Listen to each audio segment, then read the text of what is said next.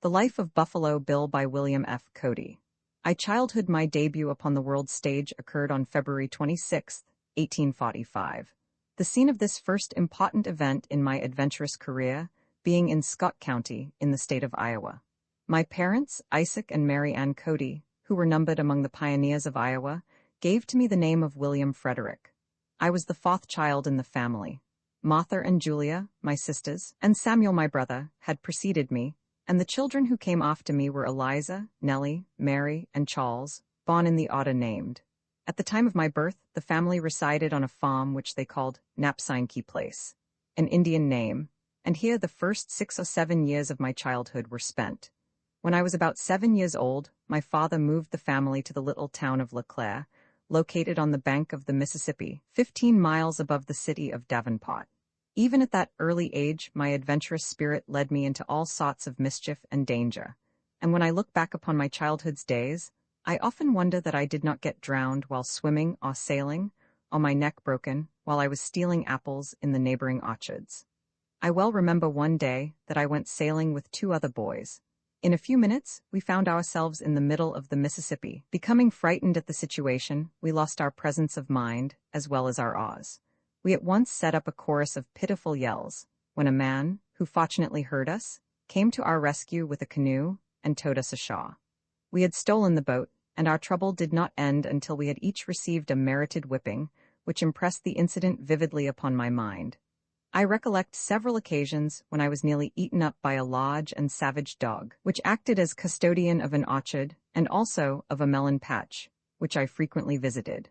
Once, as I was climbing over the fence with a hatful of apples, this dog, which had started for me, caught me by the seat of the pantaloons, and while I clung to the top of the fence, he literally tore them from my legs, but fortunately did not touch my flesh. I got away with the apples, however, by tumbling over to the opposite side of the fence with them. It was at LeClaire that I acquired my first experience as an equestrian. Somehow or other, I had managed to corner a horse near a fence, and had climbed upon his back. The next moment, the horse got his back up and hoisted me into the air. I fell violently to the ground, striking upon my side in such a way as to severely wrench and strain my arm, from the effects of which I did not recover for some time. I abandoned the art of horsemanship for a while, and was induced, after considerable persuasion, to turn my attention to letters, my ABCs, which were taught me at the village school. My father at this time was running a stage line between Chicago and Davenport, no railroads then having been built west of Chicago. In 1849 he got the California fever and made up his mind to cross the Great Plains, which were then, and for years afterwards called the American Desert, to the Pacific coast. He got ready a complete outfit and started with quite a party. After proceeding a few miles, all but my father, and greatly to his disappointment, changed their minds for some reason and abandoned the enterprise. They all returned home, and soon afterwards father moved his family out to Walnut Grove Farm in Scott County. While living there, I was sent to school, more for the purpose of being kept out of mischief than to learn anything. Much of my time was spent in trapping quails, which were very plentiful. I greatly enjoyed studying the habits of the little birds and in devising traps to take them in. I was most successful with the common figure, faw trap, which I could build myself. Thus I think it was that I acquired my love for hunting. I visited the quail traps twice a day, morning and evening, and as I had now become quite a good rider, I was allowed to have one of the farm horses to carry me over my route. Many a jolly ride I had, and many a boyish prank was perpetrated after getting well away from and out of the sight of home with the horse. There was one event which occurred in my childhood, which I cannot recall without a feeling of sadness. It was the death of my brother Samuel, who was accidentally killed in his 12th year. My father at the time, being considerable of a politician as well as a farmer, was attending a political convention, for he was well known in those days as an old line Whig. He had been a member of the Iowa legislature, was a justice of the peace, and had held other offices. He was an excellent stump speaker, and was often called upon to canvass the country round about for different candidates. The convention which he was attending at the time of the accident was being held at a crossroad tavern called Sherman's, about a mile away. Samuel and I had gone out together on horseback for the cows. He rode a vicious mare, which mother had told him time and again not to ride, as it had an ugly disposition. We were passing the schoolhouse just as the children were being dismissed, when Samuel undertook to give an exhibition of his horsemanship, he being a good rider for a boy. The mare, Betsy, became unmanageable, reared and fell backward upon him, injuring him internally. He was picked up and carried amid great excitement to the house of a neighbor. I at once set out with my horse at the top of his speed for my father, and informed him of Samuel's mishap.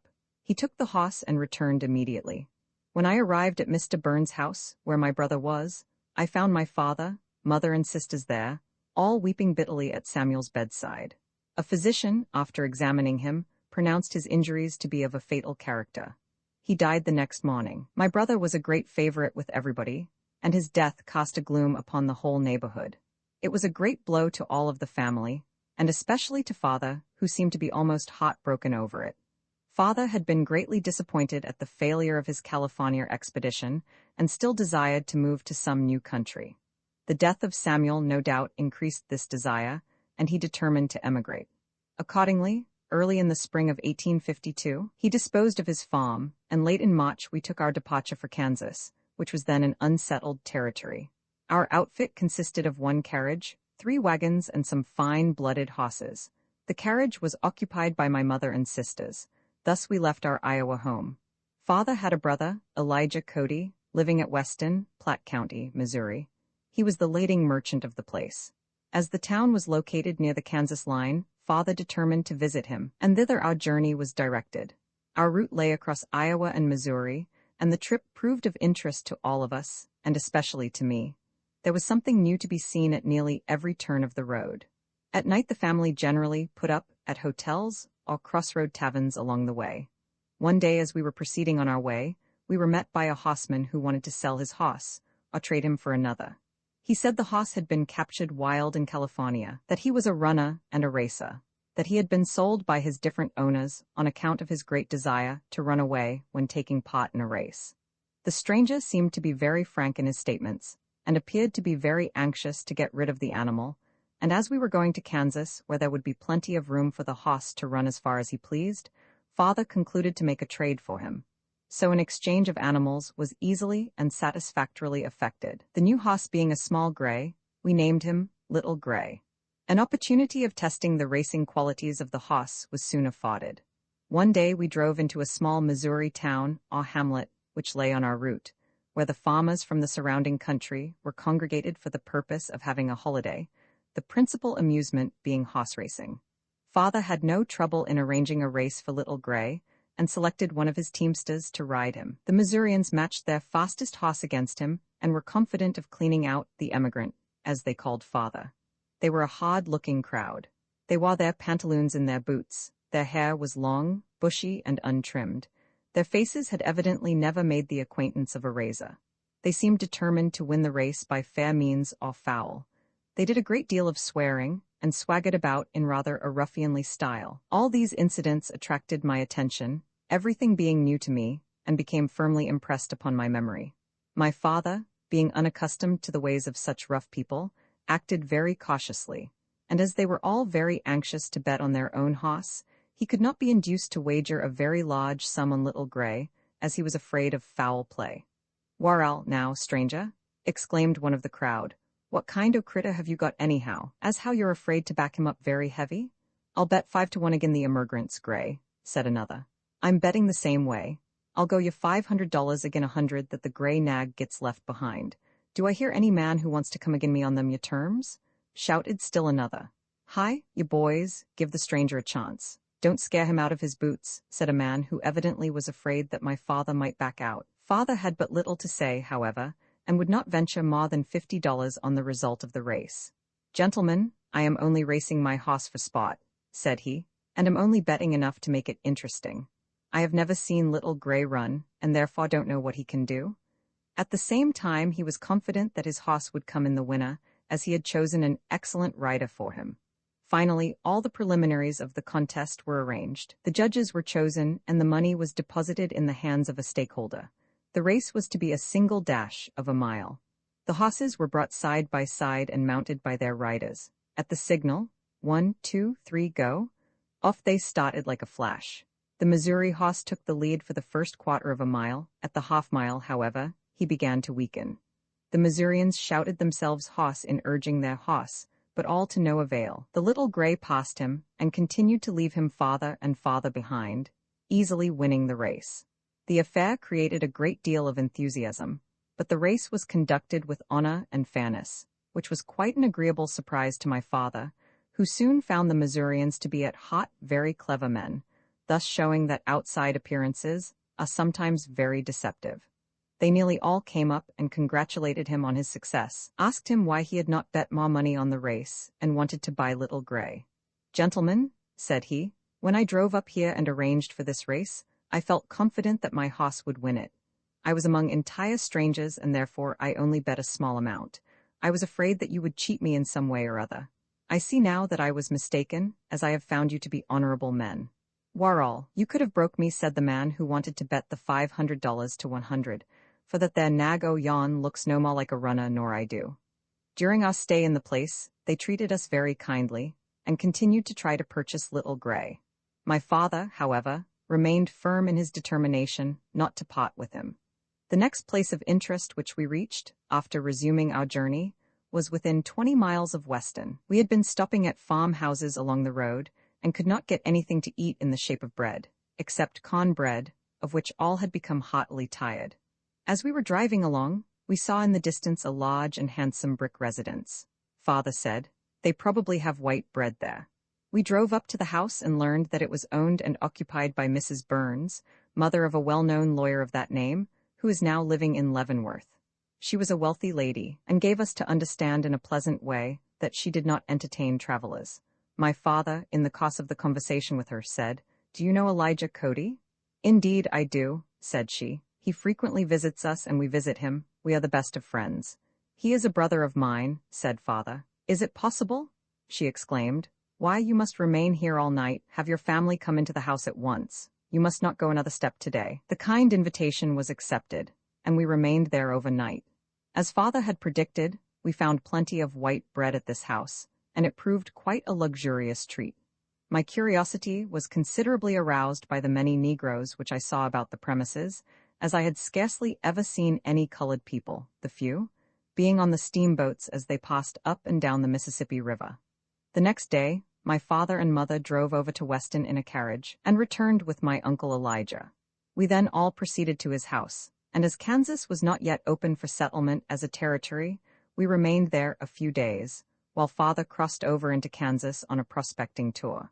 He visited the Kickapoo Agency, 5 miles above Weston, on the Kansas side of the Missouri River. He became acquainted with the agent and made arrangements to establish himself there as an Indian trader. He then returned to Weston and located the family on one of Elijah Cody's farms, 3 miles from town, where we were to remain until Kansas should be thrown open for settlement. After completing these arrangements, he established a trading post at Salt Creek Valley in Kansas, 4 miles from the Kickapoo Agency. One day, after he had been absent some little time, he came home and said that he had bought 2 ponies for me, and that next morning he would take me over into Kansas. This was pleasant news, as I had been very anxious to go there with him, and the fact that I was now the owner of 2 ponies made me feel very proud. That night I could not sleep a wink. In the morning I was up long before the sun, and after an early breakfast, father and I started out on our trip. Crossing the Missouri River at the Rialto Ferry, we landed in Kansas and passed along to Fort Leavenworth, 4 miles distant. Questionable proceedings, having been away from home nearly a year, and having occasionally heard of my mother's poor health, I determined to make her a visit. So procuring a pass over the road, I went to Leavenworth, arriving there about June 1st, 1861, going from their home. The Civil War had broken out, and excitement ran high in that part of the country. My mother, of course, was a strong Union woman, and had such great confidence in the government that she believed the war would not last over 6 months. Leavenworth at that time was quite an important outfitting post for the West and Southwest, and the fort there was garrisoned by a large number of troops. While in the city one day, I met several of the old, as well as the young men, who had been members of the Free State Party all through the Kansas troubles, and who had, like our family, lost everything at the hands of the Missourians. They now thought a good opportunity offered to retaliate and get even with their persecutors, as they were all considered to be secessionists. That they were all secessionists, however, was not true, as all of them did not sympathize with the South. But the Free State men, myself among them, took it for granted that as Missouri was a slave state, the inhabitants must all be secessionists, and therefore our enemies. A man by the name of Chandler proposed that we organize an independent company for the purpose of invading Missouri and making war on its people on our own responsibility. He at once went about it in a very quiet way, and succeeded in inducing 25 men to join him in the hazardous enterprise. Having a longing and revengeful desire to retaliate upon the Missourians for the brutal manner in which they had treated and robbed my family, I became a member of Chandler's company. His plan was that we should leave our homes in parties of not more than 2 or 3 together, and meet at a certain point near Westport, Missouri, on a fixed day. His instructions were carried out to the letter, and we met at the rendezvous at the appointed time. Chandler had been there some days before us, and, thoroughly disguised, had been looking around the country for the whereabouts of all the best horses. He directed us to secretly visit certain farms and collect all the horses possible, and bring them together the next night. This we did, and upon reassembling, it was found that nearly every man had 2 horses. We immediately struck out for the Kansas line, which we crossed at an Indian ferry on the Kansas River, above Wyandotte, and as soon as we had set foot upon Kansas soil, we separated with the understanding that we were to meet 1 week from that day at Leavenworth. Some of the parties boldly took their confiscated horses into Leavenworth, while others rode them to their homes. This action may look to the reader like horse stealing, and some people might not hesitate to call it by that name, but Chandler plausibly maintained that we were only getting back our own, or the equivalent, from the Missourians, and as the government was waging war against the South, it was perfectly square and honest, and we had a good right to do it. So we didn't let our consciences trouble us very much. We continued to make similar raids upon the Missourians off and on during the summer, and occasionally we had running fights with them. None of the skirmishes, however, amounting to much. The government officials, hearing of our operations, put detectives upon our track, and several of the party were arrested. My mother, upon learning that I was engaged in this business, told me it was neither honorable nor right, and she would not for a moment countenance any such proceedings. Consequently, I abandoned the jayhawking enterprise, for such it really was.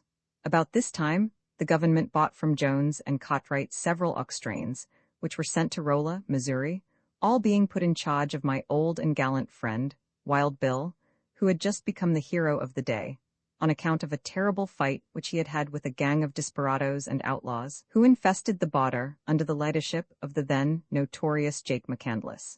In this fight, he had killed McCandless and 3 of his men. The affair occurred while Wild Bill was riding the Pony Express in western Kansas. The custom with the express riders, when within half a mile of a station, was either to begin shouting or blowing a horn in order to notify the stock tender of his approach, and to have a fresh horse already saddled for him on his arrival, so that he could go right on without a moment's delay.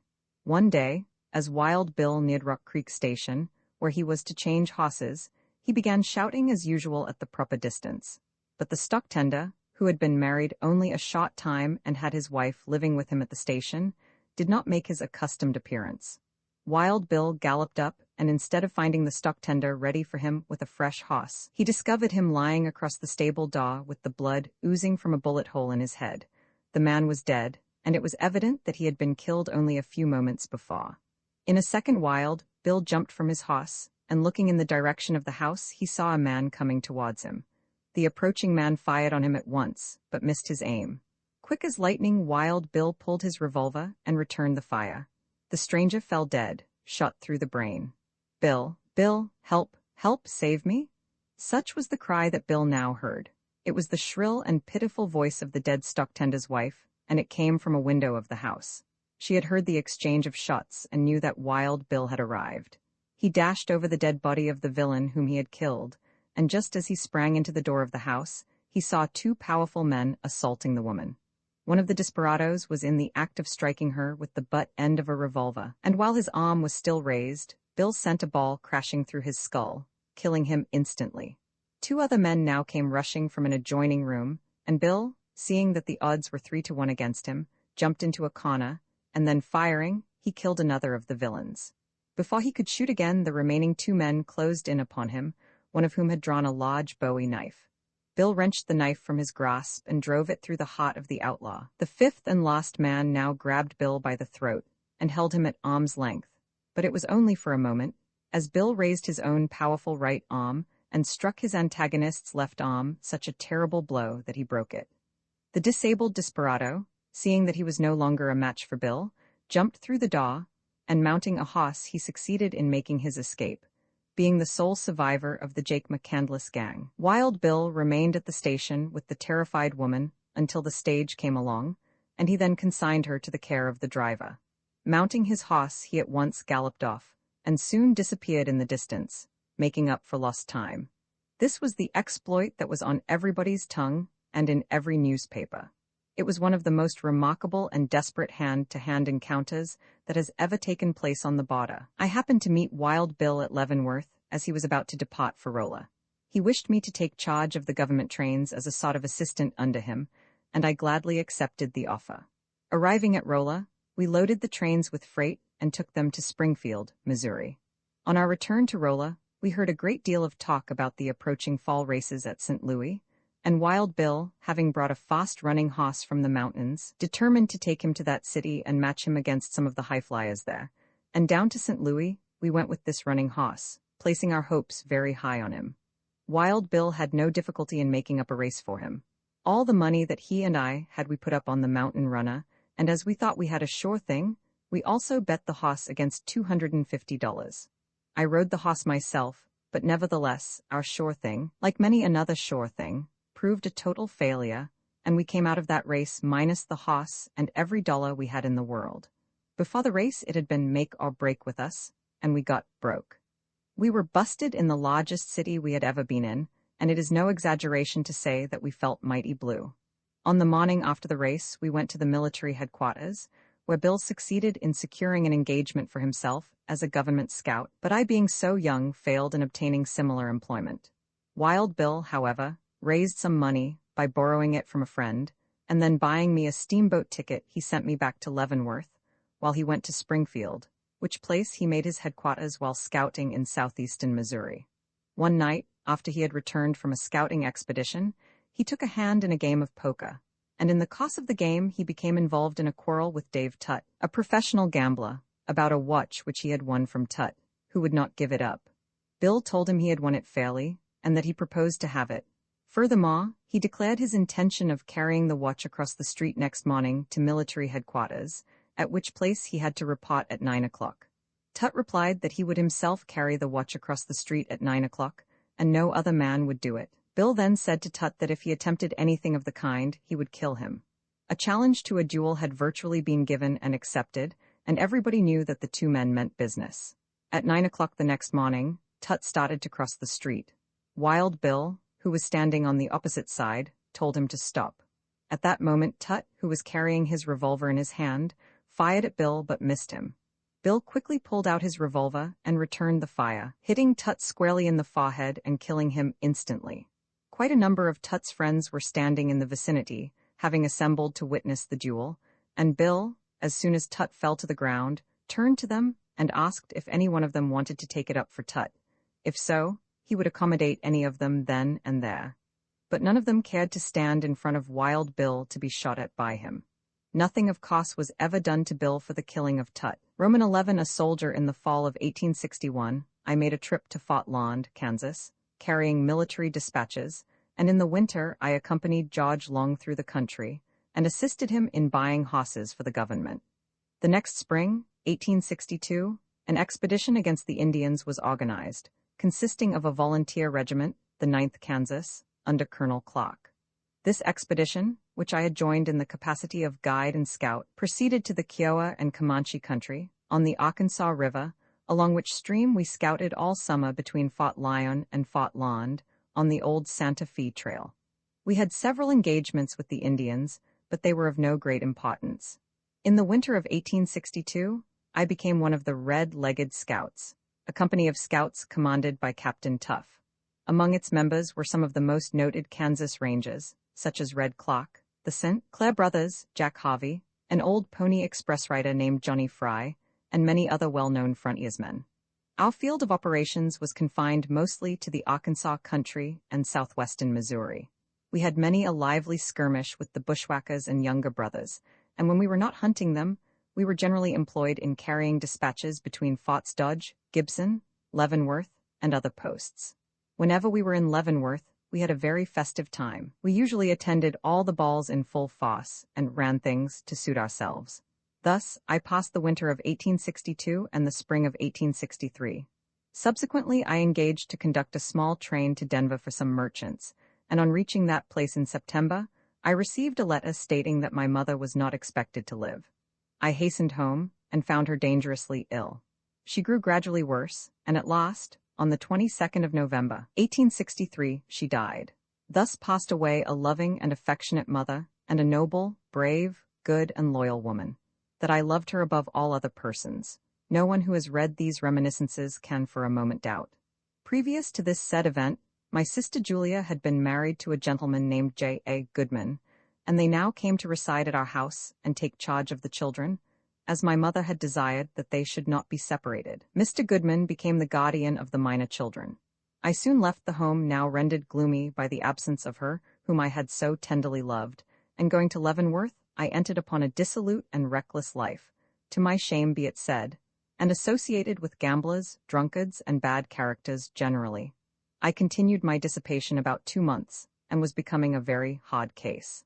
About this time, the 7th Kansas Regiment, known as Jennison's Jayhawkers, returned from the war, and re-enlisted and reorganized as veterans. Among them, I met quite a number of my old comrades and neighbors, who tried to induce me to enlist and go south with them. I had no idea of doing anything of the kind, but one day, after having been under the influence of bad whiskey, I awoke to find myself a soldier in the 7th Kansas. I did not remember how or when I had enlisted, but I saw I was in for it, and that it would not do for me to endeavor to back out.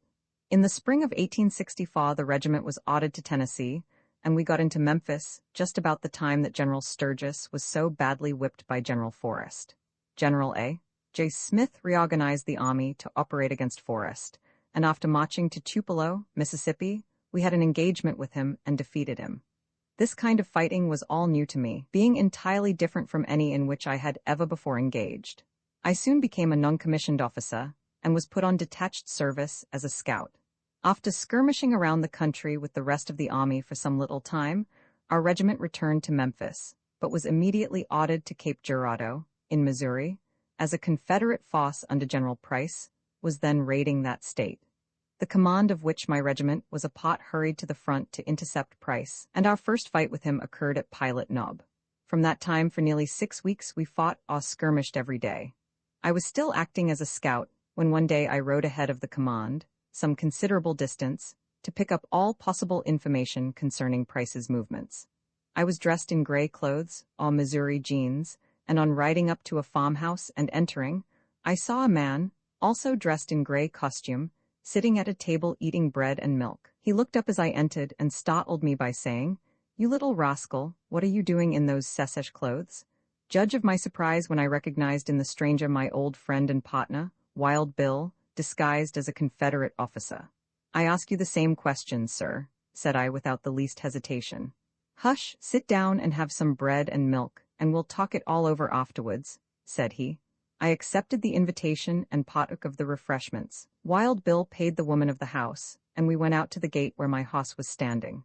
"Billy, my boy," said he, "I am mighty glad to see you. I haven't seen or heard of you since we got busted on that St. Louis hoss race. What are you doing out here?" I asked. "I am a scout under General McNeil.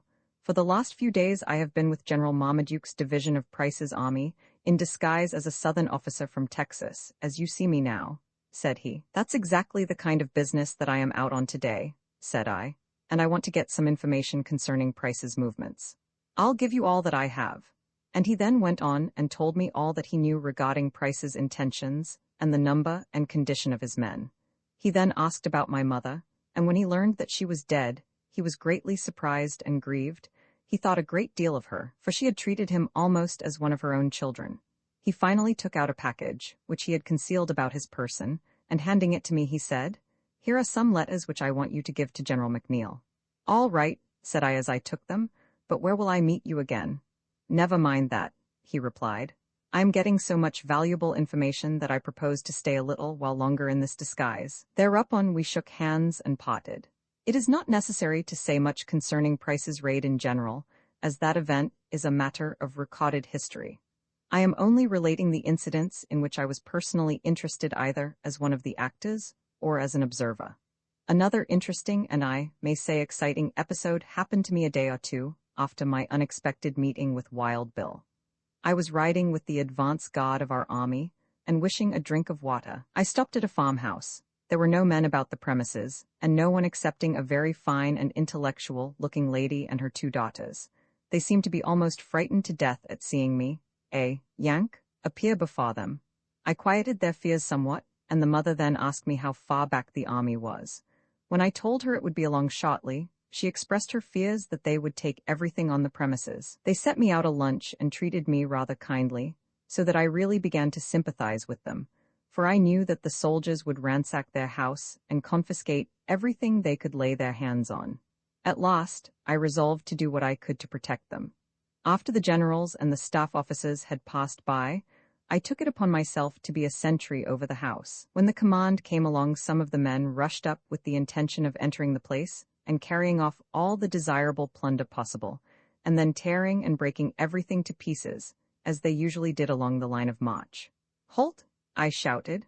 "I have been placed here by the commanding officer as a guard over this house, and no man must enter it." This stopped the first squad, and seeing that my plan was a success, I remained at my post during the passage of the entire command and kept out all intruders. It seemed as if the ladies could not thank me sufficiently for the protection I had afforded them. They were perfectly aware of the fact that I had acted without orders and entirely on my own responsibility, and therefore they felt the more grateful. They urgently invited me to remain a little while longer and partake of an excellent dinner, which they said they were preparing for me. I was pretty hungry about that time, as our rations had been rather slim of late, and a good dinner was a temptation I could not withstand, especially as it was to be served up by such elegant ladies. While I was eating the meal, I was most agreeably entertained by the young ladies, and before I had finished it, the last of the rearguard must have been at least 2 miles from the house. Suddenly, 3 men entered the room, and I looked up and saw 3 double-barreled shotguns leveled straight at me. Before I could speak, however, the mother and her daughters sprang between the men and me. "Father, boys, lower your guns, you must not shoot this man," and similar exclamations were the cry of all 3. The guns were lowered, and then the men, who were the father and brothers of the young ladies, were informed of what I had done for them. It appeared that they had been concealed in the woods nearby while the army was passing, and on coming into the house and finding a Yankee there, they determined to shoot him. Upon learning the facts, the old man extended his hand to me, saying, "I would not harm a hair of your head for the world, but it is best that you stay here no longer, as your command is some distance from here now, and you might be cut off by bushwhackers before reaching it." Bidding them all goodbye, and with many thanks from the mother and daughters, I mounted my horse and soon overtook the column, happy in the thought that I had done a good deed, and with no regrets that I had saved from pillage and destruction the home and property of a Confederate and his family. Our command kept crowding against Price and his army until they were pushed into the vicinity of Kansas City, where their further advance was checked by United States troops from Kansas. And then was begun their memorable and extraordinary retreat back into Kansas. While both armies were drawn up in skirmish line near Fort Scott, Kansas, 2 men on horseback were seen rapidly leaving the Confederate lines, and suddenly they made a dash towards us. Instantly, quick volleys were discharged from the Confederates, who also began a pursuit, and some 500 shots were fired at the flying men. It was evident that they were trying to reach our lines, but when within about a quarter of a mile of us, one of them fell from his horse to rise no more. He had been fatally shot. His companion galloped on unhurt, and 7 companies of our regiment charged out and met him, and checked his pursuers. The fugitive was dressed in Confederate uniform, and as he rode into our lines, I recognized him as Wild Bill, the Union scout. He immediately sought Generals Pleasanton and McNeil, with whom he held a consultation. He told them that although Price made a bold showing on the front by bringing all his men into view, yet he was really a great deal weaker than the appearance of his lines would indicate, and that he was then trying to cross a difficult stream 4 miles from Fort Scott. It was late in the afternoon, but General Pleasanton immediately ordered an advance, and we charged in full force upon the rear of Price's army and drove it before us for 2 hours. If Wild Bill could have made his successful dash into our lines earlier in the day, the attack would have been made sooner, and greater results might have been expected. The Confederates had suspected him of being a spy for 2 or 3 days, and had watched him too closely to allow an opportunity to get away from them sooner. His unfortunate companion who had been shot was a scout from Springfield, Missouri, whose name I cannot now remember. From this time on, Wild Bill and myself continued to scout together until Price's army was driven south of the Arkansas River and the pursuit abandoned. We then returned to Springfield, Missouri, for a rest and for supplies, and Wild Bill and myself spent 2 weeks there in having a jolly good time, as some people would express it. Roman 12, a wedding it was during the winter of 1864-65, while I was on detached service at military headquarters at St. Louis, that I became acquainted with a young lady named Louisa Frederici, whom I greatly admired, and in whose charming society I spent many a pleasant hour. The war closing in 1865, I was discharged, and after a brief visit at Leavenworth, I returned to St. Louis, having made up my mind to capture the heart of Miss Frederici, whom I now adored above any other young lady I had ever seen. Her lovely face, her gentle disposition, and her graceful manners won my admiration and love, and I was not slow in declaring my sentiments to her. The result was that I obtained her consent to marry me in the near future, and when I bade her goodbye, I considered myself one of the happiest of men. Meantime, I drove a string of horses from Leavenworth to Fort Kearny, where I met my old friend Bill Trotta, who was then division stage agent. He employed me at once to drive stage between Kearny and Plum Creek, the road running near the spot where I had my first Indian fight with the McCarthy brothers, and where I killed my first Indian, nearly 9 years before. I drove stage over this route until February 1866, and while bounding over the cold, dreary road day after day, my thoughts turned continually towards my promised bride, until I at last determined to abandon staging forever and marry and settle down.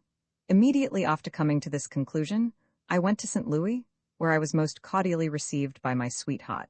It was arranged between us that our wedding should take place on the 6th day of March following. At last the day arrived, and the wedding ceremony was performed at the residence of the bride's parents, in the presence of a large number of invited friends, whose hearty congratulations we received. I was certainly to be congratulated, for I had become possessed of a lovely and noble woman, and as I gazed upon her as she stood beside me arrayed in her wedding costume, I indeed felt proud of her. And from that time to this, I have always thought that I made a most fortunate choice for a life partner. An hour after the ceremony, we, my bride and myself, were on board of a Missouri River steamboat, bound for our new home in Kansas. My wife's parents had accompanied us to the boat, and had bidden us a fond farewell and a Godspeed on our journey. During the trip up the river, several very amusing, yet awkward incidents occurred, some of which I cannot resist relating.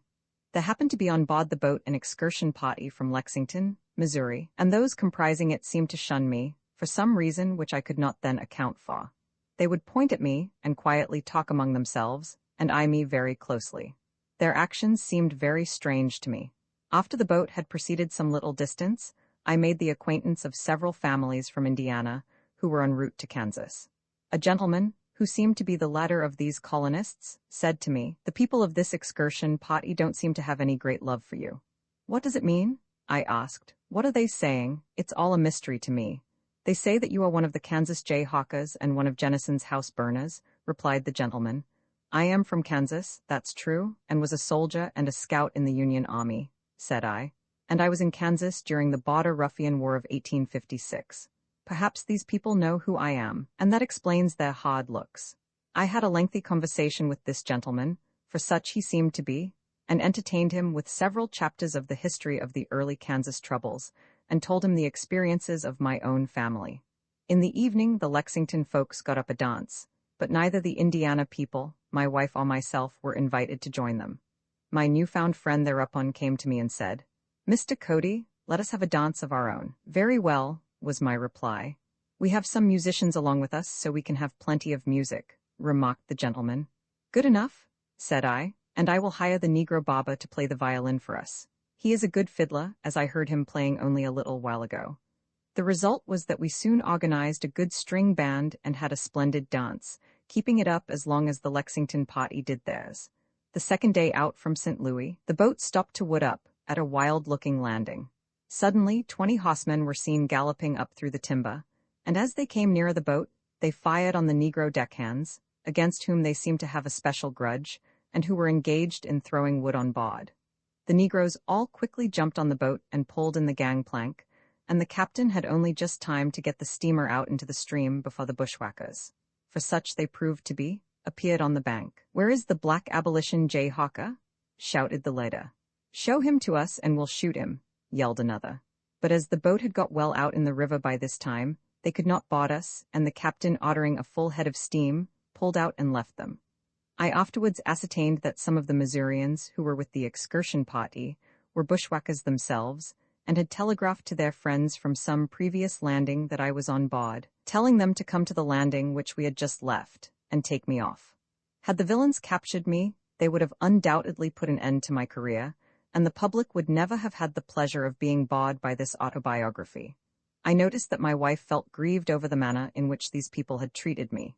Just married, she was going into a new country, and seeing how her husband was regarded, how he had been shunned, and how his life had been threatened, I was afraid she might come to the conclusion too soon that she had wedded a hard customer. So when the boat landed at Kansas City, I telegraphed to some of my friends in Leavenworth that I would arrive there in the evening. My object was to have my acquaintances give me a reception, so that my wife could see that I really did have some friends, and was not so bad a man as the bushwhackers tried to make out. Just as I expected, when the boat reached Leavenworth, I found a general roundup of friends at the landing to receive us. There were about 60 gentlemen and ladies. They had a band of music with them, and we were given a fine serenade. Taking carriages, we all drove to South Leavenworth to the home of my sister Eliza, who had married George Myers, and there we were given a very handsome reception. All this cheered up my wife, who concluded that I was not a desperado after all. Having promised my wife that I would abandon the plains, I rented a hotel in Salt Creek Valley, the same house, by the way, which my mother had formerly kept, but which was then owned by Dr. J. J. Crook, late surgeon of the 7th Kansas. This hotel I called the Golden Rule House, and I kept it until the next September. People generally said I made a good landlord and knew how to run a hotel, a business qualification which, it is said, is possessed by comparatively few men, but it proved too tame employment for me, and again I sighed for the freedom of the plains. Believing that I could make more money out west on the frontier than I could at Salt Creek Valley, I sold out the Golden Rule House and started alone for Saline, Kansas, which was then the end of the track of the Kansas Pacific Railway, which was at that time being built across the plains.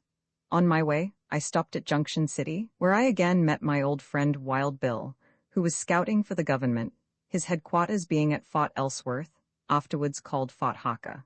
He told me that they needed more scouts at this post, and I accordingly accompanied him to that fort, where I had no difficulty in obtaining employment.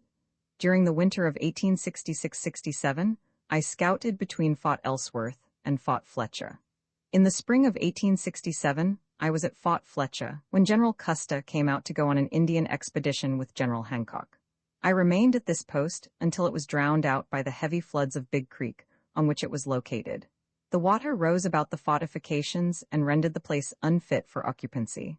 So the government abandoned the fort and moved the troops and supplies to a new post, which had been named Fort Hayes, located further west, on the south fork of Big Creek. It was while scouting in the vicinity of Fort Hayes that I had my first ride with the dashing and gallant Custer, who had come up to the post from Fort Ellsworth with an escort of only 10 men. He wanted a guide to pilot him to Fort Lond, a distance of 65 miles across the country. I was ordered by the commanding officer to guide General Custer to his desired destination, and I soon received word from the general that he would start out in the morning with the intention of making the trip in one day. Early in the morning, after a good night's rest, I was on hand, mounted on my large mouse-colored mule, an animal of great endurance, and ready for the journey. When the general saw me, he said, "Cody, I want to travel fast and go through as quickly as possible, and I don't think that mule of yours is fast enough to suit me." "General, never mind the mule," said I. "He'll get there as soon as your horses. That mule is a good one," as I knew that the animal was better than most horses. "Very well, go ahead then," said he, though he looked as if he thought I would delay the party on the road. For the first 15 miles until we came to the Smoky Hill River, which we were to cross, I could hardly keep the mule in advance of the general, who rode a frisky, impatient, and ambitious thoroughbred steed. In fact, the whole party was finely mounted. The general repeatedly told me that the mule was no good, and that I ought to have had a good horse. But after crossing the river and striking the sandhills, I began letting my mule out a little, and putting the persuaders to him. He was soon out traveling the horses, and by the time we had made about half the distance to Fort Land, I occasionally had to wait for the general or some of his party, as their horses were beginning to show signs of fatigue. "General, how about this mule, anyhow?" I asked at last. "Cody, you have a better vehicle than I thought you had," was his reply. From that time on to Fort Land, I had no trouble in keeping ahead of the party. We rode into the fort at 4 o'clock in the afternoon with about half the escort only, the rest having lagged far behind. General Custer thanked me for having brought him straight across the country without any trail, and said that if I were not engaged as post scout at Fort Hays, he would like to have me accompany him as one of his scouts during the summer, and he added that whenever I was out of employment, if I would come to him, he would find something for me to do. This was the beginning of my acquaintance with General Custer, whom I always admired as a man and as an officer. A few days after my return to Fort Hays, the Indians made a raid on the Kansas Pacific Railroad, killing 5 or 6 men and running off about 100 horses and mules.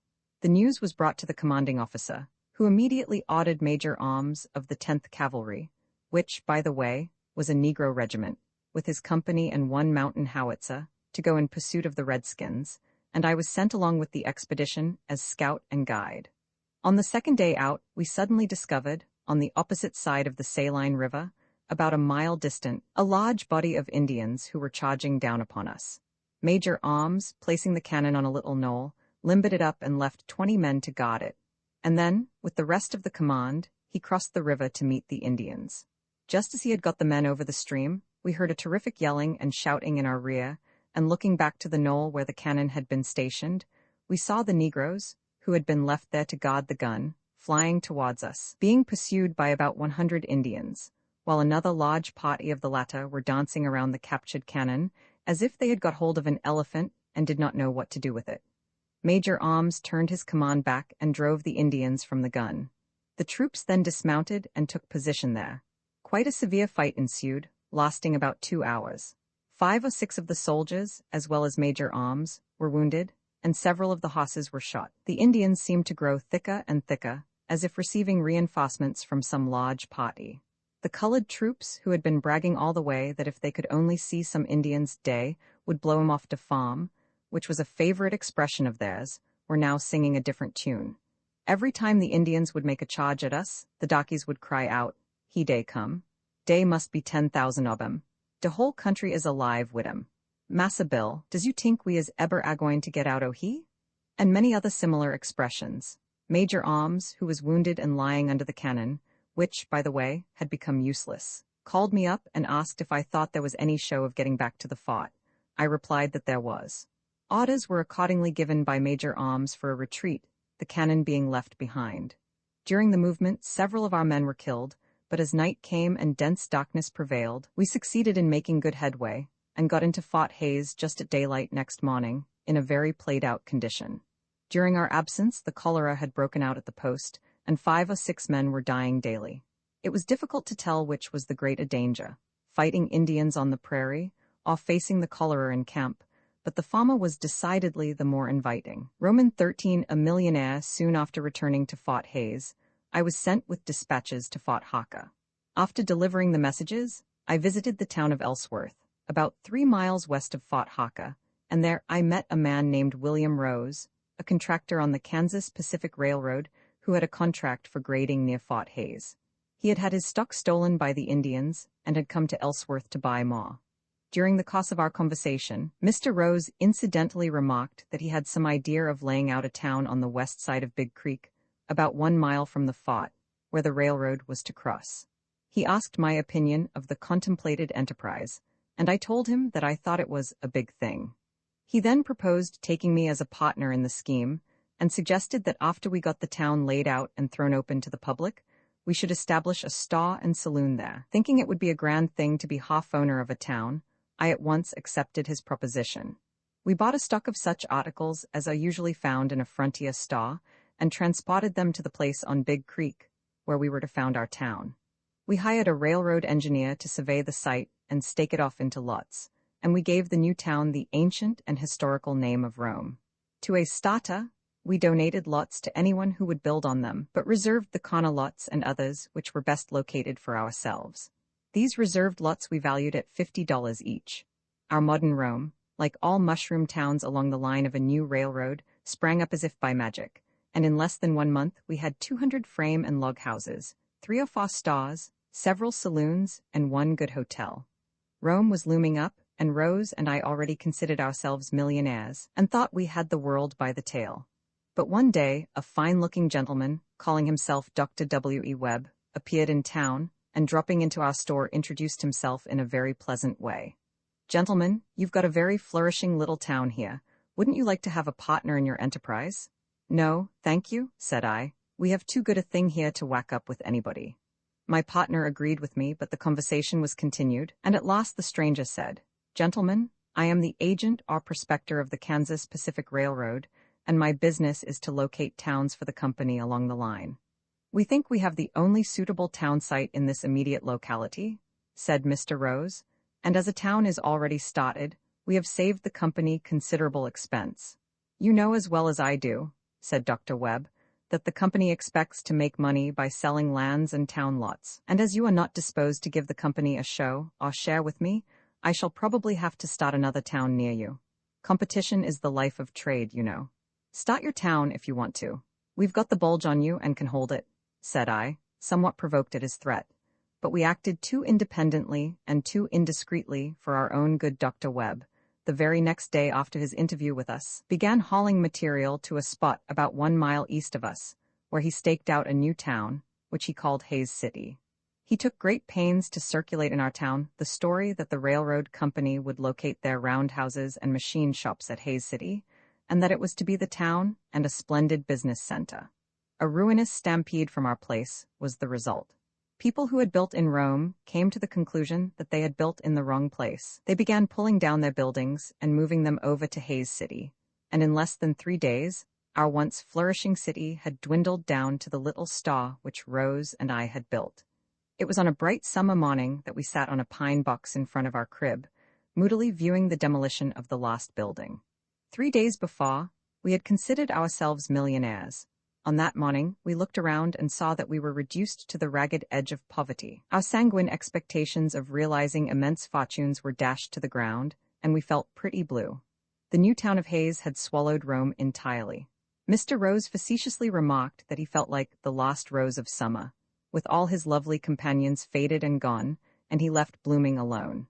I told him I was still there, staunch and true, but he replied that that didn't help the matter much. Thus ends the brief history of the rise, decline, and fall of modern Rome. It having become evident to me that there was very little hope of Rome ever regaining its former splendor and prosperity, I sent my wife and daughter Atta, who had been born at Leavenworth in the latter part of December, 1866, to St. Louis on a visit. They had been living with me for some little time in the rear part of our store. At this time, Mr. Rose and myself had a contract under Schumacher, Miller & Co., constructors of the Kansas Pacific, for grading 5 miles of track westward from Big Creek and running through the site of Rome.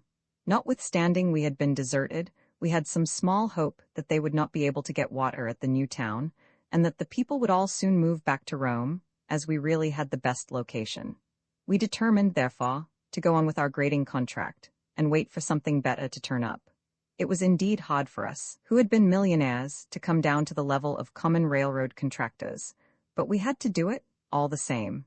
We visited the new town of Hays almost daily to see how it was progressing, and in a short time, we became much better acquainted with Dr. Webb, who had reduced us from our late independent to our present dependent position.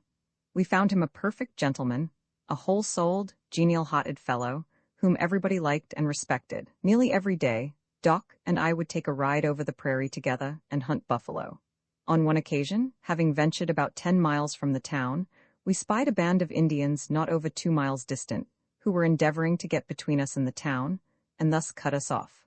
I was mounted on my celebrated hoss Brigham, the fleetest steed I ever owned. On several subsequent occasions he saved my life, and he was the hoss that I rode when I killed 69 buffaloes in one day. Dr. Webb was riding a beautiful thoroughbred bay, which he had brought with him from the east. Having such splendid hosses, We laughed at the idea of a band of Indians overtaking us on a square run, no matter how well they might be mounted. But not caring to be cut off by them, we ran our steeds about 3 miles towards home, thus getting between the braves and the town. The Indians were then about 3/4 of a mile distant, and we stopped and waved our hats at them and fired some shots at long range. There were 13 in the party, and as they were getting pretty close to us, we struck out for Hayes. They came on in pursuit and sent several scattering shots after us, but we easily left them behind. They finally turned and rode off towards the Saline River. The doctor thought this glorious spot and wanted to organize a party to go in pursuit of them, but I induced him to give up this idea, although he did so rather reluctantly. The doctor soon became quite an expert hunter, and before he had remained on the prairie a year there were but few men in the country who could kill more buffaloes on a hunt than he. Being aware that Rose and myself felt rather downhearted over our deserted village, the doctor one day said that, as he had made the proprietors of Rome howl, he would give us 2 lots each in Hayes, and did so. We finally came to the conclusion that our old town was dead beyond redemption or revival, and we thereupon devoted our undivided attention to our railroad contract. One day we were pushed for horses to work on our scrapers, so I hitched up Brigham to see how he would work. He was not much used to that kind of labor, and I was about giving up the idea of making a work horse of him, when one of the men called to me that there were some buffaloes coming over the hill. As there had been no buffaloes seen anywhere in the vicinity of the camp for several days, we had become rather short of meat. I immediately told one of our men to hitch his horses to a wagon and follow me, as I was going out after the herd, and we would bring back some fresh meat for supper. I had no saddle, as mine had been left at the camp a mile distant, so taking the harness from Brigham, I mounted him bareback and started out after the game, being armed with my celebrated buffalo killer, Lucretia Bodger, a newly improved breech-loading needle gun, which I had obtained from the government. While I was riding toward the buffaloes, I observed 5 horsemen coming out from the fort, who had evidently seen the buffaloes from the post and were going out for a chase. They proved to be some newly arrived officers in that part of the country, and when they came up closer, I could see by the shoulder straps that the senior officer was a captain, while the others were lieutenants. "Hello, my friend," sang out the captain. "I see you are after the same game we are." "Yes, sir, I saw those buffaloes coming over the hill, and as we were about out of fresh meat I thought I would go and get some," said I. They scanned my cheap-looking outfit pretty closely, and as my horse was not very prepossessing in appearance, having on only a blind bridle, and otherwise looking like a work horse, they evidently considered me a green hand at hunting. "Do you expect to catch those buffaloes on that Gothic steed?" laughingly asked the captain. "I hope so, by pushing on the reins hard enough," was my reply. "You'll never catch them in the world, my fine fellow," said the captain. "It requires a fast horse to overtake the animals on these prairies." "Does it?" asked I as if I didn't know it. "Yes, but come along with us as we are going to kill them more for pleasure than anything else. All we want are the tongues and a piece of tender loin, and you may have all that is left," said the generous man. "I am much obliged to you, captain, and will follow you," I replied. There were 11 buffaloes in the herd, and they were not more than a mile from us. The officers dashed ahead, as if they had a sure thing on killing them all before I could come up with them. But I had noticed that the herd was making towards the creek for water, and as I knew buffalo nature, I was perfectly aware that it would be difficult to turn them from their direct course. Thereupon, I started towards the creek to head them off, while the officers came up in the rear and gave chase. The buffaloes came rushing past me not 100 yards distant, with the officers about 300 yards in the rear. Now, thought I, is the time to get my work in, as they say, and I pulled the blind bridle from my horse, who knew as well as I did that we were out for buffaloes, as he was a trained hunter. The moment the bridle was off, he started at the top of his speed, running in ahead of the officers, and with a few jumps he brought me alongside of the rear buffalo. Raising old Lucretia Bodger to my shoulder, I fired, and killed the animal at the first shot. My horse then carried me alongside the next one, not 10 feet away, and I dropped him at the next fire. As soon as one buffalo would fall, Brigham would take me so close to the next that I could almost touch it with my gun. In this manner I killed the 11 buffaloes with 12 shots, and as the last animal dropped, my horse stopped. I jumped to the ground, knowing that he would not leave me. It must be remembered that I had been riding him without bridle, reins, or saddle, and turning round as the party of astonished officers rode up, I said to them, "Now, gentlemen, allow me to present to you all the tongues and tenderloins you wish from these buffaloes." Captain Graham, for such I soon learned was his name, replied, "Well, I never saw the like before. Who under the sun are you, anyhow?" "My name is Cody," said I. One of the lieutenants, Thompson by name, who had met me at Fort Haka, then recognized me and said, "Why, that is Bill Cody, our old scout." He then introduced me to the other officers, who were Captain Graham of the 10th Cavalry and Lieutenants Reed, Emick, and Ezekiel. Captain Graham, who was considerable of a horseman, greatly admired Brigham and said, "That horse of yours has running points." "Yes, sir, he has not only got the points, he is a runner and knows how to use the points," said I. "So I noticed," said the captain. They all finally dismounted, and we continued chatting for some little time upon the different subjects of horses, buffaloes, Indians, and hunting. They felt a little sore at not getting a single shot at the buffaloes, but the way I had killed them had, they said, amply repaid them for their disappointment. They had read of such feats in books, but this was the first time they had ever seen anything of the kind with their own eyes. It was the first time, also, that they had ever witnessed or heard of a white man running buffaloes on horseback without a saddle or a bridle. I told them that Brigham knew nearly as much about the business as I did, and if I had had 20 bridles, they would have been of no use to me, as he understood everything, and all that he expected of me was to do the shooting. It is a fact that Brigham would stop if a buffalo did not fall at the first fire, so as to give me a second chance, but if I did not kill the buffalo then, he would go on, as if to say, "You are no good, and I will not fool away time by giving you more than 2 shots." Brigham was the best horse I ever owned or saw for buffalo chasing. Our conversation was interrupted in a little while by the arrival of the wagon which I had ordered out. I loaded the hindquarters of the youngest buffaloes on it, and then cut out the tongues and tender loins, and presented them to the officers, after which I rode towards the fort with them, while the wagon returned to camp. Captain Graham told me that he expected to be stationed at Fort Hays during the summer, and would probably be sent out on a scouting expedition, and in case he would like to have me accompany him as scout and guide. I replied that notwithstanding I was very busy with my railroad contract, I would go with him if he was ordered out. I then left the officers and returned to our camp. That very night, the Indians unexpectedly made a raid on the horses and ran off 5 or 6 of our very best work teams, leaving us in a very crippled condition. At daylight, I jumped on old Brigham and rode to Fort Hays. When I reported the affair to the commanding officer, Captain Graham and Lieutenant Emick were at once ordered out with their company of 100 colored troops to pursue the Indians and recover our stock if possible. In an hour, we were underway. The darkies had never been in an Indian fight and were anxious to catch the band we were after and sweep the red devils from off the face of der earth. Captain Graham was a brave, dashing officer, eager to make a record for himself, and it was with difficulty that I could trail fast enough to keep out of the way of the impatient soldiers.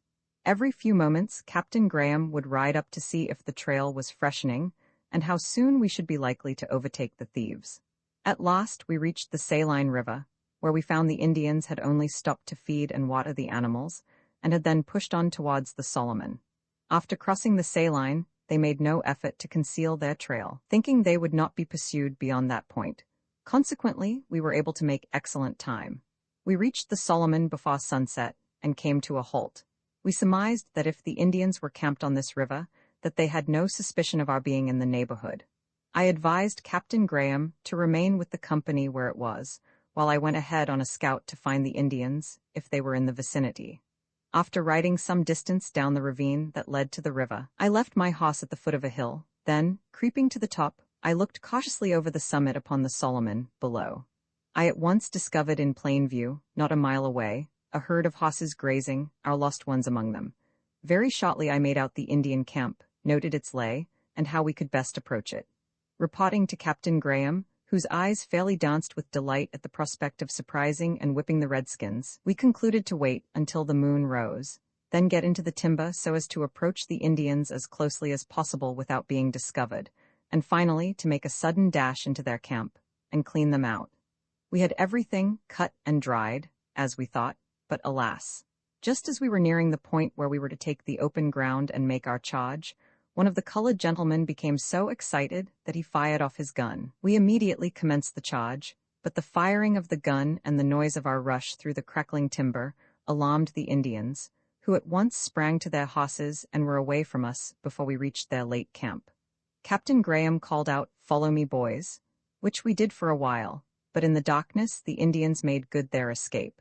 The bugle then gave the recall, but some of the darkies did not get back until morning, having, in their fright, allowed their horses to run away with them whithersoever it suited the animals' pleasure to go. We followed the trail the next day for a while, but as it became evident that it would be a long chase to overtake the enemy, and as we had rations only for the day, we commenced the return. Captain Graham was bitterly disappointed in not being able to get the fight when it seemed so near at one time. He roundly cursed the nigger who fired the gun, and as a punishment for his carelessness, he was compelled to walk all the way back to Fort Hays, Roman 14, earning a title. It was about this time that the end of the Kansas Pacific track was in the heart of the buffalo country, and the company was employing about 1,200 men in the construction of the road. As the Indians were very troublesome, it was difficult to obtain fresh meat for the workmen, and the company therefore concluded to engage the services of hunters to kill buffaloes. Having heard of my experience and success as a buffalo hunter, Messrs. Goddard Brothers, who had the contract for botting the employees of the road, met me in Hays City one day and made me a good offer to become their hunter, and I at once entered into a contract with them. They said that they would require about 12 buffaloes per day. That would be 24 hams, as we took only the hindquarters and hump of each buffalo. As this was to be dangerous work, on account of the Indians, who were riding all over that section of the country, and as I would be obliged to go from 5 to 10 miles from the road each day to hunt the buffaloes, accompanied by only one man with a light wagon for the transportation of the meat, I of course demanded a large salary. They could afford to remunerate me well, because the meat would not cost them anything. They agreed to give me $500 per month, provided I furnished them all the fresh meat required. Leaving my partner, Rose, to complete our grading contract, I immediately began my career as a buffalo hunter for the Kansas Pacific Railroad, and it was not long before I acquired considerable notoriety. It was at this time that the very appropriate name of Buffalo Bill was conferred upon me by the road hands. It has stuck to me ever since, and I have never been ashamed of it. During my engagement as hunter for the company, a period of less than 18 mouths, I killed 4,280 buffaloes, and I had many exciting adventures with the Indians, as well as hairbreadth escapes, some of which are well worth relating. One day in the spring of 1868, I mounted Brigham and started for Smoky Hill River. After galloping about 20 miles, I reached the top of a small hill overlooking the valley of that beautiful stream. As I was gazing on the landscape, I suddenly saw a band of about 30 Indians nearly half a mile distant. I knew by the way they jumped on their horses that they had seen me as soon as I came into sight. The only chance I had for my life was to make a run for it, and I immediately wheeled and started back towards the railroad. Brigham seemed to understand what was up, and he struck out as if he comprehended that it was to be a run for life. He crossed a ravine in a few jumps, and on reaching a ridge beyond, I drew rein, looked back and saw the Indians coming for me at full speed and evidently well mounted.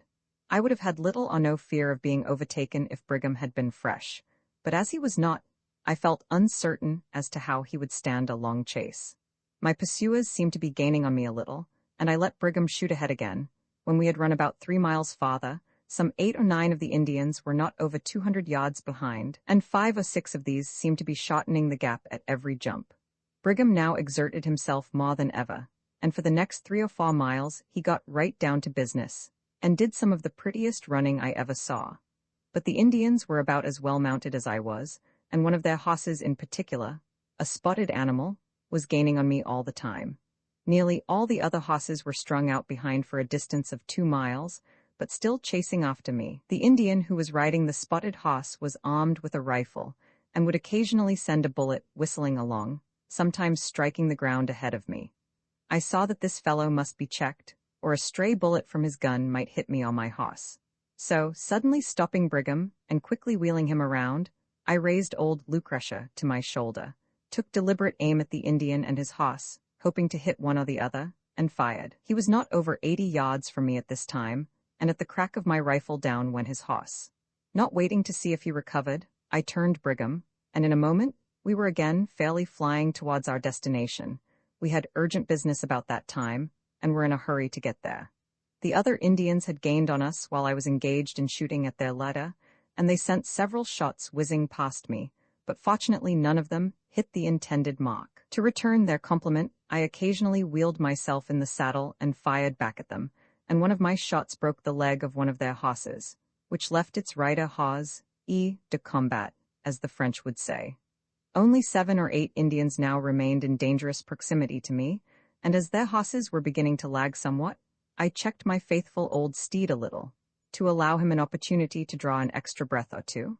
I had determined, if it should come to the worst, to drop into a buffalo wallow, where I could stand the Indians off for a while, but I was not compelled to do this, as Brigham carried me through most nobly. The chase was kept up until we came within 3 miles of the end of the railroad track, where 2 companies of soldiers were stationed for the purpose of protecting the workmen from the Indians. One of the outposts saw the Indians chasing me across the prairie and gave the alarm. In a few minutes I saw, greatly to my delight, men coming on foot, and cavalrymen, too, came galloping to our rescue as soon as they could mount their horses. When the Indians observed this, they turned and ran in the direction from which they had come. In a very few minutes I was met by some of the infantrymen and trackmen, and jumping to the ground and pulling the blanket and saddle off of Brigham, I told them what he had done for me. They at once took him in charge, led him around, and rubbed him down so vigorously that I thought they would rub him to death. Captain Nolan, of the 10th Cavalry, now came up with 40 of his men, and upon learning what had happened he determined to pursue the Indians.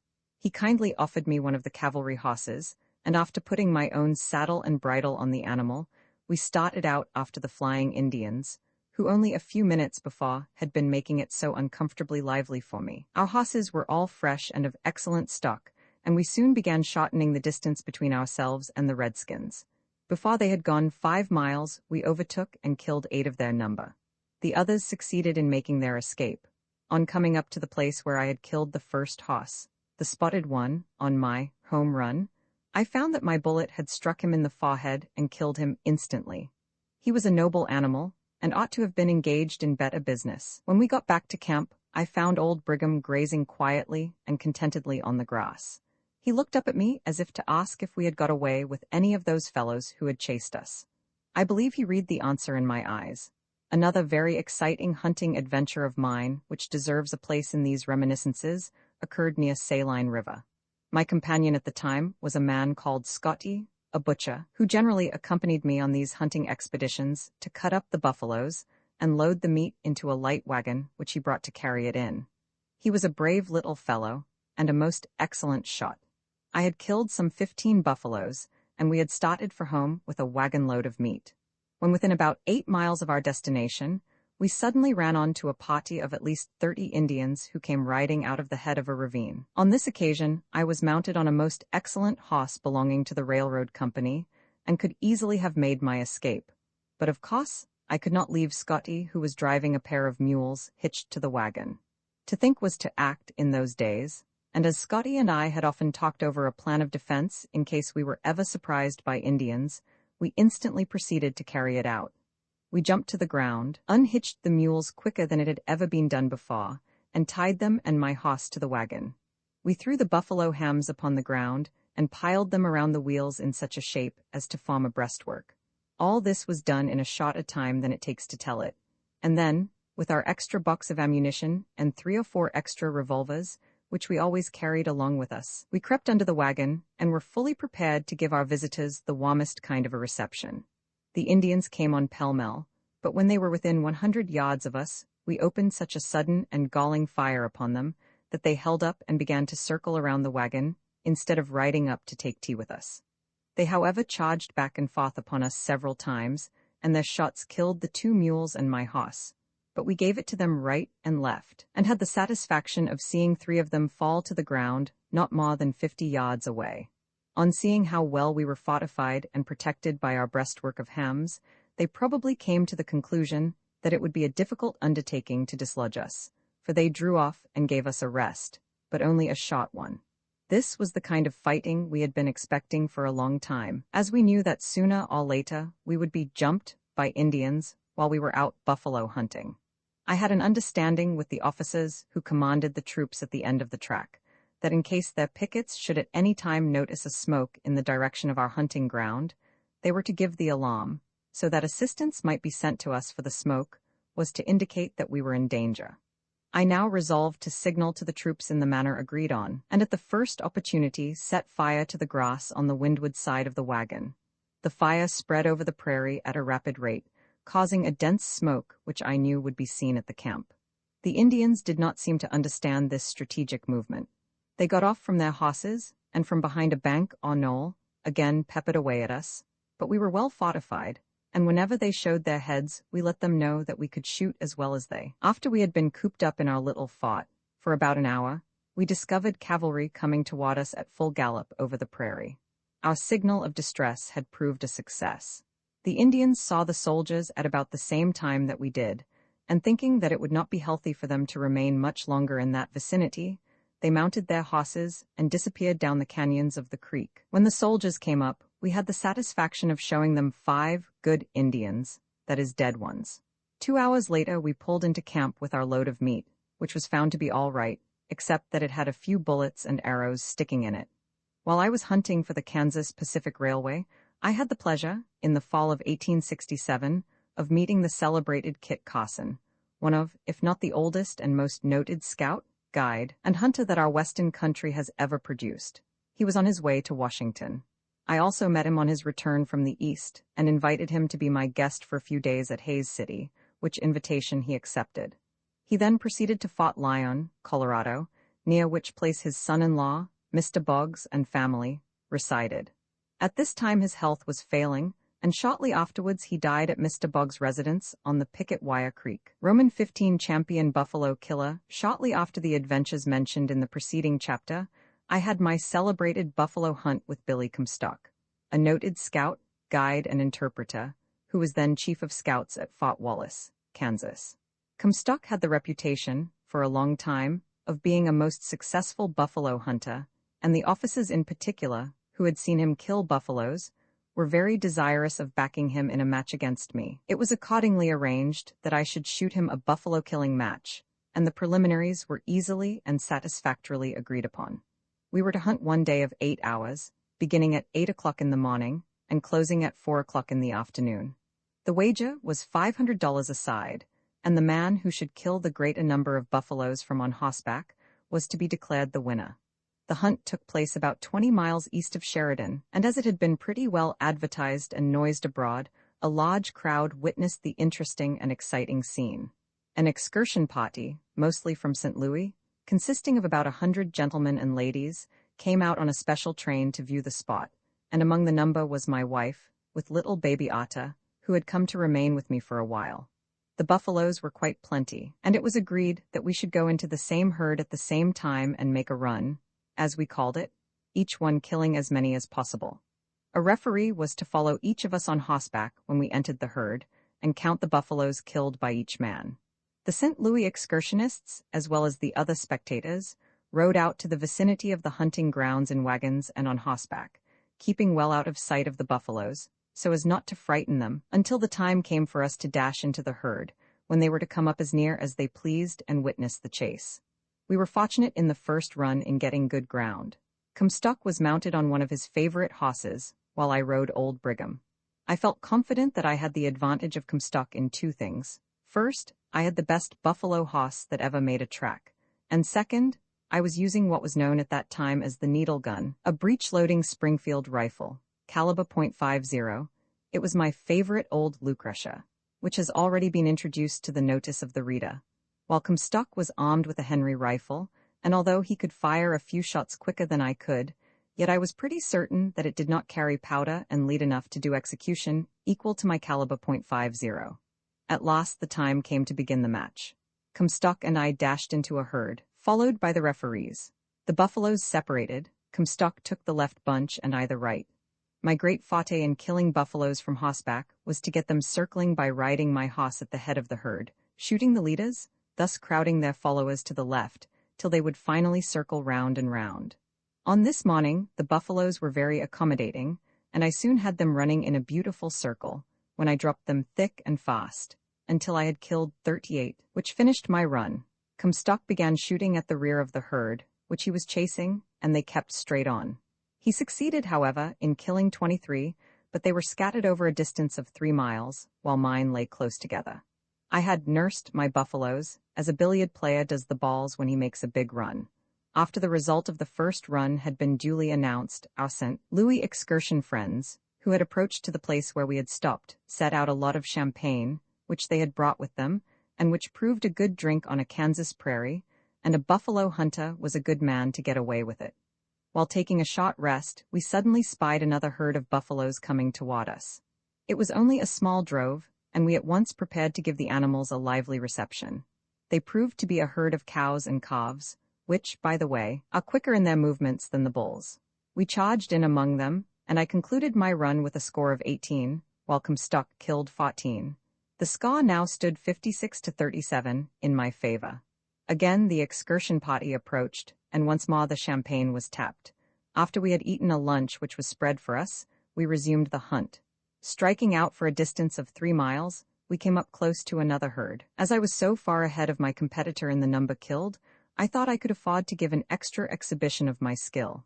I had told the ladies that I would, on the next run, ride my horse without saddle or bridle.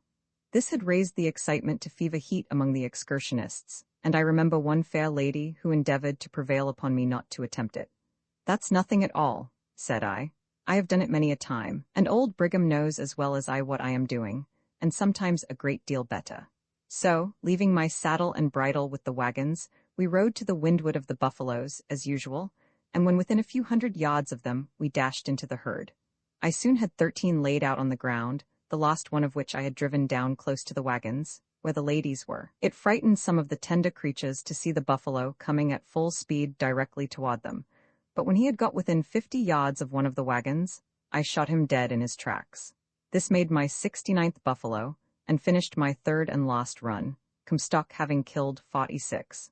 As it was now late in the afternoon, Comstock and his backers gave up the idea that he could beat me, and thereupon the referees declared me the winner of the match, as well as the champion buffalo hunter of the Plains. 1 On our way back to camp, we took with us some of the choice meat and finest heads.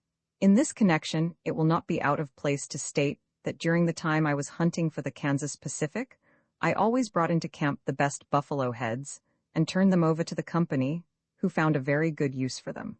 They had them mounted in the best possible manner, and sent them to all the principal cities and railroad centers in the country, having them placed in prominent positions at the leading hotels, depots, and other public buildings, as a sort of trademark or advertisement of the Kansas Pacific Railroad.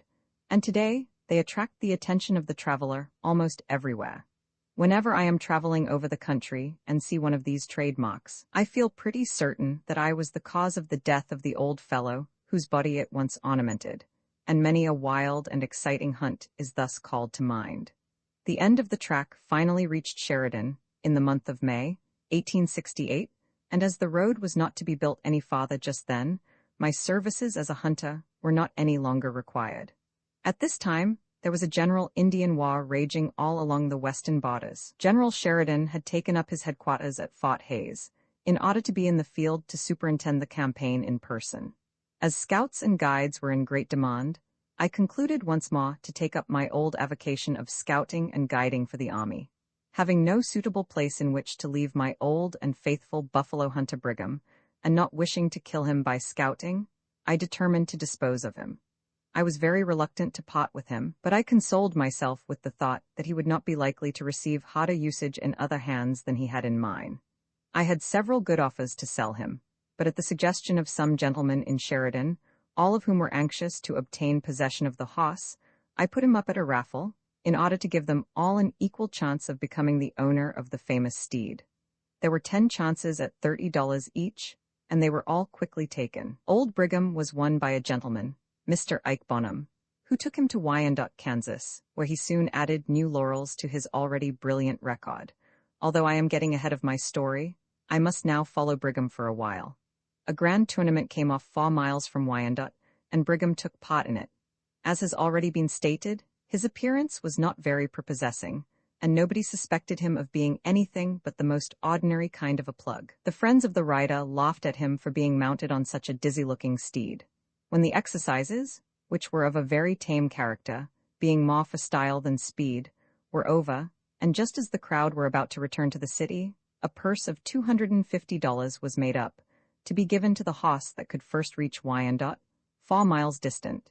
The arrangement was carried out, and Brigham was entered as one of the contestants for the purse. Everybody laughed at Mr. Bonham when it became known that he was to ride that poky-looking plug against the 5 thoroughbreds which were to take part in the race. When all the preliminaries had been arranged, the signal was given, and off went the hosses for Wyandotte. For the first half-mile, several of the hosses led Brigham, but on the second mile, he began passing them one after the other, and on the third mile, he was in advance of them all, and was showing them all the road at a lively rate. On the 4th mile, his rider let him out, and arrived at the hotel, the home station, in Wyandotte a long way ahead of his fastest competitor. Everybody was surprised, as well as disgusted, that such a homely critter should be the winner. Brigham, of course, had already acquired a wide reputation, and his name and exploits had often appeared in the newspapers, and when it was learned that this critter was none other than the identical buffalo-hunting Brigham, nearly the whole crowd admitted that they had heard of him before, and had they known him in the first place, they certainly would have ruled him out. I finally lost track of Brigham, and for several years I did not know what had become of him. 3 years ago, while I was at Memphis, Tennessee, I met a Mr. Wilcox, who had been one of the superintendents of construction of the Kansas Pacific Railroad, and he informed me that he owned Brigham, and that he was at that time on his farm, only a few miles out of town. The next day, I rode out with Mr. Wilcox, and took a look at the gallant old hoss. He was comfortably cared for in Mr. Wilcox's stable, and looked the same clever pony that he always was. It seemed as if he almost remembered me, and I put my arms around his neck, as though he had been a long-lost child. Mr. Wilcox bought the hoss at Wyandotte from the gentleman who had won him at the raffle, and he intends to keep him as long as he lives. I am grateful that he is in such good hands, and whenever I again visit Memphis, I shall surely go and see Brigham if he is still alive. But to return to the thread of my narrative, from which I have wandered. Having received the appointment of guide and scout, and having been ordered to report at Fort Lond, then commanded by Captain Dangerfield Parker, I saw it was necessary to take my family, who had remained with me at Sheridan, after the buffalo hunting match, to Leavenworth, and there leave them.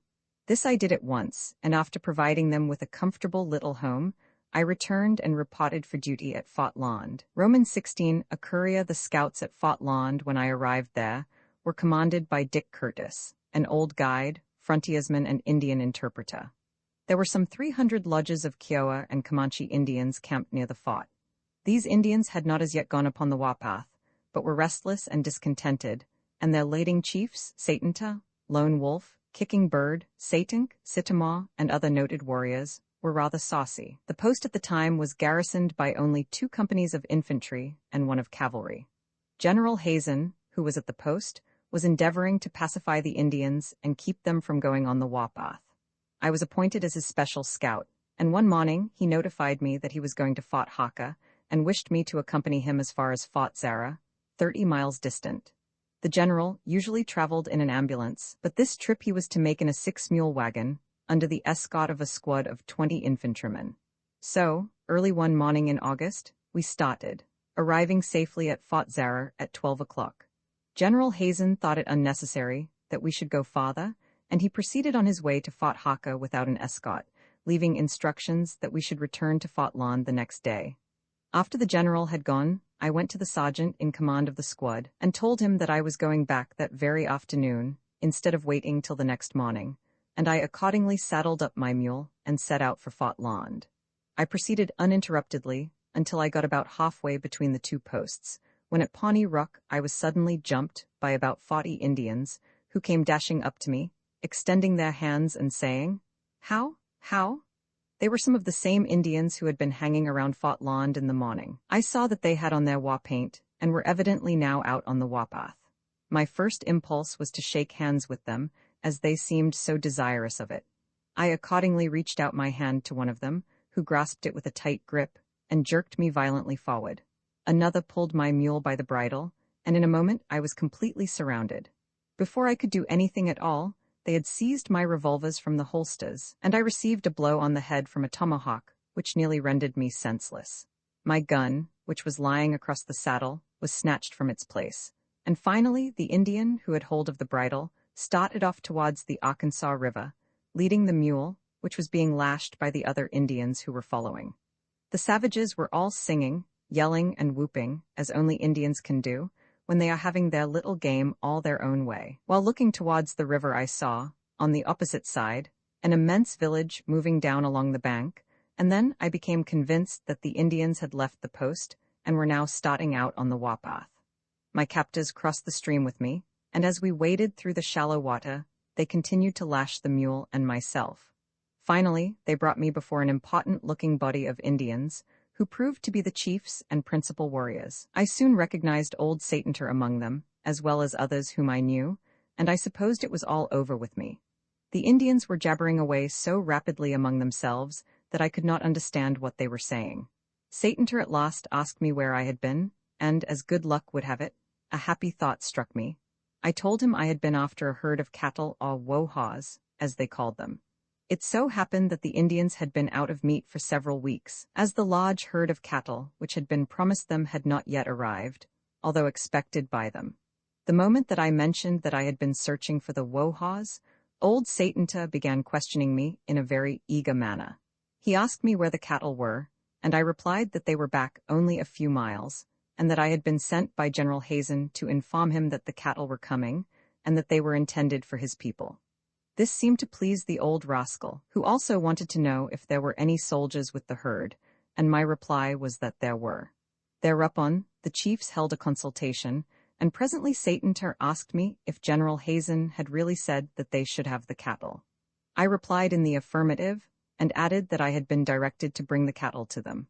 I followed this up with a very dignified inquiry, asking why his young men had treated me so. The old wretch intimated that it was only a freak of the boys, that the young men had wanted to see if I was brave.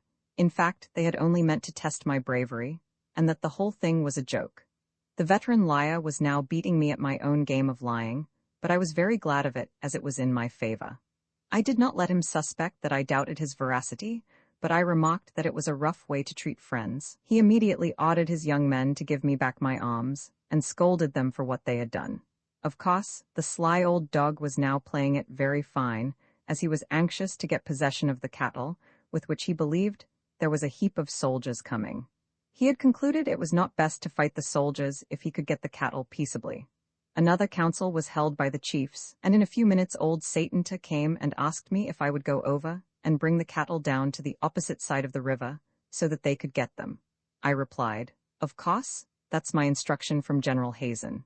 Satanter said I must not feel angry at his young men, for they had only been acting in fun. He then inquired if I wished any of his men to accompany me to the cattle herd. I replied that it would be better for me to go alone, and then the soldiers could keep right on to Fort Land, while I could drive the herd down on the bottom.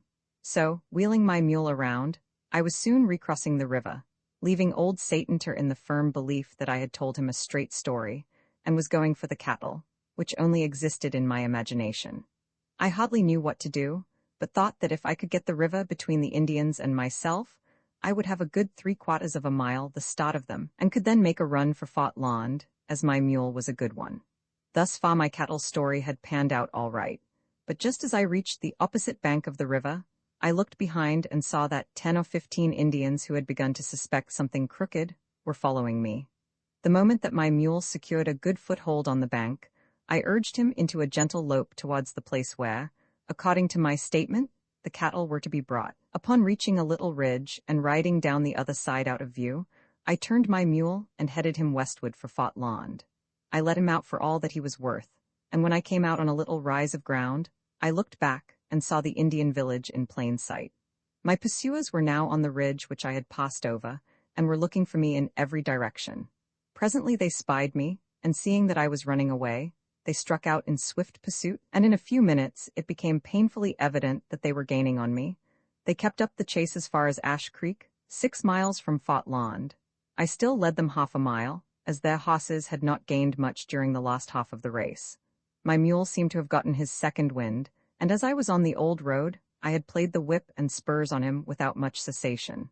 The Indians likewise had urged their steeds to the utmost. Finally, upon reaching the dividing ridge between Ash Creek and Pawnee Fork, I saw Fort Land only 4 miles away. It was now sundown, and I heard the evening gun at the fort. The troops of the garrison little dreamed that there was a man flying for his life from the Indians and trying to reach the post. The Indians were once more gaining on me, and when I crossed the Pawnee Fork, 2 miles from the post, 2 or 3 of them were only a quarter of a mile behind me. Just as I had gained the opposite bank of the stream, I was overjoyed to see some soldiers in a government wagon, only a short distance off. I yelled at the top of my voice, and riding up to them, told them that the Indians were after me.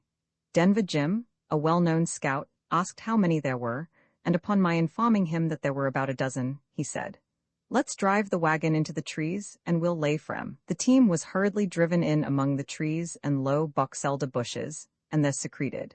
We did not have to wait long for the Indians, who came dashing up, lashing their horses, which were panting and blowing. We let 2 of them pass by, but we opened a lively fire on the next 3 or 4, killing 2 at the first crack. The others following discovered that they had run into an ambush, and whirling off into the brush, they turned and ran back in the direction whence they had come. The 2 who had passed heard the firing and made their escape. We scalped the 2 that we had killed and appropriated their arms and equipments, and then catching their horses, we made our way into the post. The soldiers had heard us firing, and as we were approaching the fort, the drums were being beaten, and the buglers were sounding the call to fall in. The officers had thought that Satanta and his Indians were coming in to capture the fort. It seems that on the morning of that day, 2 hours after General Hazen had taken his departure, old Satanta drove into the post in an ambulance, which he had received some months before as a present from the government. He appeared to be angry and bent on mischief. In an interview with Captain Parker, the commanding officer, he asked why General Hazen had left the post without supplying the beef cattle which had been promised to him. The captain told him that the cattle were surely on the road, but he could not explain why they were detained. The interview proved to be a stormy one, and Satanta made numerous threats, saying that if he wished, he could capture the whole post with his warriors. Captain Parker, who was a brave man, gave Satanta to understand that he was reckoning beyond his powers, and would find it a more difficult undertaking than he had any idea of, as they were prepared for him at any moment. The interview finally terminated, and Satanta angrily left the officer's presence. Going over to the sutler's store, he sold his ambulance to Mr. Tappan the Pass trader, and with a portion of the proceeds, he secretly managed to secure some whiskey from some bad men around the fort. There are always to be found around every frontier post some men who will sell whiskey to the Indians at any time and under any circumstances. Notwithstanding, it is a flagrant violation of both civil and military regulations. Satanta mounted his horse, and taking the whiskey with him, he rode rapidly away and proceeded straight to his village. He had not been gone over an hour when he returned to the vicinity of the post accompanied by his warriors, who came in from every direction, to the number of 700 or 800. It was evident that the irate old rascal was on his ear, so to speak, and it looked as if he intended to carry out his threat of capturing the fort. The garrison at once turned out and prepared to receive the Redskins, who, when within half a mile, circled around the fort and fired numerous shots into it, instead of trying to take it by assault. While this circular movement was going on, it was observed that the Indian village in the distance was packing up, preparatory to leaving, and it was soon underway. The mounted warriors remained behind some little time to give their families an opportunity to get away, as they feared that the troops might possibly in some manner intercept them. Finally, they encircled the post several times, fired some farewell rounds, and then galloped away over the prairie to overtake their fast-departing village. On their way thither, they surprised and killed a party of woodchoppers down on the Pawnee Fork, as well as some herders who were guarding beef cattle. Some 7 or 8 men in all were killed, and it was evident that the Indians meant business. The soldiers with the wagon, whom I had met at the crossing of the Pawnee Fork, had been out for the bodies of the men. Under the circumstances, it was no wonder that the garrison, upon hearing the reports of our guns when we fired upon the party whom we ambushed, should have thought the Indians were coming back to give them another turn. We found that all was excitement at the post. Double guards had been put on duty, and Captain Parker had all the scouts at his headquarters. He was endeavoring to get someone to take some important dispatches to General Sheridan at Fort Hays. I reported to him at once, and stated where I had met the Indians and how I had escaped from them. "You was very fortunate, Cody, in thinking of that cattle story, but for that little game, your hair would now be an ornament to a Kiowa's lodge," said he. Just then Dick Curtis spoke up and said, Cody, the captain, is anxious to send some dispatches to General Sheridan at Fort Hays, and none of the scouts here seem to be very willing to undertake the trip. They say they are not well enough acquainted with the country to find the way at night. As a storm was coming up, it was quite dark, and the scouts feared that they would lose the way. Besides, it was a dangerous ride, as a large party of Indians were known to be camped on Walnut Creek, on the direct road to Fort Hays. It was evident that Curtis was trying to induce me to volunteer. I made some evasive answer to Curtis, for I did not care to volunteer after my long day's ride. But Curtis did not let the matter drop. Said he, "I wish, Bill, that you were not so tired by your chase of today, for you know the country better than the rest of the boys, and I am certain that you could go through. As far as the ride to Fort Hays is concerned, that alone would matter but little to me," I said, "but it is a risky piece of work just now, as the country is full of hostile Indians. Still, if no other scout is willing to volunteer, I will chance it. I'll go, provided I am furnished with a good hoss. I am tired of being chased on a government mule by Indians." At this, Captain Nolan, who had been listening to our conversation, said, "Bill, you may have the best hoss in my company. You can take your choice if you will carry these dispatches. Although it is against regulations to dismount an enlisted man, I have no hesitancy in such a case of urgent necessity as this is, in telling you that you may have any hoss you may wish. Captain, your first sergeant has a splendid hoss, and that's the one I want. If he'll let me ride that hoss, I'll be ready to start in 1 hour, storm or no storm," said I. "Good enough, Bill. You shall have the hoss, but are you sure you can find your way on such a dark night as this? I have hunted on nearly every acre of ground between here and Fort Hays, and I can almost keep my route by the bones of the dead buffaloes." I confidently replied, "Never fear, Captain, about Cody not finding the way. He is as good in the dark as he is in the daylight," said Curtis. An orderly was sent for the hoss, and the animal was soon brought up, although the sergeant kicked a little against letting him go. After eating a lunch and filling a canteen with brandy, I went to headquarters and put my own saddle and bridle on the hoss I was to ride. I then got the dispatches, and by 10 o'clock was on the road to Fort Hays, which was 65 miles distant across the country. The scouts had all bidden me a hearty goodbye, and wished me success, not knowing when, if ever, they would again gaze upon my warlike form, as the poet would say.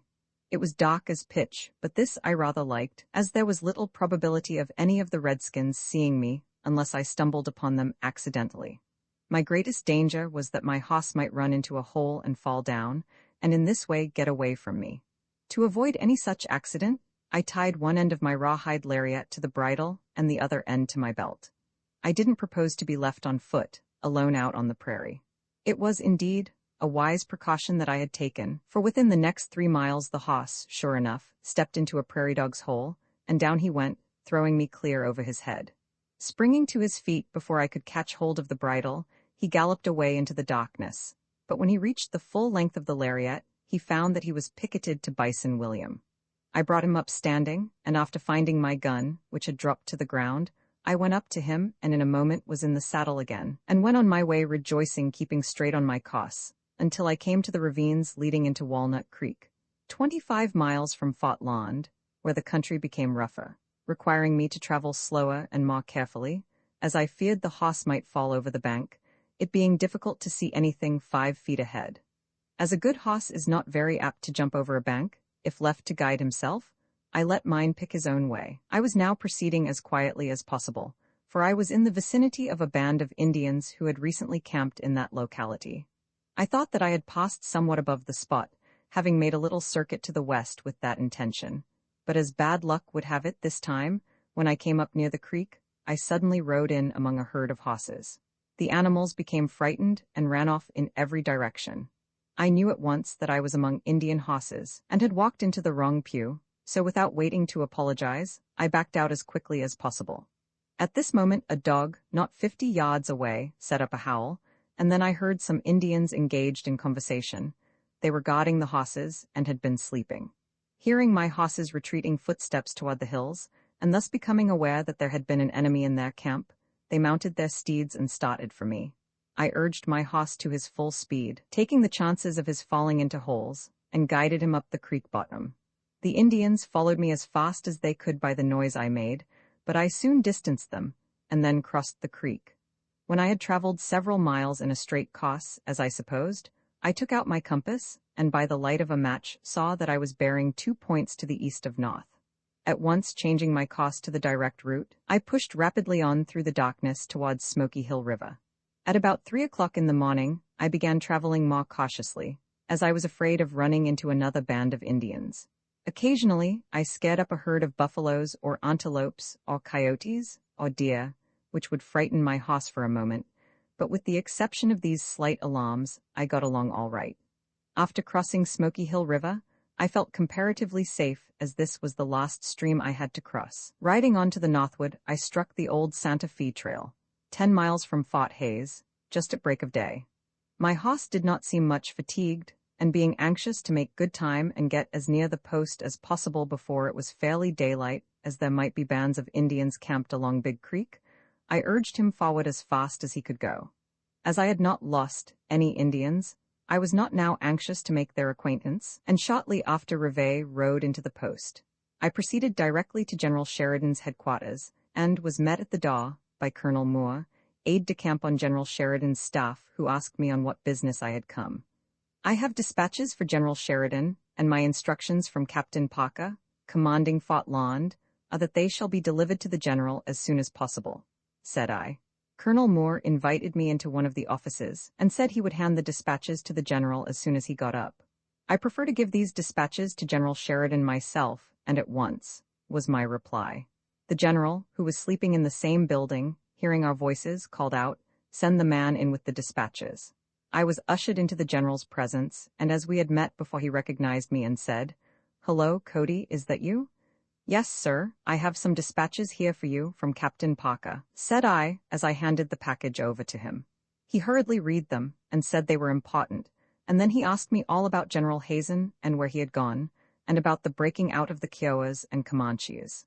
I gave him all the information that I possessed, and related the events and adventures of the previous day and night. "Bill," said he, "you must have had a pretty lively ride. You certainly had a close call when you ran into the Indians on Walnut Creek. That was a good joke that you played on old Satanta. I suppose you're pretty tired after your long journey?" "I am rather weary, General, that's a fact, as I have been in the saddle since yesterday morning," was my reply, "but my horse is more tired than I am, and needs attention full as much if not more," I added. Thereupon the general called an orderly and gave instructions to have my animal well taken care of, and then he said, "Cody, come in and have some breakfast with me." "No, thank you, General," said I. "Hays City is only a mile from here, and I prefer riding over there, as I know about everyone in the town and want to see some of my friends." "Very well, do as you please and come to the post afterwards, as I want to see you," said he. Bidding him good morning and telling him that I would return in a few hours, I rode over to Hays City, and at the Perry House I met many of my old friends who were of course all glad to see me. I took some refreshments and a 2 hours nap, and afterward returned to Fort Hays, as I was requested. As I rode up to the headquarters, I noticed several scouts in a little group, evidently engaged in conversation on some important matter. Upon inquiry, I learned that General Sheridan had informed them that he was desirous of sending a dispatch to Fort Dodge, a distance of 95 miles. The Indians had recently killed 2 or 3 men while they were carrying dispatches between Fort Hays and Fort Dodge, and on this account, none of the scouts seemed at all anxious to volunteer, although a reward of several $100s was offered to anyone who would carry the dispatches. They had learned of my experiences of the previous day, and asked me if I did not think it would be a dangerous trip. I gave it as my opinion that a man might possibly go through without seeing an Indian, but that the chances were 10 to 1 that he would have an exceedingly lively run and a hard time before he reached his destination, if he ever got there at all. Leaving the scouts to decide among themselves as to who was to go, I reported to General Sheridan, who also informed me that he wished someone to carry dispatches to Fort Dodge. While we were talking, his chief of scouts, Dick Paw, entered and stated that none of the scouts had yet volunteered. Upon hearing this, I got my brave up a little and said, "General, if there is no one ready to volunteer, I'll carry your dispatches myself." "I had not thought of asking you to do this duty, Cody, as you are already pretty hard-worked, but it is really important that these dispatches should go through," said the general. "Well, if you don't get a courier by 4 o'clock this afternoon, I'll be ready for business at that time. All I want is a fresh horse," said I. "Meantime, I'll take a little more rest." It was not much of a rest, however, that I got, for I went over to Hayes City again and had a time with the boys. I came back to the post at the appointed hour, and finding that no one had volunteered, I reported to General Sheridan. He had selected an excellent hoss for me, and on handing me the dispatches he said, "You can start as soon as you wish, the sooner the better, and good luck go with you, my boy." In about an hour afterwards I was on the road, and just before dark I crossed Smoky Hill River. I had not yet urged my hoss much, as I was saving his strength for the latter end of the route, and for any run that I might have to make in case the wild boys should jump me. So far I had not seen a sign of Indians, and as evening came on, I felt comparatively safe. I had no adventures worth relating during the night, and just before daylight, I found myself approaching Sawlog Crossing, on the Pawnee Fork, having then ridden about 70 miles. A company of colored cavalry, commanded by Major Cox, was stationed at this point, and I approached their camp cautiously, for fear that the pickets might fire upon me, as the darky soldiers were liable to shoot first and cry, "Halt," afterwards. When within hearing distance, I yelled out at the top of my voice, and was answered by one of the pickets. I told him not to shoot, as I was a scout from Fort Hayes, and then, calling the sergeant of the guard, I went up to the vidette of the post, who readily recognized me. I entered the camp and proceeded to the tent of Major Cox, to whom I handed a letter from General Sheridan requesting him to give me a fresh hoss. He at once complied with the request. After I had slept an hour and had eaten a lunch, I again jumped into the saddle, and before sunrise I was once more on the road. It was 25 miles to Fort Dodge, and I arrived there between 9 and 10 o'clock, without having seen a single Indian. After delivering the dispatches to the commanding officer, I met Johnny Austin, chief of scouts at this post, who was an old friend of mine. Upon his invitation, I took a nap at his house, and when I awoke, fresh for business once more, he informed me that the Indians had been all around the post for the past 2 or 3 days, running off cattle and horses, and occasionally killing a stray man. It was a wonder to him that I had met with none of the redskins on the way there. The Indians, he said, were also very thick on the Arkansas River, between Fort Dodge and Fort Lond, and making considerable trouble. Fort Dodge was located 65 miles west of Fort Lond, the latter post being on the Pawnee Fork, about 5 miles from its junction with the Arkansas River. The commanding officer at Fort Dodge was anxious to send some dispatches to Fort Lond, but the scouts, like those at Fort Hayes, were rather backward about volunteering, as it was considered a very dangerous undertaking to make the trip. As Fort Lond was my post, and as I wanted to go there anyhow, I said to Austin that I would carry the dispatches, and if any of the boys wished to go along, I would like to have them for company's sake. Austin reported my offer to the commanding officer, who sent for me and said he would be happy to have me take his dispatches if I could stand the trip on top of all that I had already done. "All I want is a good fresh hoss, sir," said I. "I am sorry to say that we haven't a decent hoss here, but we have a reliable and honest government mule, if that will do you," said the officer. "Trot out your mule," said I. "That's good enough for me. I am ready at any time, sir." The mule was forthcoming, and at dark I pulled out for Fort Lond and proceeded uninterruptedly to Coon Creek, 30 miles out from Dodge. I had left the main wagon road some distance to the south, and had traveled parallel with it, thinking this to be a safer course, as the Indians might be lying in wait on the main road for dispatch bearers and scouts. At Coon Creek, I dismounted and led the mule by the bridle down to the water, where I took a drink, using my hat for a dipper. While I was engaged in getting the water, the mule jerked loose and struck out down the creek. I followed him in hopes that he would catch his foot in the bridle rein and stop, but this he seemed to have no idea of doing. He was making straight for the wagon road, and I did not know what minute he might run into a band of Indians. He finally got on the road, but instead of going back toward Fort Dodge, as I naturally expected he would do, he turned eastward toward Fort Lond, and kept up a little jog trot just ahead of me, but would not let me come up to him, although I tried it again and again. I had my gun in my hand, and several times I was strongly tempted to shoot him, and would probably have done so had it not been for fear of bringing Indians down upon me, and besides, he was carrying the saddle for me. So I trudged on after the obstinate critter, and if there ever was a government mule that deserved and received a good round cursing, it was that one. I had neglected the precaution of tying one end of my lariat to his bit and the other to my belt, as I had done a few nights before, and I blamed myself for this gross piece of negligence. Mile after mile I kept on after that mule, and every once in a while I indulged in strong language respecting the whole mule fraternity. From Coon Creek to Fort Land, it was 35 miles, and I finally concluded that my prospects were good for hoofing the whole distance. We, that is to say, the confounded mule and myself, were making pretty good time. There was nothing to hold the mule, and I was all the time trying to catch him, which urged him on. I made every step count, for I wanted to reach Fort Land before daylight, in order to avoid if possible the Indians, to whom it would have been pie to have caught me there on foot. The mule stuck to the road and kept on for Land, and I did the same thing. Just as day was beginning to break, we, that is the mule and myself, found ourselves on a hill looking down into the valley of the Pawnee Fork, in which Fort Land was located, only 4 miles away, and when the morning gun belched forth we were within half a mile of the post. Now, said I, Mr. Mule, it is my turn, and raising my gun to my shoulder, in dead earnest this time, I blazed away, hitting the animal in the hip. Throwing a second cartridge into the gun, I let him have another shot, and I continued to paw the lead into him until I had him completely laid out. Like the great majority of government mules, he was a tough one to kill, and he clung to life with all the tenaciousness of his obstinate nature. He was, without doubt, the toughest and meanest mule I ever saw, and he died hard. The troops, hearing the reports of the gun, came rushing out to see what was the matter. They found that the mule had passed in his chips, and when they learned the cause they all agreed that I had served him just right. Taking the saddle and bridle from the dead body, I proceeded into the post and delivered the dispatches to Captain Parker. I then went over to Dick Curtis' house, which was headquarters for the scouts, and there put in several hours of solid sleep. During the day, General Hazen returned from Fort Harker, and he also had some important dispatches to send to General Sheridan.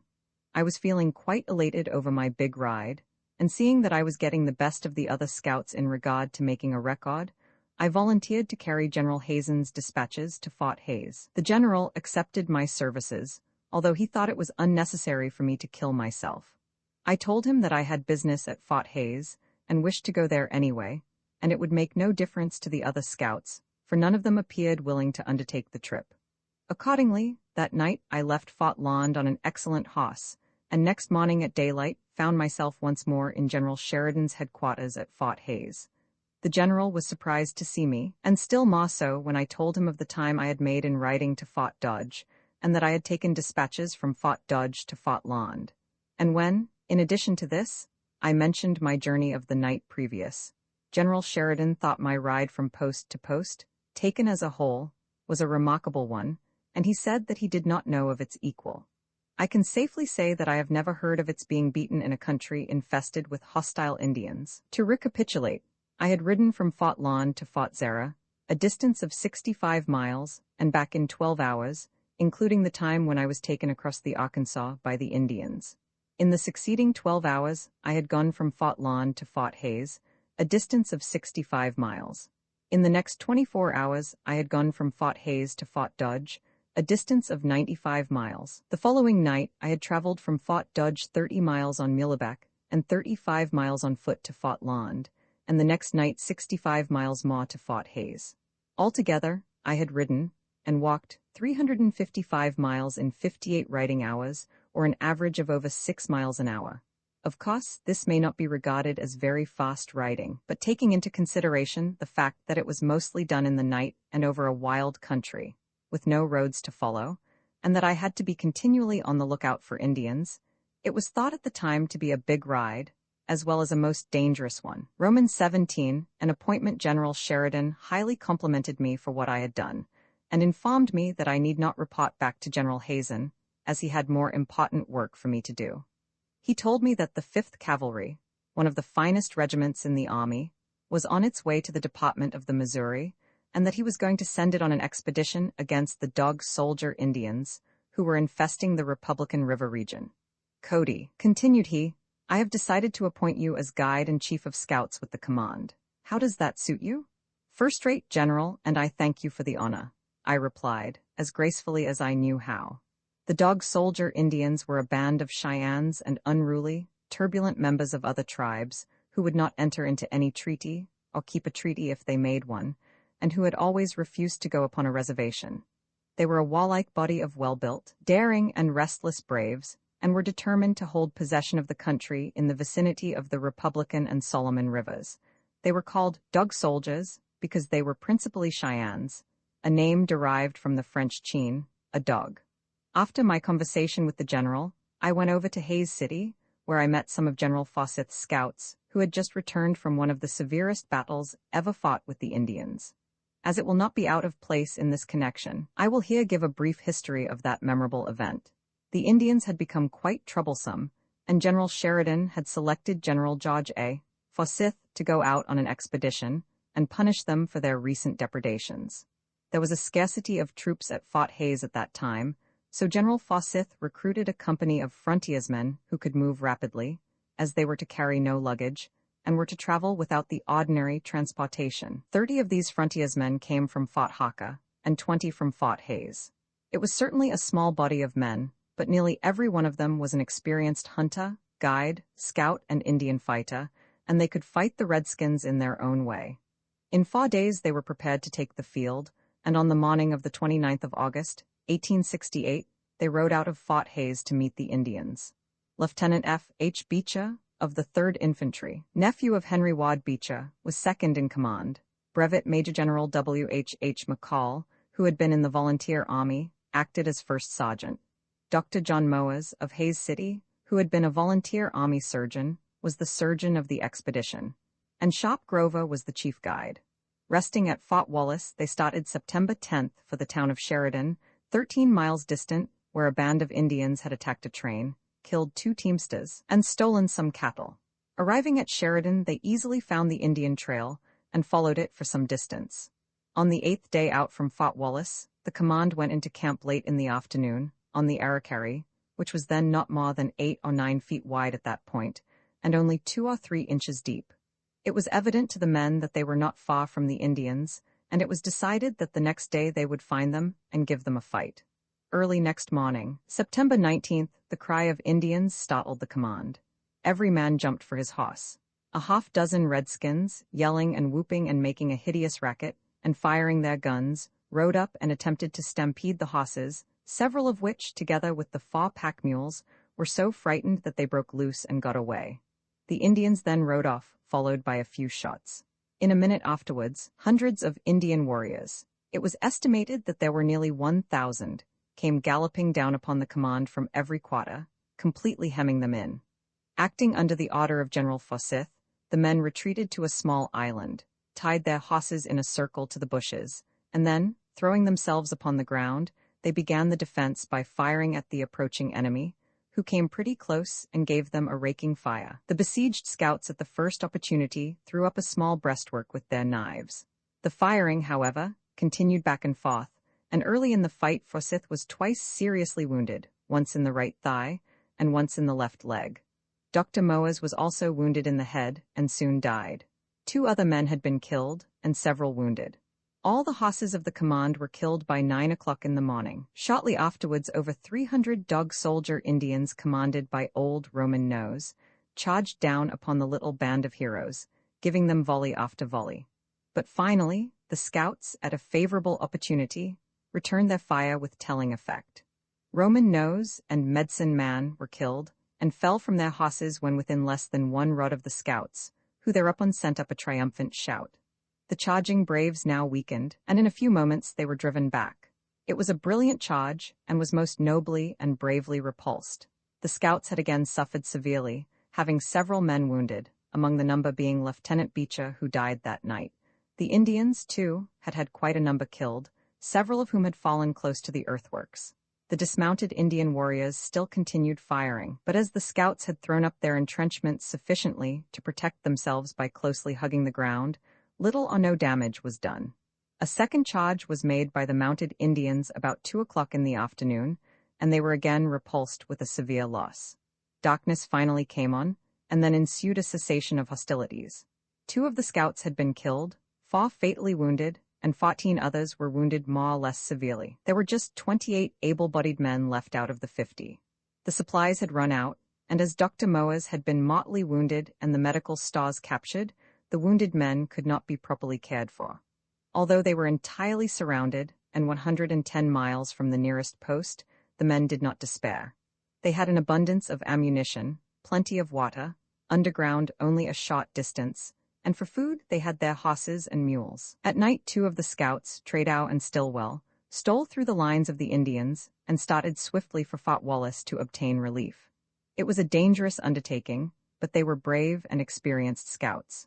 Stillwell was only 19 or 20 years old, but he was, in every sense of the word, a thoroughbred frontiersman. During the night the besieged scouts threw up their breastworks considerably higher and piled the dead animals on top.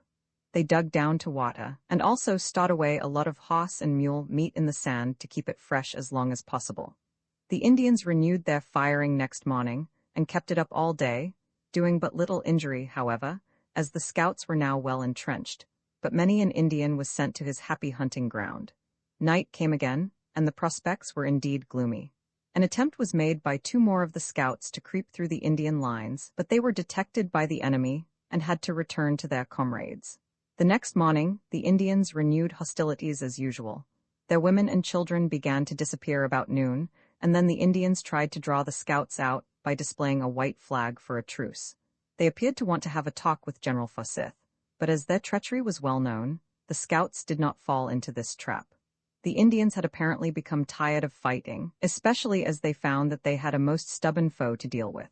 Night once more threw its mantle over the scene, and under the cover of the darkness Donovan and Plyley, 2 of the best scouts, stealthily made their way out of the camp and started for Fort Wallace with a dispatch from General Forsyth, who gave a brief summary of the situation and stated that if necessary, he could hold out for 6 days longer. When the day dawned again, only a small number of warriors could be seen, and they probably remained to watch the scouts and keep them corralled. The uninjured men attended to the wounded as well as they could under the adverse circumstances, but from want of proper treatment, evidences of gangrene appeared in some of the wounds on the 6th day. The mule and horse meat became totally unfit for use, but they had nothing else to eat and had to eat it or starve. Under these trying circumstances, the general told the men that any who wished to go might do so and take their chances, but they all resolved to remain and die together, if need be. Relief came at last. Tradow and Stillwell had safely reached Fort Wallace, and on the morning of the 25th of September, Colonel Carpenter and a detachment of cavalry arrived with supplies. This assistance to the besieged and starving scouts came like a vessel to shipwrecked men drifting and starving on a raft in mid-ocean. It was with the survivors of this terrible fight that I spent the few days at Hays City, prior to the arrival of the 5th Cavalry. Roman 18 scouting on the 3rd day of October, the 5th Cavalry arrived at Fort Hays, and I at once began making the acquaintance of the different officers of the regiment. I was introduced by General Sheridan to Colonel William Royal, who was in command of the regiment. He was a gallant officer and an agreeable and pleasant gentleman. He is now stationed at Omaha as Inspector General in the Department of the Platte. I also became acquainted with Major W.H. Brown, Major Walker, Captain Sweetman, Quartermaster E.M. Hayes, and in fact all the officers of the regiment. General Sheridan, being anxious to punish the Indians who had lately fought General Forsyth, did not give the regiment much of a rest, and accordingly on the 5th of October it began its march for the Beaver Creek country. The first night we camped on the South Fork of Big Creek, 4 miles west of Hays City. By this time, I had become pretty well acquainted with Major Brown and Captain Sweetman, who invited me to mess with them on this expedition, and a jolly mess we had. There were other scouts in the command besides myself, and I particularly remember Tom Renahan, Hank Fields, and a character called Nosey on account of his long nose. On the morning of the 6th we pulled out to the north, and during the day I was very favorably struck with the appearance of the regiment. It was a beautiful command, and when strung out on the prairie with a train of 75 six-mule wagons, ambulances, and pack mules, I felt very proud of my position as guide and chief of scouts of such a warlike expedition. Just as we were about to go into camp on the Saline River that night, we ran onto a band of about 15 Indians, who, seeing us, dashed across the creek, followed by some bullets which we sent after them. But as the small band proved to be a scouting party, we pursued them only a mile or two, when our attention was directed to a herd of buffaloes, they being very plenty, and we succeeded in killing 10 or 15 for the command. The next day we marched 30 miles, and late in the afternoon we went into camp on the South Fork of the Solomon. At this encampment, Colonel Royal asked me to go out and kill some buffaloes for the boys. "All right, Colonel. Send along a wagon or two to bring in the meat," I said. I am not in the habit of sending out my wagons until I know that there is something to be hauled in. Kill your buffalo first and then I'll send out the wagons, was the colonel's reply. I said no more, but went out on a hunt, and after a short absence returned and asked the colonel to send his wagons over the hill for the half-dozen buffaloes I had killed. The following afternoon he again requested me to go out and get some fresh buffalo meat. I didn't ask him for any wagons this time, but rode out some distance, and coming up with a small herd, I managed to get 7 of them headed straight for the encampment, and instead of shooting them just then, I ran them at full speed right into the camp, and then killed them all, one after the other in rapid succession. Colonel Royal witnessed the whole proceeding, which puzzled him somewhat, as he could see no reason why I had not killed them on the prairie. He came up rather angrily and demanded an explanation. "I can't allow any such business as this, Cody," said he. "What do you mean by it?" "I didn't care about asking for any wagons this time, Colonel, so I thought I would make the buffaloes furnish their own transportation," was my reply. The colonel saw the point in a moment and had no more to say on the subject. No Indians had been seen in the vicinity during the day, and Colonel Royal, having carefully posted his pickets, supposed everything was serene for the night. But before morning, we were roused from our slumbers by hearing shots fired, and immediately afterwards, one of the mounted pickets came galloping into camp, saying that there were Indians close at hand. The companies all fell into line, and were soon prepared and anxious to give the Redskins battle. But as the men were yet new in the Indian country, a great many of them were considerably excited. No Indians, however, made their appearance, and upon going to the picket post where the picket said he had seen them, none could be found nor could any traces of them be discovered. The sentinel, who was an Irishman, insisted that there certainly had been Redskins there. "But you must be mistaken," said Colonel Royal. "Upon me soul, Colonel, I'm not. As sure as me name's Pat Maloney. One of them rid divils hit me on the head wid a club, so he did," said Pat. And so, when morning came, the mystery was further investigated and was easily solved. Elk tracks were found in the vicinity, and it was undoubtedly a herd of elks that had frightened Pat. As he had turned to run, he had gone under a limb of a tree, against which he hit his head, and supposed he had been struck by a club in the hands of an Indian. It was hard to convince Pat, however, of the truth. A 3 days uninteresting march brought us to Beaver Creek, where we camped, and from which point scouting parties were sent out in different directions. Neither of these parties discovering Indians, they all returned to camp about the same time, finding it in a state of great excitement, it having been attacked a few hours previous by a party of Indians, who had succeeded in killing 2 men, and in making off with 60 horses belonging to Co.H. That evening, the command started on the trail of these Indian horse thieves, Major Brown with 2 companies and 3 days' rations pushing ahead in advance of the main command.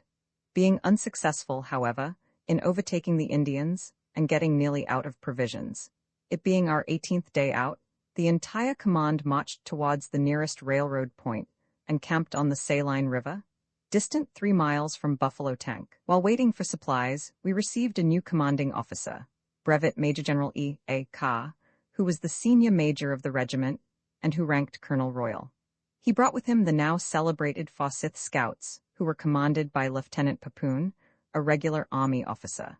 It was also while waiting in this camp that Major Brown received a new lieutenant to fill a vacancy in his company. On the day that this officer was to arrive, Major Brown had his private ambulance brought out and invited me to accompany him to the railroad station to meet his lieutenant, whose name was a B. Bach. He proved to be a fine gentleman and a brave, dashing officer. On the way to the depot, Major Brown had said, "Now, Cody, when we come back we'll give Bach a lively ride and shake him up a little."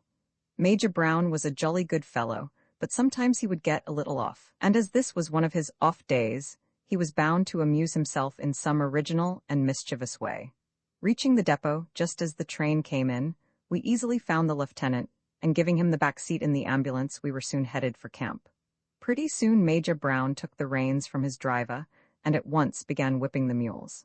After getting them into a lively gallop, he pulled out his revolver and fired several shots. The road was terribly rough, and the night was so dark that we could hardly see where we were going. It was a wonderful piece of luck that we were not tipped over and our necks broken. Finally, Bach said, good-humoredly, "Is this the way you break in all your lieutenants, Major?" "Oh, no, I don't do this as a regular thing, but it's the way we frequently ride in this country," said the Major. "Just keep your seat, Mr. Bach, and we'll take you through on time." The major appropriated the reply of the old California stage driver, Hank Monk, to Horace Greeley. We were now rattling down a steep hill at full speed, and just as we reached the bottom, the front wheels struck a deep ditch over which the mules had jumped. We were all brought up standing by the sudden stoppage of the ambulance. Major Brown and myself were nearly pitched out on the wheels, while the lieutenant came flying headlong from the back seat to the front of the vehicle. "Take a back seat, Lieutenant," coolly said Major Brown. "Major, I have just left that seat," said Bach. We soon lifted the wagon out of the ditch, and then resumed our drive, running into camp under full headway and creating considerable amusement. Everyone recognized the ambulance and knew at once that Major Brown and I were out on a lock, and therefore there was not much said about our exploit. Halting with a grand flourish in front of his tent, Major Brown jumped out in his most gallant style and politely asked his lieutenant in. A very pleasant evening was spent there. Quite a number of the officers calling to make the acquaintance of the new officer, who entertained the visitors with an amusing account of the ride from the depot. Next morning, at an early hour, the command started out on a hunt for Indians. General Ka, having a pretty good idea where he would be most likely to find them, directed me to guide him by the nearest route to Elephant Rock on Beaver Creek.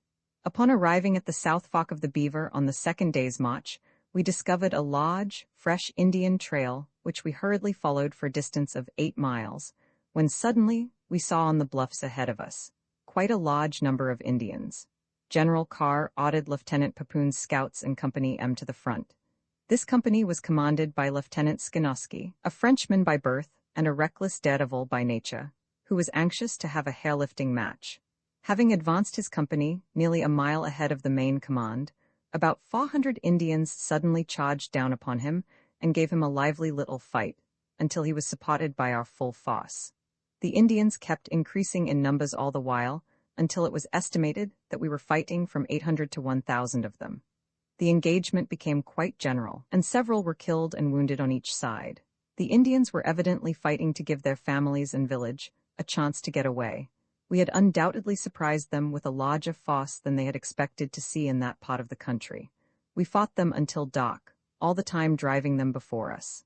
At night, they annoyed us considerably by firing down into our camp from the higher hills, and several times the command was ordered out to dislodge them from their position and drive them back.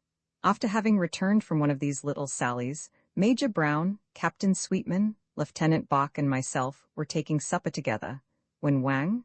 Came a bullet into Lieutenant Bach's plate, breaking a hole through it.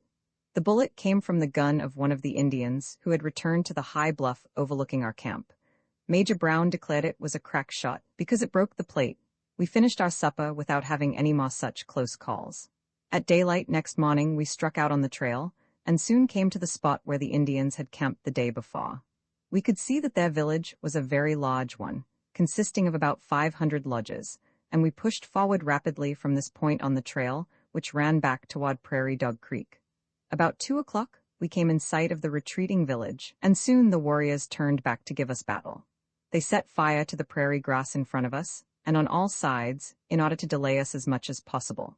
We kept up a running fight for the remainder of the afternoon, and the Indians repeatedly attempted to lead us off the track of their flying village, but their trail was easily followed, as they were continually dropping teepee poles, camp kettles, robes, furs, and all heavy articles belonging to them. They were evidently scattering, and it finally became difficult for us to keep on the main trail.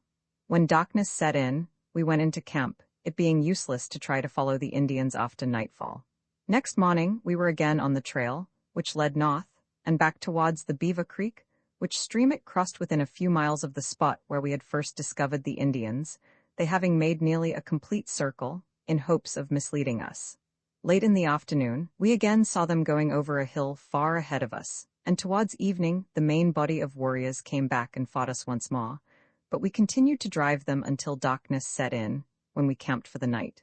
The Indians soon scattered in every direction, but we followed the main trail to the Republican River, where we made a cutoff, and then went north towards the Platte River. We found, however, that the Indians, by traveling night and day, had got a long start, and the general concluded that it was useless to follow them any further, as we had pushed them so hard, and given them such a scare that they would leave the Republican country and go north across the Union Pacific Railroad. Most of the Indians, as he had predicted, did cross the Platte River, near Ogallala, on the Union Pacific, and thence continued northward. That night we returned to the Republican River and camped in a grove of cottonwoods, which I named Carr's Grove, in honor of the commanding officer. The general told me that the next day's march would be towards the headwaters of the Beaver, and he asked me the distance. I replied that it was about 25 miles, and he said we would make it the next day. Getting an early start in the morning, we struck out across the prairie, my position as guide being ahead of the advance guard.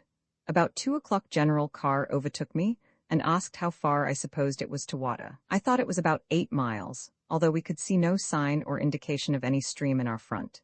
"Papoon's scouts say that you are going in the wrong direction," said the general, "and in the way you are bearing it will be 15 miles before you can strike any of the branches of the Beaver, and that when you do, you will find no water, for the beavers are dry at this time of the year at that point." "General, I think the scouts are mistaken," said I, "for the Beaver has more water near its head than it has below, and at the place where we will strike the stream we will find immense beaver dams, large enough and strong enough to cross the whole command if you wish." "Well, Cody, go ahead," said he. "I'll leave it to you, but remember that I don't want a dry camp." "No danger of that," said I, and then I rode on, leaving him to return to the command. As I had predicted, we found water 7 or 8 miles further on, where we came upon a beautiful little stream, a tributary of the Beaver, hidden in the hills. We had no difficulty in selecting a good halting place and obtaining fresh spring water and excellent grass. The general, upon learning from me that the stream, which was only 8 or 9 miles long, had no name, took out his map and located it, and named it Cody's Creek, which name it still bears. We pulled out early next morning for the Beaver, and when we were approaching the stream, I rode on ahead of the advance guard in order to find a crossing.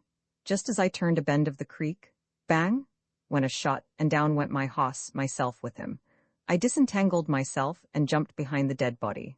Looking in the direction whence the shot had come, I saw 2 Indians, and at once turned my gun loose on them, but in the excitement of the moment I missed my aim. They fired 2 or 3 more shots, and I returned the compliment, wounding one of their hosses. On the opposite side of the creek, going over the hill, I observed a few lodges moving rapidly away, and also some mounted warriors, who could see me, and who kept blazing away with their guns. The 2 Indians who had fired at me and had killed my hoss were retreating across the creek on a beaver dam. I sent a few shots after them to accelerate their speed, and also fired at the ones on the other side of the stream. I was undecided as to whether it was best to run back to the command on foot or hold my position. I knew that within a few minutes the troops would come up, and if they heard the firing they would come rapidly. The Indians, seeing that I was alone, turned and charged down the hill, and were about to recross the creek to corral me, when the advance guard of the command put in an appearance on the ridge and dashed forward to my rescue. The Redskins whirled and made off. When General Carr came up, he ordered Company I to go in pursuit of the band. I accompanied Lieutenant Brady, who commanded, and we had a running fight with the Indians, lasting several hours. We captured several head of their hosses and most of their lodges. At night we returned to the command, which by this time had crossed the creek on the Beaver Dam. We scouted for several days along the river and had 2 or 3 lively skirmishes. Finally, our supplies began to run low, and General Carr gave orders to return to Fort Wallace, which we reached 3 days afterwards, and where we remained several days. While the regiment was waiting here for orders, I spent most of the time in hunting buffaloes, and one day while I was out with a small party, we were jumped by about 50 Indians. We had a severe fight of at least an hour, when we succeeded in driving the enemy. They lost 4 of their warriors, and probably concluded that we were a hard crowd. I had some excellent marksmen with me, and they did some fine work, sending the bullets thick and fast where they would do the most good. 2 or 3 of our hosses had been hit, and 1 man had been wounded. We were ready and willing to stay with the Redskins as long as they wished, but they finally gave it up, however, as a bad job, and rode off.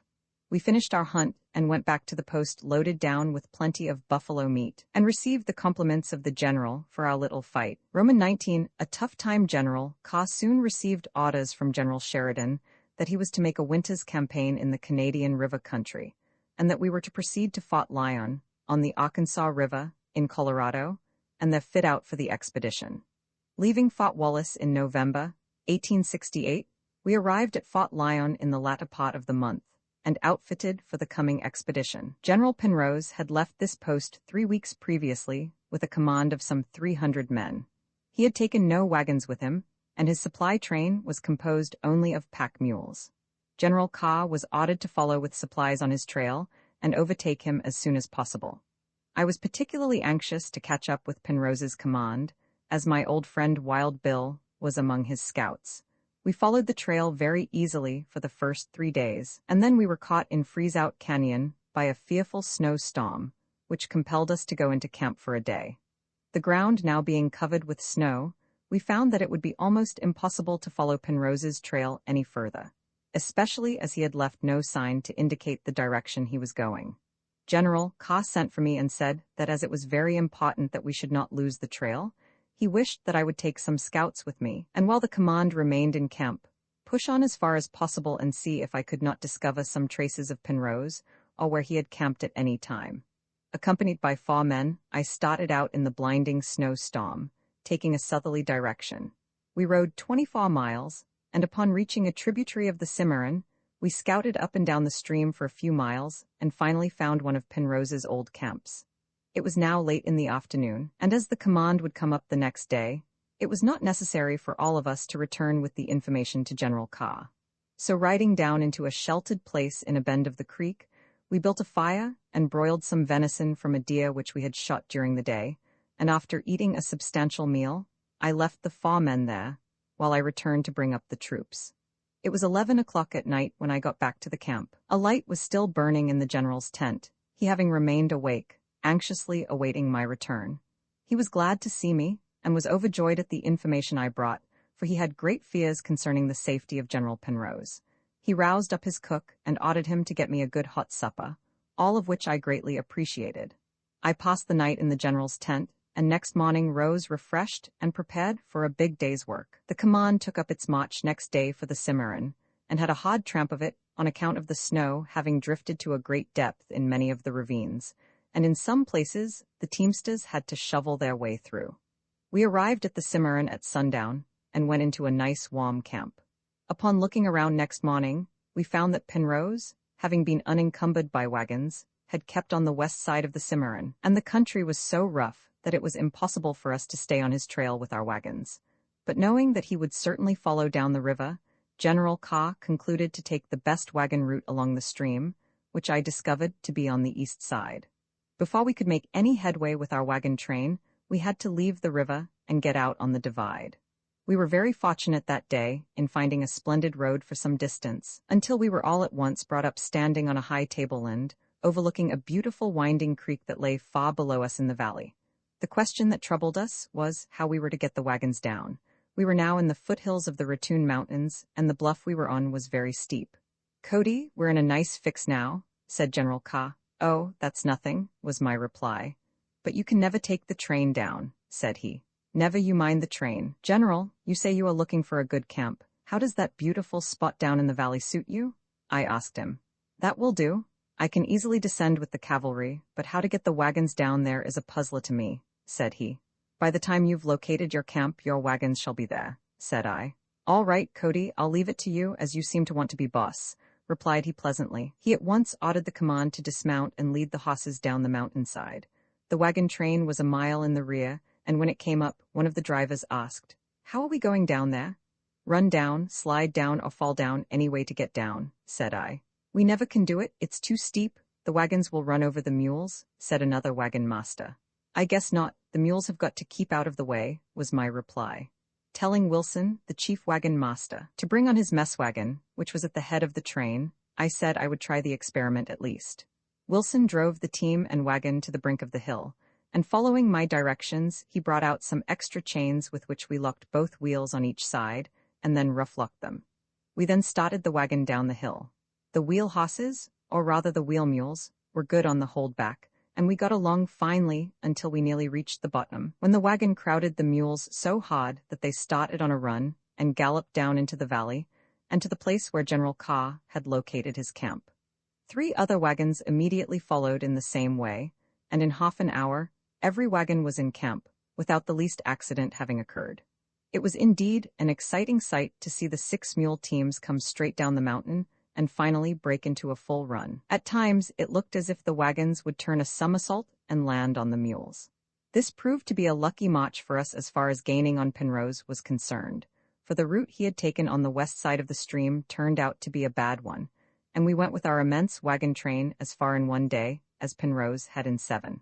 His command had marched on to a plateau, a high tableland so steep that not even a pack mule could descend it, and he was obliged to retrace his steps a long ways, thus losing 3 days' time as we afterwards learned. While in this camp, we had a lively turkey hunt. The trees along the banks of the stream were literally alive with wild turkeys, and after unsaddling the horses, between 200 and 300 soldiers surrounded a grove of timber and had a grand turkey roundup, killing 500 of the birds with guns, clubs, and stones. Of course, we had turkey in every style after this hunt: roast turkey, boiled turkey, fried turkey, turkey on toast, and so on, and we appropriately called this place Camp Turkey. From this point on, for several days, we had no trouble in following Penrose's trail, which led us in a southeasterly direction towards the Canadian River. No Indians were seen, nor any signs of them found. One day, while riding in advance of the command, down San Francisco Creek, I heard someone calling my name from a little bunch of willow brush on the opposite bank, and upon looking closely at the spot, I saw a Negro. "Sakes alive, Massa Bill, am dat you?"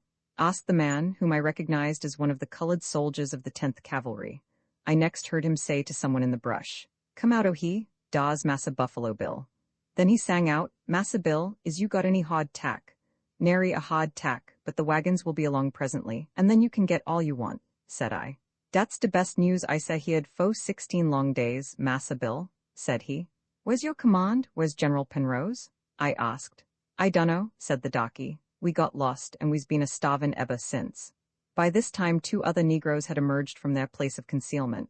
They had deserted Penrose's command, which was out of rations and nearly in a starving condition, and were trying to make their way back to Fort Lyon. General Carr concluded, from what they could tell him, that General Penrose was somewhere on Polidora Creek, but we could not learn anything definite from the starved Mokes, for they knew not where they were themselves. Having learned that General Penrose's troops were in such bad shape, General Carr ordered Major Brown to start out the next morning with 2 companies of cavalry and 50 pack mules loaded with provisions, and to make all possible speed to reach and relieve the suffering soldiers. I accompanied this detachment, and on the 3rd day out, we found the half-famished soldiers camped on the Polidora. The camp presented a pitiful sight indeed. For over 2 weeks the men had had only quarter rations, and were now nearly starved to death. Over 200 horses and mules were lying dead, having died from fatigue and starvation. General Penrose, having feared that General Carr would not find him, had sent back a company of the 7th Cavalry to Fort Lyon for supplies, but no word as yet had been heard from them. The rations which Major Brown brought to the command came none too soon, and were the means of saving many a life. About the first man I saw after reaching the camp was my old, true and tried friend, Wild Bill. That night we had a jolly reunion around the campfires. General Carr, upon arriving with his force, took command of all the troops, he being the senior officer and ranking General Penrose. After selecting a good camp, he unloaded the wagons and sent them back to Fort Lyon for fresh supplies. He then picked out 500 of the best men and horses, and taking his pack train with him, he started south for the Canadian River, distant about 40 miles, leaving the rest of the troops at the supply camp. I was ordered to accompany this expedition. We struck the South Fork of the Canadian River, or Rio Colorado, at a point a few miles above the old adobe walls, which at one time had composed a fort, and was the place where Kit Carson once had a big Indian fight. We were now within 12 miles of a new supply depot, called Camp Evans, which had been established for the 3rd Cavalry and Evans's expedition from New Mexico. The scouts who had brought in this information also reported that they expected the arrival at Camp Evans of a bull train from New Mexico with a large quantity of beer for the soldiers. This news was pie for Wild Bill and myself, and we determined to lie low for that beer outfit. That very evening it came along, and the beer that was destined for the soldiers at Camp Evans never reached its destination. It went straight down the thirsty throats of General Carr's command. It appears that the Mexicans living near Fort Union had manufactured the beer, and were taking it through to Camp Evans to sell to the troops, but it struck a lively market without going so far. It was sold to our boys in pint cups, and as the weather was very cold, we warmed the beer by putting the ends of our picket pins heated red hot into the cups. The result was one of the biggest beer jollifications I ever had the misfortune to attend. One evening, General Ka summoned me to his tent and said he wished to send some scouts with dispatches to Camp Supply, which were to be forwarded from there to Sheridan. He ordered me to call the scouts together at once at his headquarters and select the men who were to go. I asked him if I should not go myself, but he replied that he wished me to remain with the command, as he could not spare me. The distance to Camp Supply was about 200 miles, and owing to the very cold weather it was anything but a pleasant trip. Consequently, none of the scouts were anxious to undertake it.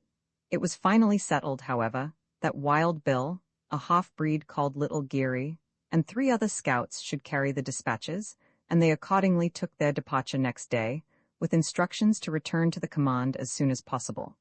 For several days we scouted along the Canadian River, but found no signs of Indians. General Ka then went back to his camp, and soon afterwards our wagon train came in from Fort Lyon with a fresh load of provisions. Our animals being in poor condition, we remained in different camps along San Francisco Creek and the North Fork of the Canadian until Wild Bill and his scouts returned from Camp Supply.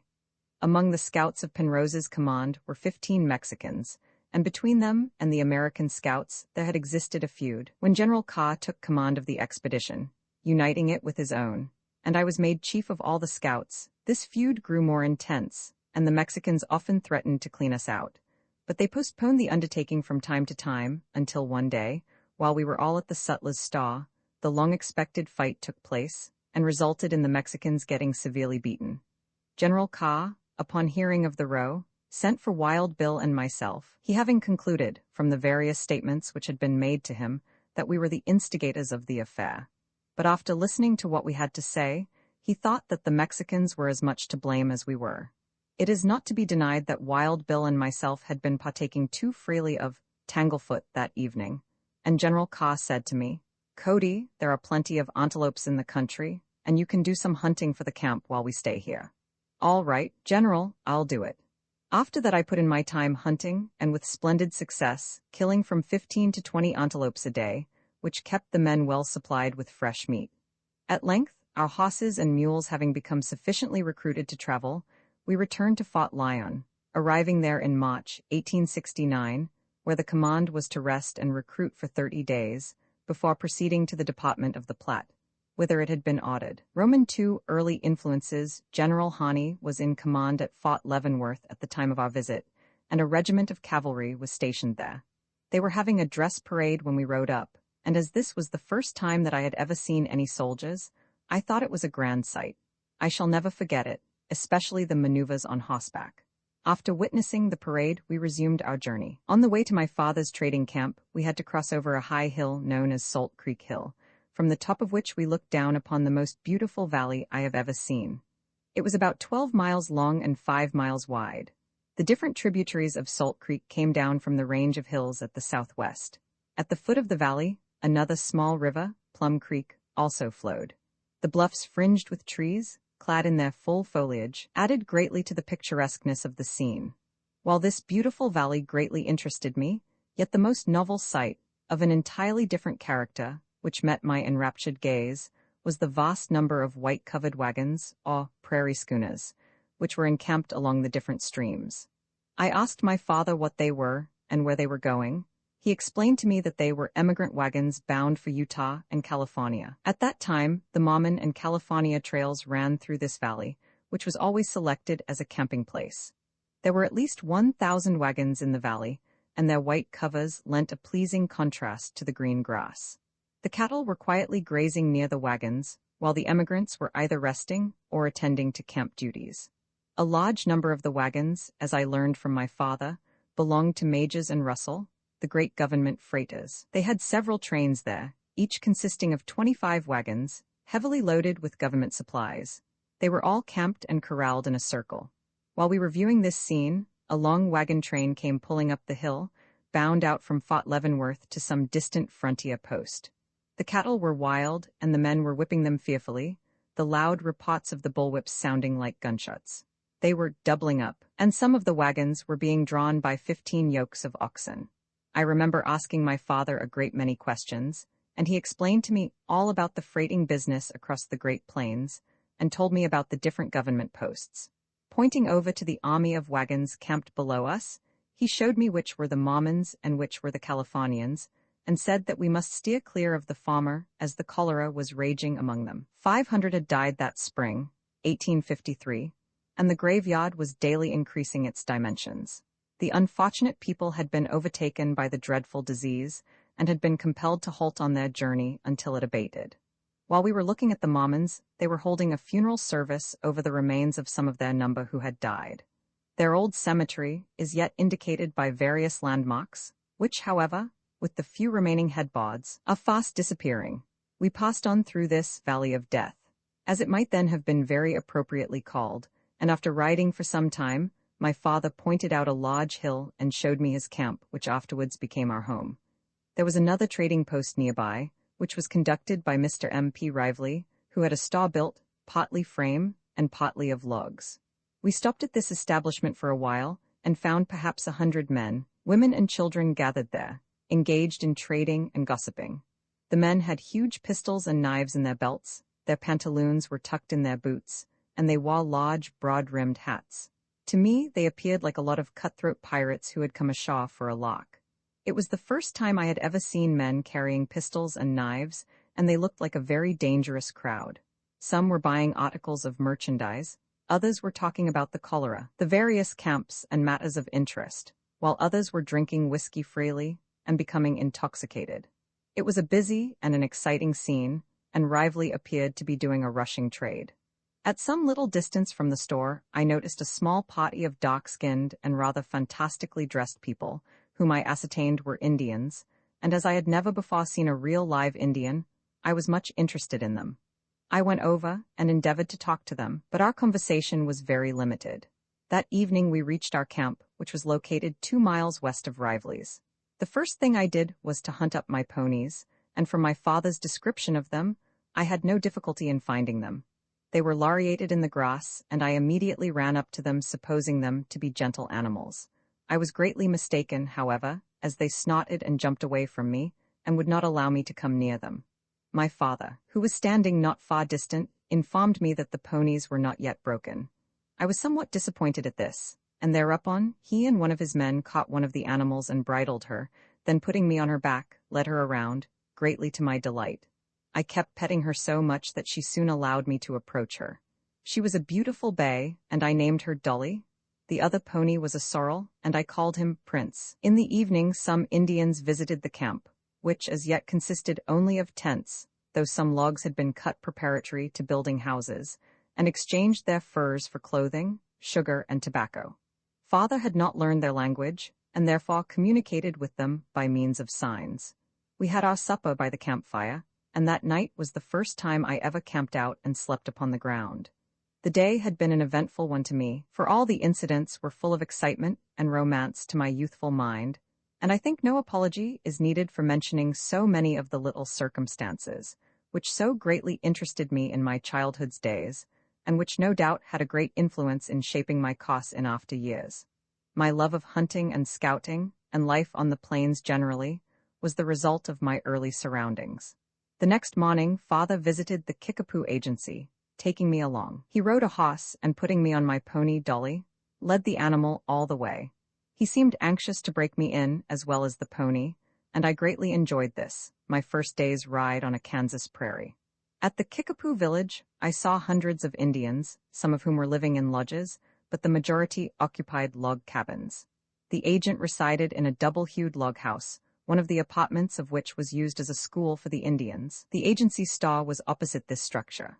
All the buildings were whitewashed and looked neat and clean. The Kickapoos were very friendly Indians, and we spent much of our time among them, looking about and studying their habits. After a while we returned to our own camp, and just as we arrived there, we saw a drove of horses. There were 300 or 400 in all, approaching from the west over the California Trail. They were being driven by 7 or 8 mounted men, wearing sombreros and dressed in buckskin, with their lariats dangling from their saddles, and they were followed by 2 or 3 pack mules or horses. They went into camp a little below us on the bank of the stream. Presently one of the men walked out towards our camp, and my father called to me to come and see a genuine Weston man. He was about 6 feet 2 inches tall, was well built, and had a light, springy and wiry step. He wore a broad-brimmed California hat and was dressed in a complete suit of buckskin, beautifully trimmed and beaded. He saluted us, and father invited him to sit down, which he did. After a few moments' conversation, he turned to me and said, "Little one, I see you are working with your ponies. They are wild yet." I had been petting Dolly and trying to break her when my father called me to come and look at the Californian. "Yes," I replied, "and one of them never has been ridden."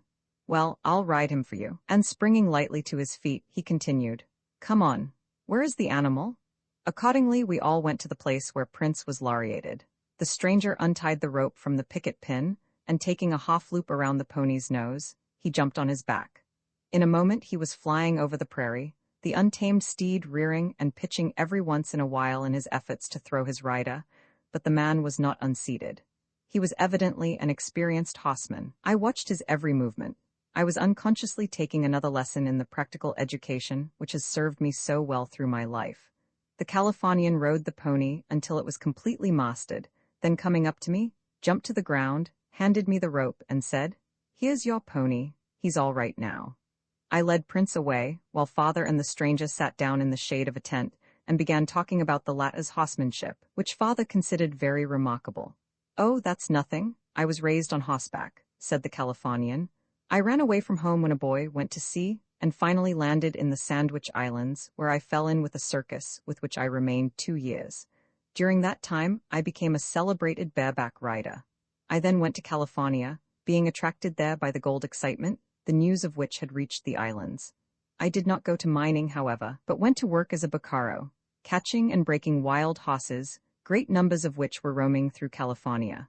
Last summer, we caught this herd that we have brought with us across the plains, and are taking it to the States to sell.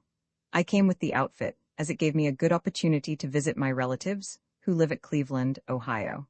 I also had an uncle over at Weston, across the river, when I ran away, and tomorrow I am going to visit the town to see if he is there yet."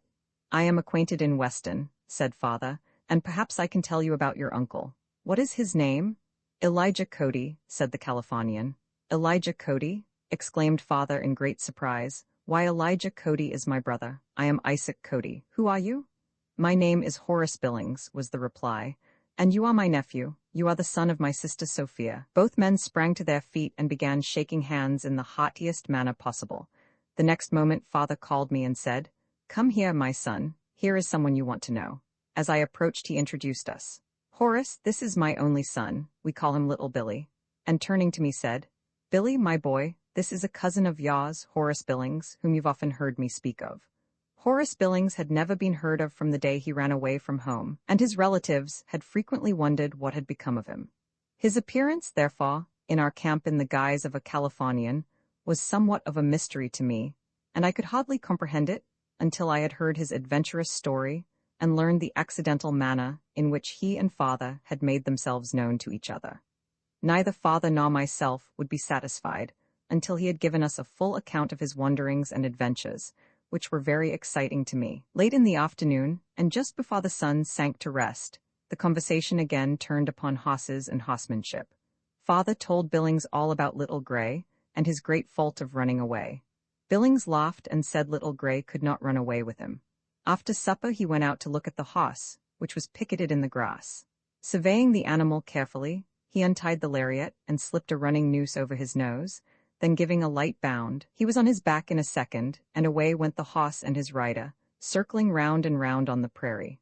Billings managed him by the rope alone, and convinced him that he was his master. When half a mile away, the horse started for camp at the top of his speed.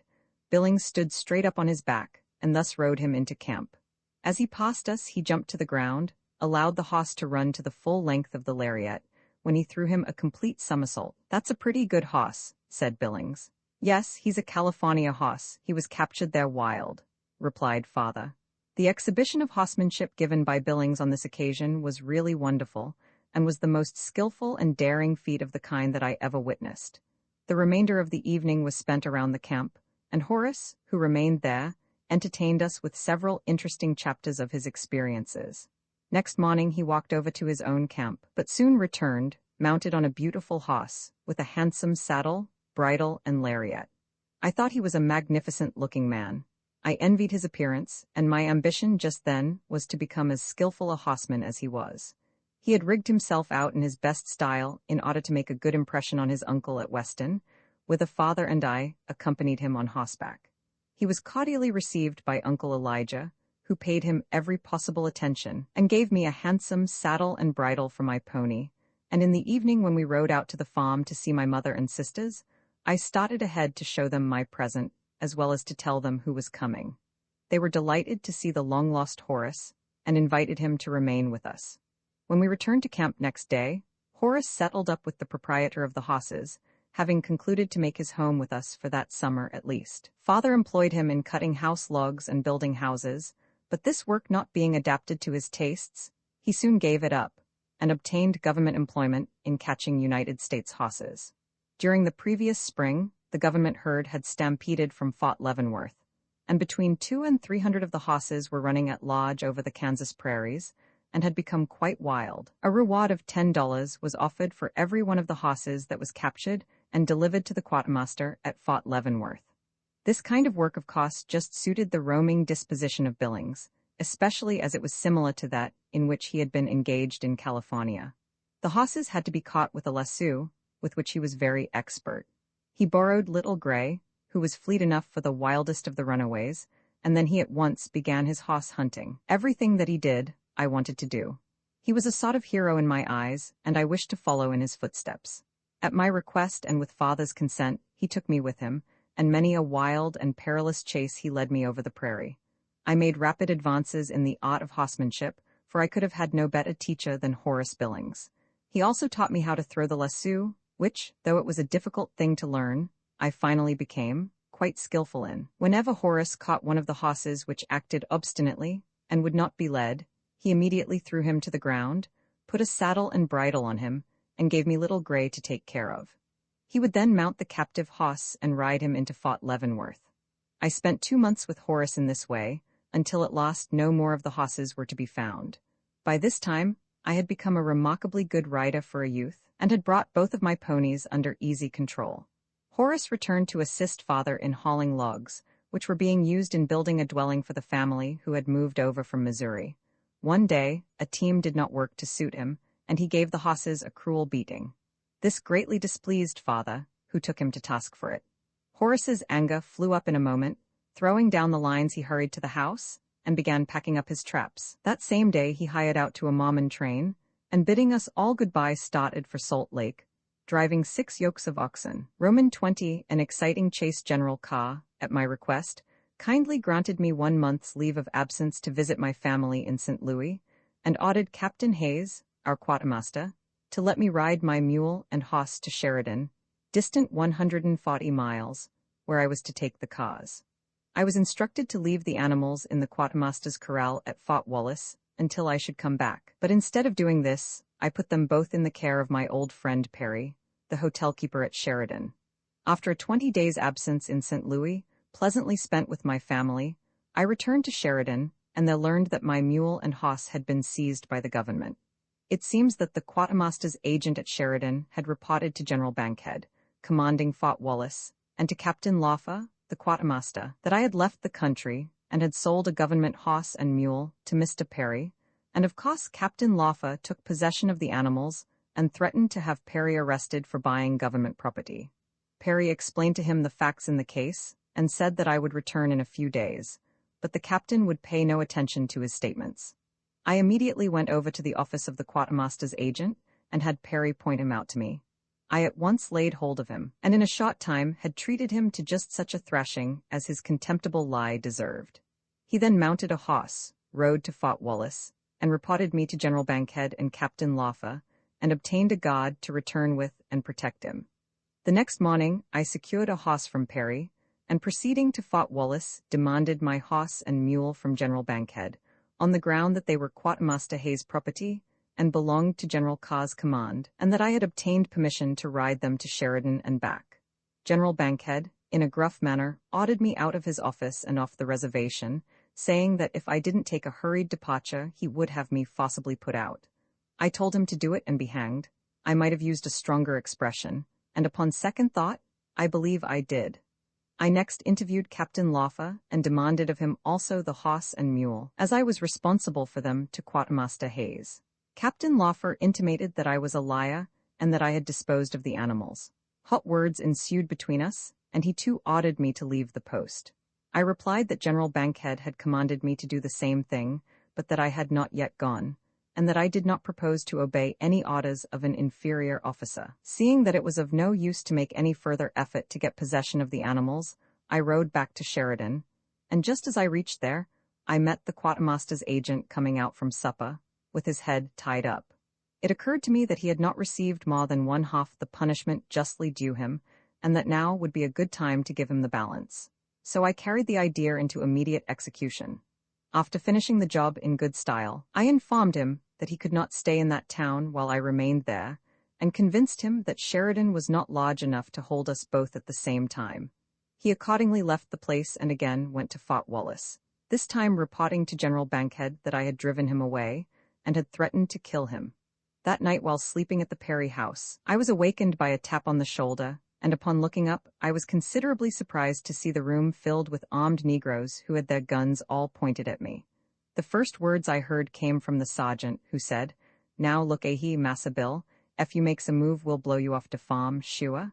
Just then Captain Ezekiel entered and ordered the soldiers to stand back. "Captain, what does this mean?" I asked. "I am sorry, Bill, but I have been ordered by General Bankhead to arrest you and bring you to Fort Wallace," said he.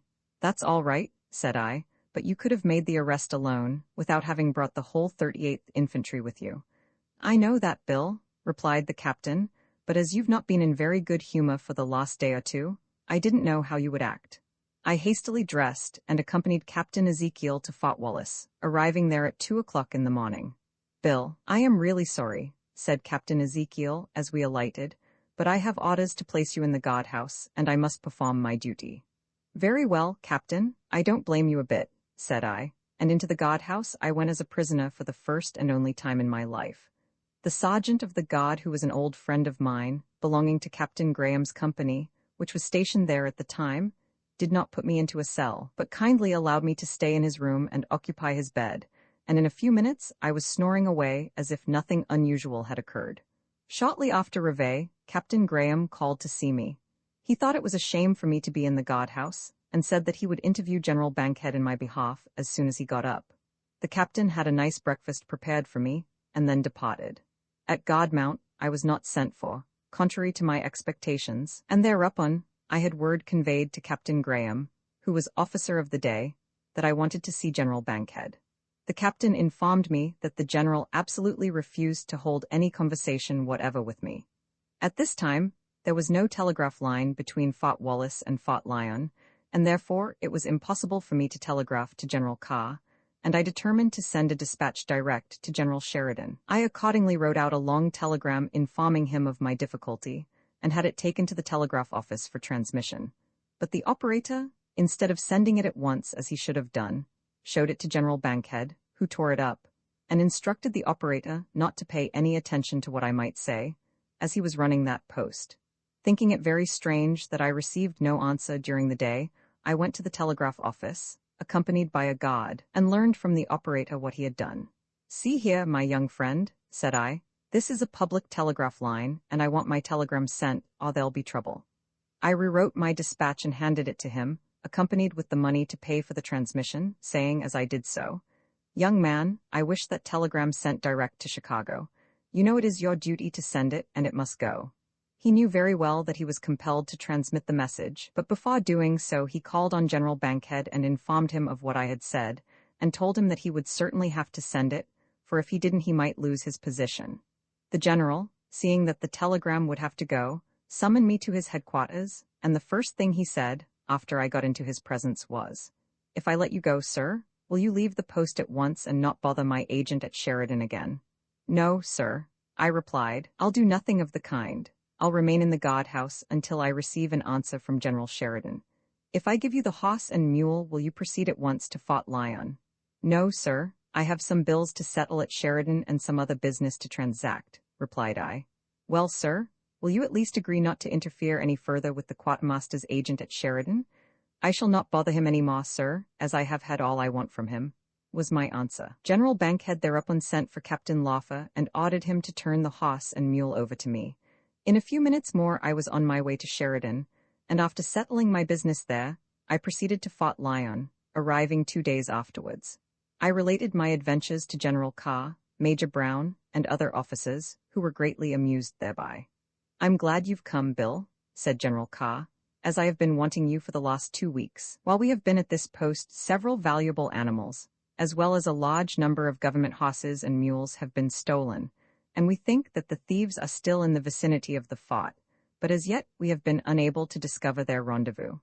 I have had a party out for the last few days in the neighborhood of Old Fort Lyon, and they have found fresh tracks down there, and seem to think that the stock is concealed somewhere in the timber, along the Arkansas River. Bill Green, one of the scouts who has just come up from there, can perhaps tell you something more about the matter." Green, who had been summoned, said that he had discovered fresh trails before striking the heavy timber opposite Old Fort Lyon, but that in the tall grass he could not follow them. He had marked the place where he had last seen fresh mule tracks so that he could find it again. "Now, Cody, you're just the person we want," said the general. "Very well, I'll get a fresh mount, and tomorrow I'll go down and see what I can discover," said I. "You had better take 2 men besides Green, and a pack mule with 8 or 10 days' rations," suggested the general, "so that if you find the trail you can follow it up, as I am very anxious to get back this stolen property. The scoundrels have taken one of my private horses, and also Lieutenant Fawbush's favorite little black race mule." Next morning I started out after the horse thieves, being accompanied by Green, Jack Foley, and another scout.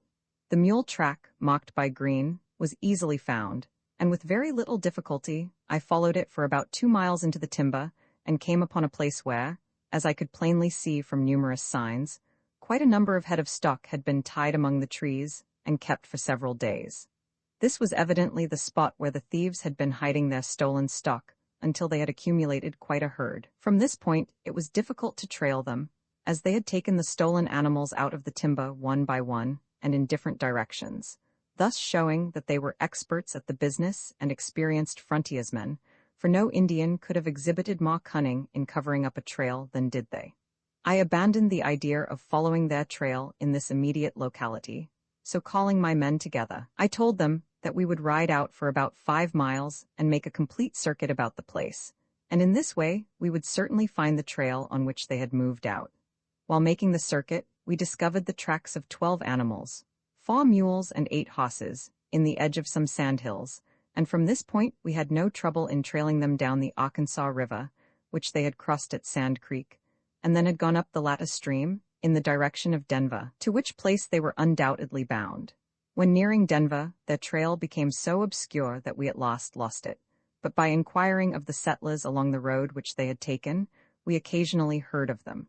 When within 4 miles of Denver, this was on a Thursday, we learned that the horse thieves had passed there 2 days before. I came to the conclusion they would attempt to dispose of the animals in Denver, and being aware that Saturday was the great auction day there, I thought it best to remain where we were at a hotel and not go into the city until that day. It certainly would not have been advisable for me to have gone into Denver meantime, because I was well known there, and if the thieves had learned of my presence in the city, they would at once have suspected my business. Early Saturday morning, we rode into town and stabled our horses at the Elephant Corral.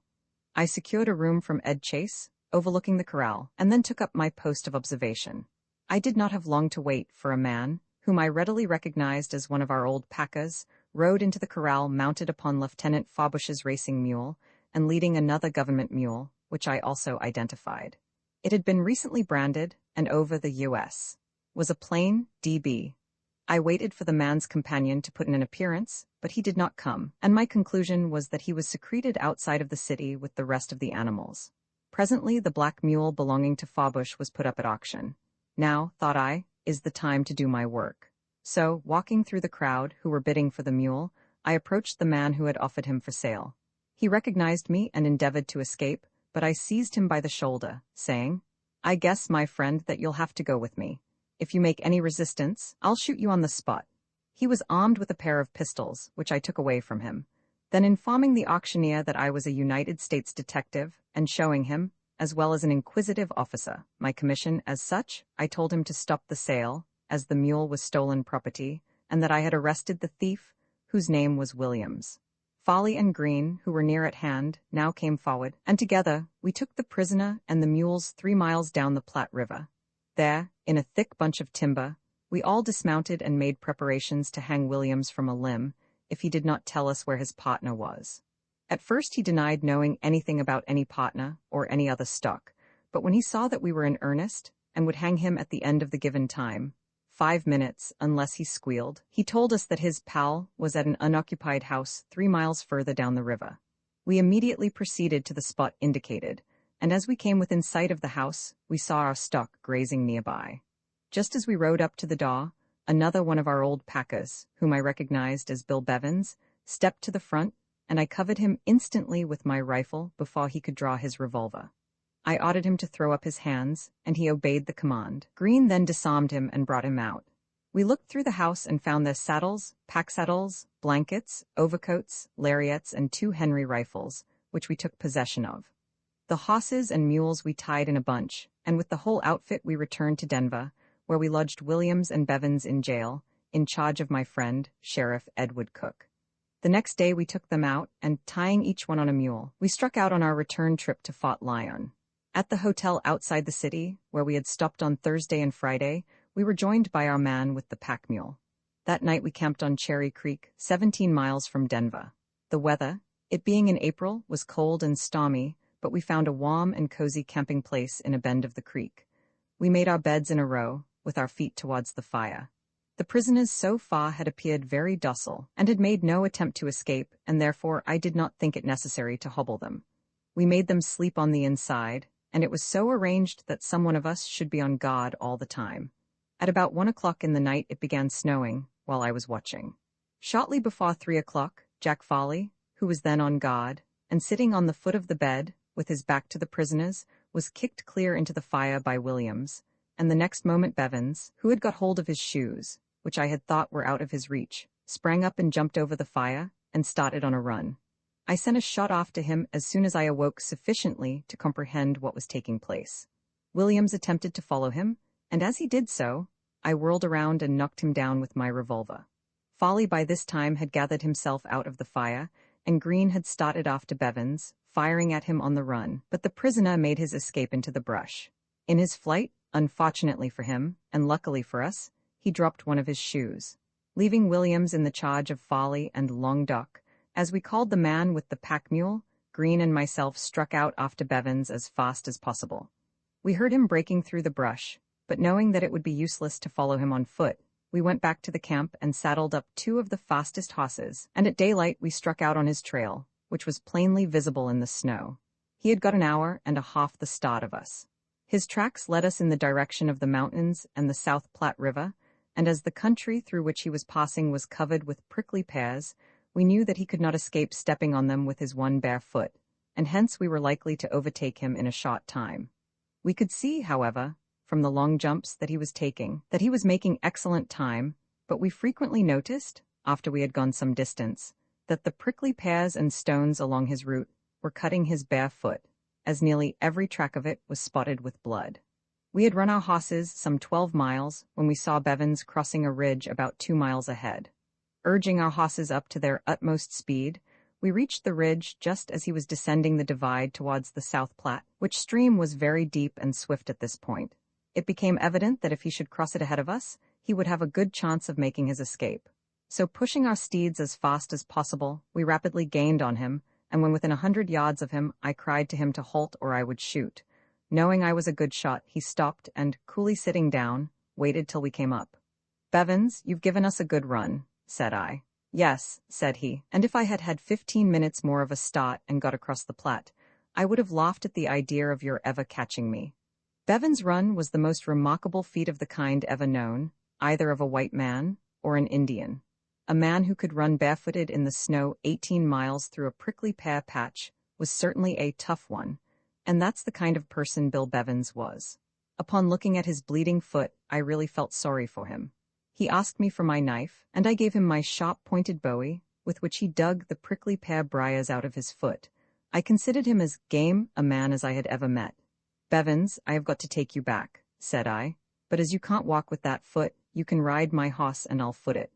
We accordingly started back for our camp with Bevins on my horse, which was led either by Green or myself, as we alternately rode the other horse.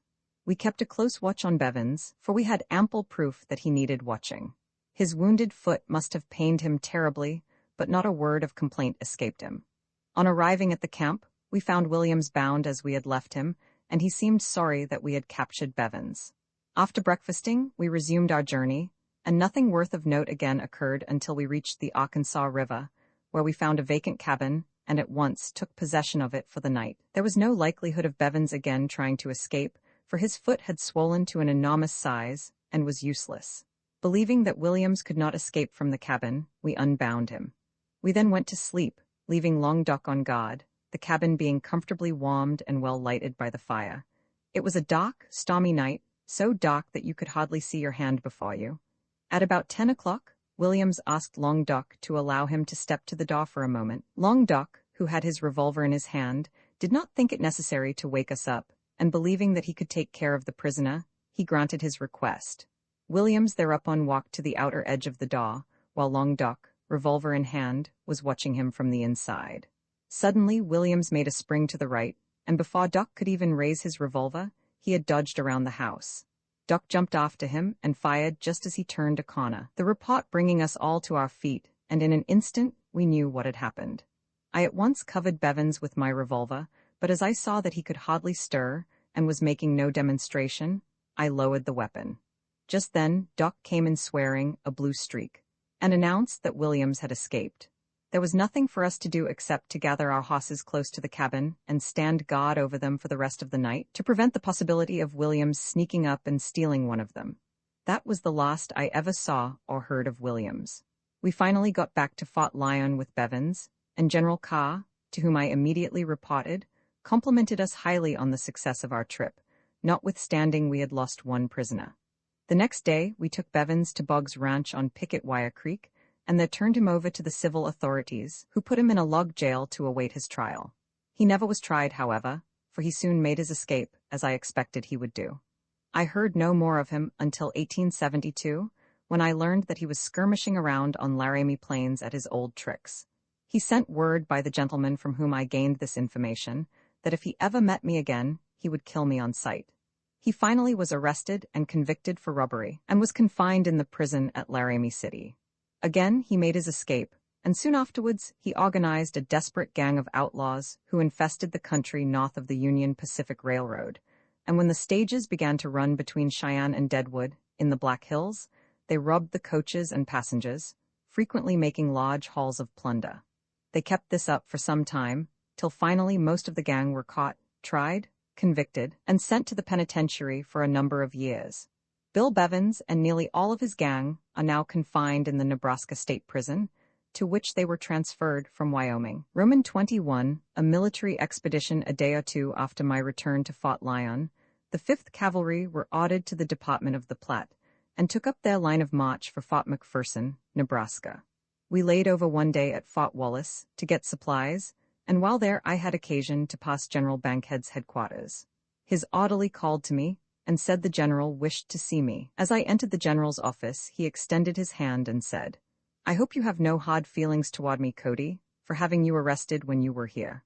I have just had a talk with General Carr and Quartermaster Hayes, and they informed me that you had their permission to ride the horse and mule, and if you had stated this fact to me, there would have been no trouble about the matter whatever." "That is all right, General," said I. "I will think no more of it, but I don't believe that your quartermaster's agent will ever again circulate false stories about me." "No," said the general. "He has not yet recovered from the beating that you gave him." From Fort Wallace, we moved down to Sheridan, where the command halted for us to lay in a supply of forage which was stored there. I was still messing with Major Brown, with whom I went into the village to purchase a supply of provisions for our mess, but unfortunately we were in too jolly a mood to fool away money on grub. We bought several articles, however, and put them into the ambulance and sent them back to the camp with our cook. The major and myself did not return until reveille next morning. Soon afterwards, the general sounded boots and saddles, and presently the regiment was on its way to McPherson. It was very late before we went into camp that night, and we were tired and hungry. Just as Major Brown was having his tent put up, his cook came to us and asked where the provisions were that we had bought the day before. Why did we not give them to you? Did you not bring them to camp in the ambulance? Asked Major Brown. No, sir. It was only a 5-gallon demijohn of whiskey, a 5-gallon demijohn of brandy, and 2 cases of old Tomcat gin, said the cook. The mischief? I exclaimed.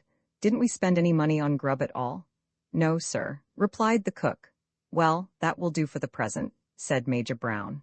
It seems that our minds had evidently been running on a different subject than provisions while we were loitering in Sheridan, and we found ourselves, with a 250-mile march ahead of us, without anything more inviting than ordinary army rations. At this juncture, Captain Denny came up, and the Major apologized for not being able to invite him to take supper with us, but we did the next best thing and asked him to take a drink. He remarked that that was what he was looking for, and when he learned of our being out of commissary supplies, and that we had bought nothing except whiskey, brandy, and gin, he said, joyously, "Boys, as we have an abundance, you can eat with us, and we will drink with you." It was a satisfactory arrangement, and from that time forward we traded our liquids for their solids. When the rest of the officers heard of what Brown and I had done, they all sent us invitations to dine with them at any time. We returned the compliment by inviting them to drink with us whenever they were dry. Although I would not advise anybody to follow our example, yet it is a fact that we got more provisions for our whiskey than the same money, which we paid for the liquor, would have bought. So after all it proved a very profitable investment. On reaching the North Fork of the Beaver and riding down the valley towards the stream, I suddenly discovered a large, fresh Indian trail. On examination, I found it to be scattered all over the valley on both sides of the creek, as if a very large village had recently passed down that way. Judging from the size of the trail, I thought there could not be less than 400 lodges, or between 2,500 and 3,000 warriors, women and children in the band. I galloped hack to the command, distant about 3 miles, and reported the news to General Carr, who halted the regiment, and after consulting a few minutes, ordered me to select a ravine, or as low ground as possible, so that he could keep the troops out of sight until we could strike the creek. We went into camp on the Beaver, and the general ordered Lieutenant Ward to take 12 men and myself and follow up the trail for several miles, and find out how fast the Indians were traveling. I was soon convinced, by the many camps they had made, that they were traveling slowly and hunting as they journeyed. We went down the Beaver on this scout about 12 miles, keeping our horses well concealed under the banks of the creek, so as not to be discovered. At this point, Lieutenant Ward and myself, leaving our horses behind us, crawled to the top of a high knoll, where we could have a good view for some miles distant down the stream. We peeped over the summit of the hill, and not over 3 miles away, we could see a whole Indian village in plain sight, and thousands of ponies grazing around on the prairie.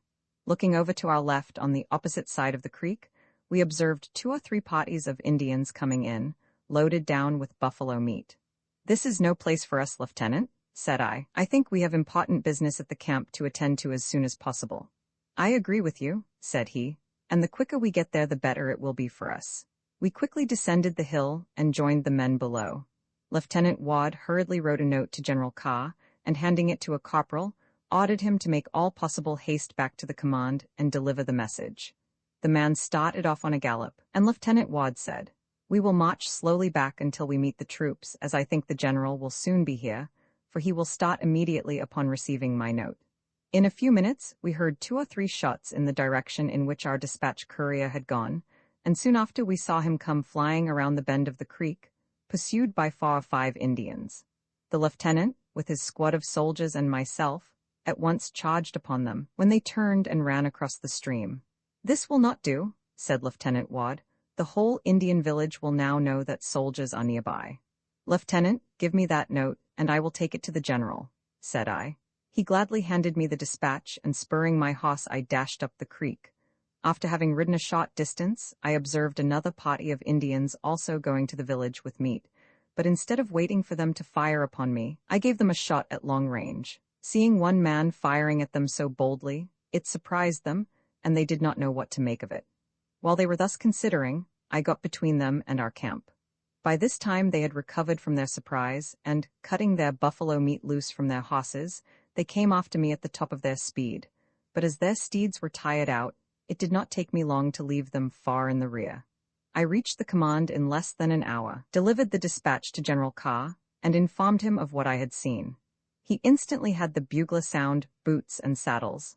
And all the troops, with the exception of 2 companies, which we left to guard the train, were soon galloping in the direction of the Indian camp. We had ridden about 3 miles when we met Lieutenant Ward, who was coming slowly towards us. He reported that he had run into a party of Indian buffalo hunters and had killed one of the number and had had one of his horses wounded. We immediately pushed forward and after marching about 5 miles came within sight of hundreds of mounted Indians advancing up the creek to meet us. They formed a complete line in front of us. General Carr, being desirous of striking their village, ordered the troops to charge, break through their line, and keep straight on. This movement would, no doubt, have been successfully accomplished had it not been for the rattle-brained and daredevil French Lieutenant Skinowski, commanding Company B, who, misunderstanding General Carr's orders, charged upon some Indians at the left, while the rest of the command dashed through the enemy's line, and was keeping straight on, when it was observed that Skinowski and his company were surrounded by 400 or 500 redskins. The general, to save the company, was obliged to sound a halt and charge back to the rescue. The company, during this short fight, had several men and quite a number of horses killed. All this took up valuable time, and night was coming on. The Indians were fighting desperately to keep us from reaching their village, which, being informed by couriers of what was taking place, was packing up and getting away. During that afternoon, it was all we could do to hold our own in fighting the mounted warriors, who were in our front and contesting every inch of the ground. The general had left word for our wagon train to follow up with its escort of 2 companies, but as it had not made its appearance, he entertained some fears that it had been surrounded, and to prevent the possible loss of the supply train, we had to go back and look for it. About 9 o'clock that evening we found it, and went into camp for the night. Next morning we passed down the creek, and there was not an Indian to be seen. They had all disappeared and gone on with their village. 2 miles further on, we came to where a village had been located, and here we found nearly everything belonging or pertaining to an Indian camp, which had been left in the great hurry to get away. These articles were all gathered up and burned. We then pushed out on the trail as fast as possible. It led us to the northeast towards the Republican, but as the Indians had a night the start of us we entertained, but little hope of overtaking them that day. Upon reaching the Republican in the afternoon, the general called a halt, and as the trail was running more to the east, he concluded to send his wagon train on to Fort McPherson by the most direct route, while he would follow on the trail of the Redskins. Next morning at daylight, we again pulled out and were evidently gaining rapidly on the Indians, for we could occasionally see them in the distance. About 11 o'clock that day, while Major Babcock was ahead of the main command with his company, and while we were crossing a deep ravine, we were surprised by about 300 warriors who commenced a lively fire upon us. Galloping out of the ravine onto the rough prairie, the men dismounted and returned the fire. We soon succeeded in driving the enemy before us, and were so close upon them at one time that they abandoned and threw away nearly all their lodges and camp equipages, and everything that had any considerable weight. They left behind them their played-out horses, and for miles we could see Indian furniture strewn along in every direction. The trail became divided, and the Indians scattered in small bodies all over the prairie. As night was approaching and our horses were about giving out, a halt was called. A company was detailed to collect all the Indian horses running loose over the country, and to burn the other Indian property. The command being nearly out of rations, I was sent to the nearest point, Old Fort Kearney, about 60 miles distant for supplies. Shortly after we reached Fort McPherson, which continued to be the headquarters of the 5th Cavalry for some time. We remained there for 10 days, fitting out for a new expedition to the Republican River country, and were reinforced by 3 companies of the celebrated Pawnee Indian Scouts, commanded by Major Frank North. His officers being Captain Lute North, brother of the Major, Captain Cushing, his brother-in-law, Captain Moss, and Lieutenants Beecher, Matthews, and Kislenbury. General Carr recommended at this time to General Auger, who was in command of the department, that I be made Chief of Scouts in the Department of the Platte, and informed me that in this position I would receive higher wages than I had been getting in the Department of the Missouri. This appointment I had not asked for. I made the acquaintance of Major Frank North, and I found him, and his officers, perfect gentlemen, and we were all good friends from the very start. The Pawnee Scouts had made quite a reputation for themselves, as they had performed brave and valuable services in fighting against the Sioux, whose bitter enemies they were. Being thoroughly acquainted with the Republican and Beaver country, I was glad that they were to be with the expedition, and they did good service. During our stay at Fort McPherson, I made the acquaintance of Lieutenant George P. Belden, known as the White Chief, whose life was written by Colonel Brisbane, U.S. Army. I found him to be an intelligent, dashing fellow, a splendid rider, and an excellent shot. An hour after our introduction, he challenged me for a rifle match, the preliminaries of which were soon arranged. We were to shoot 10 shots each for $50, at 200 yards offhand. Belden was to use a Henry rifle, while I was to shoot my old Lucretia. This match I won, and then Belden proposed to shoot a 100-yard match as I was shooting over his distance. In this match Belden was victorious. We were now even, and we stopped right there. While we were at this post, General Auger and several of his officers, and also Thomas Duncan, Brevet Brigadier and Lieutenant Colonel of the 5th Cavalry, paid us a visit for the purpose of reviewing the command. The regiment turned out in fine style and showed themselves to be well-drilled soldiers, thoroughly understanding military tactics. The Pawnee Scouts were also reviewed, and it was very amusing to see them in their full regulation uniform. They had been furnished a regular cavalry uniform, and on this parade some of them had their heavy overcoats on, others their large black hats, with all the brass accoutrements attached. Some of them were minus pantaloons and only wore a breechclout. Others wore regulation pantaloons but no shirts on and were bareheaded. Others again had the seat of the pantaloons cut out, leaving only leggings. Some of them wore brass spurs, but had no boots or moccasins on. They seemed to understand the drill remarkably well for Indians. The commands, of course, were given to them in their own language by Major North, who could talk it as well as any full-blooded Pawnee. The Indians were well mounted and felt proud and elated because they had been made United States soldiers. Major North has had for years complete power over these Indians and can do more with them than any man living. That evening after the parade was over, the officers and quite a number of ladies visited a grand Indian dance given by the Pawnees, and of all the Indians I have seen, their dances excel those of any other tribe. Next day the command started. When encamped, several days after, on the Republican River near the mouth of the Beaver, we heard the whoops of Indians, followed by shots in the vicinity of the mule herd, which had been taken down to water. One of the herders came dashing into camp with an arrow sticking into him. My horse was close at hand, and mounting him bareback, I at once dashed off after the mule herd, which had been stampeded. I supposed certainly that I would be the first man on the ground. I was mistaken, however, for the Pawnee Indians, unlike regular soldiers, had not waited to receive orders from their officers, but had jumped on their ponies without bridles or saddles, and placing ropes in their mouths, had dashed off in the direction whence the shots had come, and had got there ahead of me. It proved to be a party of about 50 Sioux, who had endeavored to stampede our mules, and it took them by surprise to see their inveterate enemies, the Pawnees, coming at full gallop towards them. They were not aware that the Pawnees were with the command, and as they knew that it would take regular soldiers some time to turn out, they thought they would have ample opportunity to secure the herd before the troops could give chase. We had a running fight of 15 miles, and several of the enemy were killed. During this chase, I was mounted on an excellent horse, which Colonel Royal had picked out for me, and for the first mile or two, I was in advance of the Pawnees. Presently, a Pawnee shot by me like an arrow, and I could not help admiring the horse that he was riding. Seeing that he possessed rare running qualities, I determined if possible to get possession of the animal in some way. It was a large buckskin or yellow horse, and I took a careful view of him so that I would know him when I returned to camp. After the chase was over, I rode up to Major North and inquired about the buckskin horse. "Oh yes," said the Major, "that is one of our favorite steeds. What chance is there to trade for him?" I asked. "It is a government horse," said he, "and the Indian who is riding him is very much attached to the animal." "I have fallen in love with the horse myself," said I, "and I would like to know if you have any objections to my trading for him if I can arrange it satisfactorily with the Indian." He said, "None whatever, and I will help you to do it. You can give the Indian another horse in his place." A few days after this, I persuaded the Indian, by making him several presents, to trade horses with me, and in this way I became the owner of the buckskin steed, not as my own property, however, but as a government horse that I could ride.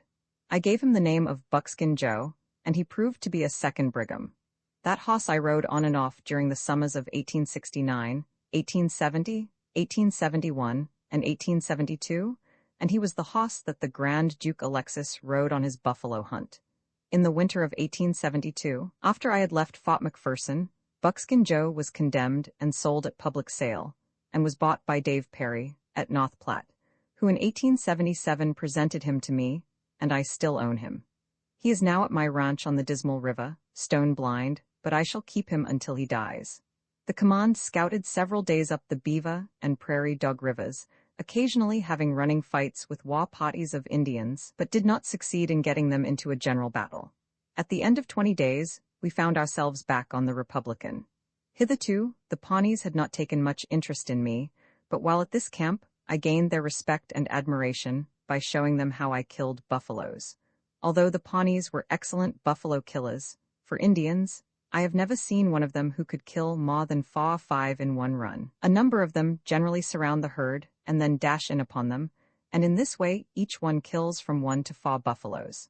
I had gone out in company with Major North and some of the officers, and saw them make a surround. 20 of the Pawnees circled a herd and succeeded in killing only 32. While they were cutting up the animals, another herd appeared in sight. The Indians were preparing to surround it when I asked Major North to keep them back and let me show them what I could do. He accordingly informed the Indians of my wish, and they readily consented to let me have the opportunity. I had learned that Buckskin Joe was an excellent buffalo horse, and felt confident that I would astonish the natives. Galloping in among the buffaloes, I certainly did so by killing 36 in less than a half-mile run. At nearly every shot, I killed a buffalo, stringing the dead animals out on the prairie, not over 50 feet apart. This manner of killing was greatly admired by the Indians, who called me a big chief, and from that time on, I stood high in their estimation. Roman 22, a desperate fight on leaving camp. The command took a westward course up the Republican, and Major North, with 2 companies of his Pawnees and 2 or 3 companies of cavalry, under the command of Colonel Royal, made a scout to the north of the river. Shortly after we had gone into camp on the Black-tailed Deer Fork, we observed a band of Indians coming over the prairie at full gallop, singing and yelling and waving their lances and long poles. At first we supposed them to be Sioux, and all was excitement for a few moments. We noticed, however, that our Pawnee Indians made no hostile demonstrations or preparations towards going out to fight them, but began swinging and yelling themselves. Captain Lute North stepped up to General Carr and said, "General, those are our men who are coming, and they have had a fight. That is the way they act when they come back from a battle, and have taken any scalps." The Pawnees came into camp on the run. Captain North, calling to one of them, a sergeant, soon found out that they had run across a party of Sioux who were following a large Indian trail. These Indians had evidently been in a fight, for 2 or 3 of them had been wounded, and they were conveying the injured persons on travois. The Pawnees had jumped them and had killed 3 or 4 more of them. Next morning the command, at an early hour, started out to take up this Indian trail, which they followed for 2 days as rapidly as possible, it becoming evident from the many campfires which we passed that we were gaining on the Indians. Wherever they had encamped, we found the print of a woman's shoe, and we concluded that they had with them some white captive. This made us all the more anxious to overtake them, and General Carr accordingly selected all his best horses, which could stand a hard run, and gave orders for the wagon train to follow as fast as possible, while he pushed ahead on a fast march. At the same time, I was ordered to pick out 5 or 6 of the best Pawnees and go on in advance of the command, keeping 10 or 12 miles ahead on the trail, so that when we overtook the Indians we could find out the location of their camp and send word to the troops before they came in sight, thus affording ample time to arrange a plan for the capture of the village. After having gone about 10 miles in advance of the regiment, we began to move very cautiously, as we were now evidently nearing the Indians. We looked carefully over the summits of the hills before exposing ourselves to plain view, and at last we discovered the village, encamped in the sandhills south of the South Platte River at Summit Springs. Here I left the Pawnee scouts to keep watch, while I went back and informed General Carr that the Indians were in sight. The general at once ordered his men to tighten their saddles and otherwise prepare for action. Soon all was excitement among the officers and soldiers, everyone being anxious to charge the village. I now changed my horse for old Buckskin Joe, who had been led for me thus far, and was comparatively fresh. Acting on my suggestion, the general made a circuit to the north, believing that if the Indians had their scouts out, they would naturally be watching in the direction whence they had come. When we had passed the Indians and were between them and the Platte River, We turned to the left and started toward the village. By this maneuver, we had avoided discovery by the Sioux scouts, and we were confident of giving them a complete surprise. Keeping the command wholly out of sight until we were within a mile of the Indians, the general halted the advance guard until all closed up, and then issued an order that, when he sounded the charge, the whole command was to rush into the village. As we halted on the top of the hill overlooking the camp of the unsuspecting Indians, General Carr called out to his bugler, "Sound the charge." The bugler for a moment became intensely excited and actually forgot the notes. The general again sang out, "Sound the charge," and yet the bugler was unable to obey the command. Quartermaster Hayes, who had obtained permission to accompany the expedition, was riding near the general, and comprehending the dilemma of the man, rushed up to him, jerked the bugle from his hands, and sounded the charge himself in clear and distinct notes. As the troops rushed forward, he threw the bugle away, then drawing his pistols, was among the first men that entered the village. The Indians had just driven up their horses and were preparing to make a move of the camp, when they saw the soldiers coming down upon them. A great many of them succeeded in jumping upon their ponies, and, leaving everything behind them, advanced out of the village and prepared to meet the charge. But upon second thought, they quickly concluded that it was useless to try to check us, and those who were mounted rapidly rode away, while the others on foot fled for safety to the neighboring hills. We went through their village shooting right and left at everything we saw. The Pawnees, the regular soldiers and the officers were all mixed up together, and the Sioux were flying in every direction. General Carr had instructed the command that when they entered the village, they must keep a sharp lookout for white women, as he was confident the Indians had some captives. The company, which had been ordered to take possession of the village after its capture, soon found 2 white women, one of whom had just been killed and the other wounded. They were both Swedes, and the survivor could not talk English. A Swedish soldier, however, was soon found who could talk with her. The name of this woman was Mrs. Weichel, and her story as told to the soldier was that as soon as the Indians saw the troops coming down upon them, a squaw, Tall Bull's wife, had killed Mrs. Aldidis, the other captive, with a hatchet, and then wounded her. This squaw had evidently intended to kill both women to prevent them from telling how cruelly they had been treated. The attack lasted but a short time, and the Indians were driven several miles away. The soldiers then gathered in the herd of Indian horses, which were running at large over the country, and drove them back to the camp. After taking a survey of what we had accomplished, it was found that we had killed about 140 Indians and captured 120 squaws and papooses, 200 lodges, and 800 horses and mules. The village proved to be one of the richest I had ever seen. The Redskins had everything pertaining to an Indian camp, besides numerous articles belonging to the white settlers whom they had killed on the Saline. The Pawnees, as well as the soldiers, ransacked the camp for curiosities, and found enough to start 20 museums, besides a large amount of gold and silver. This money had been stolen from the Swedish settlers whom they had murdered on the Saline. General Carr ordered that all the teepees, the Indian lodges, buffalo robes, all camp equipage and provisions, including dried buffalo meat, amounting to several tons, should be gathered in piles and burned. A grave was dug in which the dead Swedish woman, Mrs. Aldidis, was buried. Captain Kane, a religious officer, read the burial service as we had no chaplain with us. While this was going on, the Sioux warriors, having recovered from their surprise, had come back, and a battle took place all around the camp.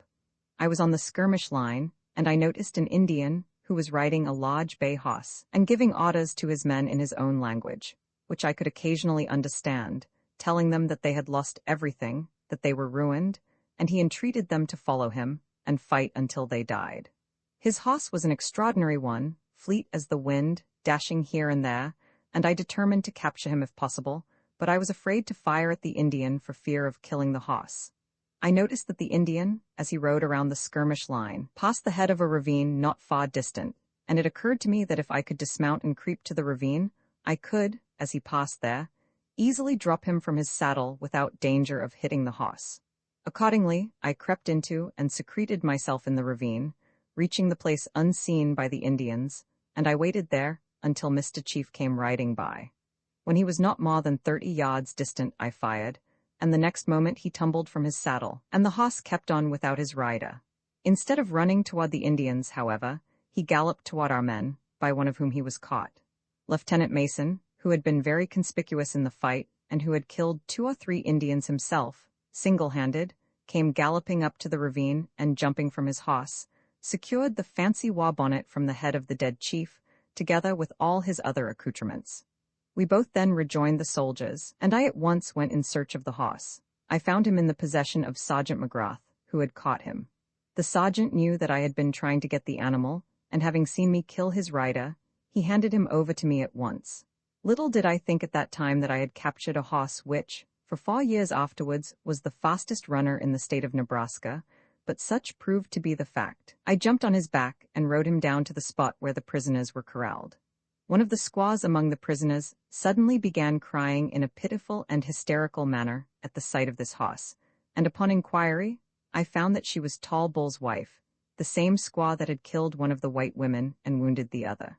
She stated that this was her husband's favorite war horse, and that only a short time ago she had seen Tall Bull riding him. I gave her to understand that her liege lord had passed in his mottled chips, and that it would be some time before he would ride his favorite horse again, and I informed her that henceforth I should call the gallant steed Tall Bull, in honor of her husband. Late in the evening our wagon train arrived, and placing the wounded woman, Mrs. Weichel, in the ambulance, she having been kindly attended to by the surgeons, and gathering up the prisoners, the squaws and papooses, and captured stock, we started at once for the South Platte River, 8 miles distant, and there went into camp. Next morning General Carr issued an order that all the money found in the village should be turned over to the adjutant. About $1,000 was thus collected, and the entire amount was given to Mrs. Weichel. The command then proceeded to Fort Sedgwick, from which point the particulars of our fight, which took place on Sunday, July 11, 1869, were telegraphed to all parts of the country. We remained at this post for 2 weeks, during which General Auger, of the Department of the Platte, paid us a visit, and highly complimented the command for the gallant service it had performed. For this fight at Summit Springs, General Carr and his command were complimented not only in general orders, but received a vote of thanks from the legislatures of Nebraska and Colorado. As Tall Bull and his Indians had long been a terror to the border settlements, and the resolutions of thanks were elegantly engrossed and sent to General Carr. The wounded white woman was cared for in the hospital at this post, and after her recovery, she soon married the hospital's steward, her former husband having been killed by the Indians. Our prisoners were sent to the Whetstone Agency, on the Missouri River, where Spotted Tail and the friendly Sioux were then living. The captured horses and mules were distributed among the officers, scouts, and soldiers. Among the animals that I thus obtained were my Tall Bull horse and a pony which I called Powder Face, and which afterwards became quite celebrated, as he figured prominently in the stories of Ned Buntline. One day, while we were lying at Fort Sedgwick, General Carr received a telegram from Fort McPherson stating that the Indians had made a dash on the Union Pacific Railroad and had killed several section men and run off some stock near O'Fallon Station. Also, that an expedition was going out from Fort McPherson to catch and punish the Redskins if possible.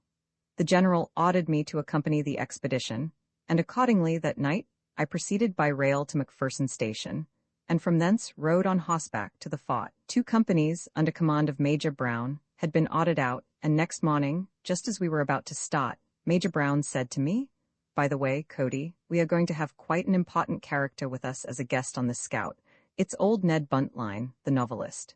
Just then I noticed a gentleman who was rather stoutly built, and who wore a blue military coat, on the left breast of which were pinned about 20 gold medals and badges of secret societies.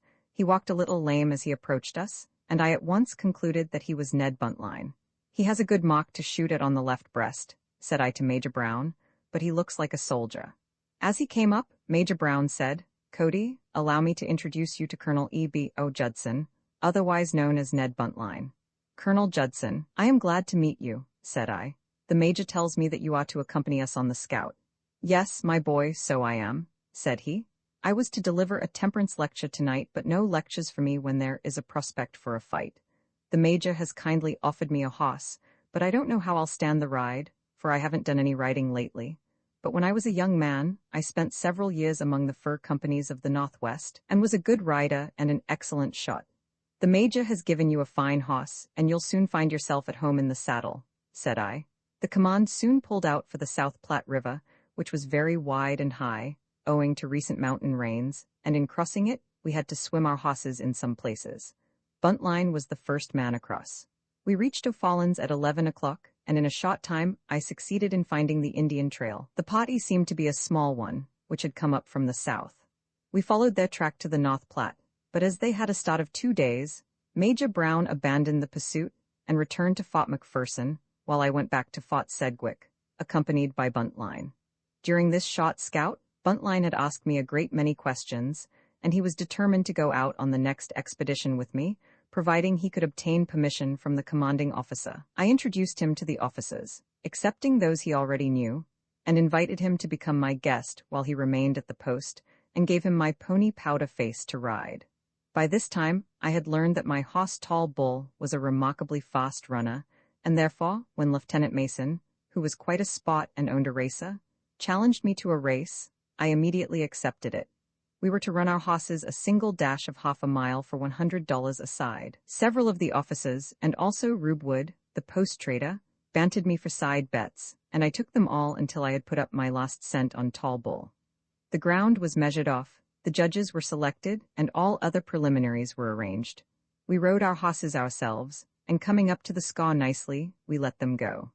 I saw from the start that it would be mere play to beat the lieutenant's horse, and therefore I held Tall Bull in check, so that none could see how fast he really could run. I easily won the race, and pocketed a snug little sum of money. Of course, everybody was now talking horse. Major North remarked that if Tall Bull could beat the Pawnee's fast horse, I could break his whole command. The next day the troops were paid off, the Pawnees with the rest, and for 2 or 3 days they did nothing but run horse races, as all the recently captured horses had to be tested to find out the swiftest among them. Finally the Pawnees wanted to run their favorite horse against Tall Bull, and I accordingly arranged a race with them. They raised $300 and betted on their horse, while of course, I backed Tall Bull with an equal amount, and in addition took numerous side bets. The race was a single dash of a mile, and Tall Bull won it without any difficulty. I was ahead on this race about $700, and the horse was fast getting a reputation. Heretofore nobody would bet on him, but now he had plenty of backers. I also made a race for my pony Powder Face against a fast pony belonging to Captain Lute North. I selected a small boy, living at the post, to ride Powder Face, while an Indian boy was to ride the other pony.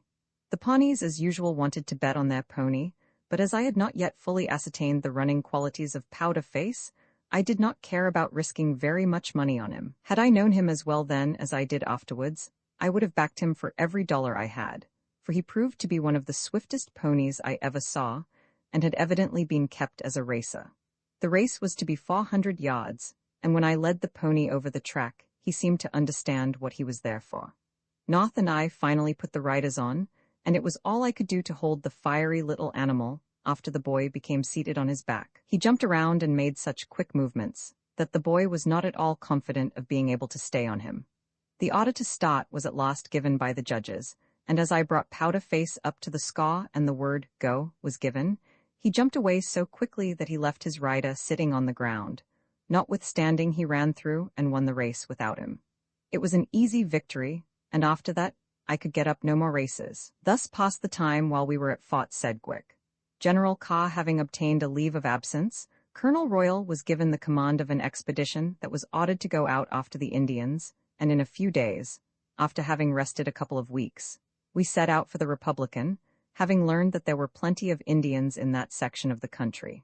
At Frenchman's Fork, we discovered an Indian village, but did not surprise it, for its people had noticed us approaching and were retreating when we reached their camping place. We chased them down the stream, and they finally turned to the left, went north, and crossed the South Platte River 5 miles above Ogallala. We pushed rapidly after them, following them across the North Platte and on through the sandhills towards the Niobrara, but as they were making much better time than we, the pursuit was abandoned. While we were in the sandhills, scouting the Niobrara country, the Pawnee Indians brought into camp, one night, some very large bones, one of which a surgeon of the expedition pronounced to be the thigh bone of a human being. The Indians claimed that the bones they had found were those of a person belonging to a race of people who a long time ago lived in this country. That there was once a race of men on the earth whose size was about 3 times that of an ordinary man, and they were so swift and powerful that they could run alongside of a buffalo, and taking the animal in one arm could tear off a leg and eat the meat as they walked. These giants denied the existence of a great spirit, and when they heard the thunder or saw the lightning they laughed at it, and said that they were greater than either. This so displeased the great spirit that he caused a great rainstorm to come, and the water kept rising higher and higher, so that it drove those proud and conceited giants from the low grounds to the hills, and thence to the mountains. But at last even the mountain tops were submerged, and then those mammoth men were all drowned.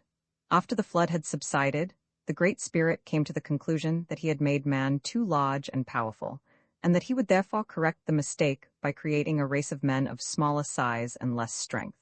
This is the reason, say the Indians, that modern men are small and not like the giants of old, and they claim that this story is a matter of Indian history, which has been handed down among them from time immemorial. As we had no wagons with us at the time this large and heavy bone was found, we were obliged to leave it. Roman 23 administering justice on returning to Fort McPherson, we found that Brevet Major General W. H. Emery, Colonel of the 5th Cavalry, and Brevet Brigadier General Thomas Duncan, Lieutenant Colonel of the regiment, had arrived there during our absence. General Emery had been appointed to the command of the District of the Republican, with headquarters at Fort McPherson. As the command had been continually in the field, it was generally thought that we were to have a long rest, and it looked as if this post was to be my home and headquarters for some time to come. I accordingly sent to St. Louis for my wife and daughter to join me there. General Emery promised to build a house for me, but before the building was completed my family arrived. During the fall of 1869, there were 2 or 3 scouting expeditions sent out, but nothing of very great importance was accomplished by them. I found Fort McPherson to be a lively and pleasant post to be stationed at, especially as there was plenty of game in the vicinity, and within a day's ride there were large herds of deer, antelope, and elk. During the winter of 1869-70, I spent a great deal of time in pursuit of game, and during the season we had 2 hunting parties of Englishmen there, one party being that of Mr. Flynn, and the other that of George Boyd Houghton, of London, the well-known caricaturist. Among their amusements were several horse races, which I arranged, and in which Tall Bull and Powder Face were invariably the winners. Tall Bull by this time had such a reputation as a running horse that it was difficult to make a race for him. I remember one, however, in which he ran against a horse in Captain Spaulding's company of the 2nd Cavalry. This race was rather a novel affair. I had made a bet that Tall Bull would beat the 2nd Cavalry horse around a 1-mile track, and during the time that he was running, I would jump off and on the horse 8 times. I rode the horse bareback, seized his mane with my left hand, rested my right on his withers, and while he was going at full speed, I jumped to the ground and sprang again upon his back, 8 times in succession. Such feats I had seen performed in the circus, and I had practiced considerably at it with Tall Bull, so that I was certain of winning the race in the manner agreed upon. Early one morning, in the spring of 1870, the Indians, who had approached during the night, stole some 21 head of horses from Mr. John Burke, a government contractor, Ben Gallagher, and Jack Waite. They also ran off some horses from the post, among the number being my pony Powder Face. The commandant at once ordered out Lieutenant Thomas with Company I of the 5th Cavalry, and directed me to accompany them as trailer. We discovered the trail after some little difficulty, as the Indians were continually trying to hide it, and followed it 60 miles, when darkness set in. We were now within about 4 miles of Red Willow Creek, and I felt confident the Indians would camp that night in that vicinity. Advising Lieutenant Thomas to halt his company and lay low, I proceeded on to the creek, where, moving around cautiously, I suddenly discovered horses feeding in a bend of the stream on the opposite side. I hurried back to the troops with the information, and Lieutenant Thomas moved his company to the bank of the creek, with the intention of remaining there until daylight, and then, if possible, surprise the Indians. Just at break of day we mounted our horses, and after riding a short distance we ascended a slight elevation, when, not over 100 yards distant, we looked down into the Indian camp. The Indians, preparing to make an early start, had driven up their horses and were in the act of mounting, when they saw us charging down upon them. In a moment they sprang upon their ponies and dashed away. Had it not been for the creek, which lay between us and them, we would have got them before they could have mounted their horses. But as it was rather miry, we were unexpectedly delayed. The Indians fired some shots at us while we were crossing, but as soon as we got across, we went for them in hot pursuit. A few of the redskins had not had time to mount and had started on foot down the creek toward the brush. One of these was killed.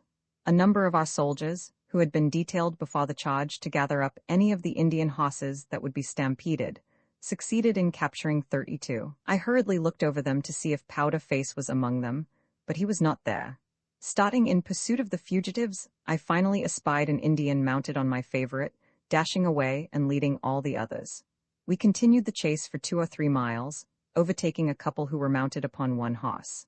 Coming up behind them, I fired my rifle. When about 30 feet distant, the ball passed through the backs of both, and they fell headlong to the ground. But I made no stop, however, just then, for I had my eye on the gentleman who was riding Powder Face. It seemed to be fun for him to run away from us, and run away he did, for the last I saw of him was when he went over a divide, about 3 miles away. I bade him adieu. On my way back to the Indian camp, I stopped and secured the war bonnets and accoutrements of the pair I had killed, and at the same time gently raised their hair. We were feeling rather tired and hungry, as we had started out on the trail 36 hours before without a breakfast or taking any food with us. But not a murmur or complaint was heard among the men. In the abandoned Indian camp, however, we found enough dried buffalo meat to give us all a meal, and after remaining there for 2 hours to rest our animals, we started on our return to Fort McPherson, where we arrived at night, having traveled 130 miles in 2 days. This being the first fight Lieutenant Thomas had ever commanded in, he felt highly elated over his success, and hoped that his name would be mentioned in the special orders for gallantry. Sure enough, when we returned, both he, myself, and the whole command received a complimentary mention in a special order. This he certainly deserved, for he was a brave, energetic, dashing little officer. The war bonnets which I had captured, I turned over to General Carr, with the request that he present them to General Auger, whose daughters were visiting at the post at the time. Shortly after this, another expedition was organized at Fort McPherson for the Republican River country. It was commanded by General Duncan, who was a jolly, blustering old fellow, and the officers who knew him well said that we would have a good time, as he was very fond of hunting. He was a good fighter, and one of the officers said that an Indian bullet never could hurt him, as he had been shot in the head with a cannonball which had not injured him in the least. Another said the ball glanced off and killed one of the toughest mules in the army. The Pawnee scouts who had been mustered out of service during the winter of 1869 and 70 were reorganized to accompany this expedition. I was glad of this, as I had become quite attached to one of the officers, Major North, and to many of the Indians. The only white scout we had at the post, besides myself at that time, was John Y. Nelson, whose Indian name was Cha-Cha Charapoyeo, 3 which interpreted means Red Willow Fill the Pipe. This man is a character in his way. He has a Sioux squaw for a wife, and consequently a half-breed family. John is a good fellow, though as a liar he has but few equals and no superior. We started out from the post with the regimental band playing the lively air of The Girl I Left Behind Me. We made but a short march that day, and camped at night at the head of Fox Creek. Next morning, General Duncan sent me word by his orderly that I was to bring up my gun and shoot at a mark with him, but I can assure the reader that I did not feel much like shooting anything except myself, for on the night before, I had returned to Fort McPherson and spent several hours in interviewing the sutler's store in company with Major Brown. I looked around for my gun and found that I had left it behind. The last I could remember about it was that I had it at the sutler's store. I informed Major Brown of my loss, who said that I was a nice scout to start out without a gun. I replied that that was not the worst of it, as General Duncan had sent for me to shoot a match with him, and I did not know what to do, for if the old gentleman discovered my predicament, he would very likely severely reprimand me. "Well, Cody," said he, "the best you can do is to make some excuse, and then go and borrow a gun from some of the men, and tell the general that you lent yours to some man to go hunting with today. While we are waiting here, I will send back to the post and get your rifle for you." I succeeded in obtaining a gun from John Nelson, and then marching up to the general's headquarters, I shot the desired match with him, which resulted in his favor. This was the first scout the Pawnees had been out on under command of General Duncan, and in stationing his guards around the camp, he posted them in a manner entirely different from that of General Carr and Colonel Royal, and he insisted that the different posts should call out the hour of the night thus: Post No. 1, 9 o'clock, all is well. Post No. 2, 9 o'clock, all is well, etc. The Pawnees, who had their regular turns at standing upon guard, were ordered to call the hour the same as the white soldiers. This was very difficult for them to do, as there were but few of them who could express themselves in English. Major North explained to them that when the man on post next to them should call out the hour, they must call it also as near like him as possible. It was very amusing to hear them do this. They would try to remember what the other man had said on the post next to them. For instance, a white soldier would call out, "Post no. 1, 9:30 o'clock, all is well." The Indian standing next to him knew that he was bound to say something in English, and he would sing out something like the following: "Post number 5:30, go to? I don't care." This system was really so ridiculous and amusing that the general had to give it up, and the order was accordingly countermanded. Nothing of any great interest occurred on this march, until one day, while proceeding up Prairie Dog Creek, Major North and myself went out in advance of the command several miles and killed a number of buffaloes. Night was approaching, and I began to look around for a suitable camping ground for the command. Major North dismounted from his horse and was resting, while I rode down to the stream to see if there was plenty of grass in the vicinity. I found an excellent camping spot, and returning to Major North told him that I would ride over the hill a little way, so that the advance guard could see me. This I did, and when the advance came in sight I dismounted and laid down upon the grass to rest. Suddenly I heard 3 or 4 shots, and in a few moments Major North came dashing up towards me, pursued by 8 or 10 Indians. I instantly sprang into my saddle, and fired a few shots at the Indians, who by this time had all come in sight, to the number of 50. We turned our horses and ran, the bullets flying after us thick and fast, my whip being shot from my hand and daylight being put through the crown of my hat. We were in close quarters, when suddenly Lieutenant Valkma came galloping up to our relief, with several soldiers, and the Indians, seeing them, whirled and retreated. As soon as Major North got in sight of his Pawnees, he began riding in a circle. This was a sign to them that there were hostile Indians in front, and in a moment the Pawnees broke ranks pell-mell, and with Major North at their head, started for the flying warriors.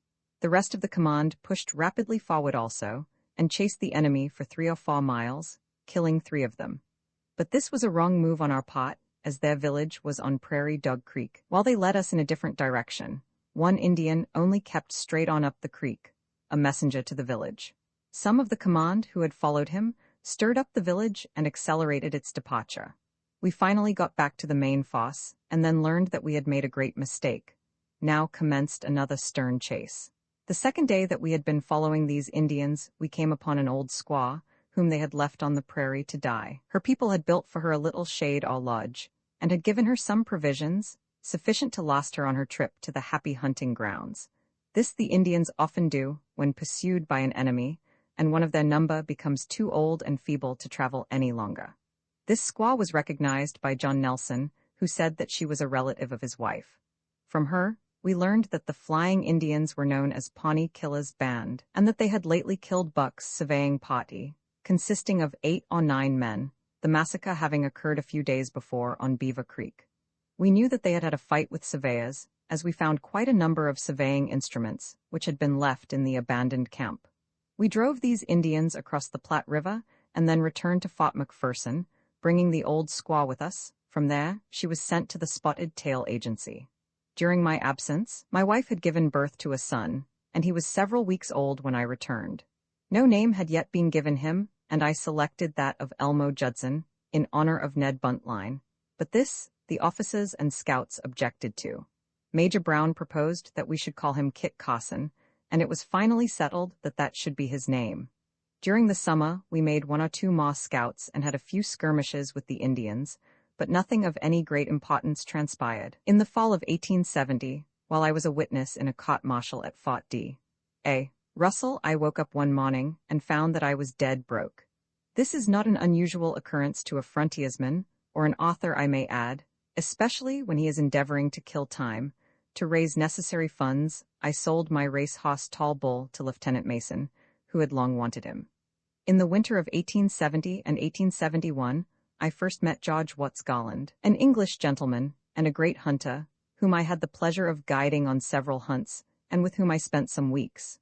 During the winter I also took several parties out on the Loup River country, hunting and trapping. Although I was still chief of scouts, I did not have much to do, as the Indians were comparatively quiet, thus giving me plenty of time for spotting. In the spring of 1871, several shot scouting expeditions were sent out from Fort McPherson, but all with minor results.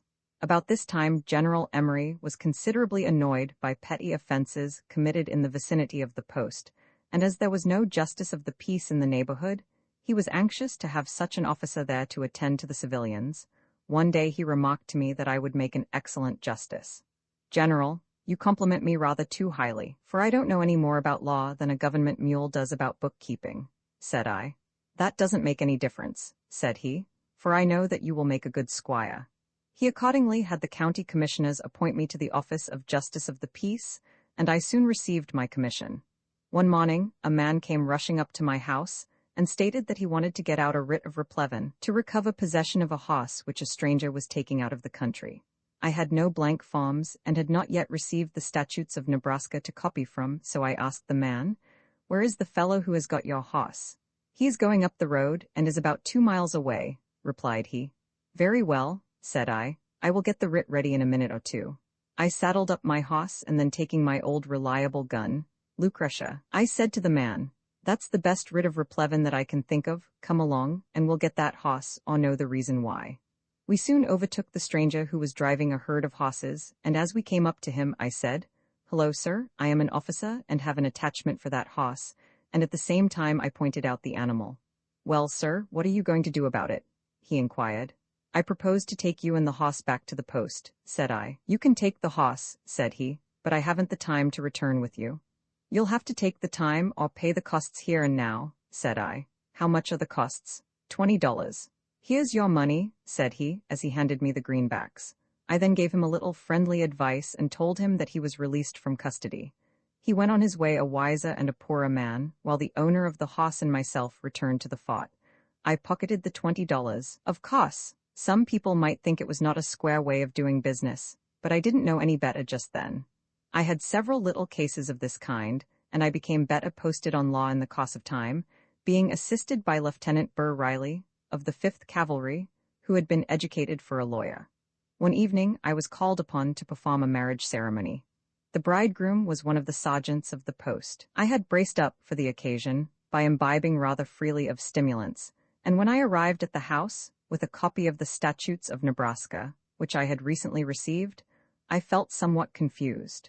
Whether my bewilderment was owing to the importance of the occasion and the large assembly, or to the effect of Louis Wooden's Tanglefoot, I cannot now distinctly remember, but my suspicions have always been that it was due to the latter cause. I looked carefully through the statutes to find the marriage ceremony, but my efforts were unsuccessful. Finally, the time came for the knot to be tied. I told the couple to stand up, and then I said to the bridegroom, "Do you take this woman to be your lawful wedded wife, to support and love her through life?"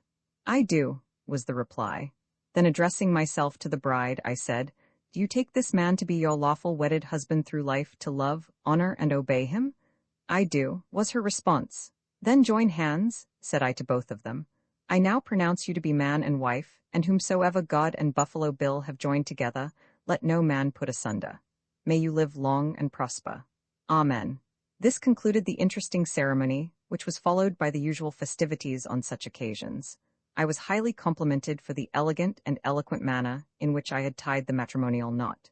During the summer of 1871, Professor Marsh, of Yale College, came out to McPherson with a large party of students to have a hunt and to look for fossils. Professor Marsh had heard of the big bone which had been found by the Pawnees in the Niobrara country, and he intended to look for that as well as other bones. He accordingly secured the services of Major Frank North and the Pawnees as an escort. I was also to accompany the bone hunters, and would have done so had it not been for the fact that just at that time I was ordered out with a small scouting party to go after some Indians. The day before the professor arrived at the fort, I had been out hunting on the north side of the North Platte River, near Pawnee Springs, with several companions, when we were suddenly attacked by Indians, who wounded one of our number, John Weister.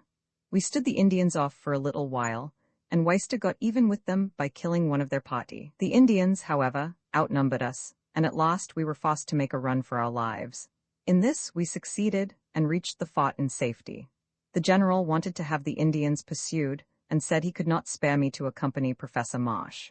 However, I had the opportunity to make the acquaintance of the eminent professor, whom I found to be not only a well-posted person, but a very entertaining gentleman.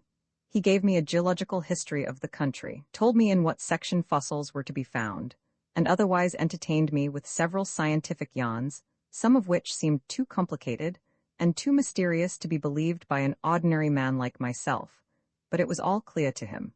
I rode out with him several miles, as he was starting on his bone-hunting expedition, and I greatly enjoyed the ride. His party had been provided with government transportation, and his students were all mounted on government horses. As we rode along, he delivered a scientific lecture, and he convinced me that he knew what he was talking about. I finally bade him goodbye and returned to the post. While the fossil hunters were out on their expedition, we had several lively little skirmishes with the Indians. After having been absent some little time, Professor Marsh and his party came back with their wagons loaded down with all kinds of bones, and the professor was in his glory. He had evidently struck a boneyard, and gad, 5 wasn't he happy? But they had failed to find the big bone which the Pawnees had unearthed the year before. Roman 24 hunting expedition, early in the month of September, 1871, information was received at Fort McPherson that General Sheridan and a party of invited friends were coming out to the post to have a grand hunt in the vicinity, and to explore the country from McPherson to Fort Hays, in Kansas. On the morning of September 22nd, they arrived in a special car at North Platte, a station on the Union Pacific, distant 18 miles from Fort McPherson. The party consisted of General Sheridan, Lawrence R. Jerome, James Gordon Bennett of the New York Herald, Leonard W. Jerome, Carroll Livingston, Major J. G. Heckscher, General Fitzhugh, General H. E. Davies, Captain M. Edward Rogers, Colonel J. Schuyler Crosby, Samuel Johnson, General Anson Stager of the Western Union Telegraph Company, Charles Wilson, editor of the Chicago Evening Journal, General Rucker, Quartermaster General, and Dr. Ashe, the 2 last named being of General Sheridan's staff. They were met at the station by General Emory and Major Brown, with a cavalry company as escort and a sufficient number of vehicles to carry the distinguished visitors and their baggage. A brisk drive of less than 2 hours over a hard and smooth road brought them to the fort, where they found the garrison, consisting of 5 companies of the 5th Cavalry, under the command of General Carr, out on parade awaiting their arrival. The band played some martial music, and the cavalry passed very handsomely in review before General Sheridan. The guests were then most hospitably received and assigned to comfortable quarters. Lieutenant Hayes, the quartermaster of the expedition, arranged everything for the comfort of the party. 100 cavalry under command of Major Brown were detailed as an escort. A train of 16 wagons was provided to carry the baggage, supplies, and forage for the trip, and besides these, there were 3 4-horse ambulances in which the guns were carried, and in which members of the party who became weary of the saddle might ride and rest. At General Sheridan's request, I was to accompany the expedition. He introduced me to all his friends and gave me a good send-off. During the afternoon and evening, the gentlemen were all entertained at the post in a variety of ways, including dinner and supper parties, and music and dancing. At a late hour, they retired to rest in their tents at the camp which they occupied outside the post, named Camp Rucker in honor of General Rucker. At 5 o'clock next morning, a cavalry bugle sounded the reveille, and soon all were astir in the camp, preparatory to pulling out for the first day's march. I rose fresh and eager for the trip, and as it was a nobby and high-toned outfit which I was to accompany, I determined to put on a little style myself. So I dressed in a new suit of light buckskin, trimmed along the seams with fringes of the same material, and I put on a crimson shirt handsomely ornamented on the bosom, while on my head I wore a broad sombrero. Then mounting a snowy white horse, a gallant stepper, I rode down from the fort to the camp, rifle in hand. I felt first-rate that morning, and looked well. The expedition was soon under way. Our road for 10 miles wound through a wooded ravine called Cottonwood Canyon, intersecting the high ground, or divide, as it is called, between the Platte and Republican rivers. Upon emerging from the canyon, we found ourselves upon the plains. First in the line rode General Sheridan, followed by his guests, and then the orderlies. Then came the ambulances, in one of which were carried 5 greyhounds, brought along to cost the antelope and rabbit. With the ambulances marched a pair of Indian ponies belonging to Lieutenant Hayes, captured during some Indian fight, and harnessed to a light wagon, which General Sheridan occasionally used. These little hosses, but 13 hands high, showed more vigor and endurance than any other of the animals we had with us. Following the ambulances came the main body of the escort and the supply wagons. We marched 17 miles the first day, and went into camp on Fox Creek, a tributary of the Republican. No hunting had as yet been done, but I informed the gentlemen of the party that we would strike the buffalo country the next day. 100 or more questions were then asked me by this one and that one, and the whole evening was spent principally in buffalo talk, sandwiched with stories of the plains, both of war and of the chase. Several of the party, who were good vocalists, gave us some excellent music. We closed the evening by christening the camp, naming it Camp Brown, in honor of the gallant officer in command of the escort. At 3 o'clock next morning, the bugle called us to an early start. We had breakfast at 4:30, and at 6 were in the saddle. All were eager to see and shoot the buffaloes, which I assured them we would certainly meet during the day.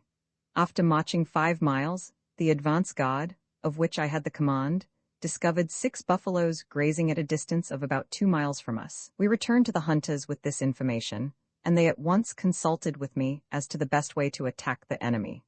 Acting upon my suggestions, Fitzhugh, Crosby, Lawrence Jerome, Livingston, Heckscher, and Rogers, accompanied by myself as guide, rode through a convenient canyon to a point beyond the buffaloes, so that we were to the windward of the animals.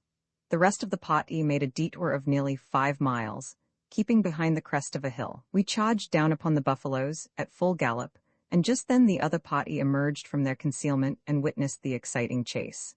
The buffaloes started off in a line, single file. Fitzhugh, after a lively gallop, led us all and soon came alongside the rear buffalo, at which he fired. The animal faltered, and then with another shot, Fitzhugh brought him to the ground. Crosby dashed by him and leveled another of the herd, while Livingston dropped a third. Those who were not directly engaged in the hunt now came up and congratulated the men upon their success, and Fitzhugh was at once hailed as the winner of the Buffalo Cup, while all sympathized with Heckscher, whose chance had been the best at the start, but who lost by reason of his horse falling and rolling over him. The hunt being over, the column moved forward on its march, passing through a prairie dog town, several miles in extent. These animals are found throughout the plains, living together in a sort of society. Their numberless burrows in their towns adjoin each other, so that great care is necessary in riding through these places, as the ground is so undermined as often to fall in under the weight of a horse. Around the entrance to their holes, the ground is piled up almost a foot high. On these little elevations, the prairie dogs sit upon their hind legs, chattering to each other and observing whatever passes on the plains. They will permit a person to approach quite near, but when they have viewed him closely, they dive into their dens with wonderful quickness. They are difficult to kill, and if hit, generally succeed in crawling underground before they can be captured. Rattlesnakes and small owls are generally found in great numbers in the prairie dog towns and live in the same holes with the dogs on friendly terms. A few of the prairie dogs were killed and were found to be very palatable eating. A short distance beyond the dog town, we discovered a settlement of 5 white men who proved to be the 2 Clifford brothers, Arthur Ruff, Dick Seymour, and John Nelson, the latter already referred to in these pages. Each of them had a squaw wife and numerous half-breed children, living in tents of buffalo skins. They owned a herd of horses and mules and a few cattle, and had cultivated a small piece of land. Their principal occupation was hunting, and they had a large number of buffalo hides, which they had tanned in the Indian manner. Upon reaching Pleasant Valley, on Medicine Creek, our party divided into 2 detachments, one hunting along the bank of the stream for elk or deer, and the other remaining with the main body of the escort. The elk hunters met with no success whatever, but the others ran across plenty of buffaloes, and nearly everybody killed one or more before the day was over. Lawrence Jerome made an excellent shot. While riding in an ambulance, he killed a buffalo which attempted to cross the line of march. At about 4 p.m., we arrived at Mitchell's Fork of the Medicine, having traveled 35 miles during that day, and there we went into camp, calling it Camp Jack Hayes, in honor of Lieutenant Hayes. On the next morning, the 25th, we moved out of camp at 8 o'clock. The party was very successful through the day in securing game, Heckscher, Fitzhugh, Livingston, and Lieutenant Hayes, and in fact all did good shooting. Lawrence Jerome persuaded me to let him ride Buckskin Joe, the best buffalo horse in the whole outfit, and on his back he did wonders among the buffaloes. Leonard Jerome, Bennett and Rogers also were very successful in buffalo hunting. Our camp of this night was named Camp Ash to commemorate our surgeon, Dr. Ash. The evening was pleasantly spent around the campfires, in relating the adventures of the day. Upon crossing the Republican River, on the morning of the 26th, we came upon an immense number of buffaloes scattered over the country in every direction, as far as the eye could reach, and all had an opportunity to do as much hunting as they wished. The wagons and troops moved slowly along in the direction of the next camp, while the hunters went off separately, all by twos and threes, in different directions, and all were rewarded with abundant success. Lawrence Jerome, however, had his career suddenly checked. He had dismounted to make a steady and careful shot, and thoughtlessly let go of the bridle. The buffalo, failing to take a tumble, as he ought to have done, started off at a lively gait, followed by Buckskin Joe, the hoss being determined to do some hunting on his own account. The last seen of him, he was a little ahead of the buffalo, and gaining slightly, leaving his late rider to his own reflections and the prospect of a tramp. His desolate condition was soon discovered, and another hoss warranted not to run under any provocation, was sent to him. It may be stated here that 3 days afterwards, as I subsequently learned, Buckskin Joe, all saddled and bridled, turned up at Fort McPherson. We pitched our tents for the night in a charming spot on the bank of Beaver Creek. The game was so abundant that we remained there one day. This stopping place was called Camp Cody, in honor of the reader's humble servant. The next day was spent in hunting jackrabbits, coyotes, elks, antelopes, and wild turkeys. We had a splendid dinner, as will be seen from the following bill of fare: soup buffalo tail, fish cisco broiled, fried dace, entrees salmi of prairie dog, stewed rabbit, fillet of buffalo, ox champignons, roast elk, antelope, black-tailed deer, wild turkey, broiled teal, mallard, antelope chops, buffalo calf steaks, young wild turkey, vegetables, sweet potatoes, mashed potatoes, green peas, dessert, tapioca pudding, wines, champagne frappe, champagne au natural, claret, whiskey, brandy, base ale, coffee. This I considered a pretty square meal for a party of hunters, and everybody did ample justice to it. In the evening a court-martial was held, at which I presided as Chief Justice. We tried one of the gentlemen for aiding and abetting in the loss of a government hoss, and for having something to do with the mysterious disappearance of a Colt's pistol. He was charged also with snoring in a manner that was regarded as fiendish, and with committing a variety of other less offenses too numerous to mention. The accused made a feeble defense as to the pistol, and claimed that instead of losing a government hoss, the fact was that the hoss had lost him. His statements were all regarded as too thin, and finally failing to prove good character, he confessed all, and threw himself upon the mercy of the court. The culprit was Lawrence Jerome. As Chief Justice, I delivered the opinion of the court, which my modesty does not prevent me from saying, was done in an able and dignified manner.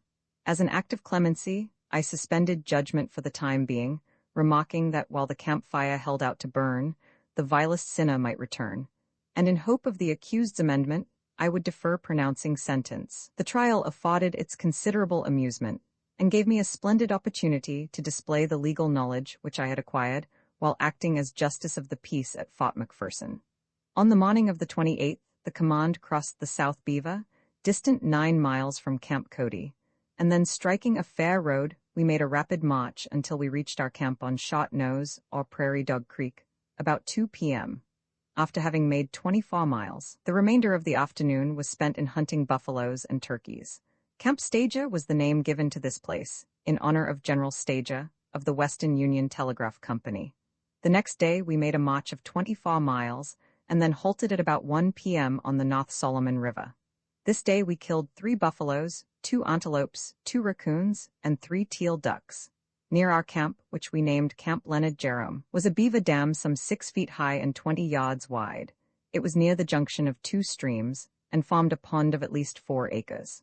On the 30th, we traveled 25 miles, and during the march 9 turkeys, 2 rabbits, and 3 or 4 buffaloes were killed. We went into camp on the bank of the South Fork of the Solomon River, and called the place Camp Sam Johnson. We were now but 45 miles from Fort Hays, the point at which General Sheridan and his guests expected to strike the Kansas Pacific Railway, and thence return home. That evening, I volunteered to ride to Fort Hays and meet the party next day, bringing with me all the letters that might be at the post. Taking the best hoss in the command, I started out, expecting to make the trip in about 4 hours. The next morning, the command got an early start and traveled 30 miles to Saline River, where they made their last camp on the plains. As some of the party were attacking a herd of buffaloes, I rode in from Fort Hays and got into the middle of the herd and killed a buffalo or two before the hunters observed me. I brought a large number of letters, which proved welcome reading matter.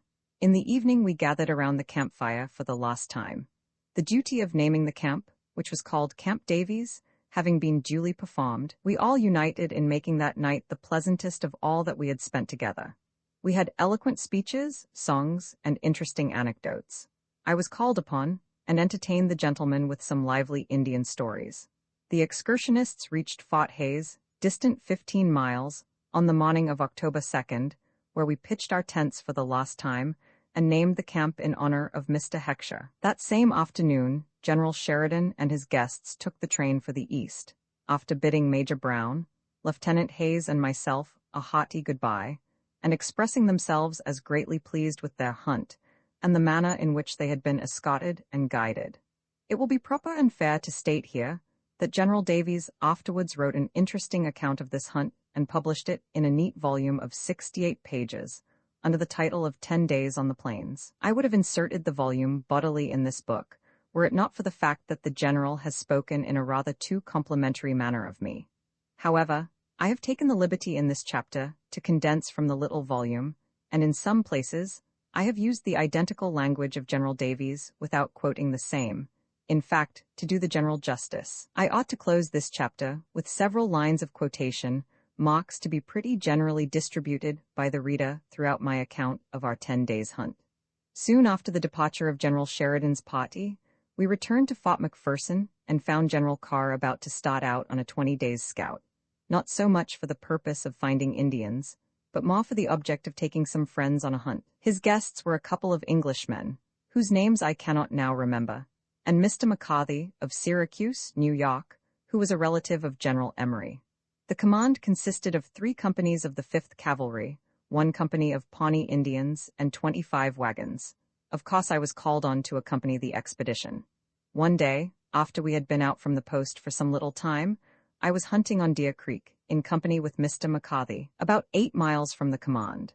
I had been wishing for several days to play a joke on him, and had arranged a plan with Captain Lute North to carry it into execution. I had informed North at about what time we would be on Deer Creek, and it was agreed that he should appear in the vicinity with some of his Pawnees, who were to throw their blankets around them, and come dashing down upon us, firing and whooping in true Indian style, while he was to either conceal or disguise himself. This program was faithfully and completely carried out. I had been talking about Indians to McCarthy, and he had become considerably excited, when just as we turned a bend of the creek, we saw not half a mile from us about 20 Indians, who instantly started for us on a gallop, firing their guns and yelling at the top of their voices. "McCarthy, shall we dismount and fight or run?" said I. He didn't wait to reply, but wheeling his horse, started at full speed down the creek, losing his hat and dropping his gun. Away he went, never once looking back to see if he was being pursued. I tried to stop him by yelling at him and saying that it was all right, as the Indians were Pawnees. Unfortunately, he did not hear me, but kept straight on, not stopping his horse until he reached the camp. I knew that he would tell General Carr that the Indians had jumped him, and that the general would soon start out with the troops. So as soon as the Pawnees rode up to me, I told them to remain there while I went after my friend. I rode after him as fast as possible, but he had arrived at the command some time before me, and when I got there the general had, as I had suspected he would do, ordered out 2 companies of cavalry to go in pursuit of the Indians. I told the general that the Indians were only some Pawnees, who had been out hunting, and that they had merely played a joke upon us. I forgot to inform him that I had put up the trick, but as he was always fond of a good joke himself, he did not get very angry. I had picked up McCarthy's hat and gun, which I returned to him, and it was some time afterwards before he discovered who was at the bottom of the affair. When we returned to Fort McPherson, we found there Mr. Royal Buck, whose father had been killed with his entire party by Pawnee Killer's band of Indians on the Beaver Creek. He had a letter from the commanding officer of the department requesting that he be furnished with an escort to go in search of the remains of his father and the party. 2 companies of cavalry were sent with him, and I accompanied them as guide. As the old squaw, which we had captured, and of which mention is made in a previous chapter, could not exactly tell us the place on Beaver Creek where the party had been killed. We searched the country over for 2 days and discovered no signs of the murdered men. At last, however, our efforts were rewarded with success. We found pieces of their wagons and, among other things, an old letter or two, which Mr. Buck recognized as his father's handwriting. We then discovered some of the remains, which we buried, but nothing further. It was now getting late in the fall, and we accordingly returned to Fort McPherson. A short time after this, the 5th Cavalry was ordered to Arizona, a not very desirable country to soldier in. I had become greatly attached to the officers of the regiment, having been continually with them for over 3 years, and had about made up my mind to accompany them, when a letter was received from General Sheridan instructing the commanding officer not to take Cody with him, and saying that I was to remain in my old position. In a few days, the command left for its destination, taking the cars at McPherson Station, where I bade my old friends adieu. During the next few weeks, I had but little to do, as the post was garrisoned by infantry, awaiting the arrival of the 3rd Cavalry. Roman 25 hunting with the Grand Duke about the 1st of January, 1872, General Forsyth and Dr. Ashe, of Sheridan's staff, came out to Fort McPherson to make preparations for a big buffalo hunt for the Grand Duke Alexis of Russia. And as this was to be no ordinary affair, these officers had been sent by General Sheridan to have all the necessary arrangements perfected by the time the Grand Duke should arrive. They learned from me that there were plenty of buffaloes in the vicinity, and especially on the Red Willow, 60 miles distant. They said they would like to go over on the Red Willow and pick out a suitable place for the camp. They also inquired the location of the Spotted Tail, Sioux Indians. Spotted Tail had permission from the government to hunt the buffalo with his people during the winter in the Republican River country. It was my opinion that they were located somewhere on the Frenchman's Fork, about 150 miles from Fort McPherson. General Sheridan's commissioners informed me that he wished me to visit Spotted Tail's camp and induce about 100 of the leading warriors and chiefs to come to the point where it should be decided to locate the Alexis hunting camp, and to be there by the time the Grand Duke should arrive, so that he could see a body of American Indians and observe the manner in which they killed buffaloes. The Indians would also be called upon to give a grand war dance in honor of the distinguished visitor. Next morning, General Forsyth and Dr. Ashe, accompanied by Captain Hayes, who had been left at Fort McPherson in charge of the 5th Cavalry horses, taking an ambulance and a light wagon to carry their tents and provisions sufficient to last them 2 or 3 days, started, under my guidance, with a small escort for Red Willow Creek, arriving there at night. The next day, we selected a pleasant camping place on a little knoll in the valley of the Red Willow. General Forsyth and his party returned to the post the next day while I left for Spotted Tail's camp. The weather was very cold, and I found my journey by no means a pleasant one, as I was obliged to camp out with only my saddle blankets. And besides, there was more or less danger from the Indians themselves, for although Spotted Tail himself was friendly, I was afraid I might have difficulty in getting into his camp. I was liable at any moment to run into a party of his young men who might be out hunting, and as I had many enemies among the Sioux, I would be running considerable risk in meeting them. At the end of the first day, I camped on Stinking Water, a tributary of the Frenchman's Fork, where I built a little fire in the timber. But it was so very cold I was not able to sleep much. Getting an early start in the morning, I followed up the Frenchman's Fork, and late in the afternoon I could see, from the fresh horse tracks and from the dead buffaloes lying here and there, recently killed, that I was nearing Spotted Tail's camp. I rode on for a few miles further, and then hiding my horse in a low ravine, I crawled up a high hill, where I obtained a good view of the country. I could see for 4 or 5 miles up the creek, and got sight of a village and of 200 or 300 ponies in its vicinity. I waited until night came, and then I succeeded in riding into the Indian camp unobserved. I had seen Spotted Tail's camp when he came from the north, and I knew the kind of lodge he was living in. As I entered the village, I wrapped a blanket around my head so that the Indians could not tell whether I was a white or a red man. In this way, I rode around until I found Spotted Tail's lodge. Dismounting from my horse, I opened his tent door and looked in and saw the old chief lying on some robes.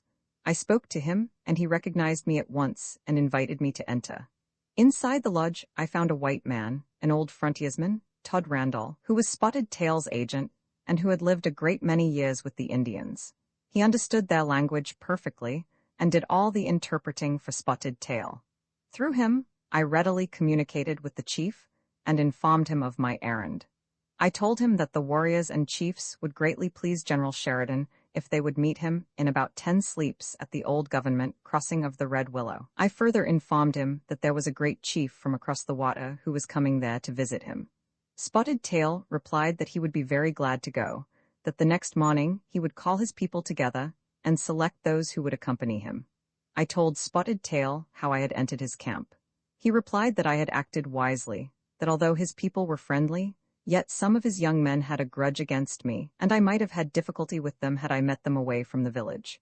He directed his squaw to get me something to eat, and ordered that my house be taken care of, and upon his invitation, I spent the remainder of the night in his lodge. Next morning the chiefs and warriors assembled according to orders, and to them was stated the object of my visit. They were asked, "Do you know who this man is?" "Yes, we know him well," replied one. "That is Pahihaska, that being my name among the Sioux, which translated means long hair. That is our old enemy." A great many of the Indians who were with Spotted Tail at this time had been driven out of the Republican country. "That is he," said Spotted Tail. "I want all my people to be kind to him and treat him as my friend." I noticed that several of them were looking daggers at me. They appeared as if they wished to raise my hair then and there. Spotted Tail motioned, and I followed him into his lodge, and thereupon the Indians dispersed. Having the assurance of Spotted Tail that none of the young men would follow me, I started back for the Red Willow, arriving the second night. There I found Captain Egan with a company of the 2nd Cavalry and a wagon train loaded with tents, grain, provisions, etc. The men were leveling off the ground and were making preparations to put up large wall tents for the Grand Duke Alexis and his suite, and for General Sheridan, his staff and other officers, and invited guests of the party. Proceeding to Fort McPherson, I reported what had been done. Thereupon Quartermaster Hayes selected from the 500 or 600 horses in his charge, 75 of the very best, which were sent to the Red Willow, to be used by Alexis and his party at the coming hunt. In a day or two a large supply of provisions, liquors, etc., arrived from Chicago, together with bedding and furniture for the tents, all of which were sent over to Camp Alexis. At last, on the morning of the 12th of January, 1872, the Grand Duke and party arrived at North Platte by special train, in charge of a Mr. Francis Thompson. Captain Hayes and myself, with 5 or 6 ambulances, 15 or 20 extra saddle horses, and a company of cavalry under Captain Egan, were at the depot in time to receive them. Presently General Sheridan and a large, fine-looking young man, whom we at once concluded to be the Grand Duke, came out of the cars and approached us. General Sheridan at once introduced me to the Grand Duke as Buffalo Bill, for he it was, and said that I was to take charge of him and show him how to kill buffalo. In less than half an hour, the whole party were dashing away towards the south, across the South Platte, and towards the Medicine, upon reaching which point we halted for a change of horses and a lunch. Resuming our ride, we reached Camp Alexis in the afternoon. General Sheridan was well pleased with the arrangements that had been made, and was delighted to find that Spotted Tail and his Indians had arrived on time. They were objects of great curiosity to the Grand Duke, who spent considerable time in looking at them, and watching their exhibitions of horsemanship, sham fights, etc. That evening the Indians gave the Grand War dance, which I had arranged for. General Custer, who was one of the hunting party, carried on a mild flirtation with one of Spotted Tail's daughters, who had accompanied her father thither, and it was noticed also that the Duke Alexis paid considerable attention to another handsome redskin maiden.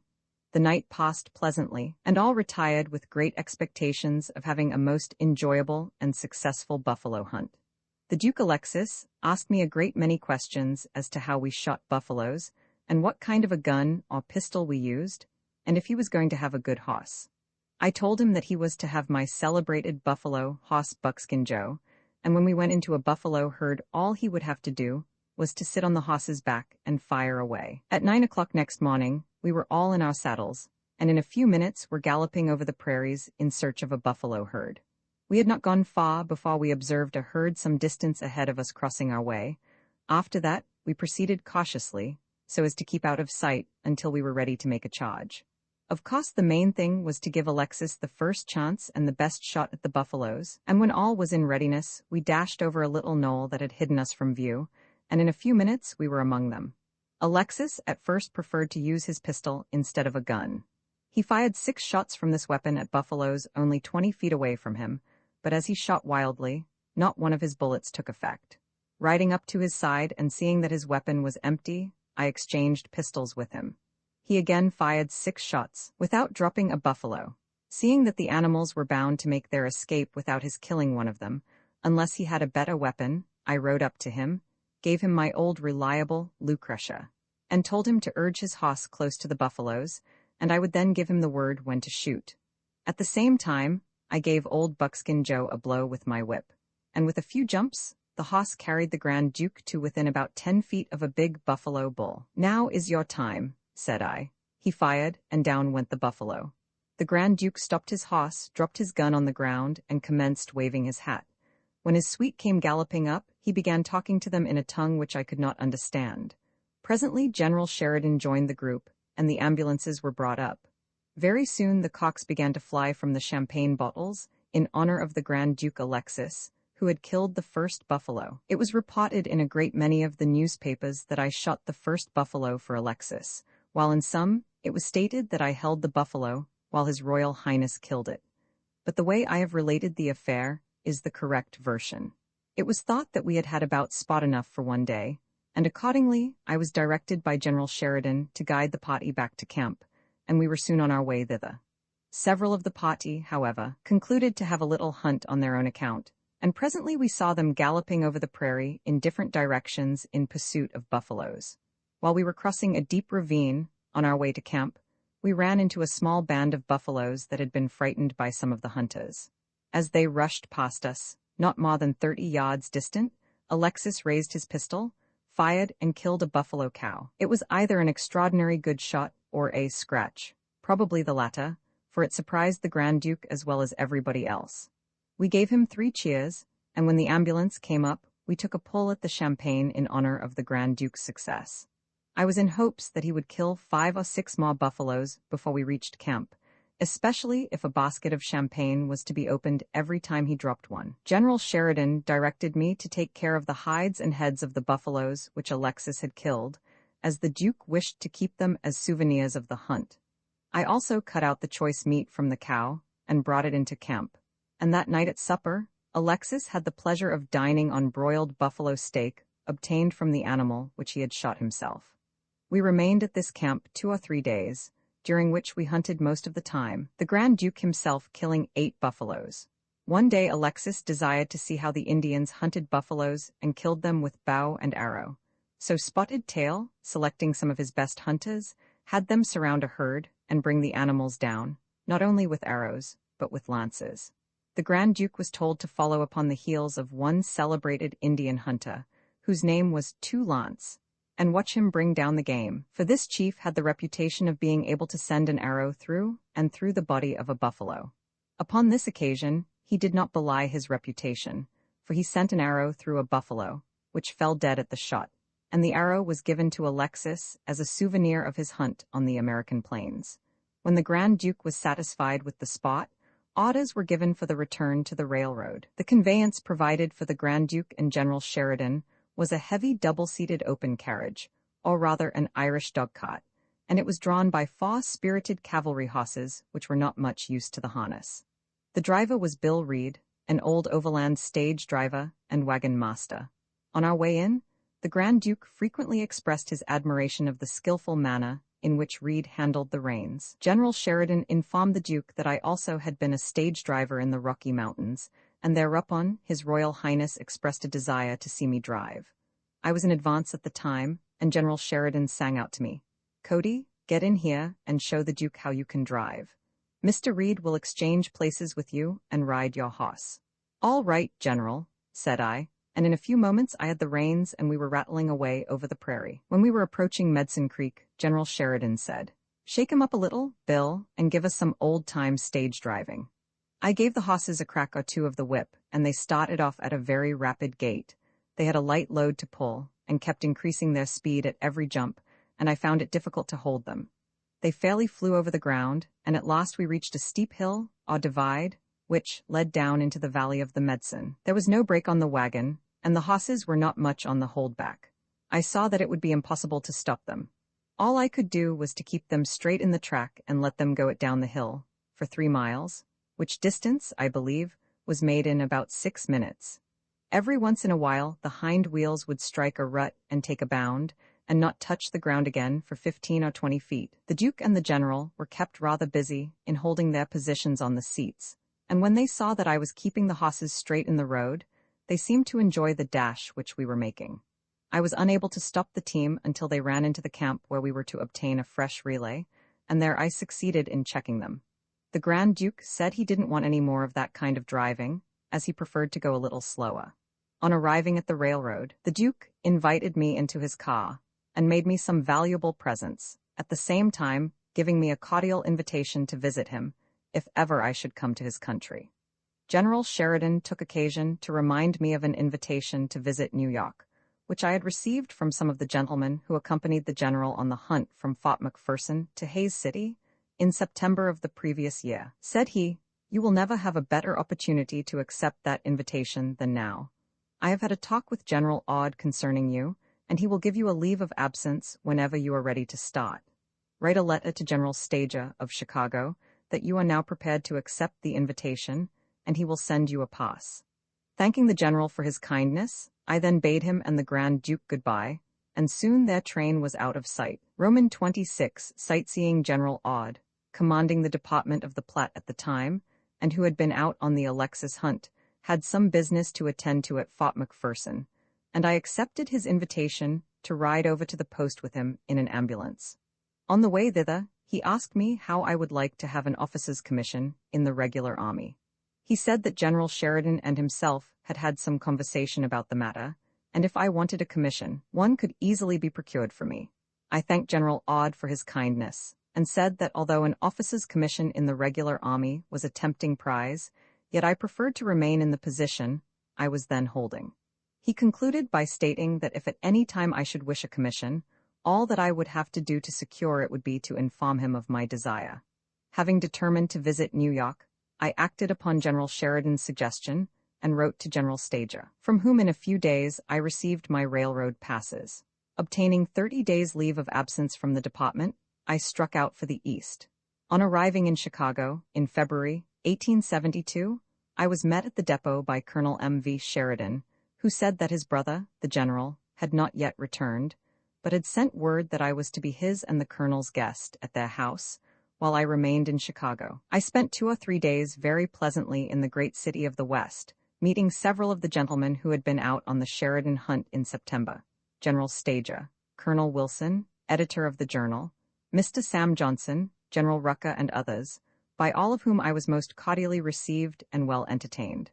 I was introduced to quite a number of the best people of the city, and was invited to several swell dinners. I also accompanied General Sheridan, who meantime had returned to the city, to a ball at Riverside, an aristocratic suburb. On this occasion, I became so embarrassed that it was more difficult for me to face the throng of beautiful ladies than it would have been to confront 100 hostile Indians. This was my first trip to the East, and I had not yet become accustomed to being stared at. And besides this, the hundreds of questions which I was called upon to answer further embarrassed and perplexed me. According to the route laid out for me by General Stager, I was to stop at Niagara Falls, Buffalo, and Rochester on my way to New York, and he provided me with all the necessary railroad passes. Just as I was about to leave Chicago, I met Professor Henry A. Ward of Rochester, for whom during the previous year or two, I had collected a large number of specimens of wild animals. He was on his way to Rochester, and kindly volunteered to act as my guide until we reached that point. We spent one day in viewing the wonders of Niagara, and I stopped one day at Rochester and was shown the beauties of that handsome city by Professor Ward, and I had the honor of receiving an invitation to dine with the mayor. On arriving at New York, I was met at the depot by Mr. J. G. Heckscher, who had been appointed as a committee of one to escort me to the Union Club, where James Gordon Bennett, Leonard W. Jerome, and others were to give me an informal reception, and where I was to make my headquarters during my visit in the great metropolis. I had an elegant dinner at the club rooms, with the gentlemen who had been out on the September hunt and other members of the club. After dinner, in company with Mr. Heckscher, who acted as my guide, I started out on the trail of my friend, Ned Buntline, whom whom we found at the Brevoort Place Hotel. He was delighted to see me and insisted on my becoming his guest. He would listen to no excuses, and on introducing me to Messrs. Overton and Blair, proprietors of the Brevoort, they also gave me a pressing invitation to make my home at their house. I finally compromised the matter by agreeing to divide my time between the Union Club, the Brevoort House, and Ned Buntline's quarters. The next few days I spent in viewing the sights of New York, everything being new and startling, convincing me that as yet I had seen but a small portion of the world. I received numerous dinner invitations, as well as invitations to visit different places of amusement and interest, but as they came in so thick and fast, I soon became badly demoralized and confused. I found I had accepted invitations to dine at half a dozen or more houses on the same day and at the same hour. James Gordon Bennett had prepared a dinner for me, at which quite a large number of his friends were to be present, but owing to my confusion, arising from the many other invitations I had received, I forgot all about it and dined elsewhere. This was a bad break, but I did not learn of my mistake until next day, when at the Union Club house several gentlemen, among them Lawrence Jerome, inquired where in the world I had been, and why I had not put in an appearance at Bennett's dinner. They said that Bennett had taken great pains to give me a splendid reception, that the party had waited till 9 o'clock for me, and that my non-arrival caused considerable disappointment. I apologized as well as I could, by saying that I had been out on a scout and had got lost, and had forgotten all about the dinner, and expressed my regret for the disappointment I had created by my forgetfulness. August Belmont, the banker, being near, said, "Never mind, gentlemen, I'll give Cody a dinner at my house." "Thank you, sir," said I. "I see you are determined that I shall not run short of rations while I am in the city. I'll be there, sure." Both Mr. Jerome and Mr. Heckscher told me that I must not disappoint Mr. Belmont, for his dinners were splendid affairs. I made a note of the date, and at the appointed time I was promptly at Mr. Belmont's mansion, where I spent a very enjoyable evening. Mr. Bennett, who was among the guests, having forgiven my carelessness, invited me to accompany him to the Liederkranz masked ball, which was to take place in a few evenings, and would be a grand spectacle. Together we attended the ball, and during the evening I was well entertained. The dancers kept on their masks until midnight, and the merry and motley throng presented a brilliant scene, moving gracefully beneath the bright gaslight to the inspiriting music. To me it was a novel and entertaining sight, and in many respects reminded me greatly of an Indian war dance. Acting upon the suggestion of Mr. Bennett, I had dressed myself in my buckskin suit, and I naturally attracted considerable attention, especially when I took part in the dancing and exhibited some of my backwoods steps, which, although not as graceful as some, were a great deal more emphatic. But when I undertook to do artistic dancing, I found I was decidedly out of place in that crowd, and I accordingly withdrew from the floor. I occasionally passed an evening at Niblo's garden, viewing the many beauties of the Black Crook, which was then having its long run, under the management of Jarrett and Palmer, whose acquaintance I had made, and who extended to me the freedom of the theater. Ned Buntline and Fred Meade had dramatized one of the stories which the former had written about me for the New York Weekly. The drama was called Buffalo Bill, the King of Border Men. While I was in New York, it was produced at the Bowery Theater, J.B. Studley, an excellent actor, appearing in the character of Buffalo Bill, and Mrs. W.G. Jones, a fine actress, taking the part of my sister, a leading role. I was curious to see how I would look when represented by someone else, and of course I was present on the opening night, a private box having been reserved for me. The theater was packed, every seat being occupied as well as the standing room. The drama was played smoothly, and created a great deal of enthusiasm. The audience, upon learning that the real Buffalo Bill was present, gave several cheers between the acts, and I was called on to come out on the stage and make a speech. Mr. Frelly, the manager, insisted that I should comply with the request and that I should be introduced to Mr. Studley. I finally consented, and the next moment I found myself standing behind the footlights and in front of an audience for the first time in my life. I looked up, then down, then on each side, and everywhere I saw a sea of human faces, and thousands of eyes all staring at me. I confess that I felt very much embarrassed, never more so in my life, and I knew not what to say. I made a desperate effort, and a few words escaped me, but what they were I could not for the life of me tell, nor could anyone else in the house. My utterances were inaudible even to the leader of the orchestra, Mr. Dean, who was sitting only a few feet in front of me. Bowing to the audience, I beat a hasty retreat into one of the canyons of the stage. I never felt more relieved in my life than when I got out of the view of that immense crowd. That evening, Mr. Frelly offered to give me $500 a week to play the part of Buffalo Bill myself.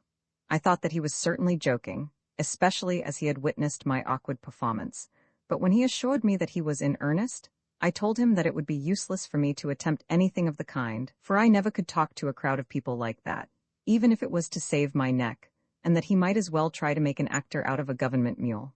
I thanked him for the generous offer, which I had to decline owing to a lack of confidence in myself, or as some people might express it, I didn't have the requisite cheek to undertake a thing of that sort. The play of Buffalo Bill had a very successful run of 6 or 8 weeks, and was afterwards produced in all the principal cities of the country, everywhere being received with genuine enthusiasm.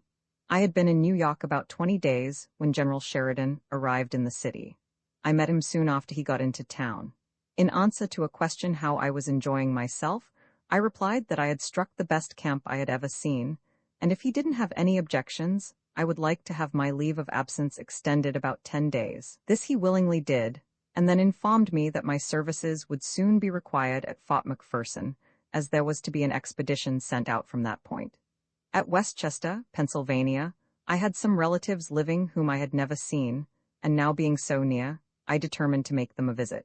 Upon mentioning the matter to Buntline, he suggested that we should together take a trip to Philadelphia, and thence run out to Westchester. Accordingly, the next day found us in the city of brotherly love, and in a few hours we arrived at the home of my uncle, General Henry A. Gus, the proprietor of the Green Tree Hotel, who gave us a cordial reception.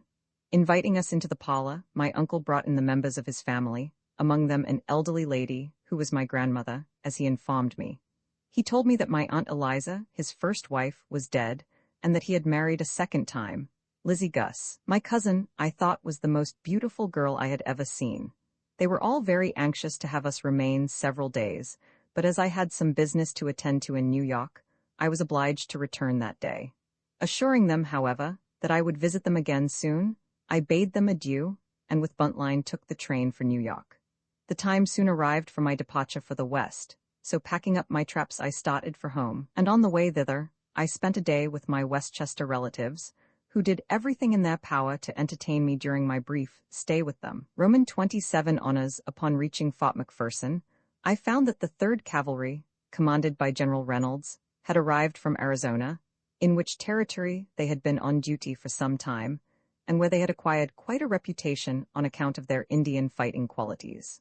Shortly after my return, a small party of Indians made a dash on McPherson Station, about 5 miles from the fort, killing 2 or 3 men and running off quite a large number of horses. Captain Mainhold and Lieutenant Lawson with their company were ordered out to pursue and punish the Indians if possible. I was the guide of the expedition and had as an assistant T.B. Omohundro, better known as Texas Jack, and who was a scout at the post. Finding the trail, I followed it for 2 days, although it was difficult trailing because the Redskins had taken every possible precaution to conceal their tracks. On the 2nd day, Captain Mainhold went into camp on the South Fork of the Loop, at a point where the trail was badly scattered. 6 men were detailed to accompany me on a scout in search of the camp of the fugitives. We had gone but a short distance when we discovered Indians camped, not more than a mile away, with horses grazing nearby.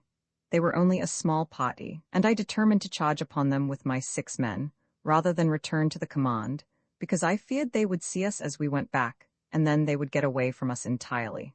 I asked the men if they were willing to attempt it, and they replied that they would follow me wherever I would lead them.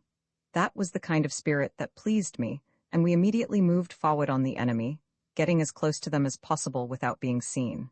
I finally gave the signal to charge, and we dashed into the little camp with a yell. 5 Indians sprang out of a willow teepee and greeted us with a volley, and we returned the fire. I was riding Buckskin Joe, who with a few jumps brought me up to the teepee, followed by my men. We nearly ran over the Indians who were endeavoring to reach their horses on the opposite side of the creek. Just as one was jumping the narrow stream, a bullet from my old Lucretia overtook him. He never reached the other bank, but dropped dead in the water.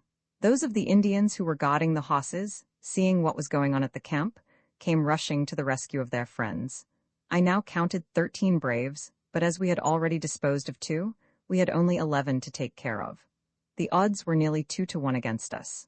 While the Indian reinforcements were approaching the camp, I jumped the creek with Buckskin Joe to meet them, expecting our party would follow me, but as they could not induce their horses to make the leap, I was the only one who got over.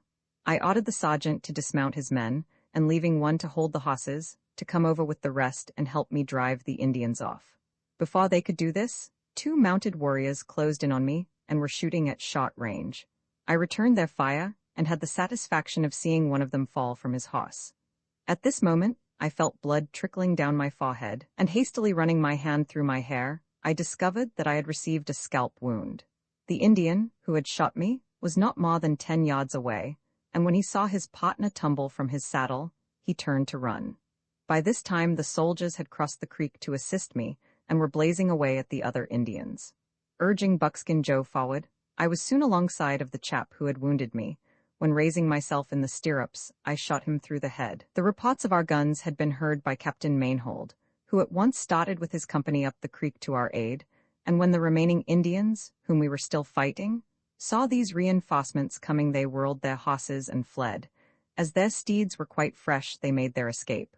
However, we killed 6 out of the 13 Indians and captured most of their stolen stock. Our loss was 1 man killed, and 1 man, myself, slightly wounded. One of our horses was killed, and Buckskin Joe was wounded. But I didn't discover the fact until some time afterwards, as he had been shot in the breast and showed no signs of having received a scratch of any kind. Securing the scalps of the dead Indians and other trophies, we returned to the fort.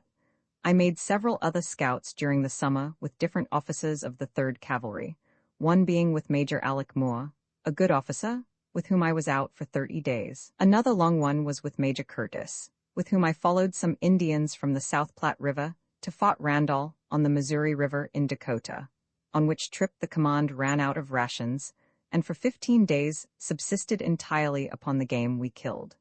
In the fall of 1872, the Earl of Dunraven and Dr. Kingsley, with several friends, came to Fort McPherson with a letter from General Sheridan, asking me to accompany them on an elk hunt. I did so, and I afterwards spent several weeks in hunting with the Earl of Dunraven, who was a thorough sportsman and an excellent hunter. It was while I was out with the Earl that a Chicago party, friends of General Sheridan, arrived at Fort McPherson for the purpose of going out on a hunt. They, too, had a letter from the General requesting me to go with them. The Earl had not yet finished his hunt, but as I had been out with him for several weeks, and he had by this time learned where to find plenty of elks and other game, I concluded to leave him and accompany the Chicago party. I informed him of my intention and gave him my reasons for going, at the same time telling him that I would send him one of my scouts, Texas Jack, who was a good hunter, and would be glad to accompany him.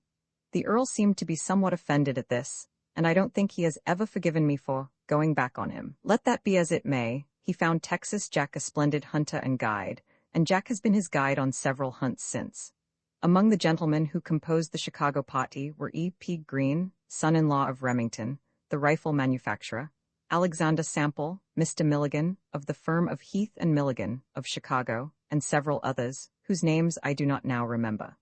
Mr. Milligan was a man full of life, and was continually boiling over with fun. He was a regular velocipede, so to speak, and was here, there, and everywhere.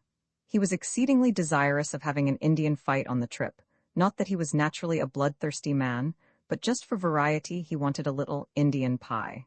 He was in every respect the life of the party, during the entire time that we were out. One day while he was hunting with Sample and myself, we came in sight of a band of 30 mounted Indians. "Milligan, here's what you've been wanting for some time," said I, "for yonder is a war party of Indians and no mistake, and they'll come for us, you bet." "I don't believe this is one of my fighting days," replied Milligan, "and it occurs to me that I have urgent business at the camp." Our camp was 5 or 6 miles distant on the Dismal River, and our escort consisted of a company of cavalry commanded by Captain Russell. The soldiers were in camp, and Milligan thought that Captain Russell ought to be at once notified of the appearance of these Indians. Knowing that we could reach the camp in safety, for we were well mounted, I continued to have considerable amusement at Milligan's expense, who finally said, "Cody, what's making my hat raise up so? I can hardly keep it on my head." Sample, who was as cool as a cucumber, said to Milligan, "There must be something wrong with your hair. It must be trying to get on end. It's all very fine for you fellows to stand here and talk, replied Milligan, but I am not doing justice to my family by remaining. Sample, I think we are a couple of old fools to have come out here, and I never would have done so if it had not been for you. By this time, the Indians had discovered us and were holding a consultation, and Milligan turned his horse in the direction of the camp. I never believed that he was half as scared as he seemed to be, but that he was merely pretending so that we could enjoy our joke. However, we did not wait any longer but rode into camp and notified Captain Russell, who immediately started with his company to pursue the band. While we were riding along with the company, Milligan said to Sample, "Now, Alec, let them come on. We may yet go back to Chicago covered with glory." We struck the trail going north, but as we had not come out on a scout for Indians, we concluded not to follow them, although Milligan was now very anxious to proceed and clean them out. The hunt came to an end in a day or two, and we escorted the visiting hunters to North Platte, where they took the train for Chicago. Before their departure, they extended to me a very cordial invitation to come to their city on a visit, promising that I should be well taken care of. Soon after this, I had the pleasure of guiding a party of gentlemen from Omaha on a buffalo hunt. Among the number were Judge Dundee, Colonel Watson B. Smith, and U.S. District Attorney Neville. We left Fort McPherson in good trim. I was greatly amused at the style of Mr. Neville, who wore a stovepipe hat and a swallowtail coat, which made up a very comical rig for a buffalo hunter. As we galloped over the prairie, he jammed his hat down over his ears to keep it from being shaken off his head, and in order to stick to his horse, he clung to the pommel of his saddle. He was not much of a rider, and he went bouncing up and down, with his swallowtails flopping in the air. The sight I shall never forget, for it was enough to make a horse laugh, and I actually believe old Buckskin Joe did laugh.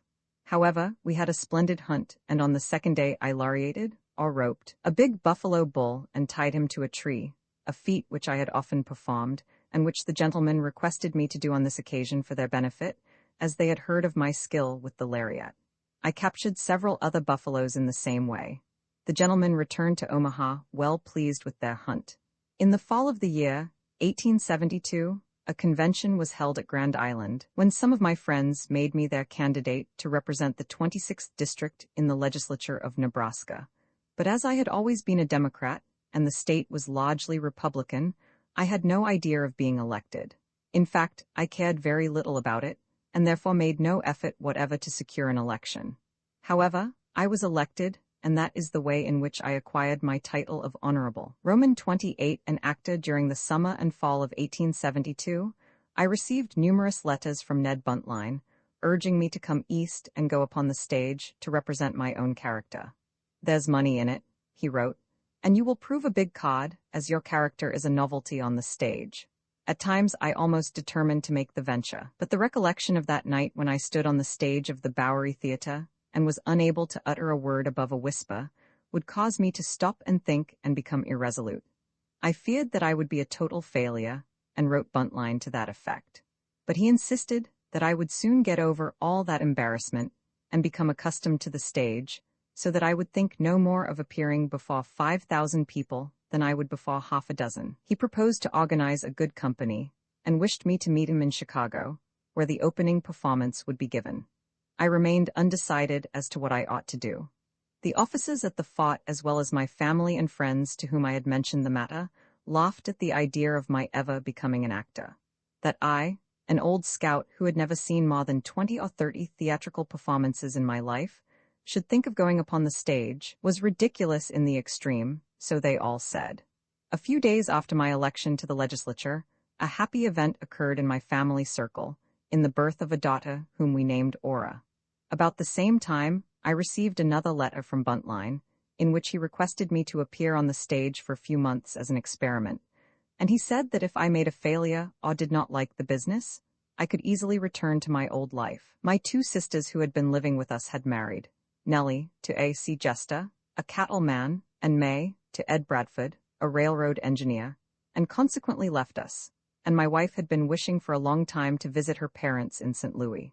Taking these and other things into consideration, I finally resolved to resign my seat in the legislature and try my luck behind the footlights. I informed General Reynolds of my determination, telling him at the same time that at the end of the month, November, I would resign my position under him. The general regretted to hear this, and advised me not to take the step, for I was leaving a comfortable little home, where I was sure of making a good living for my family, while, on the other hand, I was embarking upon a sea of uncertainty. Having once made up my mind, however, nothing could change it. While I was selling my horses and other effects, preparatory to leaving the fort, one of my brother scouts, Texas Jack, said that he would like to accompany me. Now, as Jack had also appeared as the hero in one of Ned Buntline's stories, I thought that he would make as good a star as myself, and it was accordingly arranged that Jack should go with me. On our way east, we stopped in Omaha a day or two to visit General Auger and other officers, and also the gentlemen who were out on the Judge Dundee hunt. Judge Dundee and his friends gave a dinner party in my honor at the Lighting Restaurant and entertained me very handsomely during my stay in the city. At Omaha, I parted with my family, who went to St. Louis, while Jack and myself proceeded to Chicago. Ned Buntline and Mr. Milligan, having been apprised of our coming by a telegram, met us at the depot. Mr. Milligan accompanied us to the Sherman House, where he had made arrangements for us to be his guests while we remained in the city. I didn't see much of Buntline that evening, as he hurried off to deliver a temperance lecture in one of the public halls. The next day we met him by appointment, and the first thing he said was, "Boys, are you ready for business?" "I can't answer that," replied I, "for we don't know what we are going to do." "It's all arranged," said he, "and you'll have no trouble whatever. Come with me. We'll go and see Nixon, manager of the amphitheater. That's the place where we are to play. We'll open there next Monday night." Jack and myself accordingly accompanied him to manager Nixon's office without saying a word, as we didn't know what to say. "Here we are, Mr. Nixon," said Buntline. "Here are the stars for you. Here are the boys, and they are a fine pair to draw to. Now, Nixon, I am prepared for business." Nixon and Buntline had evidently had a talk about the terms of our engagement. Buntline, it seems, was to furnish the company, the drama, and the pictorial printing, and was to receive 60% of the gross receipts for his share, while Nixon was to furnish the theater, the attachés, the orchestra, and the local printing, and receive 40% of the gross receipts. "I am ready for you, Buntline. Have you got your company yet?" asked Nixon.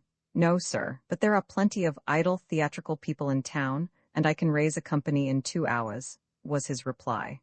"You haven't much time to spare if you open on Monday night," said Nixon.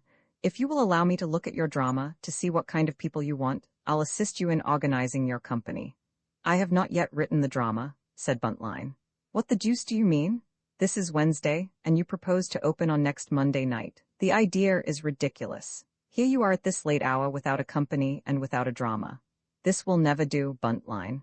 I shall have to break my contract with you, for you can't possibly write a drama, cast it, and rehearse it properly for Monday night. Furthermore, you have no pictorial printing as yet.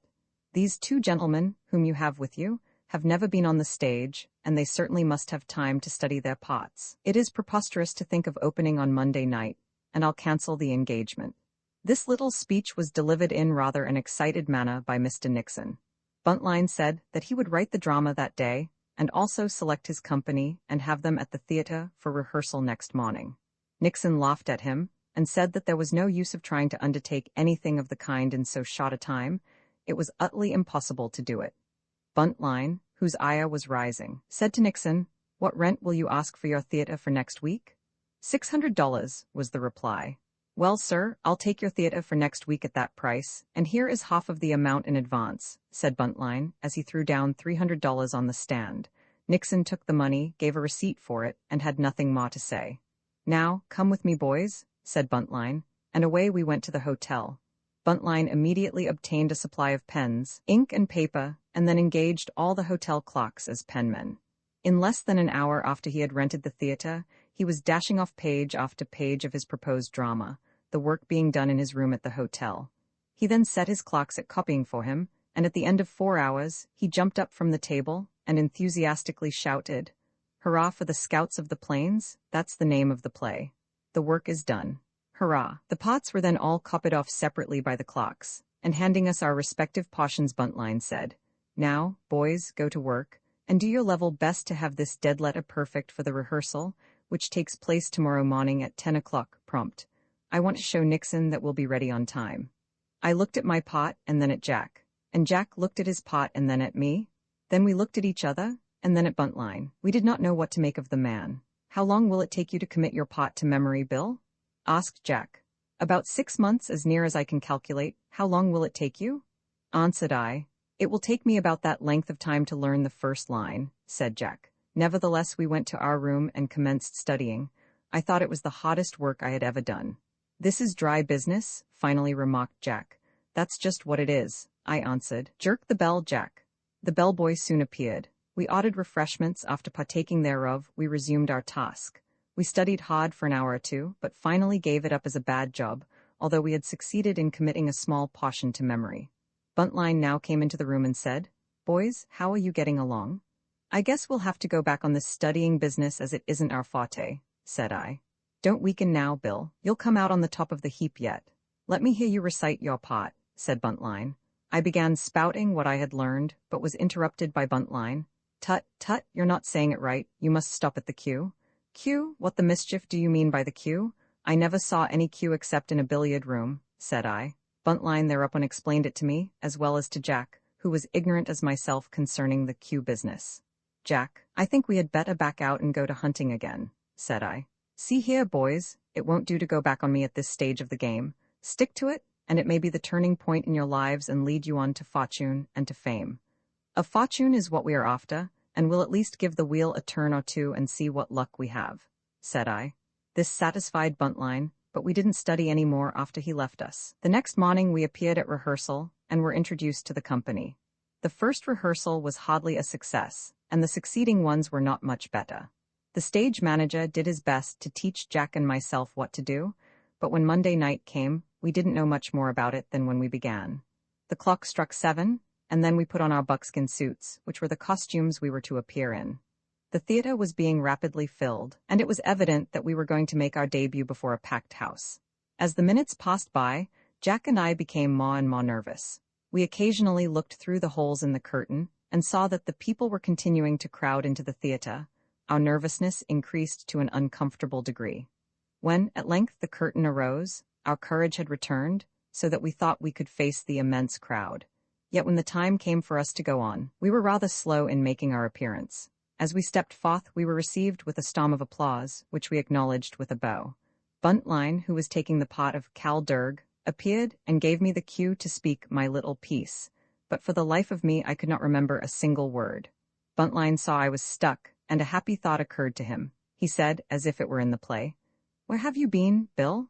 What has kept you so long?" Just then my eye happened to fall on Mr. Milligan, who was surrounded by his friends, the newspaper reporters, and several military officers, all of whom had heard of his hunt and Indian fight, he being a very popular man and widely known in Chicago. So I said, "I have been out on a hunt with Milligan."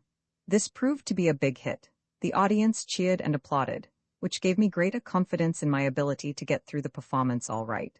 Buntline, who is a very versatile man, saw that it would be a good plan to follow this up, and he said, "Well, Bill, tell us all about the hunt." I thereupon proceeded to relate in detail the particulars of the affair. I succeeded in making it rather funny, and I was frequently interrupted by rounds of applause. Whenever I began to weaken, Buntline would give me a fresh start by asking some question. In this way I took up 15 minutes without once speaking a word of my part, nor did I speak a word of it during the whole evening. The prompter, who was standing between the wings, attempted to prompt me, but it did no good. For while I was on the stage I chipped in anything I thought of. The Scouts of the Plains was an Indian drama, of course, and there were between 40 and 50 supers dressed as Indians. In the fight with them, Jack and I were at home. We blazed away at each other with blank cartridges, and when the scene ended in a hand-to-hand encounter, a general knockdown and drag-out, the way Jack and I killed Indians was a caution. We would kill them all off in one act, but they would come up again ready for business in the next. Finally, the curtain dropped, the play was ended, and I congratulated Jack and myself on having made such a brilliant and successful debut. There was no backing out after that. The next morning, there appeared in the Chicago papers some very funny criticisms on our first performance. The papers gave us a better send-off than I expected, for they did not criticize us as actors. The Chicago Times said that if Buntline had actually spent 4 hours in writing that play, it was difficult for anyone to see what he had been doing all the time. Buntline, as Cal Durg, was killed in the second act after a long temperance speech, and the interrogation said that it was to be regretted that he had not been killed in the first act. The company, however, was very good and MDL. Malaki as Pale Dove, particularly fine, while Miss Cafano spouted a poem of some 703 verses, more or less, of which the reader will be glad to know that I only recall the words, "I was born in March." Our engagement proved a decided success financially, if not artistically. Nixon was greatly surprised at the result, and at the end of the week, he induced Buntline to take him in as a partner in the company. The next week we played at DeBar's Opera House, in St. Louis, doing an immense business. The following week we were at Cincinnati, where the theater was so crowded every night that hundreds were unable to obtain admission. We met with equal success all over the country. Theatrical managers, upon hearing of this new and novel combination, which was drawing such tremendous houses, were all anxious to secure us, and we received offers of engagements at all the leading theaters. We played 1 week at the Boston Theater, and the gross receipts amounted to $16,200. We also appeared at Niblo's Garden, New York, the theater being crowded to its utmost capacity every night of the engagement. At the Arch Street Theater, Philadelphia, it was the same way. There was not a single city where we did not have crowded houses. We closed our tour on the 16th of June, 1873, at Port Jervis, New York, and when I counted up my share of the profits, I found that I was only about $6,000 ahead. I was somewhat disappointed, for, judging from our large business, I certainly had expected a greater sum. Texas Jack and myself longed for a hunt on the western prairies once more, and on meeting in New York a party of gentlemen who were desirous of going with us, we all started westward, and after a pleasant trip arrived at Fort McPherson. Roman 29, starring Texas Jack, and I spent several weeks in hunting in the western part of Nebraska, and at the end of our vacation, we felt greatly reinvigorated and ready for another theatrical campaign. We accordingly proceeded to New York, and organized a company for the season of 1873-74. Thinking that Wild Bill would be quite an acquisition to the troupe, we wrote to him at Springfield, Missouri, offering him a large salary if he would play with us that winter. He was doing nothing at the time, and we thought that he would like to take a trip through the States, as he had never been East. Wild Bill accepted our offer and came on to New York, though he told us from the start that we could never make an actor out of him. Although he had a fine stage appearance and was a handsome fellow, and possessed a good strong voice, yet when he went upon the stage before an audience, it was almost impossible for him to utter a word. He insisted that we were making a set of fools of ourselves, and that we were the laughingstock of the people. I replied that I did not care for that, as long as they came and bought tickets to see us. Wild Bill was continually playing tricks upon the members of the company, and it was his especial delight to torment the supers. Quite frequently in our sham Indian battles, he would run up to the Indians, the supers, and putting his pistol close to their legs, would fire at them and burn them with the powder, instead of shooting over their heads. This would make them dance and jump, so that it was difficult to make them fall and die, although they were paid 25 cents each for performing the dying business. The poor supers often complained to me about this, and threatened not to go on the stage and be killed again if that man Wild Bill did not stop shooting and burning their legs. I would order Wild Bill to stop his mischief. He would laugh and then promise not to do it any more, but it would not be long before he was at his old tricks again. My company, known as the Buffalo Bill Combination, did a fine business all through the East. Wild Bill continued his pranks, which caused us considerable annoyance, but at the same time greatly amused us. One day at Titulesville, Pennsylvania, while Burke, the business agent, was registering our names and making arrangements for our accommodation, several of us started for the billiard room, but were met by the landlord, who stopped me and said that there was a party of roughs from the lower oil region who were spreeing, and had boasted that they were staying in town to meet the Buffalo Bill gang and clean them out. The landlord begged of me not to allow the members of the troupe to enter the billiard room, as he did not wish any fight in his house. To please the landlord, and at his suggestion, I called the boys up into the parlor and explained to them the situation. Wild Bill wanted to go at once and fight the whole mob, but I persuaded him to keep away from them during the day. In order to entirely avoid the roughs, the members of the company entered the theater through a private door from the hotel, as the two buildings joined each other. While I was standing at the door of the theater taking the tickets, the landlord of the hotel came rushing up and said that Wild Bill was having a fight with the roughs in the barroom. It seemed that Bill had not been able to resist the temptation of going to see what kind of a mob it was that wanted to test the pluck of the Buffalo Bill party, and just as he stepped into the room, One of the bruises put his hand on his shoulder and said, "Hello, Buffalo Bill? We have been looking for you all day." "My name is not Buffalo Bill. You are mistaken in the man," was the reply. "You are a liar," said the bruiser. Bill instantly knocked him down, and then seizing a chair he laid out 5 of the crowd on the floor and drove the rest out of the room. All this was done in a minute or two, and by the time I got downstairs, Bill was coming out of the barroom, whistling a lively tune. "Well," said he, "I have been interviewing that party who wanted to clean us out.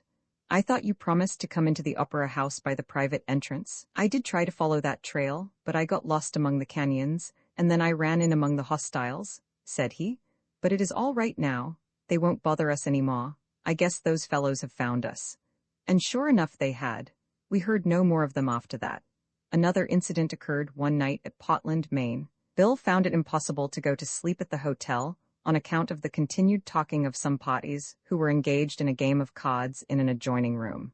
He called to them several times to make less noise, but they paid little or no attention to him. He finally got up and went to the room with the intention of cleaning out the whole crowd. He knocked and was admitted. Greatly to his surprise, he found the party to be some merchants of the city whom he had met the previous day. They were playing poker and invited him to take a hand. Bill sat down at the table and said that, inasmuch as they would not let him sleep, he wouldn't mind playing for a while, provided they would post him a little in the game, for he didn't know much about it. At first he didn't play very well, intentionally making many blunders and asking numerous questions. But when morning came, he was about $700 ahead. Bill put the money in his pocket, and just as he was leaving the room he advised them never to wake a man up and invite him to play poker. Wild Bill remained with me until we reached Rochester. I met my family there, and having bought some property in that city, with the intention of making the place my home, I asked Bill not to cut up any of his capers, for I wanted the performance to go off smoothly, as I expected a large audience that evening. He, of course, promised to behave himself. When the curtain rose, the house was crowded. The play proceeded finely until the Indian fight in the second act, when Bill amused himself by his old trick of singeing the legs of the supers. After the curtain dropped, the supers complained to me about it. Bill's conduct made me angry, and I told him that he must either stop shooting the supers or leave the company. He made no reply, but went to the dressing room and changed his buckskin suit for his citizen's dress, and during one of my scenes, I looked down in front and saw him elbowing his way through the audience and out of the theater. When I had finished the scene and had retired from the stage carpenter came up and said, "That long-haired gentleman, who passed out a few minutes ago, requested me to tell you that you could go to Thunder with your old show." That was the last time that Wild Bill and I ever performed together on the stage. After the evening's entertainment, I met him at the Osborne house. By this time he had recovered from his mad fit and was in as good humor as ever. He had made up his mind to leave for the West the next day. I endeavored to persuade him to remain with me till spring, and then we would go together, but it was of no use. I then paid him the money due him, and Jack and myself made him a present of $1,000 besides. Bill went to New York the next day, intending to start west from there. Several days afterwards, I learned that he had lost all his money in New York by playing faro, also that a theatrical manager had engaged him to play.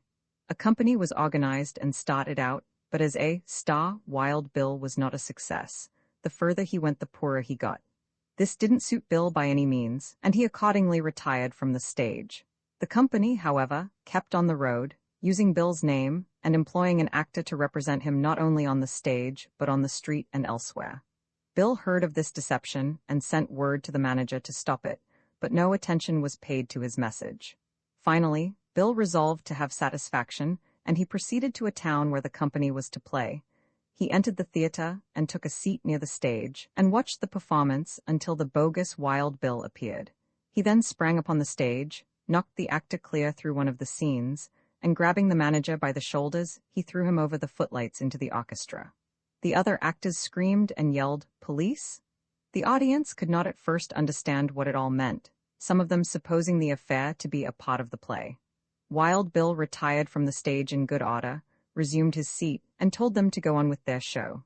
A policeman now appearing, Bill was pointed out as the disturber of the peace. The officer, tapping him on the shoulder, said, "I'll have to arrest you, sir." "How many of you are there?" asked Bill. "Only myself," said the policeman. "You had better get some help," said Bill. The officer then called up another policeman, and Bill again asked, "How many of you are there now?" "Two," was the reply. "Then I advise you to go out and get some more reinforcements," said Bill, very coolly. The policeman thereupon spoke to the sheriff, who was dressed in citizen's clothes. The sheriff came up and said he would have to take him into custody. "All right, sir," replied Bill. "I have no objections to walking out with you, but I won't go with any two policemen." At the court next morning, Bill stated his reasons for having acted as he had done, and the judge fined him only $3 and costs. This was the last time that Wild Bill appeared on the stage. He shortly afterwards returned to the West, and on arriving at Cheyenne, he visited Boulder's gambling room and sat down at a faro table. No one in the room recognized him, as he had not been in Cheyenne for several years. After losing 2 or 3 bets, he threw down a $50 bill and lost that also. Boulder quietly raked in the money. Bill placed a second $50 note on another card, when Boulder informed him that the limit was $25. "You have just taken in a $50 bill which I lost," said Bill. "Well, you needn't make any more such bets, as I will not go above my limit," replied Boulder. "I'll just play that $50 bill as it lays. If it loses, it's yours. If it wins, you'll pay me $50, or I'll know the reason why." "I am running this game, and I want no talk from you, sir," said Boulder. One word brought on another, until Boulder threatened to have Bill put out of the house. Bill was carrying the butt end of a billiard cue for a cane, and bending over the table, he said, "You'd rob a blind man." Then he suddenly tapped Boulder on the head with the cane, with such force as to knock him over.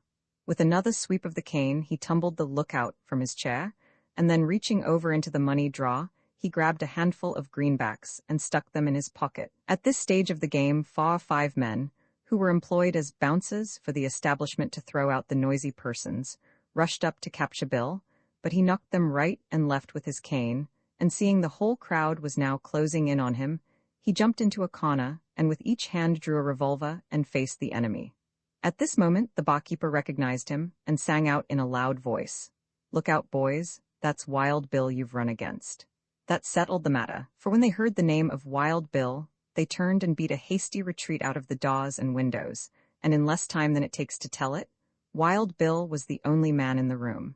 He coolly walked over to Dyer's hotel and retired for the night. Boulder claimed that he had taken $500, but he really got only $200. Boulder, upon learning that it was Wild Bill who had cleaned him out, said nothing more about the money. The next day the two men met over a bottle of wine and settled their differences in an amicable manner. Poor Bill was afterwards killed at Deadwood, in the Black Hills, in a cowardly manner, by a desperado who sneaked up behind him while he was playing a game of cards in a saloon, and shot him through the back of the head, without the least provocation. The murderer, Jack McCall, was tried and hung at Yankton, Dakota, for the crime. Thus ended the career of a lifelong friend of mine who, in spite of his many faults, was a noble man, ever brave and generous-hearted. Jack and myself continued playing through the country after Wild Bill left us, and we finally closed our season in Boston on the 13th of May, 1874. Business called me from Boston to New York, and after I had been there a few days, I met an English gentleman, Thomas P. Medley of London, who had come to America for a hunt on the plains. He had often heard of me, and was anxious to engage me as his guide and companion, and he offered to pay the liberal salary of $1,000 a month while I was with him. He was a very wealthy man, as I learned upon inquiry, and was a relative of Mr. Laud, of the firm of Laud and Taylor, of New York. Of course I accepted his offer. When we reached the hunting ground in Nebraska, he informed me, somewhat to my surprise, that he did not want to go out as Alexis did, with carriages, servants, and other luxuries, but that he wished to rough it just as I would do, to sleep on the ground in the open air, and kill and cook his own meat. We started out from North Platte, and spent several weeks in hunting all over the county. Dr. W. F. Carver, who then resided at North Platte, and who has recently acquired considerable notoriety as a rifle shot, hunted with us for a few days. Mr. Medley proved to be a very agreeable gentleman and an excellent hunter. While in camp, he busied himself in carrying wood and water, attending to the fire, and preparing and cooking the meals, never asking me to do a thing.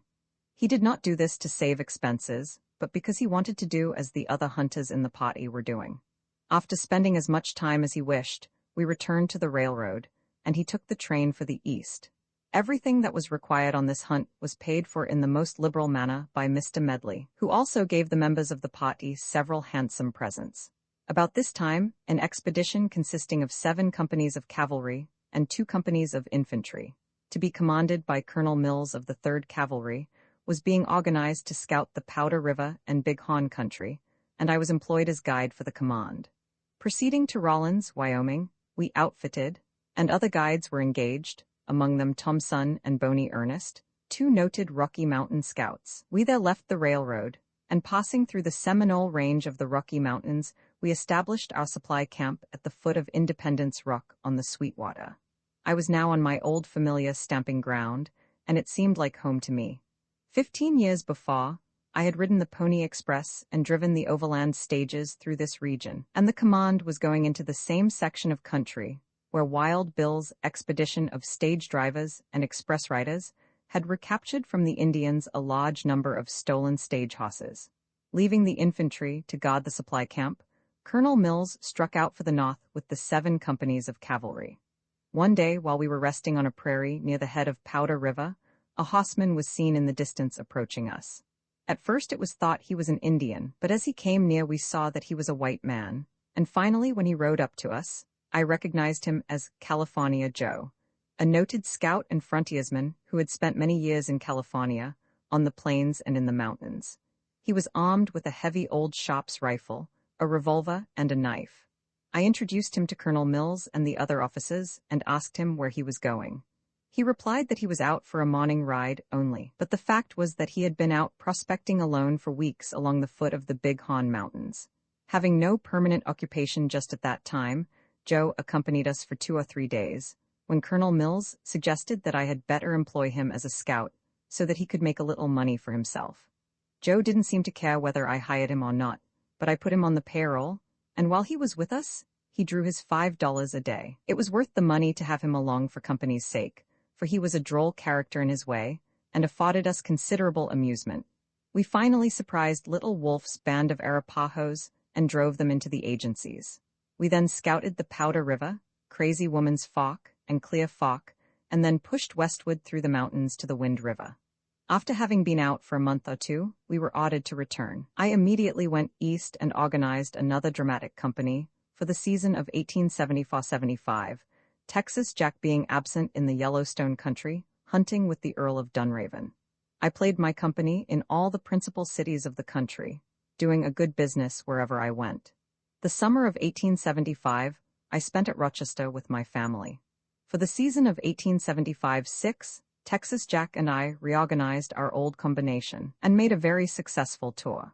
While we were playing at Springfield, Massachusetts, April 20th and 21st, 1876, a telegram was handed me just as I was going on the stage. I opened it and found it to be from Colonel G. W. Torrance, of Rochester, an intimate friend of the family, who stated that my little boy Kit was dangerously ill with the scarlet fever.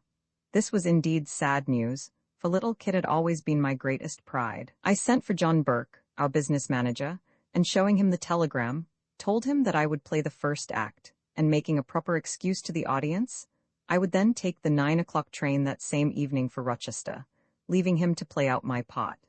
This I did, and at 10 o'clock the next morning I arrived in Rochester, and was met at the depot by my intimate friend Moses Kerngood, who at once drove me to my home. I found my little boy unable to speak, but he seemed to recognize me, and putting his little arms around my neck, he tried to kiss me. We did everything in our power to save him, but it was of no avail. The Lord claimed his own, and that evening at 6 o'clock, my beloved little Kit died in my arms.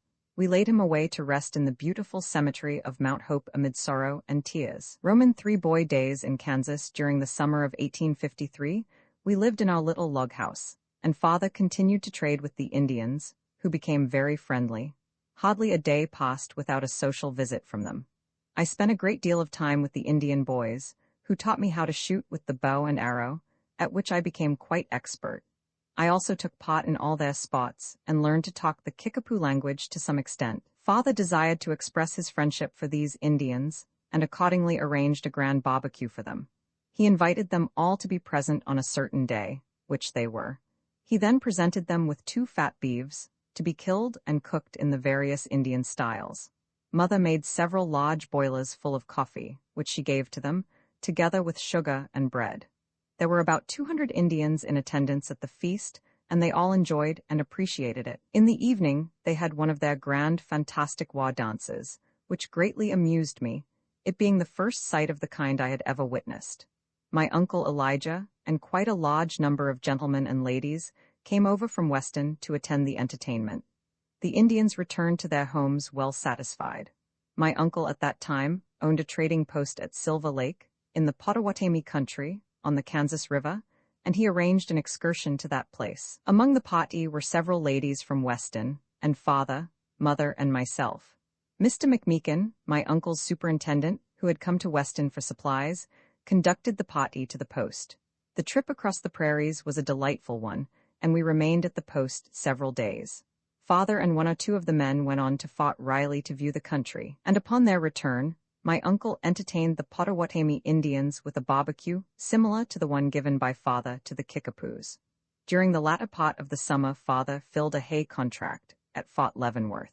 I passed much of my time among the campers, and spent days and days in riding over the country with Mr. William Russell, who was engaged in the freighting business, and who seemed to take a considerable interest in me. In this way, I became acquainted with many wagon masters, hunters, and teamsters, and learned a great deal about the business of handling cattle and mules. It was an excellent school for me, and I acquired a great deal of practical knowledge, which afterwards I found to be of invaluable service, for it was not long before I became employed by Majors and Russell, remaining with them in different capacities for several years. The winter of 1853-54 was spent by father at our little prairie home in cutting house logs and fence rails, which he intended to use on his farm, as soon as the bill for the opening of the territory for settlement should pass.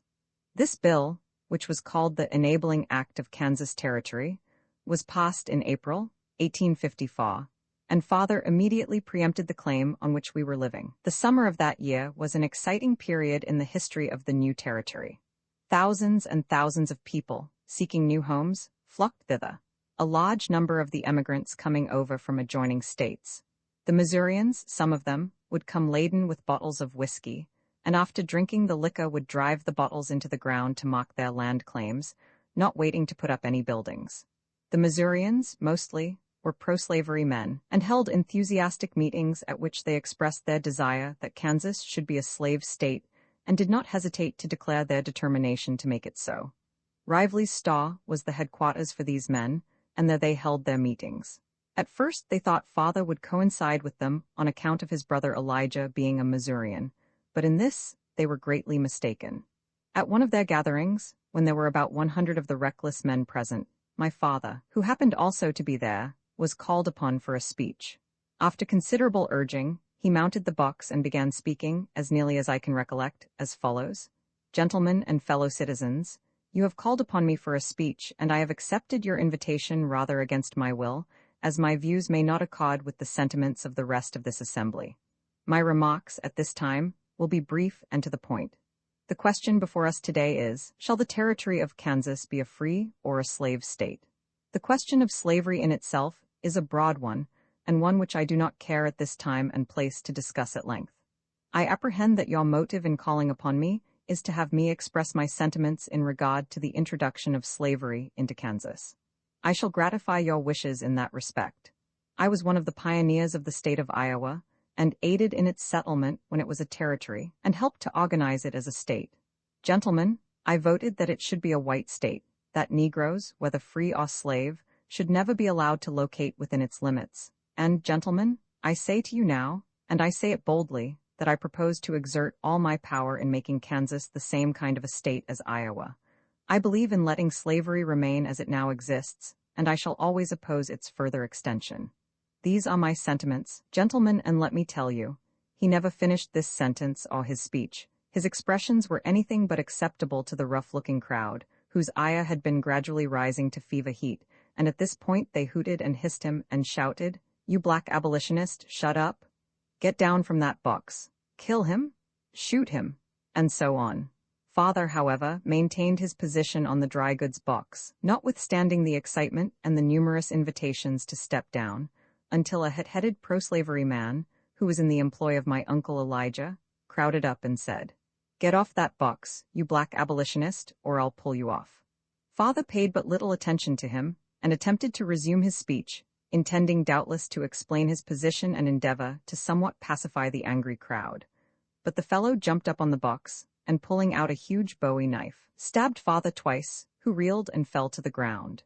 The man sprang after him, and would have ended his life then and there, had not some of the better men in the crowd interfered in time to prevent him from carrying out his murderous intention. The excitement was intense, and another assault would probably have been made on my father, had not Rively hurriedly carried him to his home. There was no doctor within any reasonable distance, and father at once requested that he be conveyed in the carriage to his brother Elijah's house in Weston. My mother and a driver accordingly went there with him, where his wounds were dressed. He remained in Weston several weeks before he was able to stir about again, but he never fully recovered from the wounds, which eventually proved the cause of his death. My uncle of course at once discharged the ruffian from his employ. The man afterwards became a noted desperado, and was quite conspicuous in the Kansas War. My father's indiscreet speech at Rively's brought upon our family all of the misfortunes and difficulties which from that time on befell us. As soon as he was able to attend to his business again, the Missourians began to harass him in every possible way, and kept it up with hardly a moment's cessation. Kickapoo City, as it was called, a small town that had sprung into existence 7 miles up the river from Fort Leavenworth, became the hotbed of the pro-slavery doctrine and the headquarters of its advocates. Here was really the beginning of the Kansas troubles. My father, who had shed the first blood in the cause of the freedom of Kansas, was notified, upon his return to his trading post, to leave the territory, and he was threatened with death by hanging or shooting if he dared to remain. One night a body of armed men, mounted on horses, rode up to our house and surrounded it. Knowing what they had come for, and seeing that there would be but little chance for him in an encounter with them, father determined to make his escape by a little stratagem. Hastily disguising himself in mother's bonnet and shawl, he boldly walked out of the house and proceeded towards the cornfield. The darkness proved a great protection, as the horsemen, between whom he passed, were unable to detect him in his disguise. Supposing him to be a woman, they neither halted him nor followed him, and he passed safely on into the cornfield, where he concealed himself. The horsemen soon dismounted and inquired for father. Mother very truthfully told them that he was away. They were not satisfied with her statement, however, and they at once made a thorough search of the house. They raved and swore when they could not find him, and threatened him with death whenever they should catch him. I am sure if they had captured him that night, they would have killed him. They carried off nearly everything of value in the house and about the premises. Then going to the pasture, they drove off all the horses, my pony Prince afterwards succeeding in breaking away from them, and came back home. Father lay secreted in the cornfield for 3 days, as there were men in the vicinity who were watching for him all the time. He finally made his escape, and reached Fort Leavenworth in safety, whither the pro-slavery men did not dare to follow him. While he was staying at Fort Leavenworth, he heard that Jim Lane, Captain Cleveland, and Captain Chandler were on their way from Indiana to Kansas with a body of Free State men, between 200 and 300 strong. They were to cross the Missouri River near Doniphan, between Leavenworth and Nebraska City, their destination being Lawrence. Father determined to join them, and took passage on a steamboat which was going up the river. Having reached the place of crossing, he made himself known to the leaders of the party, by whom he was most cordially received. The pro-slavery men, hearing of the approach of the Free State party, resolved to drive them out of the territory. The two parties met at Hickory Point, where a severe battle was fought, several being killed. The victory resulted in favor of the Free State men, who passed on to Lawrence without much further opposition. My father finally left them, and seeing that he could no longer live at home, went to Grasshopper Falls, 35 miles west of Leavenworth. There he began the erection of a sawmill. While he was thus engaged, we learned from one of our hired workmen at home that the pro-slavery men had laid another plan to kill him, and were on their way to Grasshopper Falls to carry out their intention. Mother at once started me off on Prince to warn father of the coming danger. When I had gone about 7 miles, I suddenly came upon a party of men who were camped at the crossing of Stranger Creek. As I passed along, I heard one of them, who recognized me, say, "That's the son of the old abolitionist we are after." And the next moment, I was commanded to halt. Instead of stopping, I instantly started my pony on a run, and on looking back I saw that I was being pursued by 3 or 4 of the party, who had mounted their horses, no doubt supposing that they could easily capture me. It was very fortunate that I had heard the remark about my being the son of the abolitionist, for then I knew in an instant that they were en route to Grasshopper Falls to murder my father.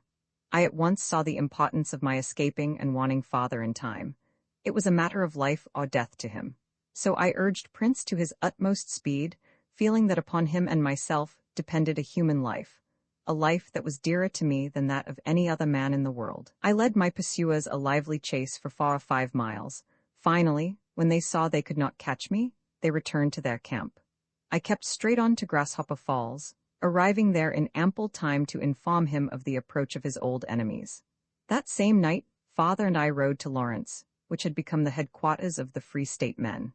There he met Jim Lane and several other leading characters, who were then organizing what was known as the Lecompton Legislature. Father was elected as a member of that body, and took an active part in organizing the first legislature of Kansas, under Governor Reeder, who, by the way, was a Free State man and a great friend of Father's.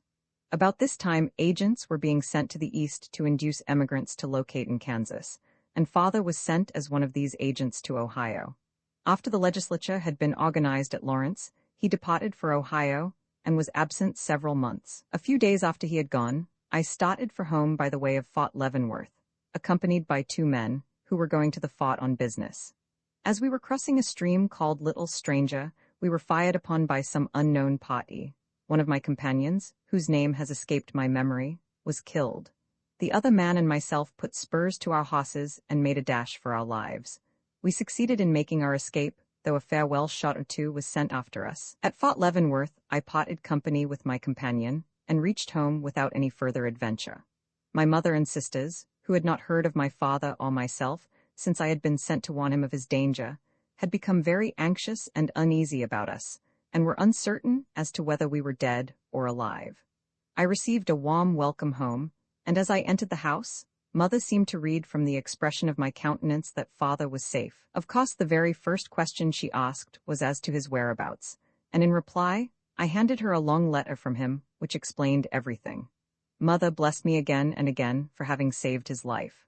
While Father was absent in Ohio, we were almost daily visited by some of the pro-slavery men who helped themselves to anything they saw fit, and frequently compelled my mother and sisters to cook for them and to otherwise submit to a great deal of bad treatment. Hardly a day passed without some of them inquiring where the old man was, saying they would kill him on sight.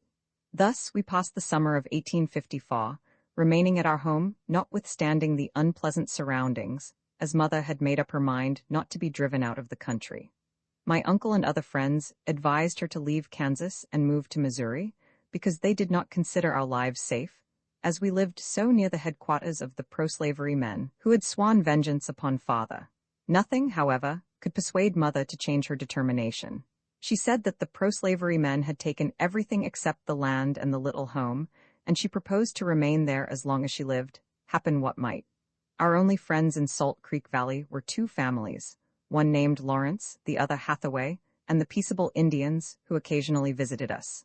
My uncle, living in Missouri and being somewhat in fear of the pro-slavery men, could not assist us much, beyond expressing his sympathy and sending us provisions. In the winter of 1854-55, Father returned from Ohio, but as soon as his old enemies learned that he was with us, they again compelled him to leave. He proceeded to Lawrence, and there spent the winter in attending the Lecompton Legislature.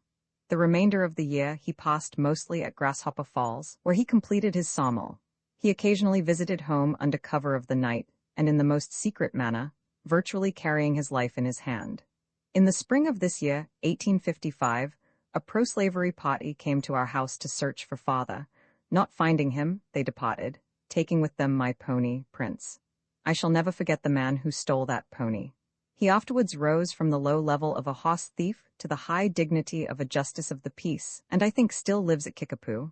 The loss of my faithful pony nearly broke my heart and bankrupted me in business, as I had nothing to ride. One day, soon afterwards, I met my old friend, Mr. Russell, to whom I related all my troubles, and his generous heart was touched by my story. "Billy, my boy," said he, "cheer up and come to Leavenworth, and I'll employ you. I'll give you $25 a month to herd cattle." I accepted the offer, and heartily thanking him, hurried home to obtain Mother's consent. She refused to let me go, and all my pleading was in vain. Young as I was, being then only in my 10th year, my ideas and knowledge of the world, however, Being far in advance of my age, I determined to run away from home. Mr. Russell's offer of $25 a month was a temptation which I could not resist. The remuneration for my services seemed very large to me, and I accordingly stole away and walked to Leavenworth. Mr. Badger, one of Mr. Russell's superintendents, immediately sent me out, mounted on a little gray mule, to herd cattle. I worked at this for 2 months and then came into Leavenworth. I had not been home during all this time, but Mother had learned from Mr. Russell where I was, and she no longer felt uneasy, as he had advised her to let me remain in his employ. He assured her that I was all right, and said that when the herd came in, he would allow me to make a visit home. Upon my arrival in Leavenworth with the herd of cattle, Mr. Russell instructed his bookkeeper, Mr. Byers, to pay me my wages, amounting to $50. Byers gave me the sum all in half-dollar pieces. I put the bright silver coins into a sack, which I tied to my mule, and started home, thinking myself a millionaire. This money I gave to Mother, who had already forgiven me for running away. Thus began my service for the firm of Russell and Majors. Afterwards Russell, Majors and Waddell, with whom I spent 7 years of my life in different capacities, such as cavallard driver, wagon master, pony express rider and driver. I continued to work for Mr. Russell during the rest of the summer of 1855, and in the winter of 1855-56 I attended school.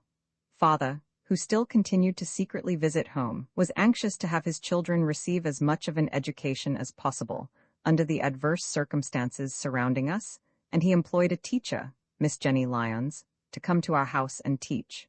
My mother was well educated, more so than my father, and it used to worry her a great deal because her children could not receive better educational advantages. However, the little school at home got along exceedingly well, and we all made rapid advances in our studies, as Miss Lyons was an excellent teacher. She afterwards married a gentleman named Hook, who became the first mayor of Cheyenne, where she now lives. The Kansas troubles reached their highest pitch in the spring of 1856, and our family continued to be harassed as much as ever by our old enemies. I cannot now recollect one half of the serious difficulties that we had to encounter, but I very distinctly remember one incident well worth relating. I came home one night on a visit from Leavenworth, being accompanied by a fellow herder, a young man. During the night we heard a noise outside of the house, and soon the dogs began barking loudly. We looked out to ascertain the cause of the disturbance, and saw that the house was surrounded by a party of men. Mother had become accustomed to such occurrences, and on this occasion she seemed to be master of the situation from the start. Opening a window, she coolly sang out, in a firm tone of voice, "Who are you? What do you want here?" "We are after that old abolition husband of yours," was the answer from one of the crowd. "He is not in this house and has not been here for a long time," said my mother. "That's a lie. We know he is in the house and we are bound to have him," said the spokesman of the party. I afterwards learned they had mistaken the herder, who had ridden home with me, for my father for whom they had been watching. "My husband is not at home," emphatically repeated my heroic mother, for if there ever was a heroine, she certainly was one. "But the house is full of armed men," continued she, "and I'll give you just 2 minutes to get out of the yard. If you are not out by the end of that time, I shall order them to fire on you." She withdrew from the window for a few moments and hurriedly instructed the herder to call aloud certain names, any that he might think of, just as if the house was full of men to whom he was giving orders. He followed her directions to the very letter. He could not have done it any better had he rehearsed the act a dozen times. The party outside heard him, as it was intended they should, and they supposed that my mother really had quite a farce at her command. While this little by-play was being enacted, she stepped to the open window again and said, "John Green, you and your friends had better go away, or the men will surely fire on you." At this point the herder, myself and my sisters commenced stamping on the floor in imitation of a squad of soldiers, and the herder issued his orders in a loud voice to his imaginary troops, who were apparently approaching the window preparatory to firing a volley at the enemy. This little stratagem proved eminently successful. The cowardly villains began retreating, and then my mother fired an old gun into the air, which greatly accelerated their speed, causing them to break and run. They soon disappeared from view in the darkness. The next morning we accidentally discovered that they had intended to blow up the house. Upon going into the cellar, which had been left open on one side, we found 2 kegs of powder together, with a fuse secreted there. It only required a lighted match to have sent us into eternity. My mother's presence of mind, which had never yet deserted her in any trying situation, had saved our lives. Shortly after this affair, I came home again on a visit and found father there sick with fever and confined to his bed. One day my old enemy rode up to the house on my pony Prince, which he had stolen from me. "What is your business here today?" asked mother. "I am looking for the old man," he replied. "I am going to search the house, and if I find him I am going to kill him." "Here, you girls," said he, addressing my sisters, "get me some dinner, and get it quick too, for I am as hungry as a wolf." "Very well, pray be seated, and we'll get you something to eat," said one of my sisters, without exhibiting the least sign of fear. He sat down, and while they were preparing a dinner for him, he took out a big knife and sharpened it on a whetstone, repeating his threat of searching the house and killing my father. I had witnessed the whole proceeding, and heard the threats, and I determined that the man should never go upstairs where father was lying in bed, unable to rise. Taking a double-barreled pistol which I had recently bought, I went to the head of the stairs, cocked the weapon, and waited for the ruffian to come up, determined that the moment he set foot on the steps I would kill him. I was relieved, however, from the stern necessity, as he did not make his appearance. The brute was considerably intoxicated when he came to the house, and the longer he sat still the more his brain became muddled with liquor, and he actually forgot what he had come there for.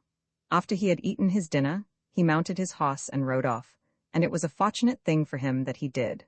Father soon recovered and returned to Grasshopper Falls, while I resumed my cattle herding. I returned to the plains. We closed our theatrical season earlier than usual in the spring of 1876, because I was anxious to take part in the Sioux War, which was then breaking out. Colonel Hills had written me several letters saying that General Crook was anxious to have me accompany his command, and I promised to do so, intending to overtake him in the Powder River country. But when I arrived at Chicago, on my way west, I learned that my old regiment, the gallant 5th Cavalry, was on its way back from Arizona to join General Crook, and that my old commander, General Carr, was in command. He had written to military headquarters at Chicago to learn my whereabouts, as he wished to secure me as his guide and chief of scouts. I then gave up the idea of overtaking General Crook, and hastening on to Cheyenne, where the 5th Cavalry had already arrived, I was met at the depot by Lieutenant King, adjutant of the regiment, he having been sent down from Fort D.A. Russell for that purpose by General Carr, who had learned by a telegram from military headquarters at Chicago that I was on the way. I accompanied the lieutenant on horseback to the camp, and as we rode up, one of the boys shouted, "Here's Buffalo Bill." Soon after there came 3 hearty cheers from the regiment. Officers and men all were glad to see me, and I was equally delighted to meet them once more. The general at once appointed me his guide and chief of scouts. The next morning, the command pulled out for Fort Laramie, and on reaching that post, we found General Sheridan there, accompanied by General Fry and General Forsyth, en route to Red Cloud Agency. As the command was to remain here a few days, I accompanied General Sheridan to Red Cloud and back, taking a company of cavalry as escort. The Indians having recently committed a great many depredations on the Black Hills Road, the 5th Cavalry was sent out to scout the country between the Indian agencies and the hills. The command operated on the South Fork of the Cheyenne and at the foot of the Black Hills for about 2 weeks, having several small engagements with roving bands of Indians during the time. General Wesley Merritt, who had lately received his promotion to the colonelcy of the 5th Cavalry, now came out and took control of the regiment. I was sorry that the command was taken from General Carr, because under him it had made its fighting reputation. However, upon becoming acquainted with General Merritt, I found him to be an excellent officer. The regiment, by continued scouting, soon drove the Indians out of that section of the country, as we supposed, and we had started on our way back to Fort Laramie, when a scout arrived at the camp and reported the massacre of General Custer and his band of heroes on the Little Big Horn on the 25th of June, 1876, and he also brought orders to General Merritt to proceed at once to Fort Fetterman and join General Crook in the Big Horn country. Colonel Stanton, who was with the 5th Cavalry on this scout, had been sent to Red Cloud Agency 2 days before, and that same evening, a scout arrived bringing a message from him that 800 Cheyenne warriors had that day left the Red Cloud Agency to join Sitting Bull's hostile forces in the Big Horn region. Notwithstanding the instructions to proceed immediately to join General Crook by the way of Fort Fetterman, Colonel Merritt took the responsibility of endeavoring to intercept the Cheyennes, and as the sequel shows, he performed a very important service. He selected 500 men and horses, and in 2 hours we were making a fast march back to Hat, or Wabonnet Creek, the intention being to reach the main Indian trail running to the north across that creek before the Cheyennes could get there. We arrived there the next night, and at daylight the following morning, July 17, 1876, I went out on a scout and found that the Indians had not yet crossed the creek. On my way back to the command, I discovered a large party of Indians, which proved to be the Cheyennes, coming up from the south, and I hurried to the camp with this important information. The cavalrymen quietly mounted their horses and were ordered to remain out of sight, while General Merritt, accompanied by 2 or 3 aides and myself, went out on a little tour of observation to a neighboring hill, from the summit of which we saw that the Indians were approaching almost directly towards us. Presently 15 or 20 of them dashed off to the west in the direction from which we had come the night before, and upon closer observation with our field glasses, we discovered 2 mounted soldiers, evidently carrying dispatches for us, pushing forward on our trail. The Indians were evidently endeavoring to intercept these 2 men, and General Merritt feared that they would accomplish their object. He did not think it advisable to send out any soldiers to the assistance of the couriers, for fear that would show to the Indians that there were troops in the vicinity who were waiting for them. I finally suggested that the best plan was to wait until the couriers came closer to the command, and then, just as the Indians were about to charge, to let me take the scouts and cut them off from the main body of the Cheyennes, who were coming over the divide. "All right, Cody," said the general. "If you can do that, go ahead." I rushed back to the command, jumped on my horse, picked out 15 men, and returned with them to the point of observation. I told General Merritt to give us the word to start out at the proper time, and presently he sang out, "Go in now, Cody, and be quick about it. They are going to charge on the couriers." The 2 messengers were not over 400 yards from us, and the Indians were only about 200 yards behind them. We instantly dashed over the bluffs and advanced on a gallop towards the Indians. A running fight lasted several minutes, during which we drove the enemy some little distance and killed 3 of their number. The rest of them rode off towards the main body, which had come into plain sight, and halted, upon seeing the skirmish that was going on. We were about half a mile from General Merritt, and the Indians whom we were chasing suddenly turned upon us, and another lively skirmish took place. One of the Indians, who was handsomely decorated with all the ornaments usually worn by a war chief when engaged in a fight, sang out to me in his own tongue, "I know you, Pahihaska. If you want to fight, come ahead and fight me." The chief was riding his horse back and forth in front of his men, as if to banter me, and I concluded to accept the challenge. I galloped towards him for 50 yards, and he advanced towards me about the same distance, both of us riding at full speed, and then, when we were only about 30 yards apart, I raised my rifle and fired. His horse fell to the ground, having been killed by my bullet. Almost at the same instant my own horse went down, he having stepped into a hole. The fall did not hurt me much, and I instantly sprang to my feet. The Indian had also recovered himself, and we were now both on foot, and not more than 20 paces apart. We fired at each other simultaneously. My usual luck did not desert me on this occasion, for his bullet missed me, while mine struck him in the breast. He reeled and fell, but before he had fairly touched the ground I was upon him, knife in hand, and had driven the keen-edged weapon to its hilt in his heart. Jerking his wabonnet off, I scientifically scalped him in about 5 seconds. The whole affair from beginning to end occupied but little time, and the Indians, seeing that I was some little distance from my company, now came charging down upon me from a hill, in hopes of cutting me off. General Merritt had witnessed the duel, and realizing the danger I was in, ordered Colonel Mason with Company K to hurry to my rescue. The order came none too soon, for had it been given 1 minute later, I would have had not less than 200 Indians upon me. As the soldiers came up, I swung the Indian chieftain's topknot and bonnet in the air, and shouted, "The first scalp for Custer." General Merritt, seeing that he could not now ambush the Indians, ordered the whole regiment to charge upon them.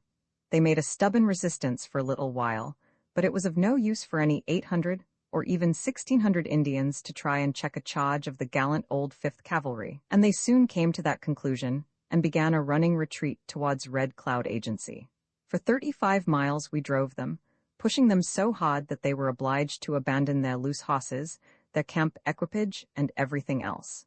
We drove them into the agency, and followed in ourselves, notwithstanding the possibility of our having to encounter the thousands of Indians at that point. We were uncertain whether or not the other agency Indians had determined to follow the example of the Cheyennes and strike out upon the warpath. But that made no difference with the 5th Cavalry, for they would have fought them all if necessary. It was dark when we rode into the agency, where we found thousands of Indians collected together, but they manifested no disposition to fight. While at the agency, I learned the name of the Indian chief whom I had killed in the morning. It was Yellow Hand, a son of old Cutnose, a lighting chief of the Cheyennes. Cutnose, having learned that I had killed his son, sent a white interpreter to me with a message to the effect that he would give me 4 mules if I would turn over to him Yellow Hand's war bonnet, guns, pistols, ornaments, and other paraphernalia which I had captured. I sent back word to the old gentleman that it would give me pleasure to accommodate him, but I could not do it this time. The next morning we started to join General Crook, who was camped near the foot of Cloud Peak in the Big Horn Mountains, awaiting the arrival of the 5th Cavalry, before proceeding against the Sioux, who were somewhere near the head of the Little Big Horn, as his scouts informed him. We made rapid marches and reached General Crook's camp on Goose Creek about the 3rd of August. At this camp, I met many old friends, among whom was Colonel Royal, who had received his promotion to the lieutenant colonelcy of the 3rd Cavalry. He introduced me to General Crook, whom I had never met before, but of whom I had often heard. He also introduced me to the general's chief guide, Frank Garrard, a half-breed, who had lived 6 years with Sitting Bull and knew the country thoroughly. We remained in this camp only one day, and then the whole troop pulled out for the Tongue River, leaving our wagons behind, but taking with us a large pack train. We marched down the Tongue River for 2 days, thence in a westerly direction over to the Rosebud, where we struck the main Indian trail, leading down this stream. From the size of the trail, which appeared to be about 4 days old, we estimated that there must have been in the neighborhood of 7,000 Indians who had made the broad trail. At this point, we were overtaken by Jack Crawford, familiarly known as Captain Jack, the poet scout of the Black Hills.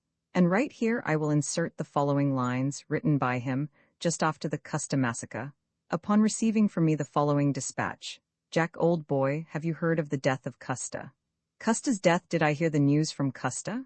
Well, I reckon I did, old pod. It came like a streak of lightnin', and you bet, it hit me hard. I ain't no hand to blubber, and the briny ain't run for years, but chalk me down for a lubber, if I didn't shed regular tears. What for? Now look you here, Bill, you're a bully boy, that's true, as good as e'er war buckskin, or fought with the boys in blue, but I'll bet my bottom dollar ye had no trouble to muster a tear, or perhaps 100, at the news of the death of Custer. He always thought well of you, pod, and had it been heaven's will, in a few more days you'd met him, and he'd welcome his old scout bill. For if you remember at Hat Creek, I met you with General Carr. We talked of the brave young Custer, and recounted his deeds of war. But little we knew even then, pod, and that's just 2 weeks ago, how little we dreamed of disaster, or that he had met the foe. That the fearless, reckless hero, so loved by the whole frontier, had died on the field of battle in this, our centennial year. I served with him in the army, in the darkest days of the war, and I reckon you know his record, for he was our guiding star, and the boys who gathered round him to charge in the early morn, war just like the brave who perished with him on the Little Horn. And where is the satisfaction, and how will the boys get square? By giving the Reds more rifles, invite them to take more hair? We want no scouts, no trappers, nor men who know the frontier. Phil, old boy, you're mistaken, we must have the volunteer. Never mind that 200,000, but give us 100 instead. Send 5,000 men towards Reno, and soon we won't leave a red. It will save Uncle Sam lots of money. In Fortress we need not invest. Just roll up the devils this summer, and the miners will do all the rest. The Black Hills are filled with miners. The Big Horn will soon be as full, and which will show the most danger to Crazy Hoss and old Sitting Bull, a band of 10,000 frontier men, or a couple of forts with a few of the boys in the east now enlisting. Friend Cody, I leave it with you. They talk of peace with these demons by feeding and clothing them well. I'd as soon think an angel from heaven would reign with contentment in H.L. And one day, the Quakers will answer before the great judge of us all, for the death of daring young Custer and the boys who round him did fall. Perhaps I am judging them harshly, but I mean what I'm telling ye, pod. I'm letting them down mighty easy, perhaps they may think it is hard, but I tell you the day is approaching. The boys are beginning to muster. That day of the great retribution, the day of revenge for our Custer. And I will be with you, friend Cody. My weight will go in with the boys. I shared all their hardships last winter, I shared all their sorrows and joys. Tell them I'm coming, friend William, I trust I will meet you ere long. Regards to the boys in the mountains, yours, ever, in friendship still strong. Jack was a new man in the country, but evidently had plenty of nerve and pluck, as he had brought dispatches from Fort Fetterman, a distance of 300 miles through a dangerous Indian country. The dispatches were for General Crook, and notified him that General Terry was to operate with a large command south of the Yellowstone, and that the two commands would probably consolidate somewhere on the Rosebud. Jack at once hunted me up and gave me a letter from General Sheridan, informing me that he had appointed him, Jack, as one of the scouts. While we were conversing, Jack informed me that he had brought me a present from Colonel Jones of Cheyenne, and that he had it in his saddle pockets. Asking the nature of the gift, he replied that it was only a bottle of good whiskey. I placed my hand over his mouth and told him to keep still, and not to whisper it even to the winds, for there were too many dry men around us, and only when alone with him did I dare to have him take the treasure from his saddle pockets. In this connection, I may remark that Jack Crawford is the only man I have ever known that could have brought that bottle of whiskey through without accident befalling it, for he is one of the very few teetotal scouts I ever met. Not wishing to have a game of whiskey solitaire, I invited General Carr to sample the bottle with me. We soon found a secluded spot, and dismounting, we thought we were going to have a nice little drink all by ourselves, when who should ride up but Mr. Lathrop, the reporter of the Associated Press of the Pacific Slope, to whom we had given the name of the Death Rattler, and who was also known in San Francisco as the man with the iron jaw, he having, with the true nose of a reporter, smelt the whiskey from afar off, and had come to interview it. He was a good fellow withal, and we were glad to have him join us. Now to resume. For 2 or 3 days we pushed on, but we did not seem to gain much on the Indians, as they were evidently making about the same marches that we were. On the 4th or 5th morning of our pursuit, I rode ahead of the command about 10 miles, and mounting a hill, I scanned the country far and wide with my field glass, and discovered an immense column of dust rising about 10 miles further down the creek, and soon I noticed a body of men marching towards me, that at first I believed to be the Indians of whom we were in pursuit, but subsequently they proved to be General Terry's command. I sent back word to that effect to General Crook, by a scout who had accompanied me, but after he had departed, I observed a band of Indians on the opposite side of the creek, and also another party directly in front of me. This led me to believe that I had made a mistake, but shortly afterwards, my attention was attracted by the appearance of a body of soldiers, who were forming into a skirmish line, and then I became convinced that it was General Terry's command after all, and that the Redskins whom I had seen were some of his friendly Indian scouts, who had mistaken me for a Sioux, and fled back to their command terribly excited, shouting, "The Sioux are coming." General Terry at once came to the post, and ordered the 7th Cavalry to form line of battle across the Rosebud. He also ordered up his artillery and had them prepare for action, doubtless dreading another Custer massacre. I afterwards learned the Indians had seen the dust raised by General Crook's forces, and had reported that the Sioux were coming.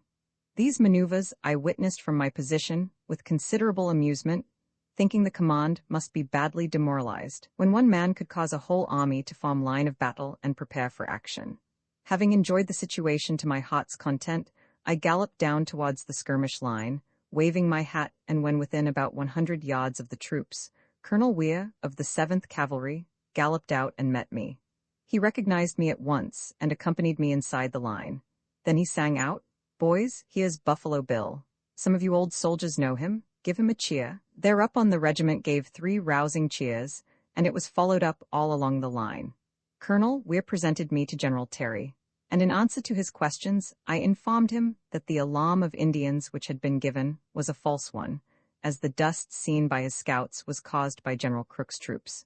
General Terry thereupon rode forward to meet General Crook, and I accompanied him at his request. That night, both commands went into camp on the Rosebud. General Terry had his wagon train with him, and everything to make life comfortable on an Indian campaign. He had large wall tents and portable beds to sleep in, and large hospital tents for dining rooms. His camp looked very comfortable and attractive, and presented a great contrast to that of General Crook, who had for his headquarters only one small fly tent, and whose cooking utensils consisted of a quart cup, in which he made his coffee himself, and a stick, upon which he broiled his bacon. When I compared the two camps, I came to the conclusion that General Crook was an Indian fighter, for it was evident that he had learned that, to follow and fight Indians, a body of men must travel lightly and not be detained by a wagon train or heavy luggage of any kind. That evening, General Terry ordered General Miles to take his regiment, the 5th Infantry, and return by a fast march to the Yellowstone, and proceed down that river by steamboat to the mouth of Powder River to intercept the Indians in case they attempted to cross the Yellowstone. General Mills made a fast march that night of 35 miles, which was splendid traveling for an infantry regiment through a mountainous country. Generals Crook and Terry spent that evening and the next day in council, and on the following morning, both commands moved out on the Indian Trail. Although General Terry was the senior officer, he did not assume command of both expeditions, but left General Crook in command of his own troops, although they operated together. We crossed the Tongue River to Powder River and proceeded down the latter stream to a point 20 miles from its junction with the Yellowstone, where the Indian Trail turned to the southeast in the direction of the Black Hills. The two commands now being nearly out of supplies, the trail was abandoned, and the troops kept on down Powder River to its confluence with the Yellowstone, and remained there several days. Here we met General Mills, who reported that no Indians had as yet crossed the Yellowstone.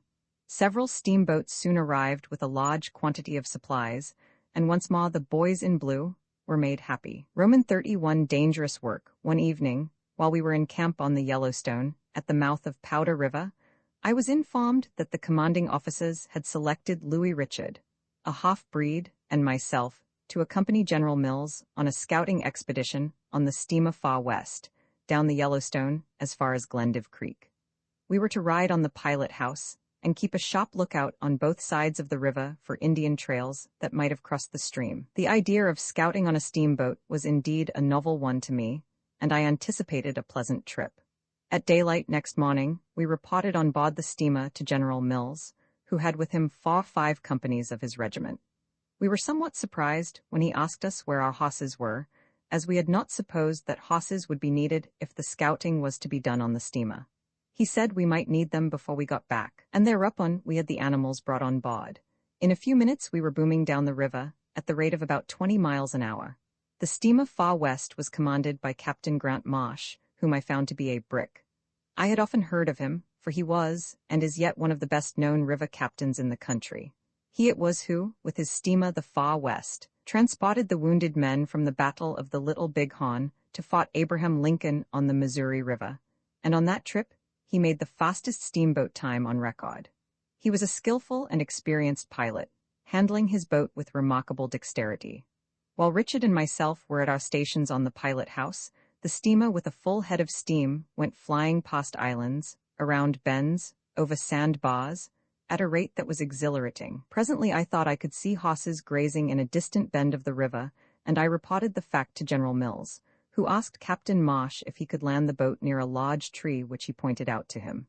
"Yes, sir, I can land her there, and make her climb the tree if necessary," said he. On reaching the spot designated, General Mills ordered 2 companies ashore, while Richard and myself were ordered to take our horses off the boat and push out as rapidly as possible to see if there were Indians in the vicinity. While we were getting ashore, Captain Marsh remarked that if there was only a good heavy dew on the grass he would shoot the steamer ashore and take us on the scout without the trouble of leaving the boat. It was a false alarm, however, as the objects we had seen proved to be Indian graves. Quite a large number of braves who had probably been killed in some battle had been buried on scaffolds, according to the Indian custom, and some of their clothing had been torn loose from the bodies by the wolves and was waving in the air. On arriving at Glendive Creek, we found that Colonel Rice and his company of the 5th Infantry, who had been sent there by General Mills, had built quite a good little fort with their trowel bayonets, a weapon which Colonel Rice was the inventor of, and which is, by the way, a very useful implement of war, as it can be used for a shovel in throwing up entrenchments and can be profitably utilized in several other ways. On the day previous to our arrival, Colonel Rice had a fight with a party of Indians and had killed 2 or 3 of them at long range with his Rodman cannon. The Far West was to remain at Glendive overnight, and General Mills wished to send dispatches back to General Terry at once. At his request, I took the dispatches and rode 75 miles that night through the bad lands of the Yellowstone, and reached General Terry's camp next morning, after having nearly broken my neck a dozen times or more. There being but little prospect of any more fighting, I determined to go east as soon as possible to organize a new dramatic combination and have a new drama written for me, based upon the Sioux War. This I knew would be a paying investment, as the Sioux campaign had excited considerable interest. So I started down the river on the steamer Yellowstone, en route to Fort Beaufort. On the same morning, Generals Terry and Crook pulled out for Powder River to take up the old Indian Trail, which we had recently left. The steamer had proceeded down the stream about 20 miles when it was met by another boat on its way up the river, having on board General Whistler and some fresh troops for General Terry's command. Both boats landed, and almost the first person I met was my old friend and partner, Texas Jack, who had been sent out as a dispatch carrier for the New York Herald. General Whistler, upon learning that General Terry had left the Yellowstone, asked me to carry to him some important dispatches from General Sheridan, and although I objected, he insisted upon my performing this duty, saying that it would only detain me a few hours longer. As an extra inducement, he offered me the use of his own thoroughbred horse, which was on the boat. I finally consented to go, and was soon speeding over the rough and hilly country towards Powder River, and I delivered the dispatches to General Terry that same evening. General Whistler's horse, although a good animal, was not used to such hard riding, and was far more exhausted by the journey than I was. After I had taken a lunch, General Terry asked me if I would carry some dispatches back to General Whistler, and I replied that I would. Captain Smith, General Terry's aide-de-camp, offered me his horse for the trip, and it proved to be an excellent animal, for I rode him that same night 40 miles over the bad lands in 4 hours, and reached General Whistler's steamboat at 1 o'clock. During my absence, the Indians had made their appearance on the different hills in the vicinity, and the troops from the boat had had several skirmishes with them. When General Whistler had finished reading the dispatches, he said, "Cody, I want to send information to General Terry concerning the Indians who have been skirmishing around here all day. I have been trying all the evening long to induce someone to carry my dispatches to him, but no one seems willing to undertake the trip, and I have got to fall back on you. It is asking a great deal, I know, as you have just ridden 80 miles, but it is a case of necessity, and if you'll go, Cody, I'll see that you are well paid for it." "Never mind about the pay," said I, "but get your dispatches ready, and I'll start at once." In a few minutes he handed me the package, and mounting the same horse which I had ridden from General Terry's camp, I struck out for my destination. It was 2 o'clock in the morning when I left the boat, and at 8 o'clock I rode into General Terry's camp, just as he was about to march, having made 120 miles in 22 hours. General Terry, after reading the dispatches, halted his command, and then rode on and overtook General Crook, with whom he held a council. The result was that Crook's command moved on in the direction which they had been pursuing, while Terry's forces marched back to the Yellowstone and crossed the river on steamboats. At the urgent request of General Terry, I accompanied the command on a scout in the direction of the Dry Fork of the Missouri, where it was expected we would strike some Indians. The first march out from the Yellowstone was made in the night, as we wished to get into the hills without being discovered by the Sioux scouts. After marching 3 days, a little to the east of North, we reached the Buffalo Range and discovered fresh signs of Indians, who had evidently been killing buffaloes. General Terry now called on me to carry dispatches to Colonel Rice, who was still camped at the mouth of Glendive Creek, on the Yellowstone, distant about 80 miles from us. Night had set in with a storm, and a drizzling rain was falling when, at 10 o'clock, I started on this ride through a section of country with which I was entirely unacquainted. I traveled through the darkness a distance of about 35 miles, and at daylight I rode into a secluded spot at the head of a ravine where stood a bunch of ash trees, and there I concluded to remain till night, for I considered it a dangerous undertaking to cross the wide prairies in broad daylight, especially as my horse was a poor one.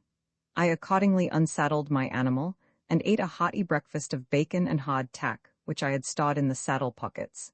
Then, after taking a smoke, I lay down to sleep, with my saddle for a pillow. In a few minutes I was in the land of dreams. After sleeping some time, I can't tell how long, I was suddenly awakened by a roaring, rumbling sound. I instantly seized my gun, sprang to my horse, and hurriedly secreted him in the brush. Then I climbed up the steep side of the bank and cautiously looked over the summit. In the distance, I saw a large herd of buffaloes which were being chased and fired at by 20 or 30 Indians.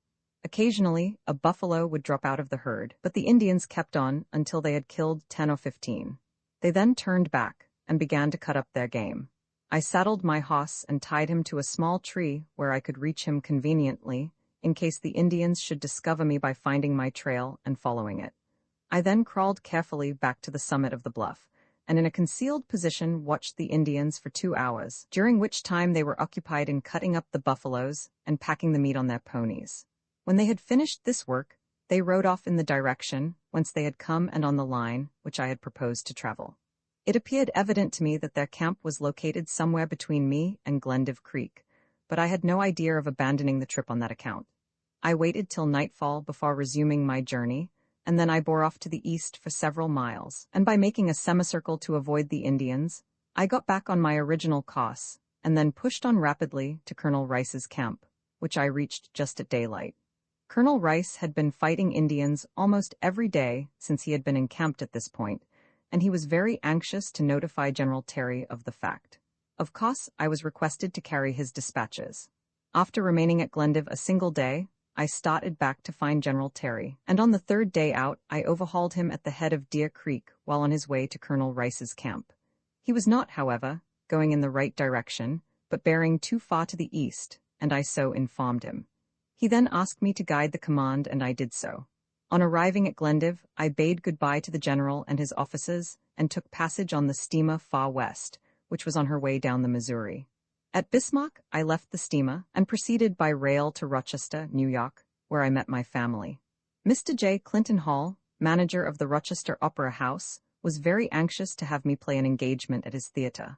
I agreed to open the season with him as soon as I had got my drama written, and I did so, meeting with an enthusiastic reception. My new drama was arranged for the stage by J.V. Allington, the actor. It was a 5-act play, without head or tail, and it made no difference at which act we commenced the performance. Before we had finished the season, several newspaper critics, I have been told, went crazy in trying to follow the plot. It afforded us, however, ample opportunity to give a noisy, rattling, gunpowder entertainment, and to present a succession of scenes in the late Indian War, all of which seemed to give general satisfaction. From Rochester, I went to New York, and played a very successful engagement at the Grand Opera House under the management of Messrs. Poole and Donnelly. Thence my route took me to all the principal cities in the eastern, western, and middle states, and I everywhere met with crowded houses.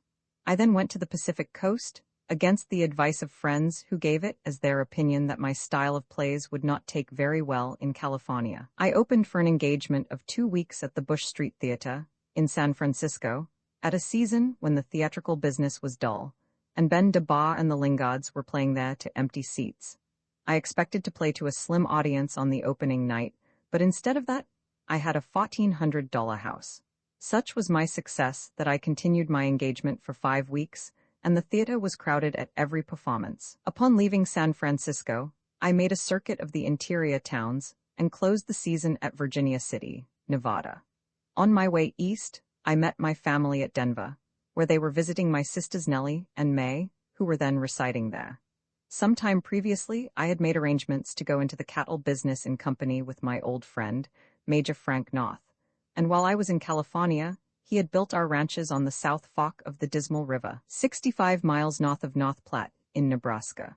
Proceeding to Ogallala, the headquarters of the Texas cattle drovers, I found Major North there awaiting me, and together we bought, branded, and drove to our ranches, our first installment of cattle. This occupied us during the remainder of the summer. Leaving the cattle in charge of Major North, I visited Red Cloud Agency early in the fall and secured some Sioux Indians to accompany me on my theatrical tour of 1877-78. Taking my family and the Indians with me, I went directly to Rochester. There I left my oldest daughter, Ata, at a young ladies' seminary, while my wife and youngest child traveled with me during the season. I opened at the Bowery Theater, New York, September 3, 1877, with a new Bada drama entitled, May Cody, All Lost and Won, from the pen of Major A.S. Burt, of the United States Army.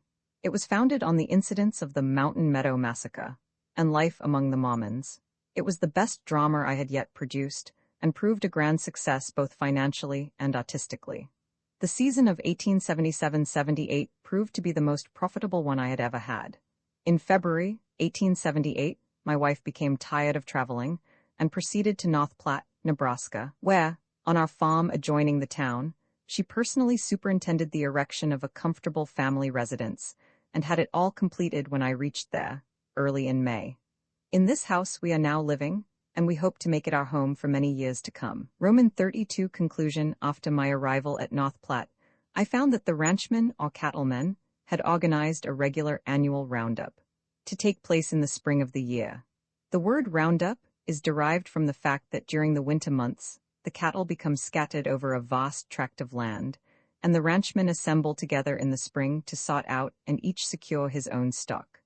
They form a large circle, often of a circumference of 200 miles, and drive the cattle towards a common center, where, all the stock being branded, each owner can readily separate his own from the general herd, and then he drives them to his own ranch. In this cattle driving business is exhibited some most magnificent horsemanship, for the cowboys, as they are called, are invariably skillful and fearless horsemen. In fact, only a most expert rider could be a cowboy, as it requires the greatest dexterity and daring in the saddle to cut a wild steer out of the herd. Major North was awaiting me, upon my arrival at North Platte, having with him our own horses and men. Other cattle owners, such as Keith and Barton, Coe and Carter, Jack Pratt, the Walker brothers, Guy and Sim Lang, Arnold and Ritchie, and a great many others with their outfits, were assembled and were ready to start on the roundup. My old friend Dave Perry, who had presented Buckskin Joe to me, and who resided at North Platte, was most anxious to go with us for pleasure, and Frank North told him he could, and have plenty of fun, provided he would furnish his own horses, provisions and bedding, and do the usual work required of a cowboy. This, Dave was willing to undertake. We found him to be a good fellow in camp and excellent company, as there is nothing but hard work on these roundups, having to be in the saddle all day and standing guard over the cattle at night, rain or shine. I could not possibly find out where the fun came in that North had promised me. But it was an exciting life, and the days sped rapidly by. In 6 weeks we found ourselves at our own ranch on Dismal River, the roundup having proved a great success, as we had found all our cattle and driven them home. This work being over, I proposed to spend a few weeks with my family at North Platte, for the purpose of making their better acquaintance, for my long and continued absence from home made me a comparative stranger under my own roof tree. One great source of pleasure to me was that my wife was delighted with the home I had given her amid the prairies of the far west. Soon after my arrival, my sisters Nellie and May came to make us a visit, and a delightful time we all had during their stay. When they left us, I accompanied them to their home in Denver, Colorado, where I passed several days visiting old friends and scenes. Returning to Ogallala, I purchased from Bill Fant, an extensive cattle drover from Texas, a herd of cattle, which I drove to my ranch on the Dismal River, after which I bade my partner and the boys goodbye, and started for the Indian Territory to procure Indians for my dramatic combination for the season of 1878-79. En route to the Territory, I paid a long-promised visit to my sisters, Julia, Mrs. J. A. Goodman, and Eliza, Mrs. George M. Myers, who reside in Kansas, the state which the reader will remember was my boyhood home. Having secured my Indian actors, and along with them, Mr. O. A. Burgess, a government interpreter, and Ed A. Burgess, known as the Boy Chief of the Pawnees, I started for Baltimore, where I organized my combination, and which was the largest troop I had yet had on the road, opening in that city at the Opera House, under the management of Hon. John T. Ford, and then started on a southern tour, playing in Washington, Richmond, and as far south as Savannah, Georgia, where we were brought to a sudden halt, owing to the yellow fever which was then cruelly raging in the beautiful cities of the land of the cotton and the cane. While playing in Washington, I suddenly learned from a reporter, Washington newspaper men know everything, that my Indians were to be seized by the government and sent back to their agency. Finding that there was foundation for the rumor, I at once sought General Carl Schurz, Secretary of the Interior, and asked him if he intended depriving me of my Indian actors. He said that he did, as the Indians were away from their reservation without leave.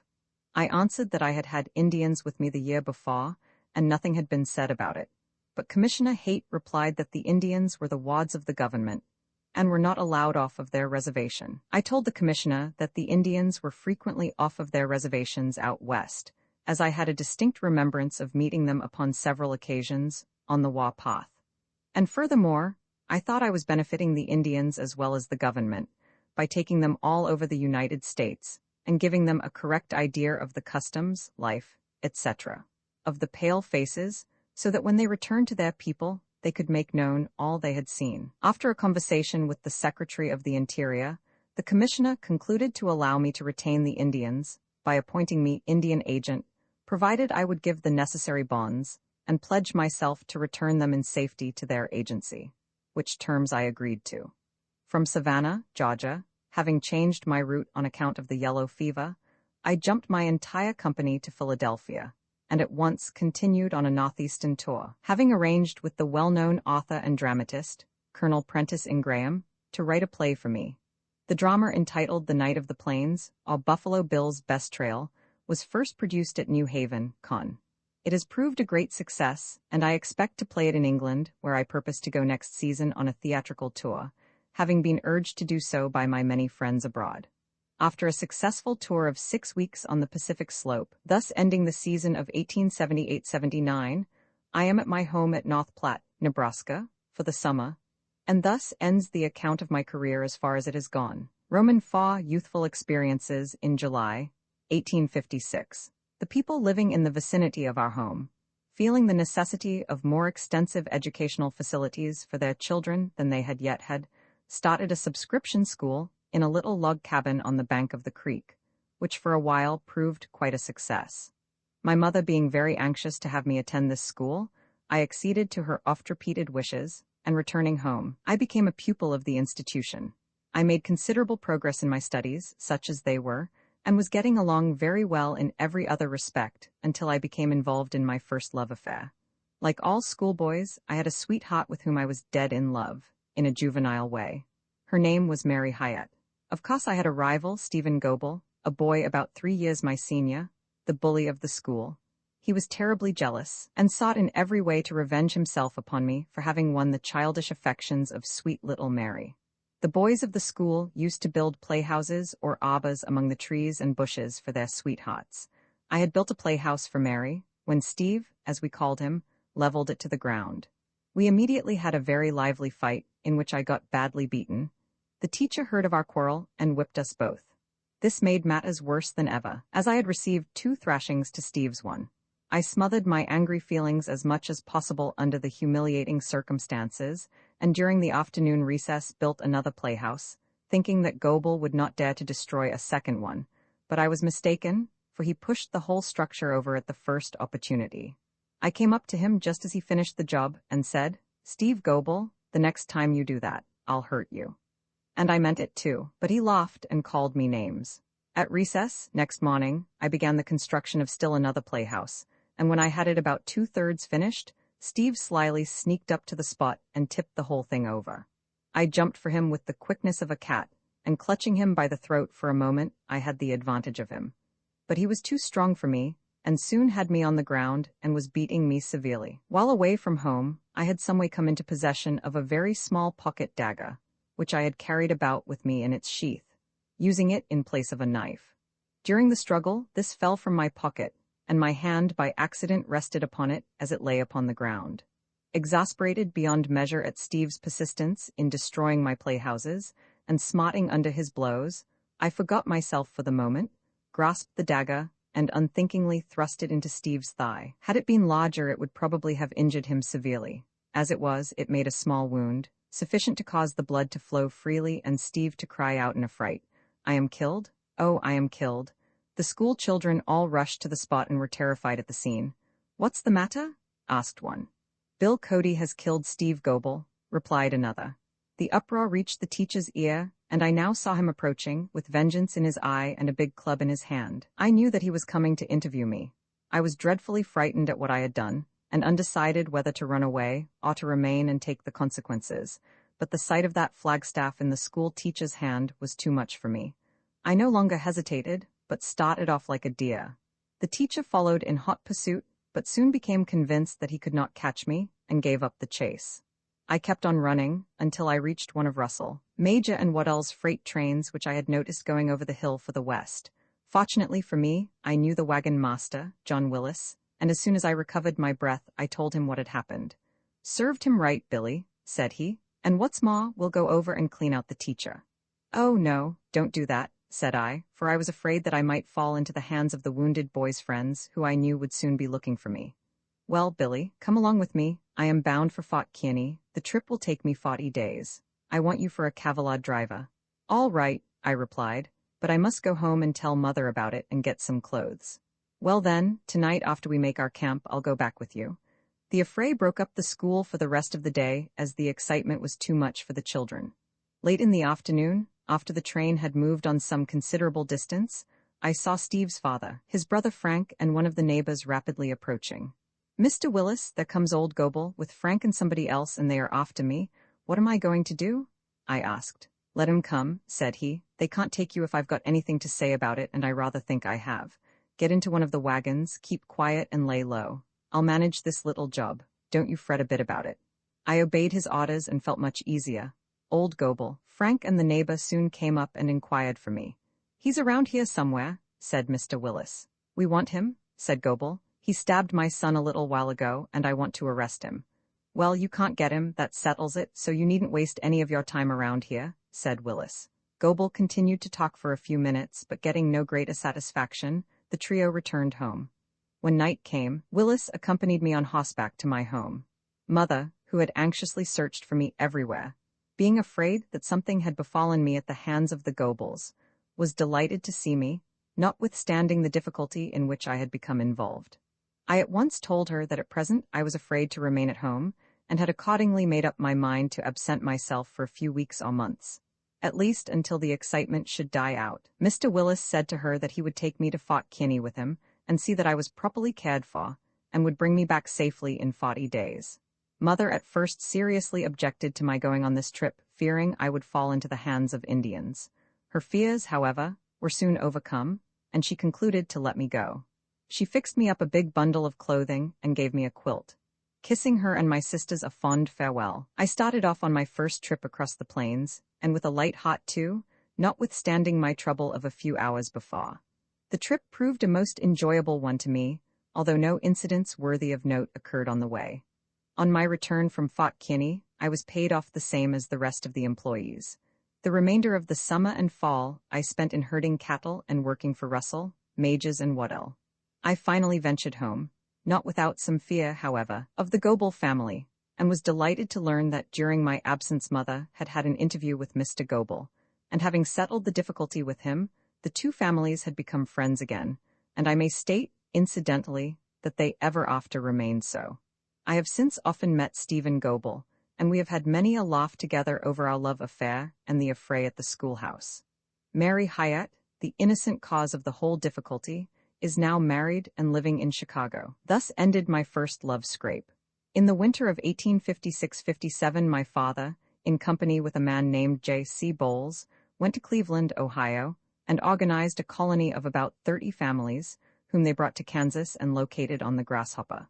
Several of these families still reside there. It was during this winter that Father, after his return from Cleveland, caught a severe cold. This, in connection with the wound he had received at Rively's, from which he had never entirely recovered, affected him seriously, and in April 1857, he died at home from kidney disease. This sad event left my mother and the family in poor circumstances, and I determined to follow the plains for a livelihood for them and myself. I had no difficulty in obtaining work under my old employers, and in May 1857, I started for Salt Lake City with a herd of beef cattle, in charge of Frank and Bill McCarthy, for General Albert Sidney Johnson's army, which was then being sent across the plains to fight the Mormons. Nothing occurred to interrupt our journey until we reached Plum Creek, on the South Platte River, 35 miles west of Old Fort Kearney. We had made a morning drive and had camped for dinner. The wagon masters and a majority of the men had gone to sleep under the mess wagons. The cattle were being guarded by 3 men, and the cook was preparing dinner. No one had any idea that Indians were anywhere near us. The first warning we had that they were infesting that part of the country was the firing of shots and the whoops and yells from a party of them, who, catching us napping, gave us a most unwelcome surprise. All the men jumped to their feet and seized their guns. They saw with astonishment the cattle running in every direction, they having been stampeded by the Indians, who had shot and killed the 3 men who were on day herd duty, and the red devils were now charging down upon the rest of us. I then thought of Mother's fears of my falling into the hands of the Indians, and I had about made up my mind that such was to be my fate. But when I saw how coolly and determinedly the McCarthy brothers were conducting themselves and giving orders to the little band, I became convinced that we would stand the Indians off, as the saying is.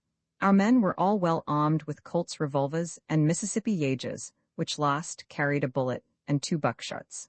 The McCarthy boys, at the proper moment, gave orders to fire upon the advancing enemy. The volley checked them, although they returned the compliment and shot one of our party through the leg. Frank McCarthy then sang out, "Boys, make a break for the slough yonder, and we can then have the bank for a breastwork." We made a run for the slough, which was only a short distance off, and succeeded in safely reaching it, bringing with us the wounded man. The bank proved to be a very effective breastwork, affording us good protection. We had been there but a short time when Frank McCarthy, seeing that the longer we were corralled the worse it would be for us, said, "Well, boys, we'll try to make our way back to Fort Kearney by wading in the river and keeping the bank for a breastwork." We all agreed that this was the best plan, and we accordingly proceeded down the river several miles in this way, managing to keep the Indians at a safe distance with our guns, until the slough made a junction with the main Platte River. From there down, we found the river at times quite deep, and in order to carry the wounded man along with us, we constructed a raft of poles for his accommodation, and in this way he was transported. Occasionally, the water would be too deep for us to wade, and we were obliged to put our weapons on the raft and swim. The Indians followed us pretty close, and were continually watching for an opportunity to get a good range and give us a raking fire. Covering ourselves by keeping well under the bank, we pushed ahead as rapidly as possible and made pretty good progress, the night finding us still on the way and our enemies still on our track. I, being the youngest and smallest of the party, became somewhat tired, and without noticing it, I had fallen behind the others for some little distance. It was about 10 o'clock, and we were keeping very quiet and hugging close to the bank, when I happened to look up to the moonlit sky and saw the plumed head of an Indian peeping over the bank. Instead of hurrying ahead and alarming the men in a quiet way, I instantly aimed my gun at the head and fired. The report rang out sharp and loud on the night air, and was immediately followed by an Indian whoop, and the next moment about 6 feet of dead Indian came tumbling into the river. I was not only overcome with astonishment, but was badly scared, as I could hardly realize what I had done. I expected to see the whole force of Indians come down upon us. While I was standing thus bewildered, the men, who had heard the shot and the war-whoop and had seen the Indian take a tumble, came rushing back. "Who fired that shot?" cried Frank McCarthy. "I did," replied I, rather proudly, as my confidence returned and I saw the men coming up. "Yes, and little Billy has killed an Indian stone dead, too dead to skin," said one of the men, who had approached nearer than the rest, and had almost stumbled upon the corpse. From that time forward I became a hero and an Indian killer. This was, of course, the first Indian I had ever shot, and as I was not then more than 11 years of age, my exploit created quite a sensation. The other Indians, upon learning what had happened to their advance guard, set up a terrible howling, and fired several volleys at us, but without doing any injury, as we were so well protected by the bank. We resumed our journey down the river, and traveled all night long. Just before daylight, Frank McCarthy crawled out over the bank and discovered that we were only 5 miles from Fort Kearney, which post we reached in safety in about 2 hours, shortly after Reveille, bringing the wounded man with us. It was indeed a relief to us all to feel that once more we were safe. Frank McCarthy immediately reported to the commanding officer, and informed him of all that had happened. The commandant at once ordered a company of cavalry and one of infantry to proceed to Plum Creek on a fast march, taking a howitzer with them, to endeavor to recapture the cattle from the Indians. The firm of Russell, Majors and Waddell had a division agent at Kearney, and this agent mounted us on mules so that we could accompany the troops. On reaching the place where the Indians had surprised us, we found the bodies of the 3 men whom they had killed and scalped, and literally cut into pieces. We of course buried the remains. We caught but few of the cattle, the most of them having been driven off and stampeded with the buffaloes, there being numerous immense herds of the latter in that section of the country at that time.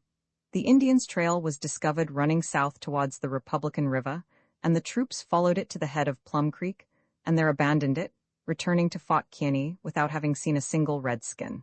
The company's agent, seeing that there was no further use for us in that vicinity, as we had lost our cattle and mules, sent us back to Fort Leavenworth. The company, it is proper to state, did not have to stand the loss of the expedition, as the government held itself responsible for such depredations by the Indians. On the day that I got into Leavenworth, sometime in July, I was interviewed for the first time in my life by a newspaper reporter, and the next morning I found my name in print as the youngest Indian slayer on the plains. I am candid enough to admit that I felt very much elated over this notoriety. Again and again, I read with eager interest the long and sensational account of our adventure. My exploit was related in a very graphic manner, and for a long time afterwards, I was considerable of a hero. The reporter who had thus set me up, as I then thought, on the highest pinnacle of fame, was John Hutchinson, and I felt very grateful to him. He now lives in Wichita, Kansas. In business in the summer of 1857, Russell, Mages, and Waddell were sending a great many trains across the plains to Salt Lake with supplies for General Johnston's army. Men were in great demand, and the company was paying teamsters $40 per month in gold. An old and reliable wagon master, named Lewis Simpson, who had taken a great fancy to me, and who, by the way, was one of the best wagon masters that ever ran a bull train, was loading a train for the company, and was about to start out with it for Salt Lake. He asked me to go along as an extra hand. The high wages that were being paid were a great inducement to me, and the position of an extra hand was a pleasant one. All that I would have to do would be to take the place of any man who became sick and drive his wagon until he recovered. I would have my own mule to ride, and to a certain extent I would be a minor boss. My mother was very much opposed to my taking this long trip, as I would be absent nearly a year, and there was a possibility that something might arise to prevent me from ever coming back, as we could not often tell how the Mormon difficulty would terminate. Then again, owing to the Indians, a journey over the plains in those days was a perilous undertaking. She said that as I had recently returned from the plains and had had a narrow escape from death at the hands of the Indians, she did not want me to risk my life a second time. I told her that inasmuch as I had determined to follow the plains for an occupation, nothing could now stop me from going on this trip, and if it became necessary, I would run away. Seeing that it was impossible to keep me at home, she reluctantly gave her consent, but not until she had called upon Mr. Russell and Mr. Simpson in regard to the matter, and had obtained from the latter gentleman his promise that I should be well taken care of, if we had to winter in the mountains. She did not like the appearance of Simpson, and upon inquiry she learned, to her dismay, that he was a desperate character, and that on nearly every trip he had made across the plains he had killed someone. Such a man, she thought, was not a fit master or companion for her son, and she was very anxious to have me go with some other wagon master, but I still insisted upon remaining with Simpson.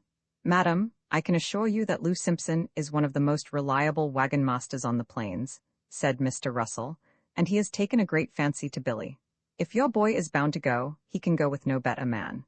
No one will dare to impose on him while he is with Lou Simpson, whom I will instruct to take good care of the boy. Upon reaching Fort Laramie, Billy can, if he wishes, exchange places with some fresh man coming back on a returning train, and thus come home without making the whole trip." This seemed to satisfy Mother, and then she had a long talk with Simpson himself, imploring him not to forget his promise to take good care of her precious boy. He promised everything that she asked. Thus, after much trouble, I became one of the members of Simpson's train. Before taking our departure, I arranged with Russell, Mages, and Waddell that when my pay should fall due, it should be paid over to Mother.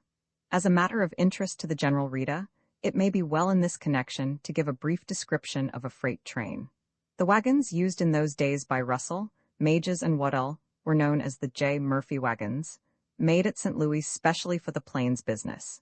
They were very large and were strongly built, being capable of carrying 7,000 pounds of freight each. The wagon boxes were very commodious, being as large as the rooms of an ordinary house, and were covered with 2 heavy canvas sheets to protect the merchandise from the rain.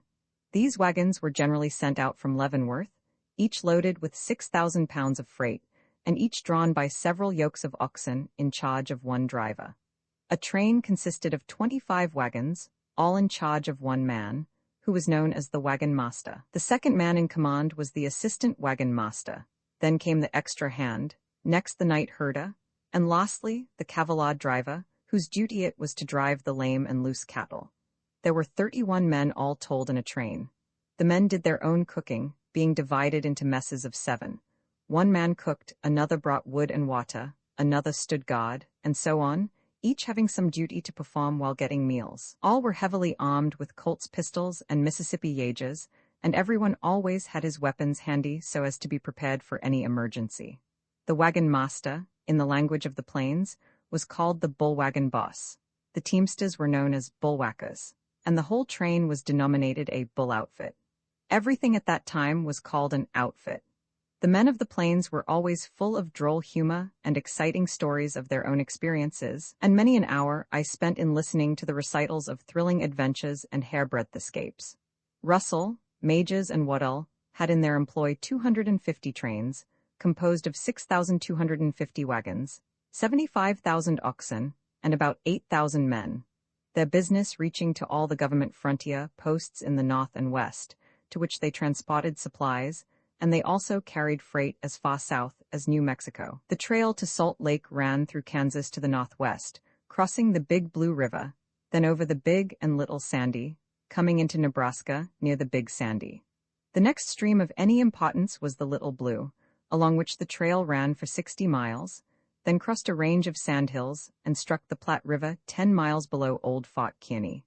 Thence the course lay up the South Platte to the Old Ash Hollow crossing, thence 18 miles across to the North Platte, near the mouth of the Blue Water, where General Harney had his great battle in 1855 with the Sioux and Cheyenne Indians.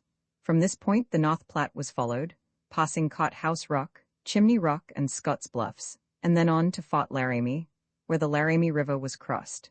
Still following the North Platte for some considerable distance, the trail crossed this river at Old Richard's Bridge and followed it up to the celebrated Red Butts, crossing the Willow Creeks to the Sweetwater, passing the Great Independence Rock and the Devil's Gate, up to the 3 crossings of the Sweetwater, thence past the Cold Springs, where, 3 feet under the sod, on the hottest day of summer, ice can be found, thence to the Hot Springs and the Rocky Ridge, and through the Rocky Mountains and Echo Canyon, and thence on to the Great Salt Lake Valley. We had started on our trip with everything in good shape, following the above-described trail. During the first week or two out, I became well acquainted with most of the train men, and with one in particular, who became a lifelong and intimate friend of mine. His real name was James B. Hickok. He afterwards became famous as Wild Bill, the Scout of the Plains, though why he was so called I never could ascertain, and from this time forward I shall refer to him by his popular nickname.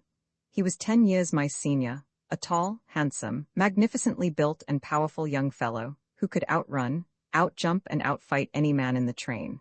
He was generally admitted to be the best man physically in the employ of Russell, Mages, and Waddell, and of his bravery there was not a doubt. General Custer, in his Life on the Plains, thus speaks of Wild Bill. Among the white scouts were numbered some of the most noted of their class. The most prominent man among them was Wild Bill, whose highly varied career was made the subject of an illustrated sketch in one of the popular monthly periodicals a few years ago. Wild Bill was a strange character, just the one which a novelist might gloat over. He was a plainsman in every sense of the word, yet unlike any other of his class. In person he was about 6 feet and 1 inch in height, straight as the straightest of the warriors whose implacable foe he was. He had broad shoulders, well-formed chest and limbs, and a face strikingly handsome, a sharp, clear blue eye, which stared you straight in the face when in conversation, a finely shaped nose, inclined to be aquiline, a well-turned mouth, with lips only partially concealed by a handsome mustache. His hair and complexion were those of the perfect blonde. The former was worn in uncut ringlets, falling carelessly over his powerfully formed shoulders. Add to this figure a costume blending the immaculate neatness of the dandy with the extravagant taste and style of the frontiersman, and you have Wild Bill. Whether on foot or on horseback, he was one of the most perfect types of physical manhood I ever saw. Of his courage there could be no question. It had been brought to the test on too many occasions to admit of a doubt. His skill in the use of the pistol and rifle was unerring, while his deportment was exactly the opposite of what might be expected from a man of his surroundings. It was entirely free from all bluster or bravado. He seldom spoke himself unless requested to do so. His conversation, strange to say, never bordered either on the vulgar or blasphemous. His influence among the frontiersmen was unbounded, his word was law, and many are the personal quarrels and disturbances which he has checked among his comrades by his simple announcement that this has gone far enough. if need be followed by the ominous warning that when persisted in, or renewed, the quarreler must settle it with me. Wild Bill was anything but a quarrelsome man, yet no one but him could enumerate the many conflicts in which he had been engaged, and which had almost always resulted in the death of his adversary. I have a personal knowledge of at least half a dozen men whom he had at various times killed, one of these being at the time a member of my command. Others had been severely wounded, yet he always escaped unhurt. On the plains, every man openly carries his belt with its invariable appendages, knife and revolver, often two of the latter. Wild Bill always carried two handsome ivory-handled revolvers of the large size. He was never seen without them. Yet in all the many affairs of this kind in which Wild Bill has performed a part, and which have come to my knowledge, there was not a single instance in which the verdict of 12 fair-minded men would not have been pronounced in his favor. Such is the faithful picture of Wild Bill as drawn by General Custer, who was a close observer and student of personal character, and under whom Wild Bill served as a scout. The circumstances under which I first made his acquaintance and learned to know him well, and to appreciate his manly character and kind-heartedness, were these.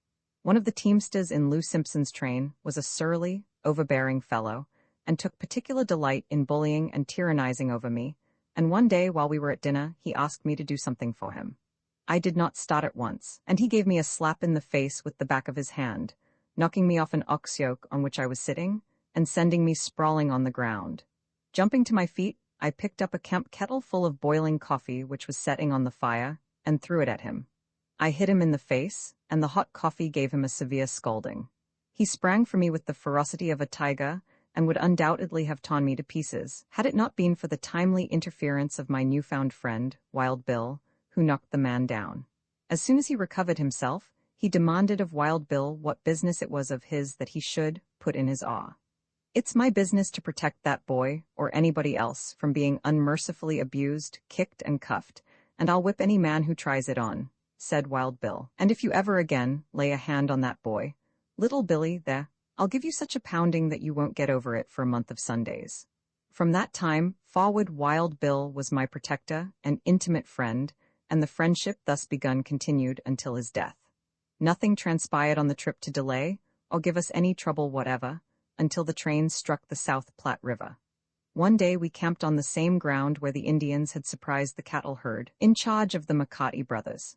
It was with difficulty that we discovered any traces of anybody ever having camped there before, the only landmark being the single grave, now covered with grass, in which we had buried the 3 men who had been killed. The country was alive with buffaloes. Vast herds of these monarchs of the plains were roaming all around us, and we laid over one day for grand hunt. Besides killing quite a number of buffaloes, and having a day of rare sport, we captured 10 or 12 head of cattle, they being a portion of the herd which had been stampeded by the Indians 2 months before. The next day we pulled out of camp, and the train was strung out to a considerable length along the road which ran near the foot of the sandhills, 2 miles from the river. Between the road and the river, we saw a large herd of buffaloes grazing quietly, they having been down to the stream for a drink. Just at this time, we observed a party of returning Californians coming from the west. They, too, noticed the buffalo herd, and in another moment they were dashing down upon them, urging their steeds to the greatest speed. The buffalo herd stampeded at once, and broke for the hills. So hotly were they pursued by the hunters that about 500 of them rushed through our train pell-mell, frightening both men and oxen. Some of the wagons were turned clear round, and many of the terrified oxen attempted to run to the hills, with the heavy wagons attached to them. Others turned around so short that they broke the wagon tongues off. Nearly all the teams got entangled in their gearing, and became wild and unruly, so that the perplexed drivers were unable to manage them. The buffaloes, the cattle, and the drivers were soon running in every direction, and the excitement upset nearly everybody and everything. Many of the cattle broke their yokes and stampeded. One big buffalo bull became entangled in one of the heavy wagon chains, and it is a fact that in his desperate efforts to free himself, he not only actually snapped the strong chain in 2, but broke the ox yoke to which it was attached, and the last seen of him he was running towards the hills with it hanging from his horns. A dozen other equally remarkable incidents happened during the short time that the frantic buffaloes were playing havoc with our train, and when they had got through and left us, our outfit was very badly crippled and scattered.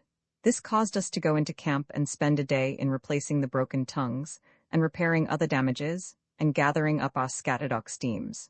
The next day we rolled out of camp, and proceeded on our way towards the setting sun.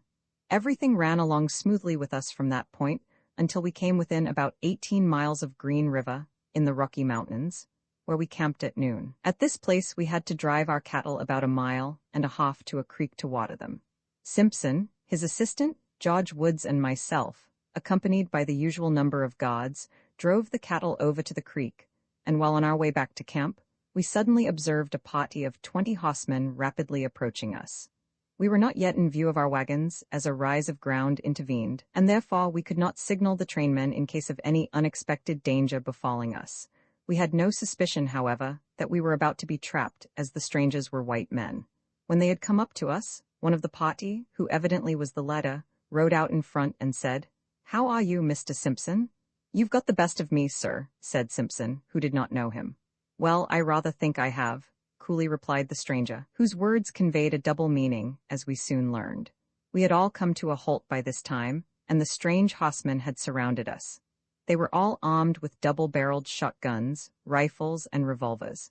We also were armed with revolvers, but we had had no idea of danger, and these men, much to our surprise, had got the drop on us, and had covered us with their weapons, so that we were completely at their mercy. The whole movement of corralling us was done so quietly and quickly that it was accomplished before we knew it.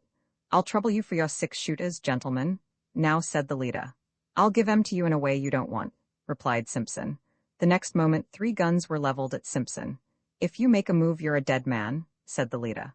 Simpson saw that he was taken at a great disadvantage, and thinking it advisable not to risk the lives of the party by any rash act on his part, he said, "I see now that you have the best of me, but who are you, anyhow?" "I am Joe Smith," was the reply. "What, the leader of the Danites?" asked Simpson. "You are correct," said Smith, for he it was. "Yes," said Simpson, "I know you now. You are a spying scoundrel." Simpson had good reason for calling him this and applying to him a much more opprobrious epithet, for only a short time before this, Joe Smith had visited our train in the disguise of a teamster, and had remained with us 2 days. He suddenly disappeared, no one knowing where he had gone or why he had come among us. But it was all explained to us now that he had returned with his mom and Danites. After they had disarmed us, Simpson asked, "Well, Smith, what are you going to do with us?" "Ride back with us and I'll soon show you," said Smith. We had no idea of the surprise which awaited us. As we came upon the top of the ridge, from which we could view our camp, we were astonished to see the remainder of the train men disarmed and stationed in a group and surrounded by another squad of Danites, while other Mormons were searching our wagons for such articles as they wanted. "How is this?" inquired Simpson. "How did you surprise my camp without a struggle? I can't understand it." "Easily enough," said Smith. "Your men were all asleep under the wagons, except the cooks, who saw us coming and took us for returning Californians or emigrants, and paid no attention to us until we rode up and surrounded your train. With our arms covering the men, we woke them up and told them that all they had to do was to walk out and drop their pistols, which they saw was the best thing they could do under circumstances over which they had no control. And you can just bet they did it. "And what do you propose to do with us now?" asked Simpson. "I intend to burn your train," said he. "You are loaded with supplies and ammunition for Sidney Johnson, and as I have no way to convey the stuff to my own people, I'll see that it does not reach the United States troops." "Are you going to turn us adrift here?" asked Simpson, who was anxious to learn what was to become of himself and his men. "No, I hardly am as bad as that. I'll give you enough provisions to last you until you can reach Fort Bridger," replied Smith, "and as soon as your cooks can get the stuff out of the wagons, you can start." "On foot?" was the laconic inquiry of Simpson. "Yes, sir," was the equally short reply. "Smith, that's too rough on us men. Put yourself in our place and see how you would like it," said Simpson. "You can well afford to give us at least 1 wagon and 6 yokes of oxen to convey us and our clothing and provisions to Fort Bridger. You're a brute if you don't do this." "Well," said Smith, after consulting a minute or 2 with some of his company, "I'll do that much for you." The cattle and the wagon were brought up according to his orders, and the clothing and provisions were loaded on. "Now you can go," said Smith, after everything had been arranged. "Joe Smith, I think you are a mean coward to set us afloat in a hostile country without giving us our arms," said Simpson, who had once before asked for the weapons and had had his request denied. Smith, after further consultation with his comrades, said, "Simpson, you are too brave a man to be turned adrift here without any means of defense. You shall have your revolvers and guns." Our weapons were accordingly handed over to Simpson, and we at once started for Fort Bridger, knowing that it would be useless to attempt the recapture of our train. When we had traveled about 2 miles, we saw the smoke arising from our old camp. The Mormons, after taking what goods they wanted and could carry off, had set fire to the wagons, many of which were loaded with bacon, lard, hardtack, and other provisions, which made a very hot, fierce fire, and the smoke to roll up in dense clouds. Some of the wagons were loaded with ammunition, and it was not long before loud explosions followed in rapid succession. We waited and witnessed the burning of the train, and then pushed on to Fort Bridger. Arriving at this post, we learned that 2 other trains had been captured and destroyed in the same way, by the Mormons. This made 75 wagon loads, or 450,000 pounds of supplies, mostly provisions, which never reached General Johnson's command, to which they had been consigned. VI hard times, as it was getting very late in the fall, we were compelled to winter at Fort Bridger, and a long, tedious winter it was. There were a great many troops there, and about 400 of Russell, Majors, and Waddell's employees. These men were all organized into militia companies, which were officered by the wagon masters. Some lived in tents, others in cabins. It was known that our supplies would run short during the winter, and so all the men at the post were put on 3/4 rations to begin with. Before long, they were reduced to 1/2 rations, and finally to 1/4 rations. We were forced to kill our poor, worn-out cattle for beef. They were actually so poor that we had to prop them up to shoot them down. At last we fell back on the mules, which were killed and served up in good style. Many a poor, unsuspecting government mule passed in his chips that winter in order to keep the soldiers and bullwhackers from starvation. It was really a serious state of affairs. The wood for the post was obtained from the mountains, but having no longer any cattle or mules to transport it, the men were obliged to haul it themselves. Long lariats were tied to the wagons, and 20 men manning each, they were pulled to and from the mountains. Notwithstanding all these hardships, the men seemed to be contented and to enjoy themselves. The winter finally passed away, and early in the spring, as soon as we could travel, the civil employees of the government, with the teamsters and freighters, started for the Missouri River, the Johnson expedition having been abandoned. On the way down, we stopped at Fort Laramie, and there met a supply train bound westward. Of course, we all had a square meal once more, consisting of hardtack, bacon, coffee, and beans. I can honestly say that I thought it was the best meal I had ever eaten. At least I relished it more than any other, and I think the rest of the party did the same. On leaving Fort Laramie, Simpson was made brigade wagon master, and was put in charge of 2 large trains, with about 400 extra men, who were bound for Fort Leavenworth.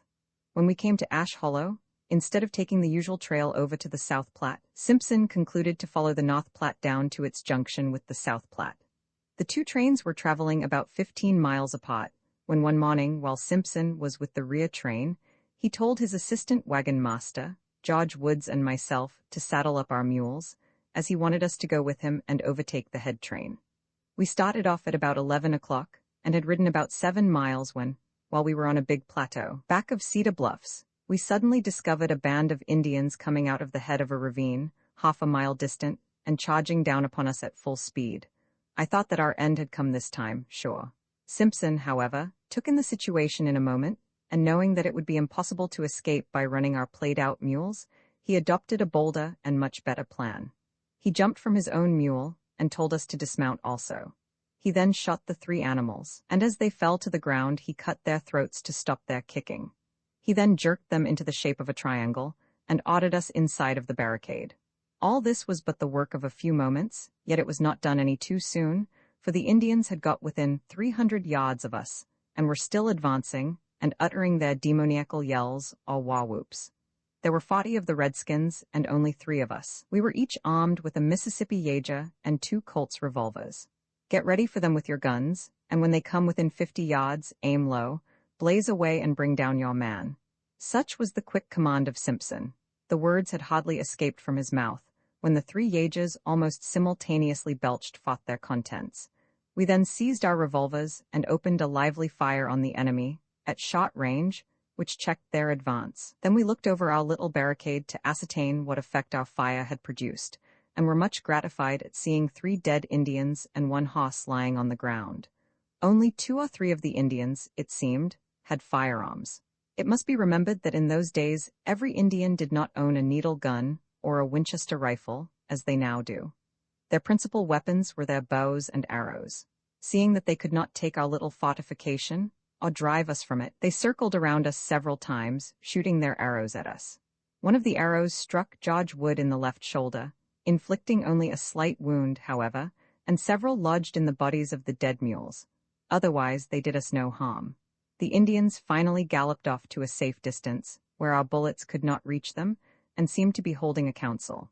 This was a lucky move for us, for it gave us an opportunity to reload our guns and pistols, and prepare for the next charge of the enemy. During the brief cessation of hostilities, Simpson extracted the arrow from Wood's shoulder, and put an immense quid of tobacco on the wound. Wood was then ready for business again. The Indians did not give us a very long rest, for with another desperate charge, as if to ride over us, they came dashing towards the mule barricade. We gave them a hot reception from our yages and revolvers. They could not stand or understand the rapidly repeating fire of the revolvers, and we again checked them. They circled around us once more, and gave us a few parting shots as they rode off, leaving behind them another dead Indian and a horse. For 2 hours afterwards, they did not seem to be doing anything but holding a council. We made good use of this time by digging up the ground inside the barricade with our knives and throwing the loose earth around and over the mules, and we soon had a very respectable fortification. We were not troubled any more that day, but during the night the cunning rascals tried to burn us out by setting fire to the prairie. The buffalo grass was so short that the fire did not trouble us much, but the smoke concealed the Indians from our view, and they thought that they could approach close to us without being seen. We were aware of this, and kept a sharp lookout, being prepared all the time to receive them. They finally abandoned the idea of surprising us. Next morning, bright and early, they gave us one more grand charge, and again we stood them off. They then rode away half a mile or so, and formed a circle around us. Each man dismounted and sat down, as if to wait and starve us out. They had evidently seen the advance train pass on the morning of the previous day, and believed that we belonged to that outfit and were trying to overtake it. They had no idea that another train was on its way after us. Our hopes of escape from this unpleasant and perilous situation now depended upon the arrival of the rear train, and when we saw that the Indians were going to besiege us instead of renewing their attacks, we felt rather confident of receiving timely assistance. We had expected that the train would be along late in the afternoon of the previous day, and as the morning wore away, we were somewhat anxious and uneasy at its non-arrival. At last, about 10 o'clock, we began to hear in the distance the loud and sharp reports of the big bullwhips, which were handled with great dexterity by the teamsters, and cracked like rifle shots. These were as welcome sounds to us as were the notes of the bagpipes to the besieged garrison at Lucknow, when the reinforcements were coming up and the pipers were heard playing, "The Campbells are coming." In a few moments we saw the lead or head wagon coming slowly over the ridge, which had concealed the train from our view, and soon the whole outfit made its appearance. The Indians observed the approaching train, and assembling in a group they held a short consultation. They then charged upon us once more, for the last time, and as they turned and dashed away over the prairie, we sent our farewell shots rattling after them. The teamsters, seeing the Indians and hearing the shots, came rushing forward to our assistance, but by the time they reached us, the redskins had almost disappeared from view. The teamsters eagerly asked us 100 questions concerning our fight, admired our fought, and praised our pluck. Simpson's remarkable presence of mind in planning the defense was the general topic of conversation among all the men. When the teams came up, we obtained some water and bandages with which to dress Wood's wound, which had become quite inflamed and painful, and we then put him into one of the wagons. Simpson and myself obtained a remount, bade goodbye to our dead mules which had served us so well, and after collecting the ornaments and other plunder from the dead Indians, we left their bodies and bones to bleach on the prairie. The train moved on again, and we had no other adventures, except several exciting buffalo hunts on the South Platte, near Plum Creek. We arrived at Fort Leavenworth about the middle of July, 1858, when I immediately visited home. I found Mother in very poor health, as she was suffering from asthma. My oldest sister, Martha, had, during my absence, been married to John Crane, and was living at Leavenworth. During the winter at Fort Bridger, I had frequently talked with Wild Bill about my family, and as I had become greatly attached to him, I asked him to come and make a visit at our house, which he promised to do. So one day, shortly after our return from Fort Bridger, he accompanied me home from Leavenworth.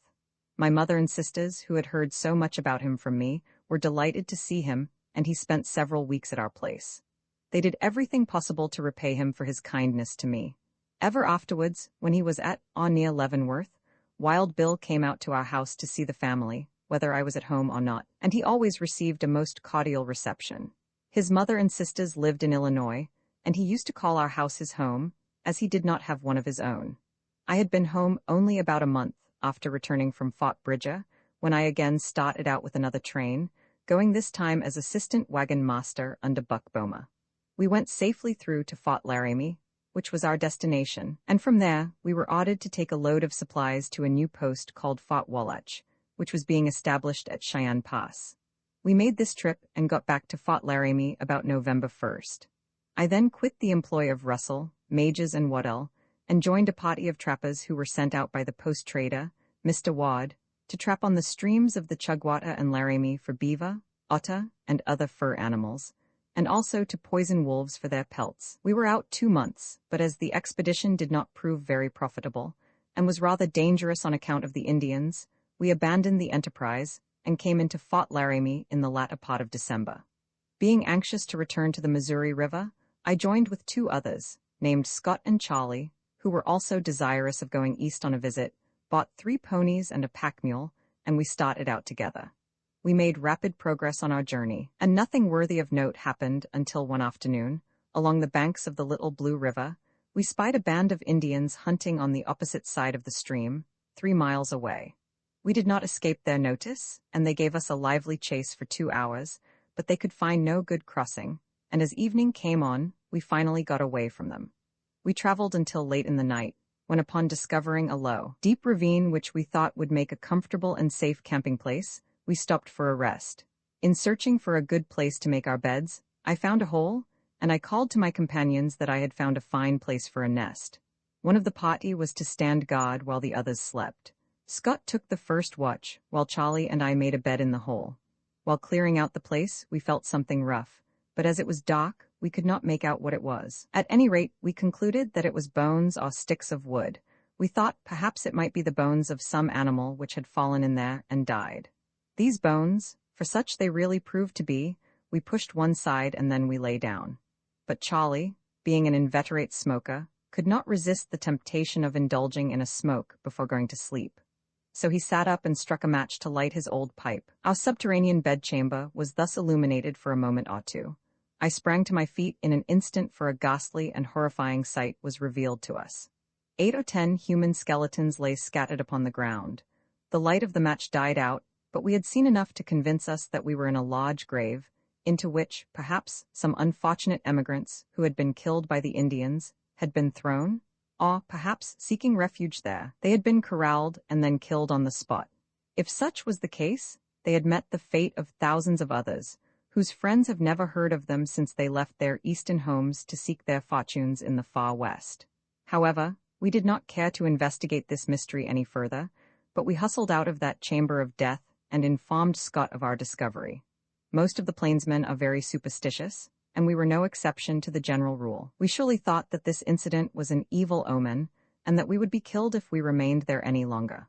"Let us dig out of here quicker than we can say Jack Robinson," said Scott, and we began to dig out at once. We saddled our animals and hurriedly pushed forward through the darkness, traveling several miles before we again went into camp. Next morning it was snowing fiercely, but we proceeded as best we could, and that night we succeeded in reaching Oak Grove Ranch, which had been built during the summer. We here obtained comfortable accommodations and plenty to eat and drink, especially the latter. Scott and Charlie were great lovers and consumers of tanglefoot, and they soon got gloriously drunk, keeping it up for 3 days, during which time they gambled with the ranchmen, who got away with all their money. But little they cared for that, as they had their spree. They finally sobered up, and we resumed our journey, urging our jaded animals as much as they could stand, until we struck Marysville, on the Big Blue. From this place to Leavenworth, we secured first-rate accommodations along the road, as the country had become pretty well settled. It was in February 1859 that I got home. As there was now a good school in the neighborhood, taught by Mr. Deviney, my mother wished me to attend it, and I did so for 2 months and a half, the longest period of schooling that I ever received at any one time in my life. As soon as the spring came and the grass began growing, I became uneasy and discontented, and again longed for the free and open life of the plains. The Pike's Peak gold excitement was then at its height, and everybody was rushing to the new gold diggings. I caught the gold fever myself, and joined a party bound for the new town of Auraria, on Cherry Creek, afterwards called Denver, in honor of the then governor of Kansas. On arriving at Auraria, we pushed on to the gold streams in the mountains, passing up through Golden Gate, and over Guy Hill, and thence on to Black Hawk. We prospected for 2 months, but as none of us knew anything about mining, we met with very poor success, and we finally concluded that prospecting for gold was not our forte. We accordingly abandoned the enterprise and turned our faces eastward once more. When we struck the Platte River, the happy thought of constructing a small raft, which would float us clear to the Missouri and thence down to Leavenworth, entered our heads, and we accordingly carried out the plan. Upon the completion of the raft, we stocked it with provisions and set sail down the stream. It was a light craft and a jolly crew, and all was smooth sailing for 4 or 5 days. When we got near Old Julesburg, we met with a serious mishap. Our raft ran into an eddy, and quick as lightning went to pieces, throwing us all into the stream, which was so deep that we had to swim ashore. We lost everything we had, which greatly discouraged us, and we thereupon abandoned the idea of rafting it any farther. We then walked over to Julesburg, which was only a few miles distant. This ranch, which became a somewhat famous spot, had been established by Old Jules, a Frenchman, who was afterwards killed by the notorious Alf Slade. The great Pony Express, about which so much has been said and written, was at that time just being started.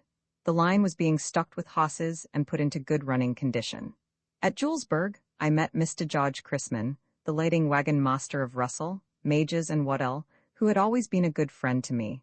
He had bought out Old Jules, and was then the owner of Julesburg Ranch and the agent of the Pony Express line. He hired me at once as a Pony Express rider, but as I was so young, he thought I would not be able to stand the fierce riding which was required of the messengers. He knew, however, that I had been raised in the saddle, that I felt more at home there than in any other place, and as he saw that I was confident that I could stand the racket, and could ride as far and endure it as well as some of the older riders, he gave me a short route of 45 miles, with the stations 15 miles apart, and 3 changes of horses. I was required to make 15 miles an hour, including the changes of horses. I was fortunate in getting well-broken animals, and being so light, I easily made my 45 miles on time on my first trip out, and ever afterwards. I wrote to Mother, and told her how well I liked the exciting life of a Pony Express rider. She replied, and begged of me to give it up, as it would surely kill me. She was right about this, as 15 miles an hour on horseback would, in a short time, shake any man all to pieces, and there were but very few, if any, riders who could stand it for any great length of time. Nevertheless, I stuck to it for 2 months, and then, upon receiving a letter informing me that my mother was very sick, I gave it up and went back to the old home in Salt Creek Valley. Roman 7 accidents and escapes my restless, roaming spirit would not allow me to remain at home very long, and in November, after the recovery of my mother, I went up the Republican River and its tributaries on a trapping expedition in company with Dave Harrington. Our outfit consisted of 1 wagon and a yoke of oxen for the transportation of provisions, traps, and other necessaries. We began trapping near Junction City, Kansas, and then proceeded up the Republican River to the mouth of Prairie Dog Creek, where we found plenty of beavers. Having seen no signs of Indians thus far, we felt comparatively safe. We were catching a large number of beavers and were prospering finely, when one of our oxen, having become rather poor, slipped and fell upon the ice, dislocating his hip, so that we had to shoot him to end his misery. This left us without a team, but we cared little for that, however, as we had made up our minds to remain there till spring, when, and it was decided, that one of us should go to the nearest settlement and get a yoke of oxen with which to haul our wagon into some place of safety where we could leave it. We would probably have pulled through the winter all right had it not been for a very serious accident which befell me just at that time. Spying a herd of elk, we started in pursuit of them, and creeping up towards them as slyly as possible. While going around the bend of a sharp bluff or bank of the creek, I slipped and broke my leg just above the ankle. Notwithstanding the great pain I was suffering, Harrington could not help laughing when I urged him to shoot me, as he had the ox and thus end my misery. He told me to brace up, and that he would bring me out all right. "I am not much of a surgeon," said he, "but I can fix that leg of yours, even if I haven't got a diploma." He succeeded in getting me back to camp, which was only a few yards from the creek, and then he set the fracture as well as he knew how, and made me as comfortable as was possible under the circumstances. We then discussed the situation, which, to say the least, looked pretty blue. Knowing that, owing to our mishaps, we could not do anything more that winter, and as I dreaded the idea of lying there on my back with a broken leg for weeks, and perhaps months, I prevailed upon Harrington to go the nearest settlement, about 125 miles distant, to obtain a yoke of cattle, and then come back for me. This he consented to do, but before leaving he gathered plenty of wood, and as the ground was covered with snow, I would have no difficulty in getting water if I had a fire. There was plenty of fresh meat and other provisions in the dugout, so that I had no fears of starvation. The dugout, which we had built immediately after we had determined to remain there all winter, was a very cozy hole in the ground, covered with poles, grass, and sod, with a fireplace in one end. Harrington thought it would take him 20 days or more to make the round trip, but being well provided for this length of time, I urged him to go at once. Bidding me goodbye, he started on foot. After his departure, each day, as it came and went, seemed to grow longer to me as I lay there helpless and alone. I made a note of each day, so as to know the time when I might expect him back. On the 12th day after Harrington left me, I was awakened from a sound sleep by someone touching me upon the shoulder. I looked up, and was astonished to see an Indian warrior standing at my side. His face was hideously daubed with paint, which told me more forcibly than words could have done that he was on the warpath. He spoke to me in broken English and Sioux mixed, and I understood him to ask what I was doing there, and how many there were with me.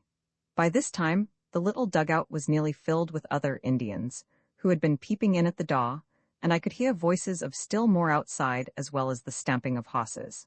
I began to think that my time had come, as the saying is, when into the cabin stepped an elderly Indian, whom I readily recognized as Old Rain-in-the-Face, a Sioux chief from the vicinity of Fort Laramie. I rose up as well as I could and showed him my broken leg. I told him where I had seen him, and asked him if he remembered me. He replied that he knew me well, and that I used to come to his lodge at Fort Laramie to visit him. I then managed to make him understand that I was there alone, and having broken my leg, I had sent my partner off for a team to take me away. I asked him if his young men intended to kill me, and he answered that was what they had proposed to do, but he would see what they had to say.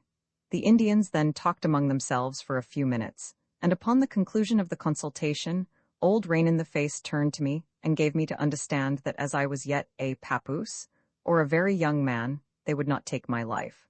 But one of his men, who had no firearms, wanted my gun and pistol. I implored Old Rain-in-the-Face to be allowed to keep the weapons, or at least one of them, as I needed something with which to keep the wolves away. He replied that as his young men were out on the warpath, he had induced them to spare my life, but he could not prevent them from taking whatever else they wanted. They unsaddled their horses as if to remain there for some time, and sure enough, they stayed the remainder of the day and all night. They built a fire in the dugout and cooked a lot of my provisions, helping themselves to everything as if they owned it. However, they were polite enough to give me some of the food after they had cooked it.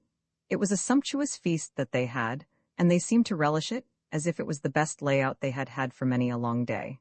They took all my sugar and coffee, and left me only some meat and a small quantity of flour, a little salt, and some baking powder. They also robbed me of such cooking utensils as they wished. Then, bidding me goodbye, early in the morning, they mounted their ponies and rode off to the south, evidently bent on some murdering and thieving expedition. I was glad enough to see them leave, as my life had undoubtedly hung by a thread during their presence. I am confident that had it not been for my youth, and the timely recognition and interference of Old Rain-in-the-Face, they would have killed me without any hesitation or ceremony. The second day after they had gone, it began snowing, and for 3 long and weary days, the snow continued to fall thick and fast.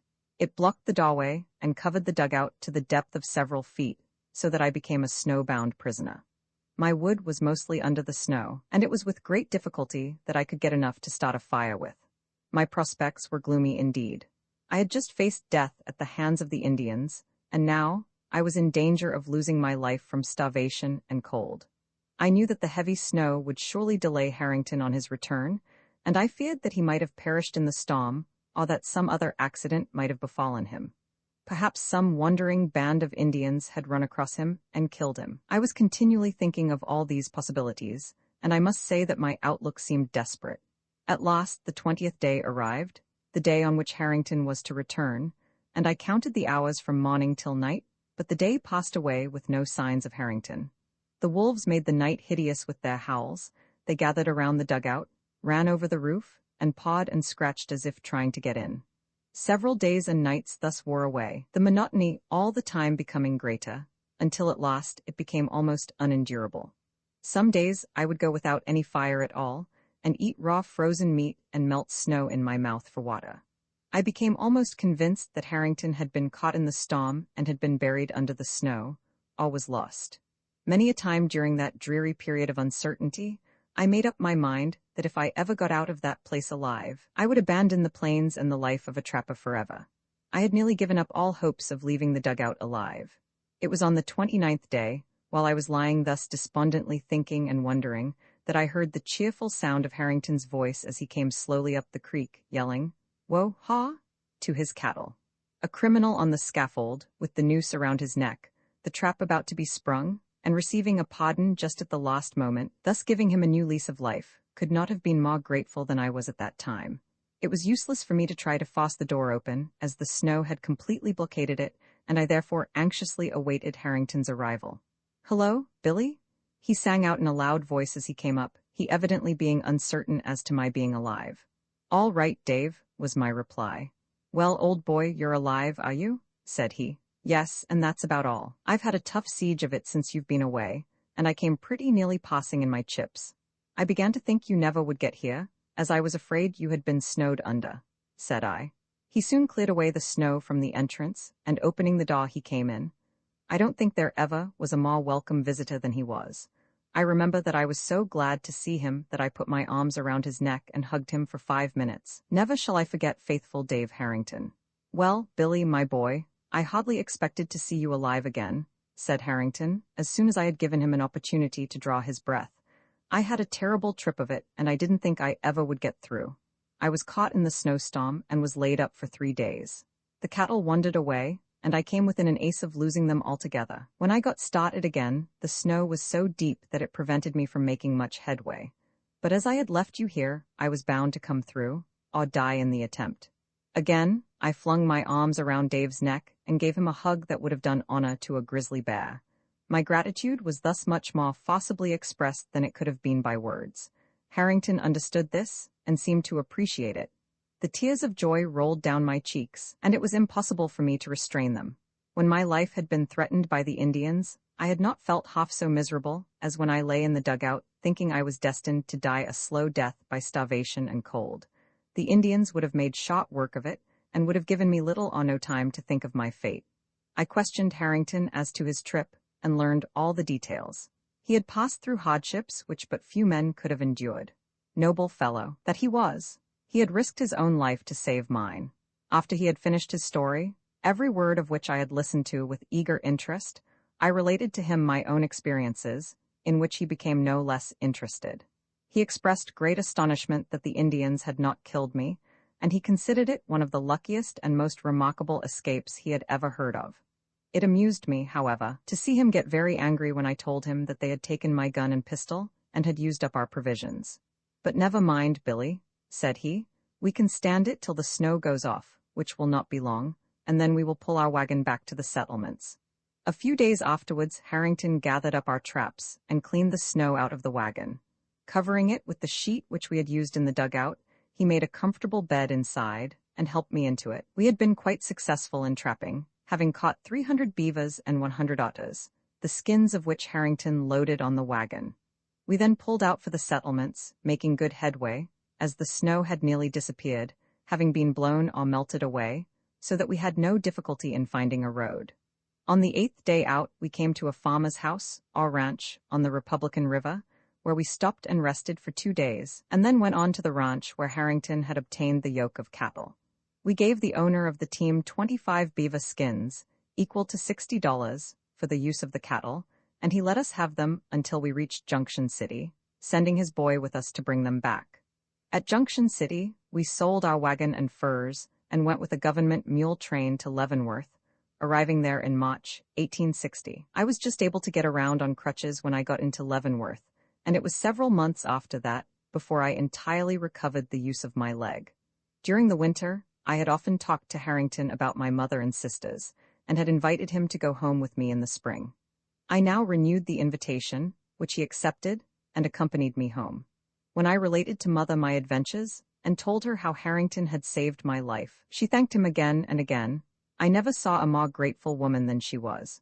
She asked him to always make his home with us, as she never could reward him sufficiently for what he had done for her darling boy, as she called me. Harrington concluded to remain with us through the summer and farm Mother's land. But alas, the uncertainty of life. The coming of death when least expected was strikingly illustrated in his case. During the latter part of April, he went to a nursery for some trees, and while coming home late at night, he caught a severe cold and was taken seriously sick with lung fever. Mother did everything in her power for him. She could not have done more had he been her own son, but notwithstanding her motherly care and attention, and the skill of a physician from Leavenworth, he rapidly grew worse. It seemed hard, indeed, to think that a great strong man like Harrington, who had braved the storms and endured the other hardships of the plains all winter long, should, during the warm and beautiful days of spring, when surrounded by friends and the comforts of a good home, be fatally stricken down. But such was his fate. He died 1 week from the day on which he was taken sick. We all mourned his loss as we would that of a loved son or brother, as he was one of the truest, bravest, and best of friends. Amid sorrow and tears, we laid him away to rest in a picturesque spot on Pilot Knob. His death cast a gloom over our household, and it was a long time before it was entirely dispelled. I felt very lonely without Harrington, and I soon wished for a change of scene again. Roman 8 adventures on the overland road. As the warm days of summer approached, I longed for the cool air of the mountains, and to the mountains I determined to go. After engaging a man to take care of the farm, I proceeded to Leavenworth, and there met my old wagon master and friend, Lewis Simpson, who was fitting out a train at Atchison and loading it with supplies for the Overland Stage Company, of which Mr. Russell, my old employer, was one of the proprietors. Simpson was going with this train to Fort Laramie and points further west. "Come along with me, Billy," said he. "I'll give you a good layout. I want you with me." "I don't know that I would like to go as far west as that again," replied I, "but I do want to ride the Pony Express once more. There's some life in that." "Yes, that's so, but it will soon shake the life out of you," said he. "However, if that's what you've got your mind set on, you had better come to Atchison with me and see Mr. Russell, who I'm pretty certain will give you a situation." I replied that I would do that. I then went home and informed Mother of my intention, and as her health was very poor I had great difficulty in obtaining her consent. I finally convinced her that as I was of no use on the farm, it would be better and more profitable for me to return to the plains. So after giving her all the money I had earned by trapping, I bade her goodbye and set out for Atchison. I met Mr. Russell there, and asked him for employment as a Pony Express rider. He gave me a letter to Mr. Slade, who was then the stage agent for the division extending from Julesburg to Rocky Ridge. Slade had his headquarters at Horseshoe Station, 36 miles west of Fort Laramie, and I made the trip thither in company with Simpson and his train. Almost the very first person I saw after dismounting from my horse was Slade. I walked up to him and presented Mr. Russell's letter, which he hastily opened and read. With a sweeping glance of his eye, he took my measure from head to foot, and then said, "My boy, you are too young for a Pony Express rider. It takes men for that business. I rode 2 months last year on Bill Trotter's division, sir, and filled the bill then, and I think I am better able to ride now," said I. "What? Are you the boy that was riding there, and was called the youngest rider on the road?" "I am the same boy," I replied, confident that everything was now all right for me. "I have heard of you before. You are a year or so older now, and I think you can stand it. I'll give you a trial anyhow, and if you weaken you can come back to Horseshoe Station and tend stock." That ended our first interview. The next day he assigned me to duty on the road from Red Butts on the North Platte to the 3 crossings of the Sweetwater, a distance of 76 miles, and I began riding at once. It was a long piece of road, but I was equal to the undertaking, and soon afterwards had an opportunity to exhibit my power of endurance as a Pony Express rider. One day when I galloped into 3 crossings, my home station, I found that the rider who was expected to take the trip out on my arrival had got into a drunken row the night before and had been killed, and that there was no one to fill his place. I did not hesitate for a moment to undertake an extra ride of 85 miles to Rocky Ridge, and I arrived at the latter place on time. I then turned back and rode to Red Butts, my starting place, accomplishing on the round trip a distance of 322 miles. Slade heard of this feat of mine, and one day as he was passing on a coach he sang out to me, "My boy, you're a brick, and no mistake. That was a good run you made when you rode your own and Miller's routes, and I'll see that you get extra pay for it." Slade, although rough at times and always a dangerous character, having killed many a man, was always kind to me. During the 2 years that I worked for him as pony express rider and stage driver, he never spoke an angry word to me. As I was leaving Hoss Creek one day, a party of 15 Indians jumped me in a sand ravine about a mile west of the station. They fired at me repeatedly, but missed their mark. I was mounted on a roan California horse, the fleetest steed I had. Putting spurs and whip to him, and lying flat on his back, I kept straight on for Sweetwater Bridge, 11 miles distant, instead of trying to turn back to Hoss Creek. The Indians came on in hot pursuit, but my horse soon got away from them and ran into the station 2 miles ahead of them. The stock tender had been killed there that morning, and all the stock had been driven off by the Indians, and as I was therefore unable to change horses, I continued on to Ploutz's station, 12 miles further, thus making 24 miles straight run with one horse. I told the people at Ploutz's what had happened at Sweetwater Bridge, and with a fresh horse went on and finished the trip without any further adventure. About the middle of September, the Indians became very troublesome on the line of the stage road along the Sweetwater. Between Split Rock and 3 crossings, they robbed a stage, killed the driver and 2 passengers, and badly wounded Lute Flowers, the assistant division agent. The red-skinned thieves also drove off the stock from the different stations, and were continually lying in wait for the passing stages and pony express riders, so that we had to take many desperate chances in running the gauntlet. The Indians had now become so bad, and had stolen so much stock, that it was decided to stop the pony express for at least 6 weeks, and to run the stages, but occasionally during that period. In fact, it would have been almost impossible to have run the enterprise much longer without restocking the line. While we were thus nearly all lying idle, a party was organized to go out and search for stolen stock. This party was composed of stage drivers, express riders, stock tenders, and ranchmen, 40 of them altogether, and they were well armed and well mounted. They were mostly men who had undergone all kinds of hardships and braved every danger, and they were ready and anxious to tackle any number of Indians. Wild Bill, who had been driving stage on the road and had recently come down to our division, was elected captain of the company. It was supposed that the stolen stock had been taken to the head of Powder River and vicinity, and the party, of which I was a member, started out for that section in high hopes of success. 20 miles out from Sweetwater Bridge, at the head of Hoss Creek, we found an Indian trail running north towards Powder River, and we could see by the tracks that most of the horses had been recently shod and were undoubtedly our stolen stage stock. Pushing rapidly forward, we followed this trail to Powder River, thence down this stream to within about 40 miles of the spot where old Fort Reno now stands. Here the trail took a more westerly course along the foot of the mountains, leading eventually to Crazy Woman's Fork, a tributary of Powder River. At this point, we discovered that the party whom we were trailing had been joined by another band of Indians, and, judging from the fresh appearance of the trail, the united body could not have left this spot more than 24 hours before. Being aware that we were now in the heart of the hostile country, and that we might at any moment find more Indians than we had lost, we advanced with more caution than usual, and kept a sharp lookout. As we were approaching Clear Creek, another tributary of Powder River, we discovered Indians on the opposite side of the creek, some 3 miles distant. At least we saw horses grazing, which was a sure sign that there were Indians there.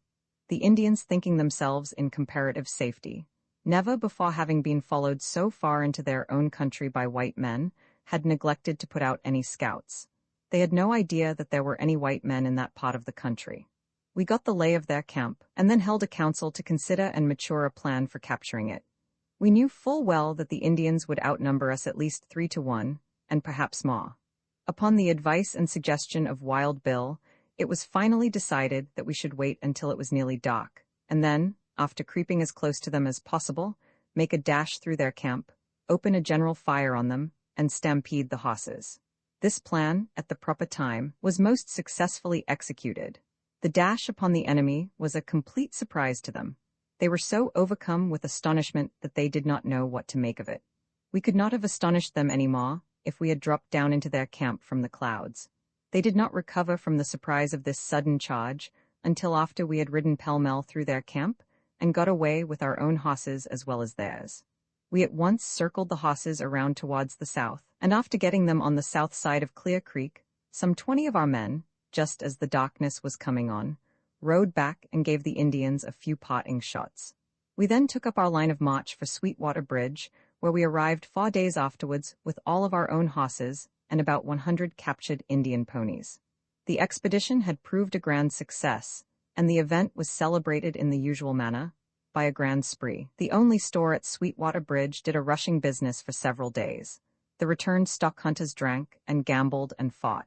The Indian ponies, which had been distributed among the captors, passed from hand to hand at almost every deal of the cards. There seemed to be no limit to the rioting and carousing. Revelry reigned supreme. On the third day of the orgy, Slade, who had heard the news, came up to the bridge and took a hand in the fun, as it was called. To add some variation and excitement to the occasion, Slade got into a quarrel with a stage driver and shot him, killing him almost instantly. The boys became so elated as well as elevated over their success against the Indians that most of them were in favor of going back and cleaning out the whole Indian race. One old driver especially, Dan Smith, was eager to open a war on all the hostile nations, and had the drinking been continued another week, he certainly would have undertaken the job, single-handed and alone. The spree finally came to an end, the men sobered down and abandoned the idea of again invading the hostile country. The recovered horses were replaced on the road, and the stages and pony express were again running on time. Slade, having taken a great fancy to me, said, "Billy, I want you to come down to my headquarters, and I'll make you a sort of supernumerary rider, and send you out only when it is necessary." I accepted the offer, and went with him down to Horseshoe, where I had a comparatively easy time of it. I had always been fond of hunting, and I now had a good opportunity to gratify my ambition in that direction, as I had plenty of spare time on my hands. In this connection, I will relate one of my bear hunting adventures. One day, when I had nothing else to do, I saddled up an extra pony express horse, and arming myself with a good rifle and pair of revolvers, struck out for the foothills of Laramie Peak for a bear hunt. Riding carelessly along, and breathing the cool and bracing autumn air which came down from the mountains, I felt as only a man can feel who is roaming over the prairies of the far west, well armed, and mounted on a fleet and gallant steed. The perfect freedom which he enjoys is in itself a refreshing stimulant to the mind as well as to the body. Such indeed were my feelings on this beautiful day, as I rode up the valley of the Horseshoe. Occasionally, I scared up a flock of sage hens or a jackrabbit. Antelopes and deer were almost always in sight in any direction, but as they were not the kind of game I was after on that day, I passed them by and kept on towards the higher mountains. The further I rode, the rougher and wilder became the country, and I knew that I was approaching the haunts of the bear. I did not discover any, however, although I saw plenty of tracks in the snow. About 2 o'clock in the afternoon, my horse having become tired and myself being rather weary, I shot a sage hen, and dismounting, I unsaddled my horse and tied him to a small tree where he could easily feed on the mountain grass. I then built a little fire, and broiling the chicken and seasoning it with salt and pepper, which I had obtained from my saddlebags, I soon sat down to a genuine square meal, which I greatly relished. After resting for a couple of hours, I remounted and resumed my upward trip to the mountains, having made up my mind to camp out that night rather than go back without a bear, which my friends knew I had gone out for. As the days were growing short, night soon came on, and I looked around for a suitable camping place. While thus engaged, I scared up a flock of sage hens, 2 of which I shot, intending to have one for supper and the other for breakfast. By this time it was becoming quite dark, and I rode down to one of the little mountain streams, where I found an open place in the timber suitable for a camp. I dismounted, and after unsaddling my horse and hitching him to a tree, I prepared to start a fire. Just then, I was startled by hearing a horse whinnying further up the stream. It was quite a surprise to me, and I immediately ran to my animal to keep him from answering, as horses usually do in such cases. I thought that the strange horse might belong to some roaming band of Indians, as I knew of no white men being in that portion of the country at that time. I was certain that the owner of the strange house could not be far distant, and I was very anxious to find out who my neighbor was, before letting him know that I was in his vicinity. I therefore resaddled my horse, and leaving him tied so that I could easily reach him, I took my gun and started out on a scouting expedition up the stream. I had gone about 400 yards when, in a bend of the stream, I discovered 10 or 15 horses grazing. On the opposite side of the creek a light was shining high up the mountain bank. Approaching the mysterious spot as cautiously as possible, and when within a few yards of the light, which I discovered came from a dugout in the mountain side, I heard voices, and soon I was able to distinguish the words, as they proved to be in my own language. Then I knew that the occupants of the dugout, whence the voices proceeded, were white men. Thinking that they might be a party of trappers, I boldly walked up to the door and knocked for admission. The voices instantly ceased, and for a moment a death-like silence reigned inside. Then there seemed to follow a kind of hurried whispering, a sort of consultation, and then someone called out, "Who's there?" "A friend and a white man," I replied. The door opened, and a big, ugly-looking fellow stepped forth and said, "Come in." I accepted the invitation with some degree of fear and hesitation, which I endeavored to conceal, as I saw that it was too late to back out, and that it would never do to weaken at that point, whether they were friends or foes. Upon entering the dugout, my eyes fell upon 8 as rough and villainous-looking men as I ever saw in my life. 2 of them I instantly recognized as teamsters who had been driving in Lou Simpson's train a few months before and had been discharged. They were charged with the murdering and robbing of a ranchman, and having stolen his horses, it was supposed that they had left the country. I gave them no signs of recognition, however, deeming it advisable to let them remain in ignorance as to who I was. It was a hard crowd, and I concluded that the sooner I could get away from them, the better it would be for me. I felt confident that they were a band of horse thieves. "Where are you going, young man, and who's with you?" asked one of the men who appeared to be the leader of the gang. "I am entirely alone. I left Horseshoe Station this morning for a bear hunt, and not finding any bears, I had determined to camp out for the night and wait till morning," said I. "And just as I was going into camp a few hundred yards down the creek, I heard one of your horses whinnying, and then I came up to your camp." I was thus explicit in my statement in order, if possible, to satisfy the cutthroats that I was not spying upon them, but that my intrusion was entirely accidental. "Where's your horse?" demanded the boss thief. "I left him down the creek," I answered. "They proposed going after the horse, but I thought that would never do, as it would leave me without any means of escape, and I accordingly said, in hopes to throw them off the track, 'Captain, I'll leave my gun here and go down and get my horse, and come back and stay all night.' I said this in as cheerful and as careless a manner as possible, so as not to arouse their suspicions in any way, or lead them to think that I was aware of their true character. I hated to part with my gun, but my suggestion of leaving it was a part of the plan of escape which I had arranged.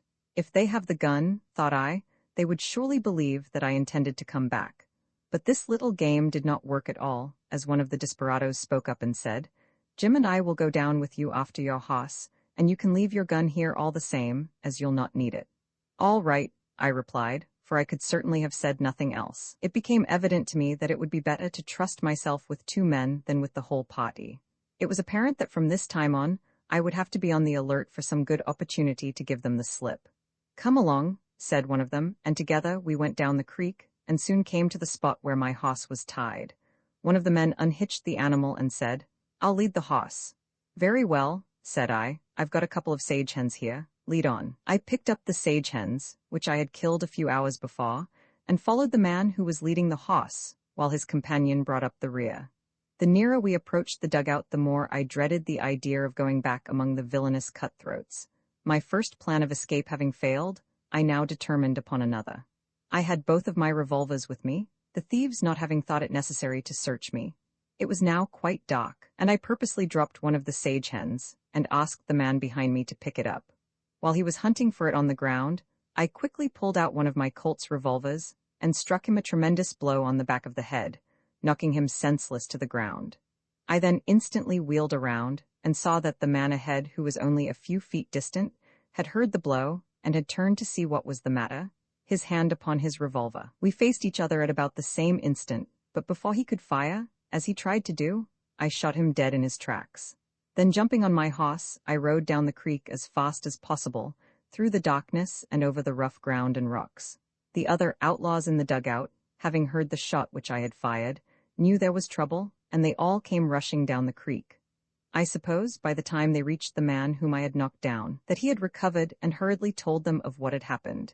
They did not stay with the man whom I had shot, but came on in hot pursuit of me. They were not mounted, and were making better time down the rough canon than I was on horseback. From time to time, I heard them gradually gaining on me. At last, they had come so near that I saw that I must abandon my horse. So I jumped to the ground, and gave him a hard slap with the butt of one of my revolvers, which started him on down the valley, while I scrambled up the mountain side. I had not ascended more than 40 feet when I heard my pursuers coming closer and closer. I quickly hid behind a large pine tree, and in a few moments they all rushed by me, being led on by the rattling footsteps of my horse, which they heard ahead of them. Soon I heard them firing at random at the horse, as they no doubt supposed I was still seated on his back. As soon as they had passed me, I climbed further up the steep mountain, and knowing that I had given them the slip, and feeling certain that I could keep out of their way, I at once struck out for Horseshoe Station, which was 25 miles distant. I had hard traveling at first, but upon reaching lower and better ground, I made good headway, walking all night and getting into the station just before daylight. Footsore, weary, and generally played out, I immediately waked up the men of the station and told them of my adventure. Slade himself happened to be there, and he at once organized a party to go out and hunt up the horse thieves. Shortly after daylight, 20 well-armed stage drivers, stock tenders, and ranchmen were galloping in the direction of the dugout. Of course I went along with the party, notwithstanding I was very tired and had had hardly any rest at all. We had a brisk ride, and arrived in the immediate vicinity of the thieves' rendezvous at about 10 o'clock in the morning. We approached the dugout cautiously, but upon getting in close proximity to it, we could discover no horses in sight. We could see the door of the dugout standing wide open, and we then marched up to the place. No one was inside, and the general appearance of everything indicated that the place had been deserted, that the birds had flown. Such, indeed, proved to be the case. We found a new-made grave, where they had evidently buried the man whom I had shot. We made a thorough search of the whole vicinity, and finally found their trail going southeast in the direction of Denver. As it would have been useless to follow them, we rode back to the station, and thus ended my eventful bear hunt. We had no more trouble for some time from horse thieves after that. During the winter of 1860 and the spring of 1861, I remained at Horseshoe, occasionally riding Pony Express and taking care of stock. Roman 9 fast driving. It was in the spring of 1861, while I was at Horseshoe, that the eastern-bound coach came in one day, loaded down with passengers and baggage, and stopped for dinner. Horseshoe being a regular dinner station, as well as a home station. The passengers consisted of 6 Englishmen, and they had been continually grumbling about the slow time that was being made by the stages, saying that the farther they got east the slower they went. "These blasted heathens don't know anything about staging, Haney O," remarked one of them. "Blast me bloody haze, they can't stage in this country as we do in England, you know," said another. Their remarks were overheard by Bob Scott, who was to drive the coach from Horseshoe to Fort Laramie, and he determined to give them satisfaction before they got over his route.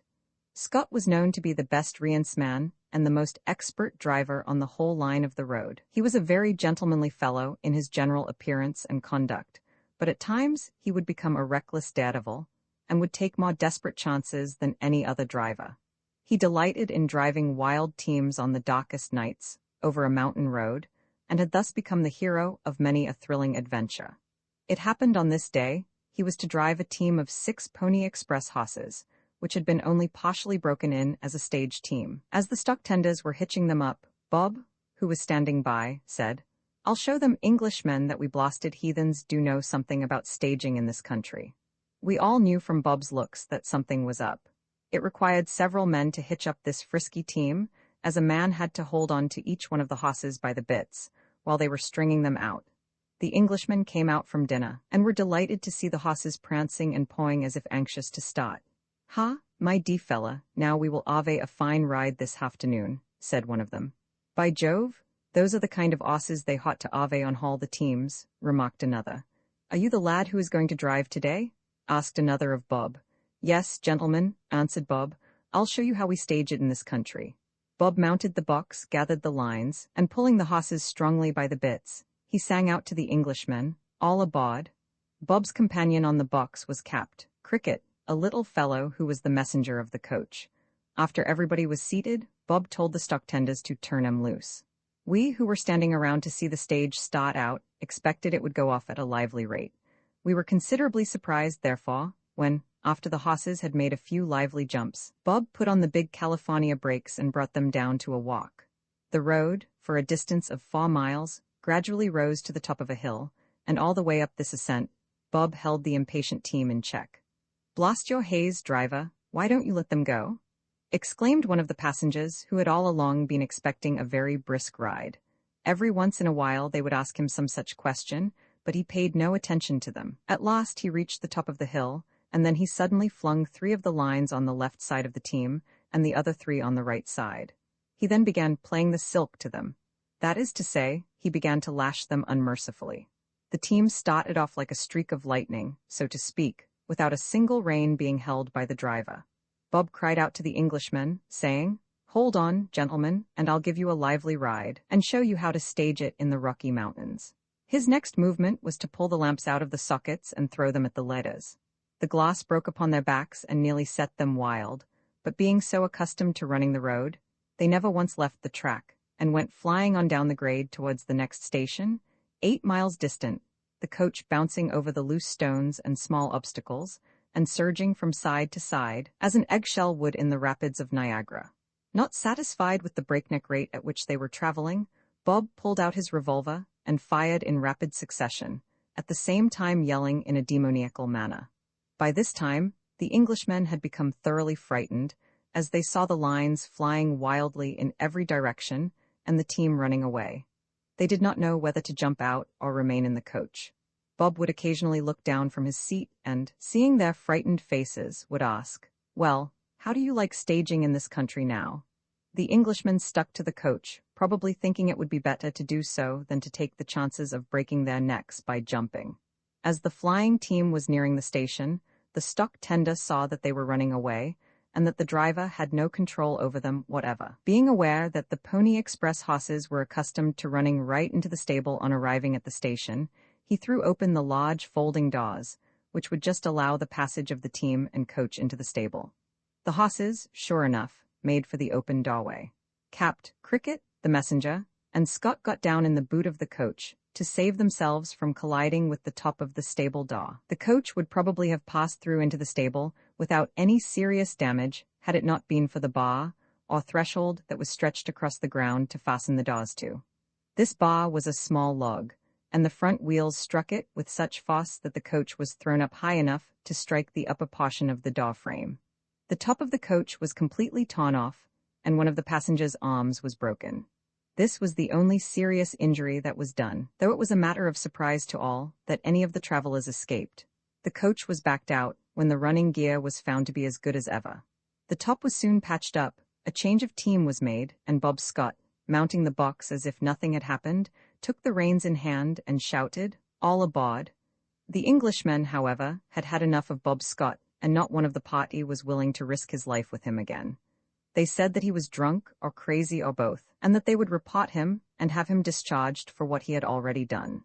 Bob waited a few minutes to give them an opportunity to take their seats in the coach, but they told him most emphatically that he could drive on without them, as they intended to wait there for the next stage. Their traps were taken off, and Bob drove away without a single passenger. He made his usual time into Fort Laramie, which was the end of his run. The Englishmen came through on the next day's coach, and proceeded on to Atchison, where they reported Bob to the superintendent of the line, who, however, paid little or no attention to the matter, as Bob remained on the road. Such is the story of the liveliest and most reckless piece of stage driving that ever occurred on the Overland Stage Road.